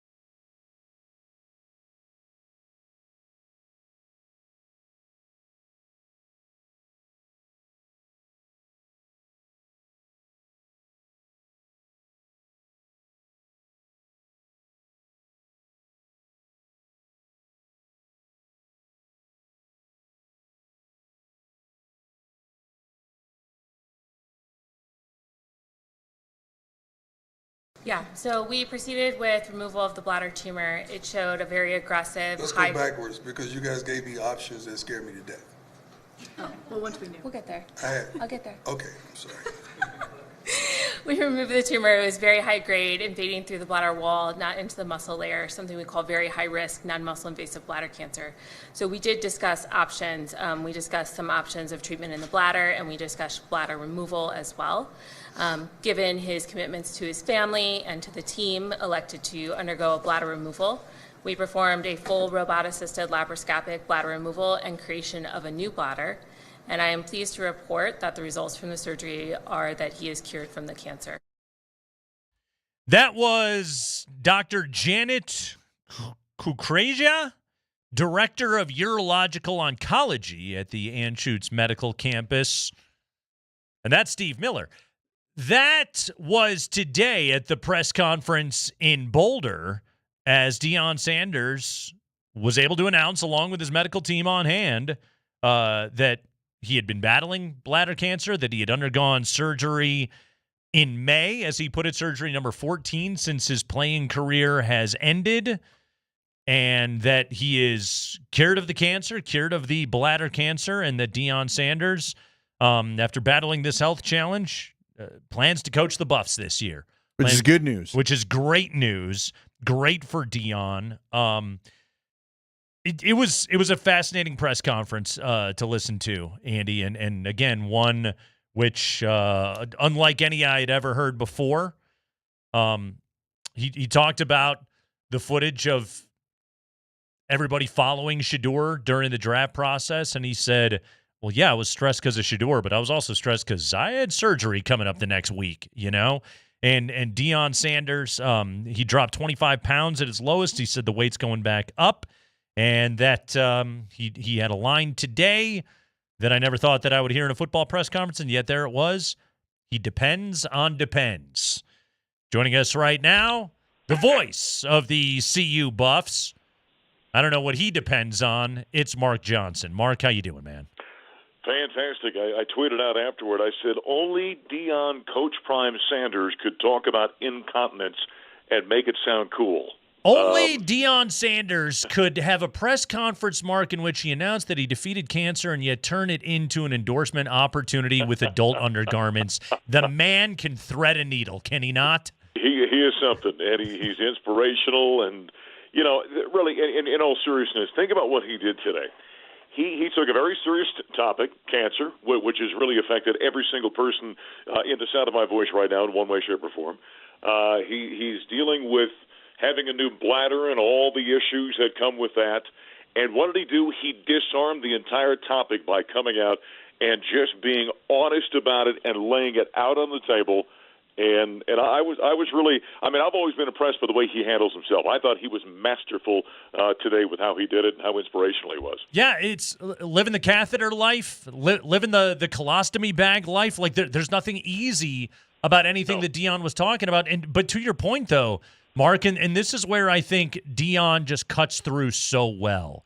Yeah, is that he humanized the entire thing, the kind of uncomfortable conversations that people don't like to have. Deion Sanders said, I'll sit right here at this table and I will discuss this with you. And oh, by the way, I'm Deion Sanders, one of the coolest dudes in the world, but I'm going to let you know what I'm battling and what I'm going through. And it was really cool to listen to it because, to your point, Mark, like, we all know people that have been affected by these things, and nobody likes to discuss any of this stuff. And there was Deion Sanders, and even saying in it, let's take the stigma out of this conversation. Well, think about it for a second, guys. 12 months ago, I went through a hell of a bad medical situation with the accident I had. Mm-hmm. And for about a month and a half, I was dealing with similar issues because of the massiveness of what I suffered. And it was, you know, you're just embarrassed by it. You're like, holy cow, man, I'm a grown man, and you deal with these kind of things. Now, praise God, I was able to kind of get through that and heal beyond that. And Deion and I had a quick moment afterward where, you know, we kind of walked over and grabbed him. We kind of whispered to each other a little bit, and I said, you know, I kind of was dealing with the same thing. And he goes, no, I know. And for him, it's just like he's talking about, you know, the fact that he stubbed his toe. I mean, he's just so, you know what it is, I think he's so comfortable in himself, which very few people are, that he's okay talking about, these kinds of topics. Now, he's going to have to deal with it, obviously, much longer than I did. Mine was a short, 5-6 weeks. But he's going to have to deal with this long term and kind of joked about it and, made it into a softer topic and then encouraged people out there that may be dealing with the same thing within their lives. And so, like I said, it was a masterclass today. I was really impressed. How will this affect, do you think, the fall in the coaching? Will it affect anything? Is he going to have to, at any point, was he moving well when you saw him today, Mark? Is there going to be any talk about maybe not being on the sidelines, or do you think it'll all be normal and business as usual? He looked great today. A nice little bit thinner, and he made reference to that. And what did he say? He lost like 25 pounds. He Yeah. about half of that back or so, and said, I'll get that back. And, he's going to be working out the way he does. He did say there would be one change to the sidelines and what he's going to have to do on the sidelines. He said there will be some form of a porta potty on the sidelines for him to utilize on occasion. Now, knowing Private, it'll be blinged out in some form. I was going to say, I look can't cool. wait to see what he gets, Mark. It's not going to be a honey bucket that they're hauling in for Deion. It's going to be a world-class porta-john. And it'll be something where you're going to think, you know what, I want one of those. I mean, that's just the way he is. So he did mention that would probably have to be something that he would, have to utilize at some point during a game. But he said from a coaching standpoint, he said nothing's going to change. Somebody made some comment about, relying more on your staff or your coordinators. He said, hey, I'm here. This is what I'm doing. So from what he said today, he plans on changing nothing other than the fact that he may have to have a quick bathroom break at some point during the game. Yeah, Andy already has a tough time getting around on the sidelines at Folsom Field. Now that you were putting a porta potty in there, and I'm trying to think what elite bougie camping setup can we maybe look to? Where's it going to fit? Yeah, to the. Yeah, that's what I need to know. The sidelines are not real good, or real big, I should say, at Folsom Field, so they'll have to tuck it away someplace. But, really an amazing deal today, the way he handled himself. And what he did, he let his guard down, which then I think helped everyone kind of let their guard down and talk about it. Mark Johnson, voice of the Buffs, is with us right now on the Ramos Law Hotline. Car accident, you need Ramos Law, medical doctor and attorney. Visit ramoslaw.com. Again, Deion Sanders and his medical team able to announce today that he is cancer-free and ready to coach this upcoming season. So, Mark, many questions were answered today, and my God, were there questions. Deion Sanders has not been on campus most of the offseason. Basically, the only time that we had heard from him was a podcast appearance where he said he had lost 14 pounds, and we knew he was really going through some stuff. Mark, now that we sort of see the end in sight, what have the last few months been like in terms of the quiet, the concern, the rumors? I mean, Mark, you work in the athletic department. You are there every single day, and yet, for the most part of what I understand, and you can correct me if I'm wrong, you guys really didn't know what was going to happen with Deion. No, exactly right. Now, there was never an indication. There were rumors floating around that he was not going to be coaching this season. That was nothing that ever came from inside. It was more kind of noise outside. But it was interesting how quiet they kept this. I was talking with another reporter today, and I said, in this day and age, for them to keep a lid on this thing, as big as he is and as he's attracted to attention and stories out there, to keep it quiet. I knew it was serious, that I was aware of, that there was something serious going on from a health standpoint. But I was with his coordinators here just as recently as 2.5, 3 weeks ago. And know both of those guys very well, have got great relationships with him. And I looked at both of them and sitting in their offices respectively, and I said, "You have any idea what's going on?" And they said, "None whatsoever." And they were very honest with me, and I really believe they were telling me the truth. All we know is he's got some health issue that he's dealing with, and the news continues to get better. And I heard similar things from the administration at CU, primarily Rick George, who obviously, as he said today, came down and visited him a number of times. Rick, really kept things quiet. It was really amazing that somebody of this magnitude, from an attention standpoint, was able to keep a lid on this thing and keep it as quiet as he did. And I think that's a great thing because you're dealing with something very personal, obviously, and that he was ready to talk about it today. But no, internally, I never got the sense that he was not going to come back, but I wondered to what degree. I mean, if it was this serious where he disappears for 3 months and he's down in Texas, you start wondering, well, holy cow. And listen, he and I are, we're just a few days apart age-wise, and, anytime you start getting up in your later 50s, you're like, well, you know what, the warranties were off. Who knows what's going to happen to us? And so I was worried about that. But, seeing him today, I thought he looked fantastic, handled himself very well, very open about it. And so at this point, you got to take him at his word that there's not going to be anything outside of maybe more frequent bathroom visits that is going to affect him during the season. I guess real quick before I let you go, I know you haven't got to watch a ton of practice yet, but what do you expect from the team? You did see some spring ball. What should we expect? Will they be as competitive as last year? Will they be about the same? Could we expect maybe a better performance? I don't know. I mean, you're missing one hell of a player, right? So yeah, it's so hard in this day and age. All the different shows I've been doing, people, when you've got this much turnover as we do every year, and then you lose, a transcendent player, a Heisman Trophy winner in Travis Hunter, and you lose, arguably the best quarterback last year in college football. As Pat Shermer always calls him, that heroic son of a gun's not going to be behind center. So you've got a transfer from Liberty. You've got the number 2 high school quarterback in America. One guy's put up very good, numbers in college. The other guy has got phenomenal potential and expectations.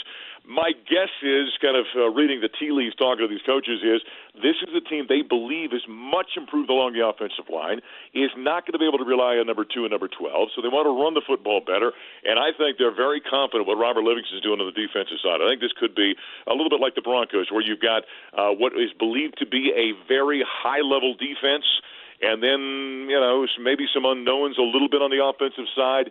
I know they think Bo Nix is going to mature in year number 2, but for Colorado, it's hold on. I got to stop you there. You said Bo Nix. Hold on now. Yeah, Bo Nix for the Broncos. That's what I just mentioned. Oh, okay. Yep. Are you listening? Are you? No, you threw me off. Well, I'm debating whether I ask you a question or not because you've been on a ride, and I'm worried I'm going to ask you, and you haven't seen it. But I think they think they're going to be very strong on the defensive side, and there's some questions to answer. But it'll be a different looking offense for Colorado because you don't have the transcendent guys like Shador and Travis out there, at least at this point that we know of, and who knows what develops on that side. So I think there's some questions, probably more so on the offensive side, simply because we don't know. All right. Do you think we'll see both QBs? Do you still think that's something that happens? My guess is yes, early on, yes. I think we'll probably see both guys. Because, Caden Salter, the Liberty transfer, I would say he leans a little bit more towards using his feet, a capable thrower, uses his feet a little bit more. I think Juju Lewis, boy, guys, you watch him, and he looks the part, man. I mean, it comes out quick. It is on target. It is on time. It's a spiral. He's never played with guys in his face, in high school. He didn't have to do that. He's going to have to figure that out, learn to play at the college level. But, boy, he's got some things to him. He's got a camera crew following around since he was 15 years old, left high school early. He's a mature kid. So there's a lot there that you really get excited about. So my guess is we probably see both those guys early. By the way, Mark, I had an idea. And I want to give this to you because you can make things happen. That's right. Sure. You're a doer, and I appreciate that for you. So, Mark, college football. One of the great things about college football, the rivalries and the rivalry trophies that exist in college football. Right. Sure. You got your Rocky Mountain Cup, you got your bronze boot, etc. Your milk jugs and assorted whatnot. Yeah. The axe, the Paul Bunyan axe. Week 1, Mark, August 29th. CU Georgia Tech at Folsom Field. Yeah. Winner is the true 1990 national champion.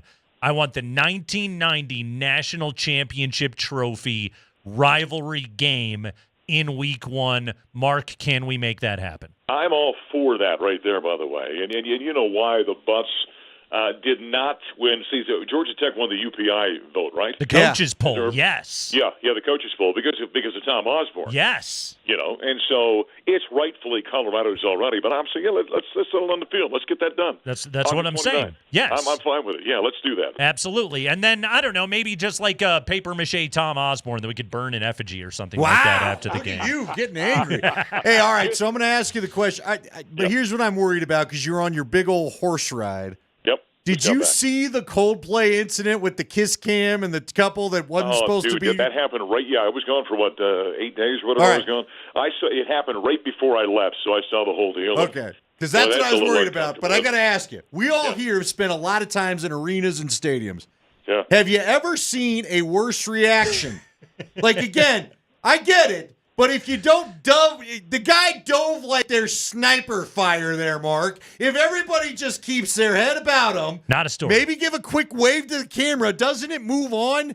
Have you seen a worse kiss cam reaction than that? Well, it's the you're doing something you're not supposed to be. There's obviously enormous amounts of money on the line since the guy is supposed to be like a billionaire or something, and it was total panic on his point. You're right. If he would have just kind of glanced at the camera, maybe smiled, and then started turning away just naturally, people would have thought, well, that's what he was doing anyway. But to do what they did drew attention to it, so then the Coldplay guy says something about it, and then it becomes the viral moment and ruin this guy's entire marriage. Going to cost him half his fortune. So, yeah, it was.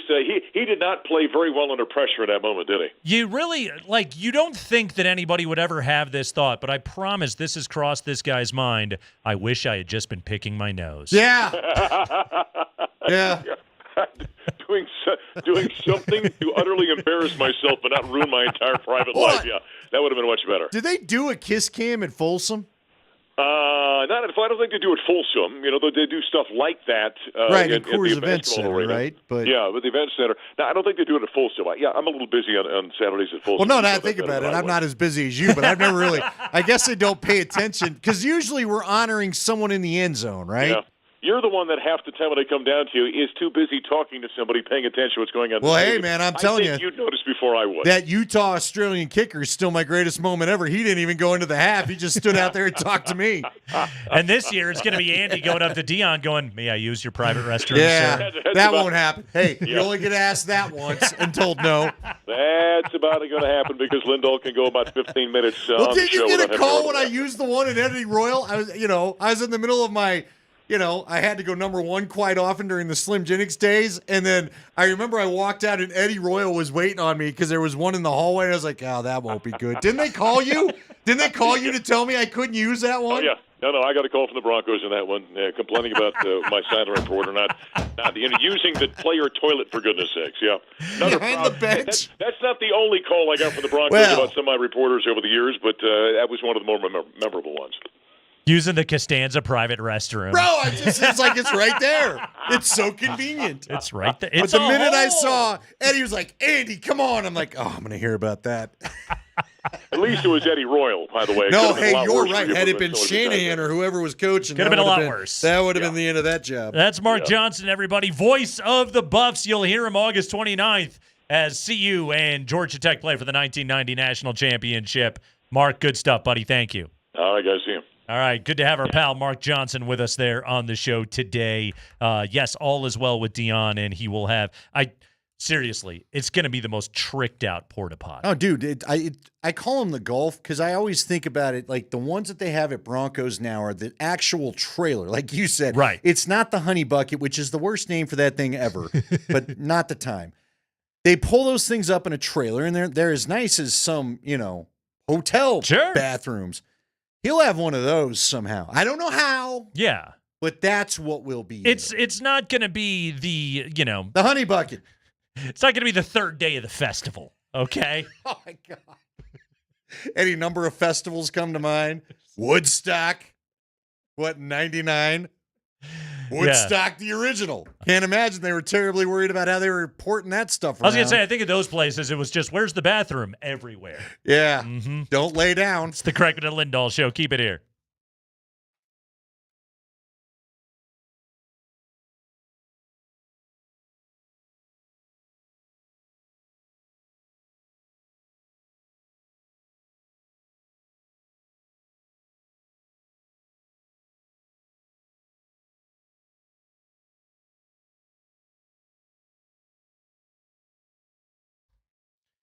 Hey guys, Nate Kreckman here for Roller Auction. Did you know that if you sign up to bid at roller.bid/altitude, two things happen. Number one, you get on their email list, which you need to be because then they send you the new auctions every single day. And then also, just for signing up at roller.bid/altitude, you are eligible to win tickets to outstanding events from us here at Altitude. We're talking concert tickets. We're talking sporting event tickets, Rockies tickets, 9 Inch Nails tickets. We've got it all. Go to roller.bid/altitude and sign up to bid right now. No open auctions at Roller Auction at this moment, but this is why you need to be signed up for the email list. You get it sent to you. They got a great auction that's going to open up next Monday. Reconditioned power tools, office furniture, cleaning supplies, and more. Discontinued and factory return office furniture and equipment. I mean, we're talking power tools here, guys. I'm looking at this Makita circular saw, nail guns, drills, screw guns. Go to roller.bid right now and check it out, and then be ready to bid on Monday, August the 4th. Sign up to bid now at roller.bid/altitude.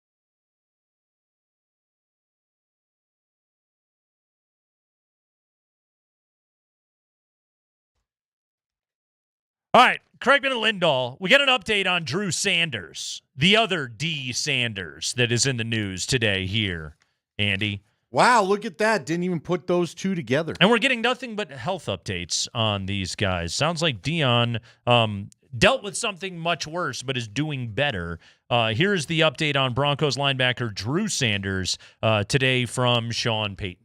One update just on Drew, because there's been a lot written. The news for us was good news in that it's a ligament in his foot and it's not a tendon. What does that mean? It's going to be certainly north of 4 to 6 weeks, but the tendon was what we were concerned about. So I'm not going to try to spell it, but the ligament repair is a much easier one than that of a tendon. So we were all pretty happy with that. I'll update you when we get a timeline. There have been some cases where there's surgery, some where there's not, and I think he's doing the right thing right now, kind of exploring those options. So, good news, ligament, not tendon. Yeah. So a little bit of good news for you right there. He said he didn't want to spell it, Andy. I'm assuming he's talking about the plantar calcaneonavicular ligament. Sure. I never heard of it. The one that he's talking about. Didn't know we had those. It's the spring ligament, named after our producer. Yes, the plantar navicular ligament. It would be hard to spell, so I understand why that is not the one that he's spelling, but it's a ligament, not a tendon. Good news. It is good news. I've seen some timelines out there suggest 4 to 6 weeks. As coach said, let's wait and see. He said north of 4 to 6. Okay. He wasn't, but he didn't sound comfortable going 6 to 8. Okay. Just north of 4 to 6. Well, it's tough. Everybody heals differently, first off. You got to figure out, like he said right there, you're going to have surgery or not. Yeah. So we'll wait and see. Here's what I hope. I hope he's able to play this year because he's at a fun camp. And chatting with our buddy Steve Atwater last week, that's one of the first guys he mentioned to me that he's excited to watch play. When I watched him Friday, he made a number of plays. Now they weren't in pads, so take it for what you will. But yeah, I hope we get a good look at this guy because I think he could be set to be, more of that depth they had. And then you lose Singleton today to the broken thumb. That isn't great either. Yeah. Linebackers, they can wear clubs, though. He'll be all right. Yeah, they could. But I just find it funny because, I think you even heard DMac saying as I was getting out of the car, it's all right. It's just the thumb. And I'm like, guy broke his thumb. I've had a broken thumb. It's not enjoyable. That would hurt a lot. It sucks for a bit. Yeah, I don't want to do that. Can you play? Sure. Mm-hmm. Do you remember, by the way, who was the number 1 pick in the draft last spring? Last spring? Last spring. NFL draft. The number 1 pick was, why am I struggling to remember? It was a quarterback. It was Caleb Williams. I was going to say Cam Ward. That was 2 years ago. It was Caleb Williams. So it is Cam Ward. It was Cam right, Ward. You fooled me. You know what, though? You just made my point for me. Cam Ward was the number 1 pick in the NFL draft. I don't hear anything about that guy. Well, it's crazy because I've got ESPN sitting in front of me, and you want to know who the story is actually about? Who? The Browns quarterback battle. Who will start for the Browns week 1 because Kenny Pickett pulled a hammy. He did. And now I guess he finished practice. I watched a little Sports Center when I got home after camp. I didn't see an update whether he practiced or not today, but they made a big deal on the morning Get Up show as to whether Shedeur would even get number 1 reps at this point. And to your point, we hear nothing about Cam Ward, maybe because it's so clear the job is his. It's I think it's kind of that, but also who's the rookie you hear everything about? Oh yeah, Travis Hunter. Yeah, that's true. Cover of Sports Illustrated, holding up 2 fish, and they're figuring out, what his workload is going to look like and everything else. I mean, Cam Ward only plays 1 position. He has no connection to Deion Sanders. He was mostly considered to be like a mid-round guy until he had a good season, and Tennessee was quarterback desperate, so they took him at number 1 overall. But this almost feels like, remember a couple of years ago when Trayvon Walker was the number 1 pick in the draft, and you were like, what do I care? That's what this is like. Oh, it's got to. I think it's a combination of Cam Ward, quiet guy, plays for the Tennessee Titans, which by NFL team standards, they're pretty irrelevant, right? Like, people don't really get worked up about the Titans. Well, see, that's what I was going to ask you. Is it the player or is it the team? Right. What's interesting, though, do we have to put it on the player? Because when you bring up Trayvon Walker, remember, he got drafted, didn't he? Was he Houston or was he Jacksonville? Jacksonville. So, which Travis was drafted by Jacksonville, and he's a massive deal. But it's about the player. So it isn't just the team that you get drafted by. It is about the player. Right. I'm intrigued by Travis Hunter. Right. Yeah. Number 1 pick in the draft, and like Shedeur still gets way more oxygen as a 5th-round pick. Which is funny because, again, when I saw the story today, I'm like, all right, I'm rooting for Shedeur, but as a 5th-round pick, why would you think he would get number 1 reps? Right. It is Joe Flacco and Pickett till they figure out who their starter is. And Dylan Gabriel was taken however many picks above Shedeur. Right. So, but everybody seems dialed in that he's just a backup. Right. At least, again, before anyone texts angrily in, that was the reporting said on ESPN. He was taken to be a backup. Do you have, Andy, do you have warming Bernabel fever?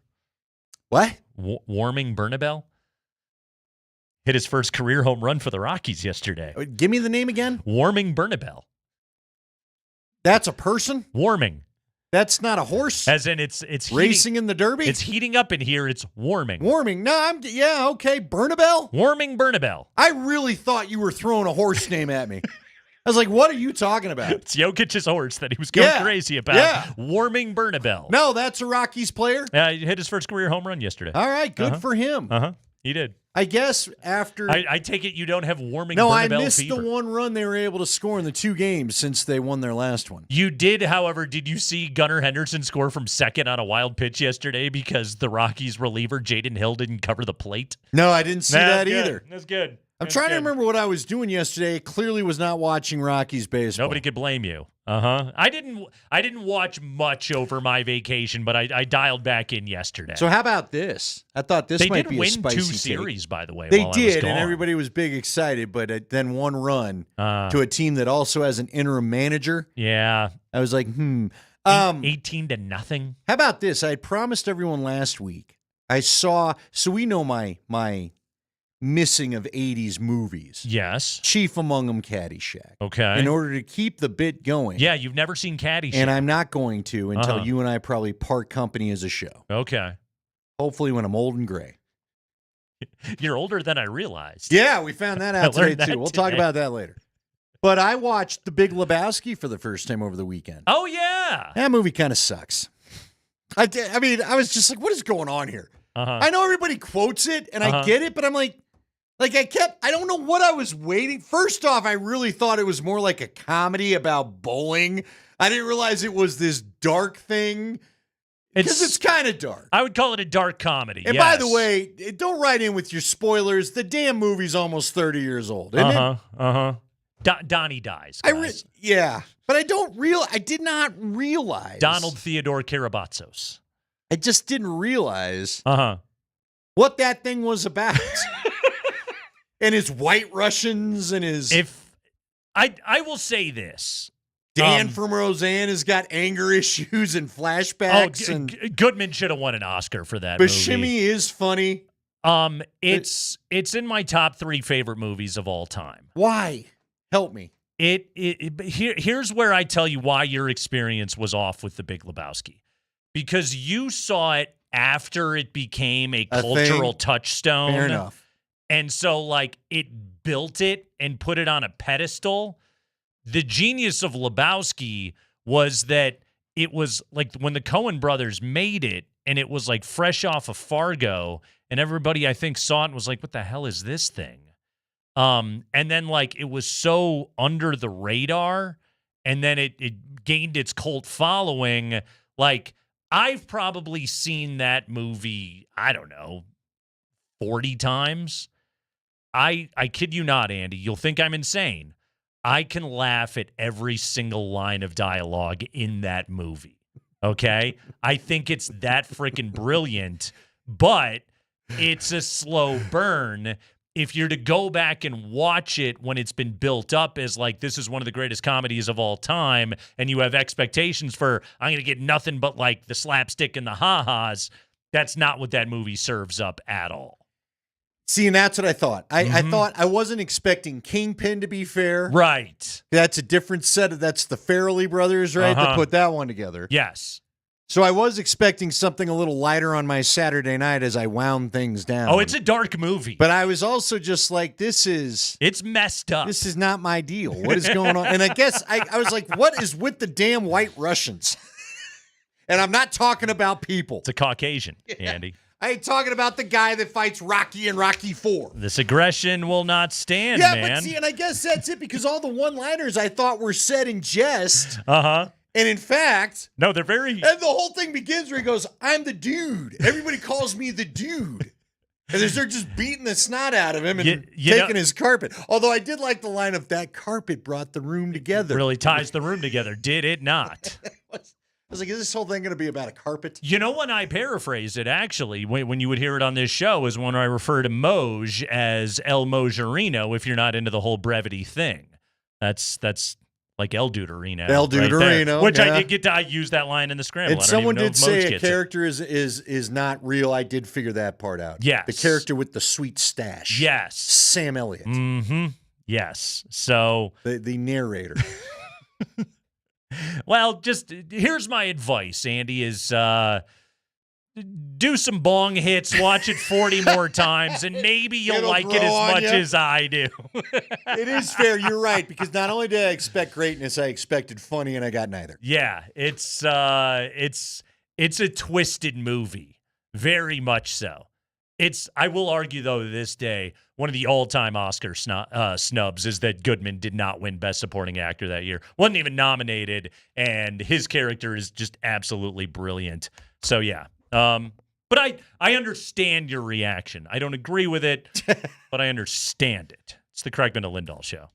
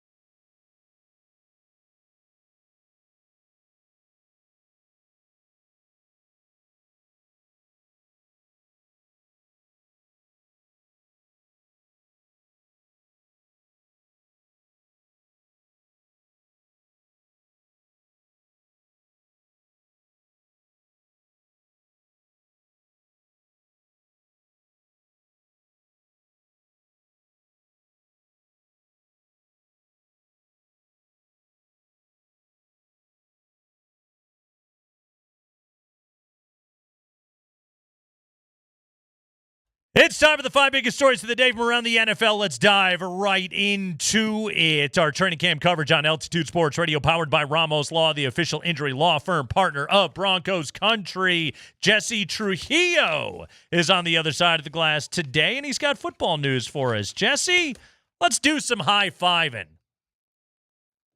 High five.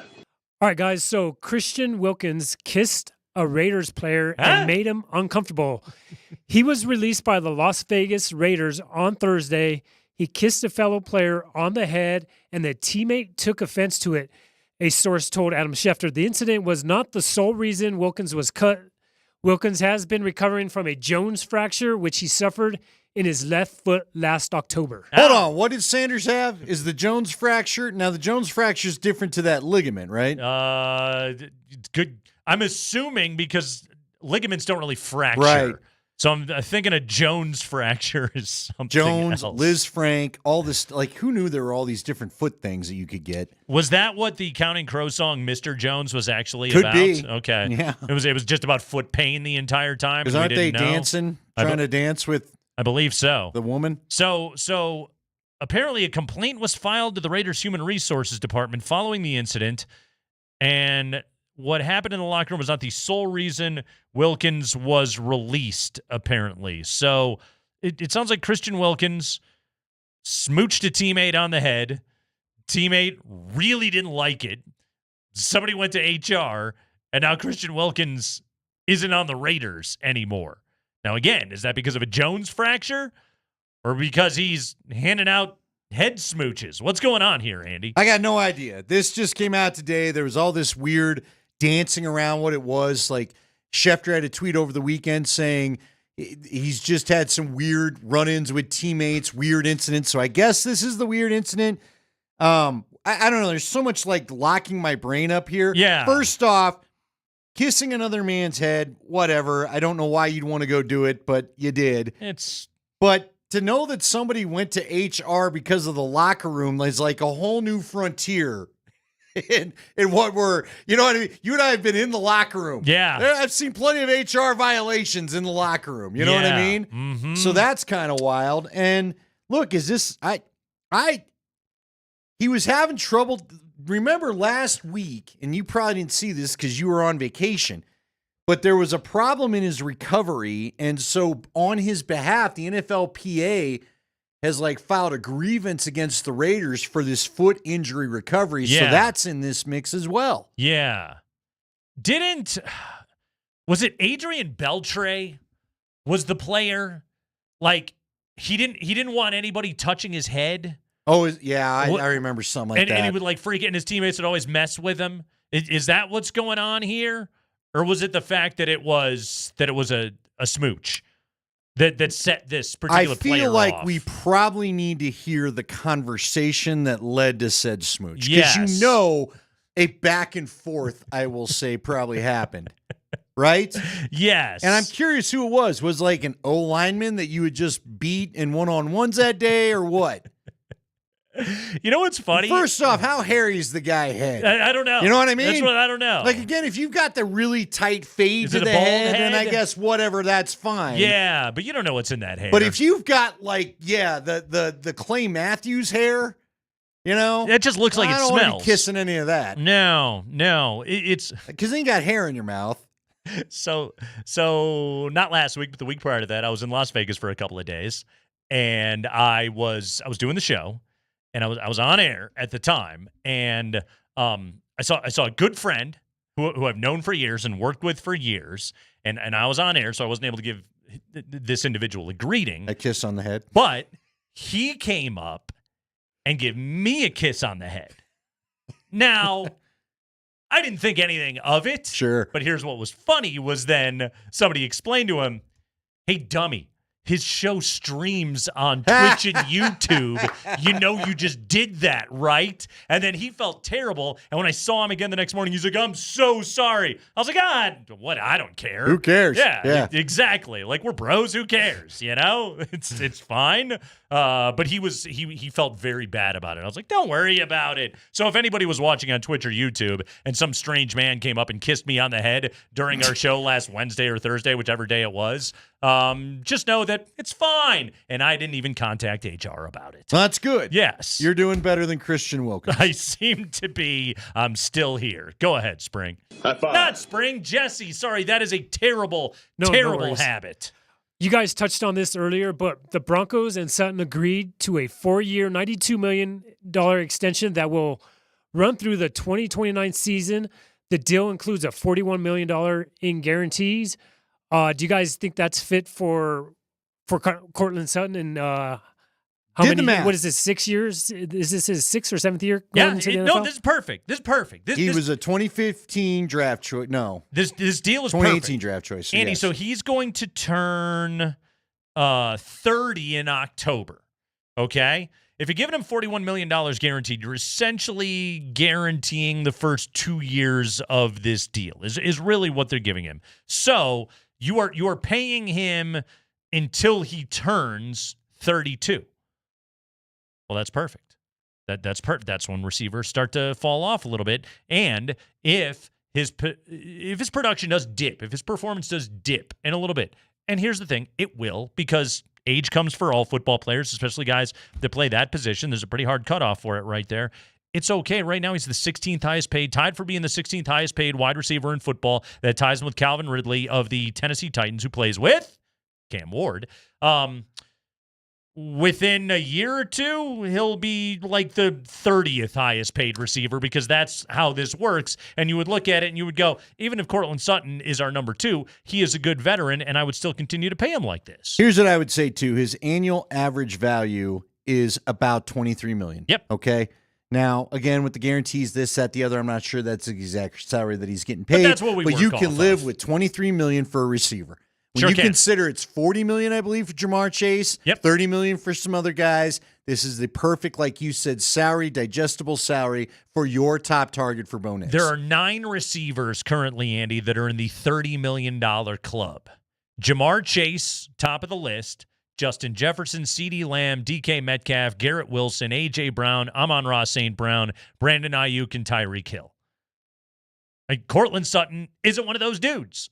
Very good player, but he's not one of those dudes. $23 million, that slots in very nicely with what he is, right between Michael Pittman and Scary Terry. That's a great place to put Courtland Sutton on the list. I love this deal for the Broncos, and I love this deal for Sutton. I just think the Broncos nailed this one. Yeah.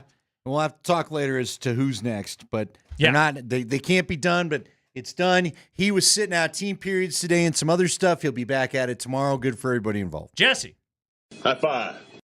Okay, another guy got a deal done today. The Tampa Bay Buccaneers have reworked quarterback Baker Mayfield's contract. Sources told ESPN's Adam Schefter on Monday. The move gives him $30 million in guaranteed money in 2026, a year that had previously no guarantees. It sounds like Baker could very well, Andy, be the next guy. And I know that they're kind of reworking some stuff right now. I think Baker Mayfield's going to be the next guy that steps into the $50 million range. I think they love him in Tampa. All right.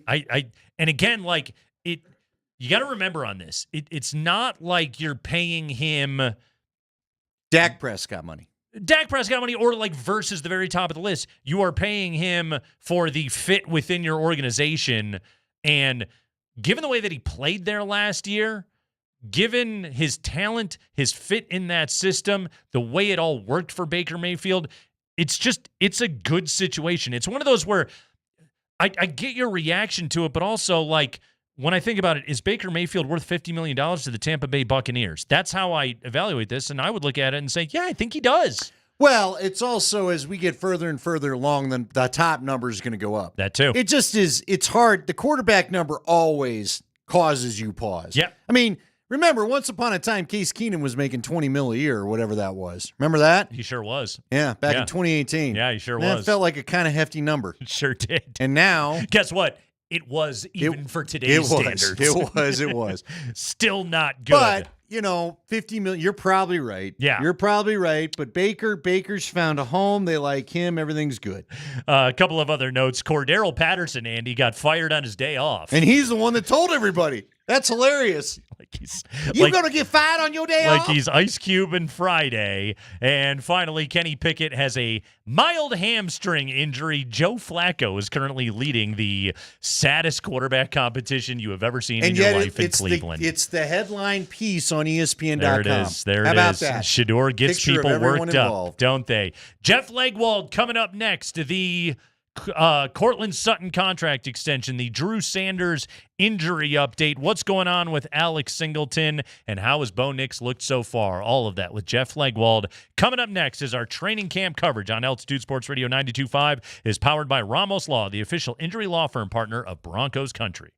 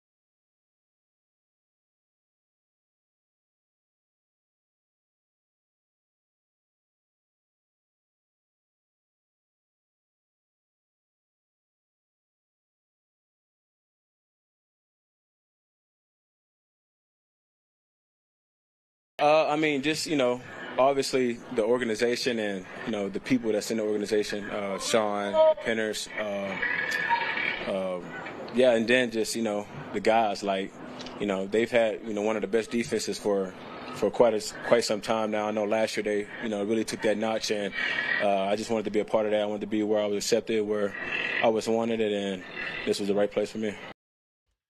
That was Dre Greenlaw today, the man that Sean Payton compared to Mike Tyson today. That's kind of fun.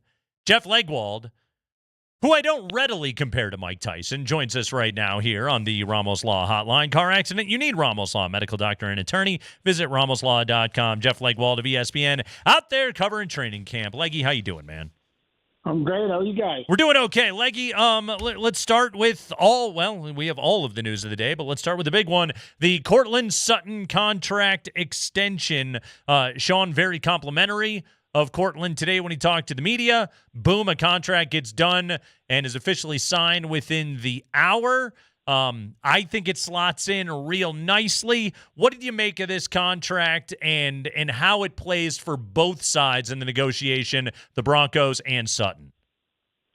I think this was the intention all along, all off season. I think the numbers, they've been in the ballpark with each other for a while, and you knew it was close. I mean, through the years, one of the signs you always look for in these cases is any adjustments in practice as things get close. And Sutton had done very little team drills, 11 on 11, and he didn't take any snaps in team on Saturday. So my gut said that this was going to be done within the next week or so, and sure enough, today it's finished. I think the Broncos understood where he fits. He's Bo Nix's favorite receiver.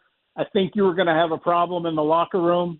At least I believe they would have if they had not done something that made sense and was good for Courtland and them. I think they would have had an issue in the locker room. So this is good all around. It's a true extension, much like they did with Surtain. So they seem to really have made this part of the negotiations. A lot of teams will start the clock this year on the deal and tear up the old deal and do those things, but they seem very intent on making them true extensions, and the players believe that the contracts are good enough to do that for them.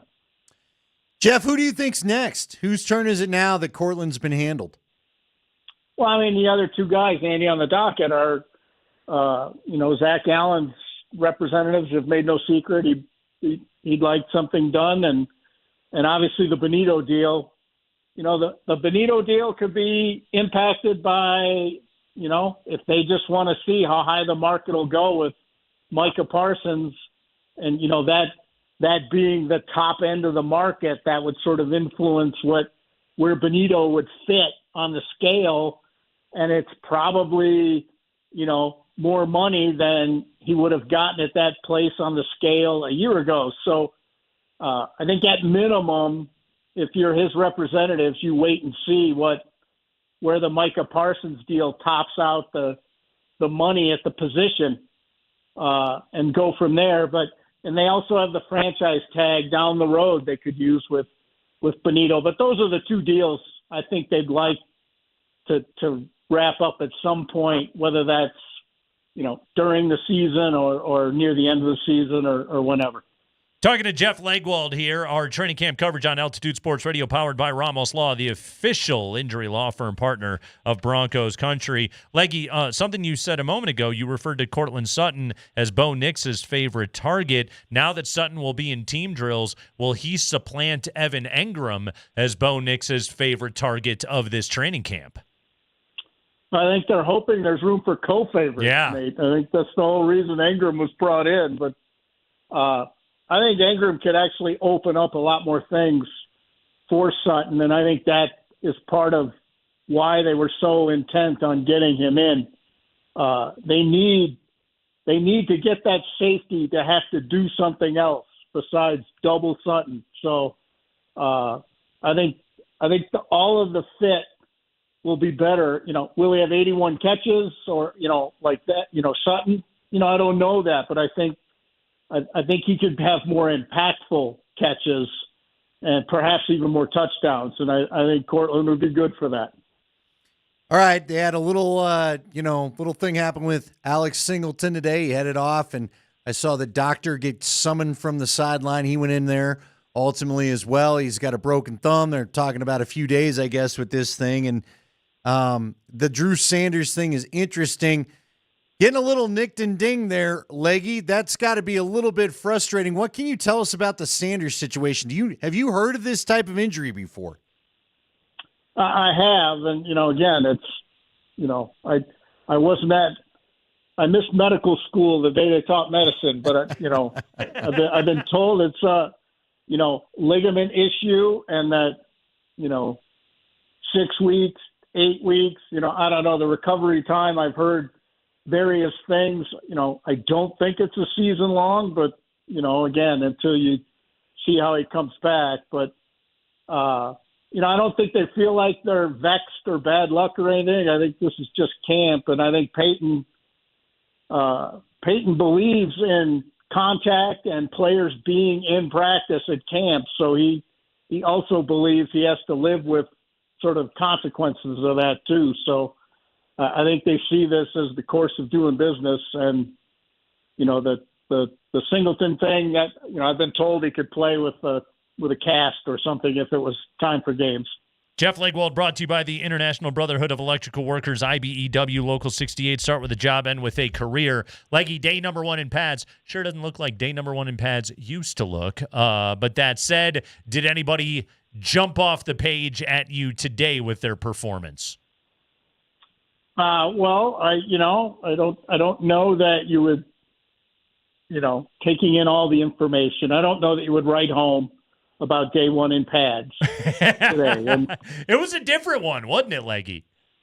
It does look different now than it used to. That's for sure. Yes, it was. It's somebody referred to, I think Andy used the term sleepy before to describe today's football practice. It was the first one that I've been able to take in so far in this camp. I can't say it necessarily popped. Again, like I sure did notice, Bo Nix likes to throw the ball to Evan Engram an awful lot. I don't think that anything was necessarily breaking news right there. And a couple of those rookie pass rushers, Leggy, have really impressed me so far. Q Robinson has really kind of had a good run. He's number 51. Who's the LSU lineman that you like too? Yeah, Savion Jones. Those guys they're making this roster. I will be shocked if they can't squeeze them in, because Q Robinson is also, no matter what you get from him on defense, I had him rated as one of the 2 best special teams players on the board in the draft. So you're not only getting a guy that can have some impact on defense, you're getting a guy that will probably be a core special teamer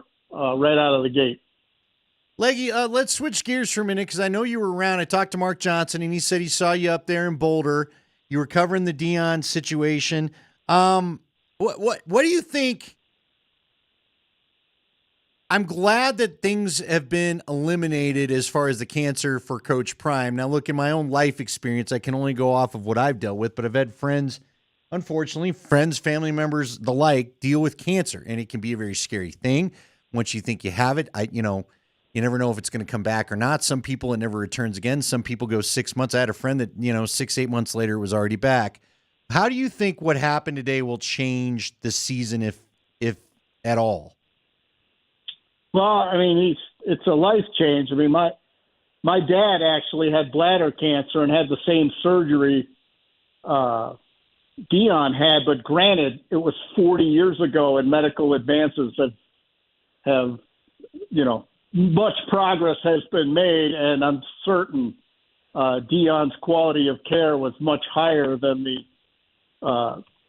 sort of city hospital my dad went to. But it is a drastic surgery. It is a drastic option. And even Deion referenced that today as to what a drastic option it is.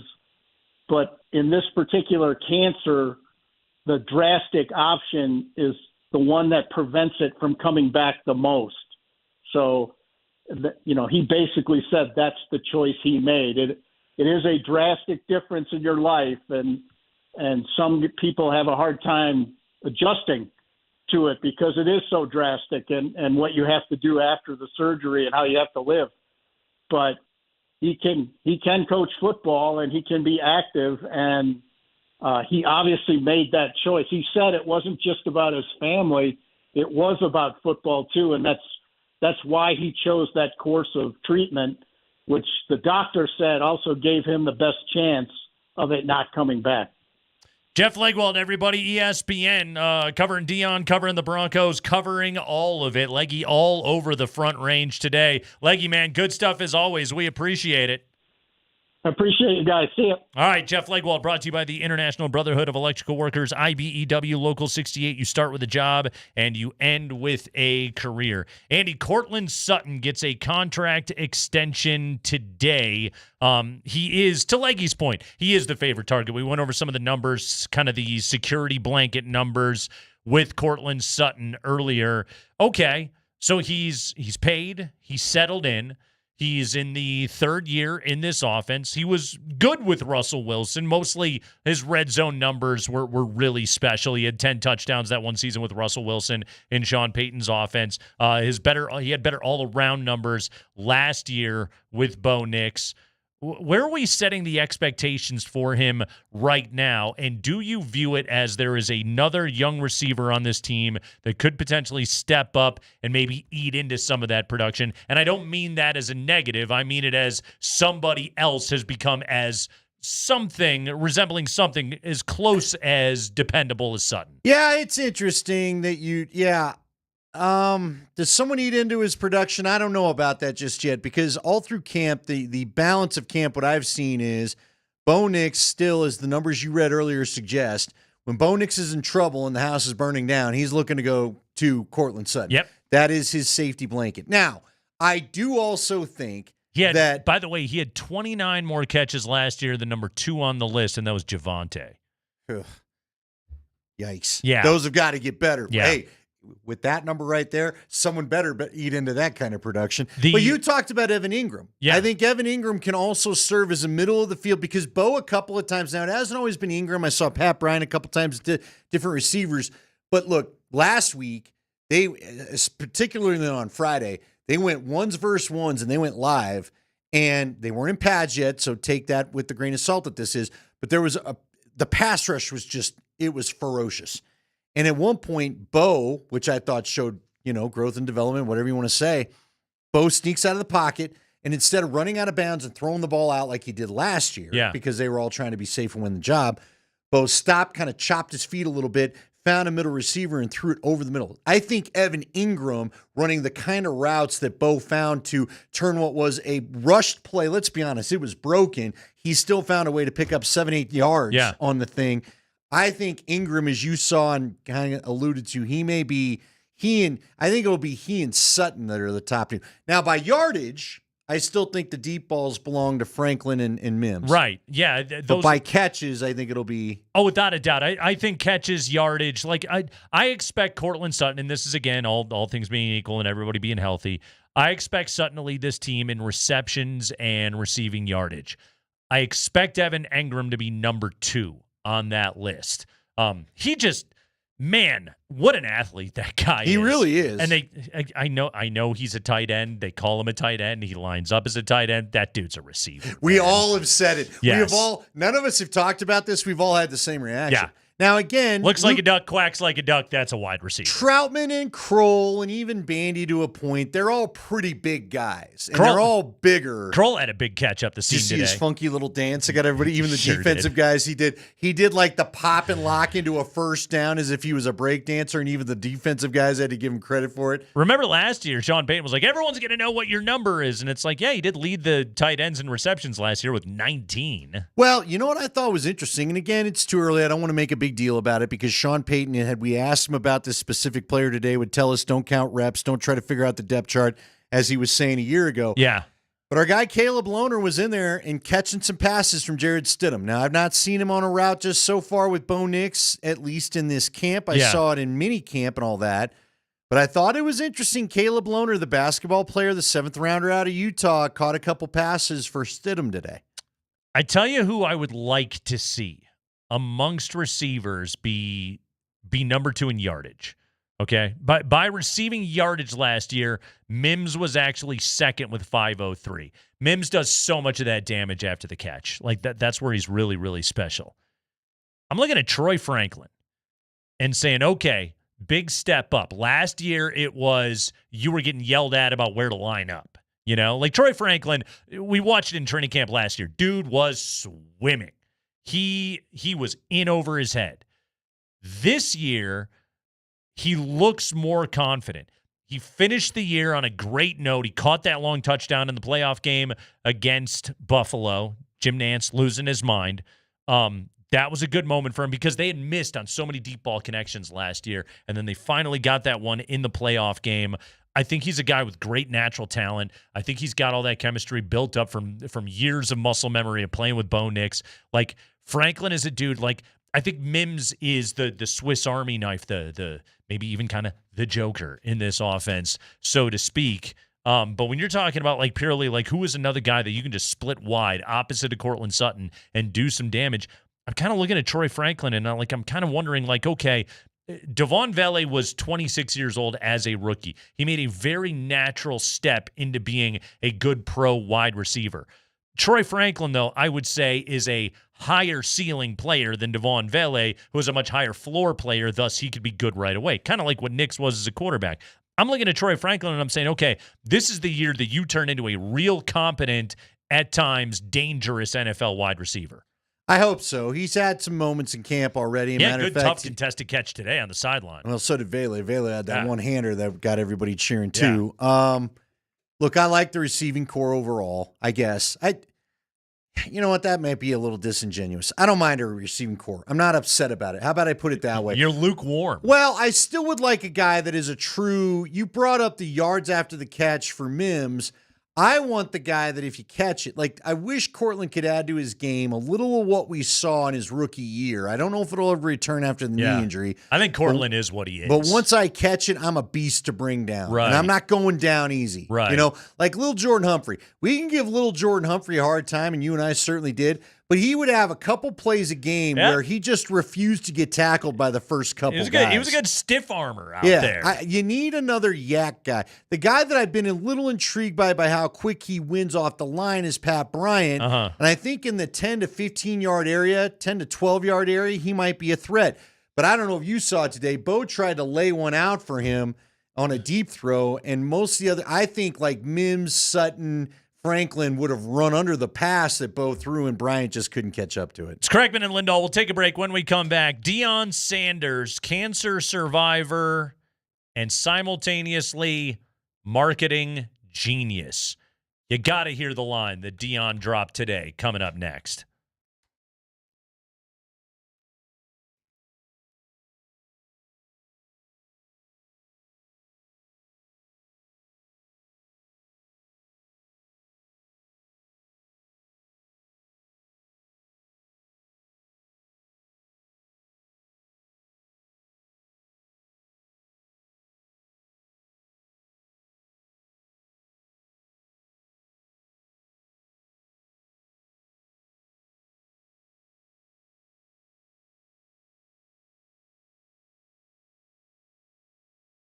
Guys, Andy Lindahl here for the Rocky Mountain Men's Clinic. It is summer, and that means longer days. You've probably noticed it. Warm nights, plenty warm today.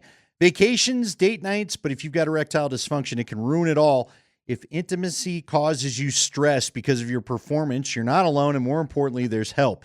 Help at the Rocky Mountain Men's Clinic. Find the right treatment for you there, and that's what's key. They've got more than one treatment to offer you, and sometimes, if needed, they can combine those treatments to find you the best experience, because that's what is really what this is about, getting back the best experience. They can offer you treatments when pills and herbals fail, and treatments with success rates well over 90%. Some treatments will even have you lasting an hour or more if that's what you're looking for. At the Rocky Mountain Men's Clinic, they've served the Front Range of Colorado for nearly a decade, and they've successfully treated tens of thousands of men.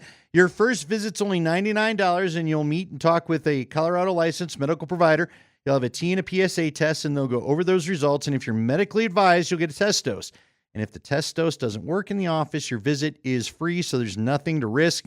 They have an expert staff at the Rocky Mountain Men's Clinic, and if you're like a lot of men, you could be back to feeling your old self the next day after your appointment. They have 5 locations to serve you in Colorado, including in Fort Collins and the Springs. Give them a call today, 720-440-7900, or just go to RockyMountainMen'sClinic.com.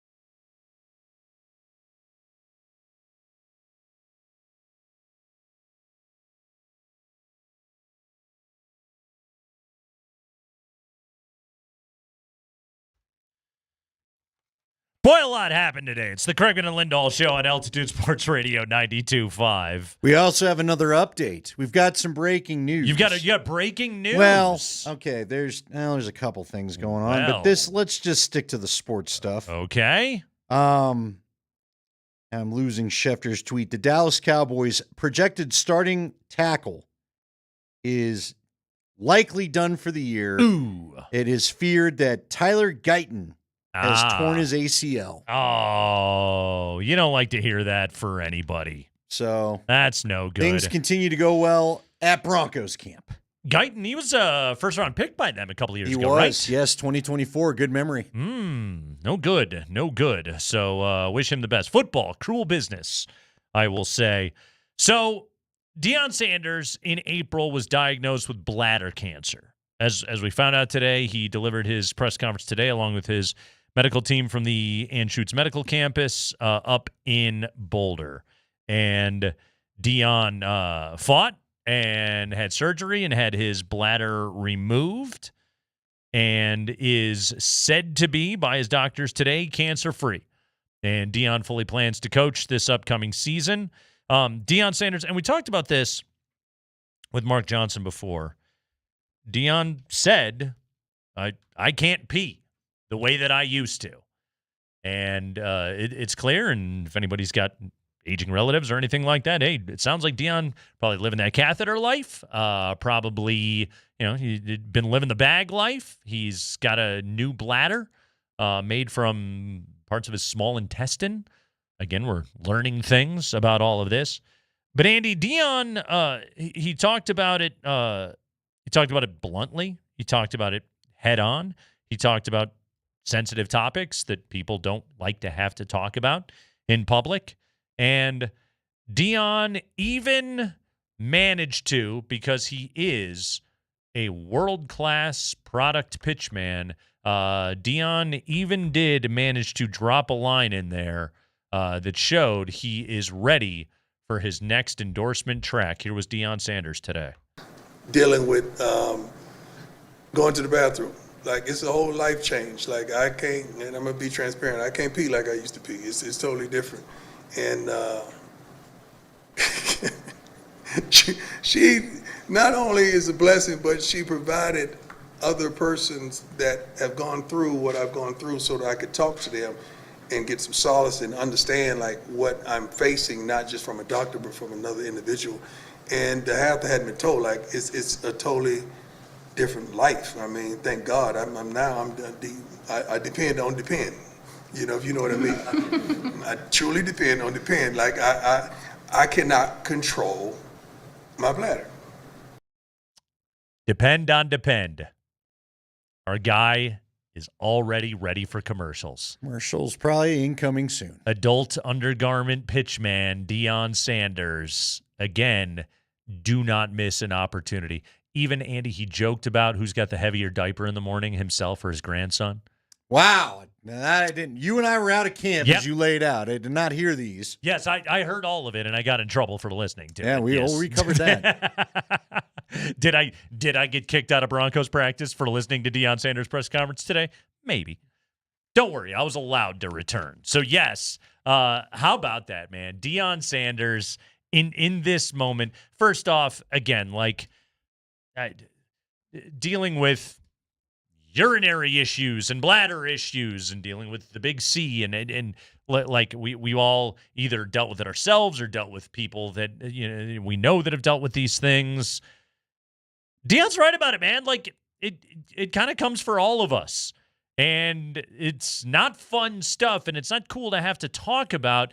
And yet there's Deion Sanders just being like, well, there's a stigma attached to all of this. I'm just going to sit here and talk about it. And this is my life now. And good on him for doing it. Yeah. Because guess what? Like something will be constructed so that he can handle the issues that he's going to have, whether it's a pop-up tent or whatever. Said today that he will have a porta potty on the sideline. Yeah. And so he got it all out there. Yeah. Right? And that's what he did. Got in front of it. Exactly. Like I'm here. I'm not scared to talk about all of this. This is what's happening to me. I will say this, Andy, and like I at times can be a little bit skeptical of Deion Sanders. I really admired what he said up there today. I was really impressed by what he had to say. And again, the willingness to just shine a light and talk about things that people just generally that are very private and very personal and very sensitive. And to just say, this is exactly what I'm dealing with. And here it is. And here's my doctors to talk about it. And I will joke about it. I will be self-deprecating, but I will also be very serious. And this is something that's going to affect all of us. And guys get checked out. It was really impressive today by Deion.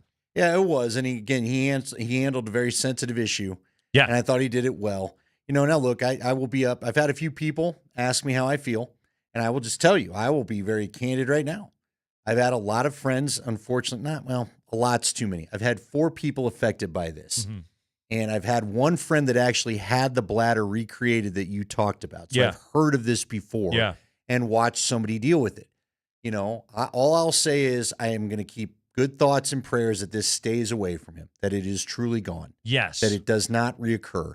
Because, again, someone did tweet out what he's dealing with is, I believe it's the highest reoccurring. It has a high chance of coming back. So let's hope that doesn't happen. That is why, as you said and Mark Johnson said, he opted the route that he did. Yes. Because it offered the best chance, removing the bladder and all that, of not having a reoccurrence. And not having to go through treatment and being able to coach football and do the things that he wants to be able to do. Can we end on a little bit of a happier note, so to speak? We can. Are you ready for this? I got some for you. Let's see what you've got. Okay. We can carry what I've got over to tomorrow if we need to. So, have you heard the tale of what happened inside the Phillies clubhouse this week? We've got to get this in. No, I finally saw it on the ESPN. Hey, when I wasn't worried about the Browns' sad quarterback competition, the second headline is about Harper and Manfred. According to Jeff Passan of ESPN, Philadelphia Phillies star Bryce Harper stood nose-to-nose with Rob Manfred during a meeting between the Major League Baseball commissioner and the team last week, telling Manfred to, quote, get the bleep out of our clubhouse if Manfred wanted to talk about the potential implementation of a salary cap, sources told ESPN on Monday. The confrontation came in a meeting, one of the 30 that Manfred conducts annually in an effort to improve his relations with every team's players. Guys, look, we know what's happening, okay? Manfred is basically already threatening the players with a lockout if after the 2026 season they don't agree to a salary cap. The players view this as complete and total BS and are calling Manfred on it. Bryce Harper, world-famous red ass, is a guy that is up there, but apparently holding a bat and getting in the face of the baseball commissioner and telling him to get the bleep out of their clubhouse. However, to Manfred's credit, he responded that he was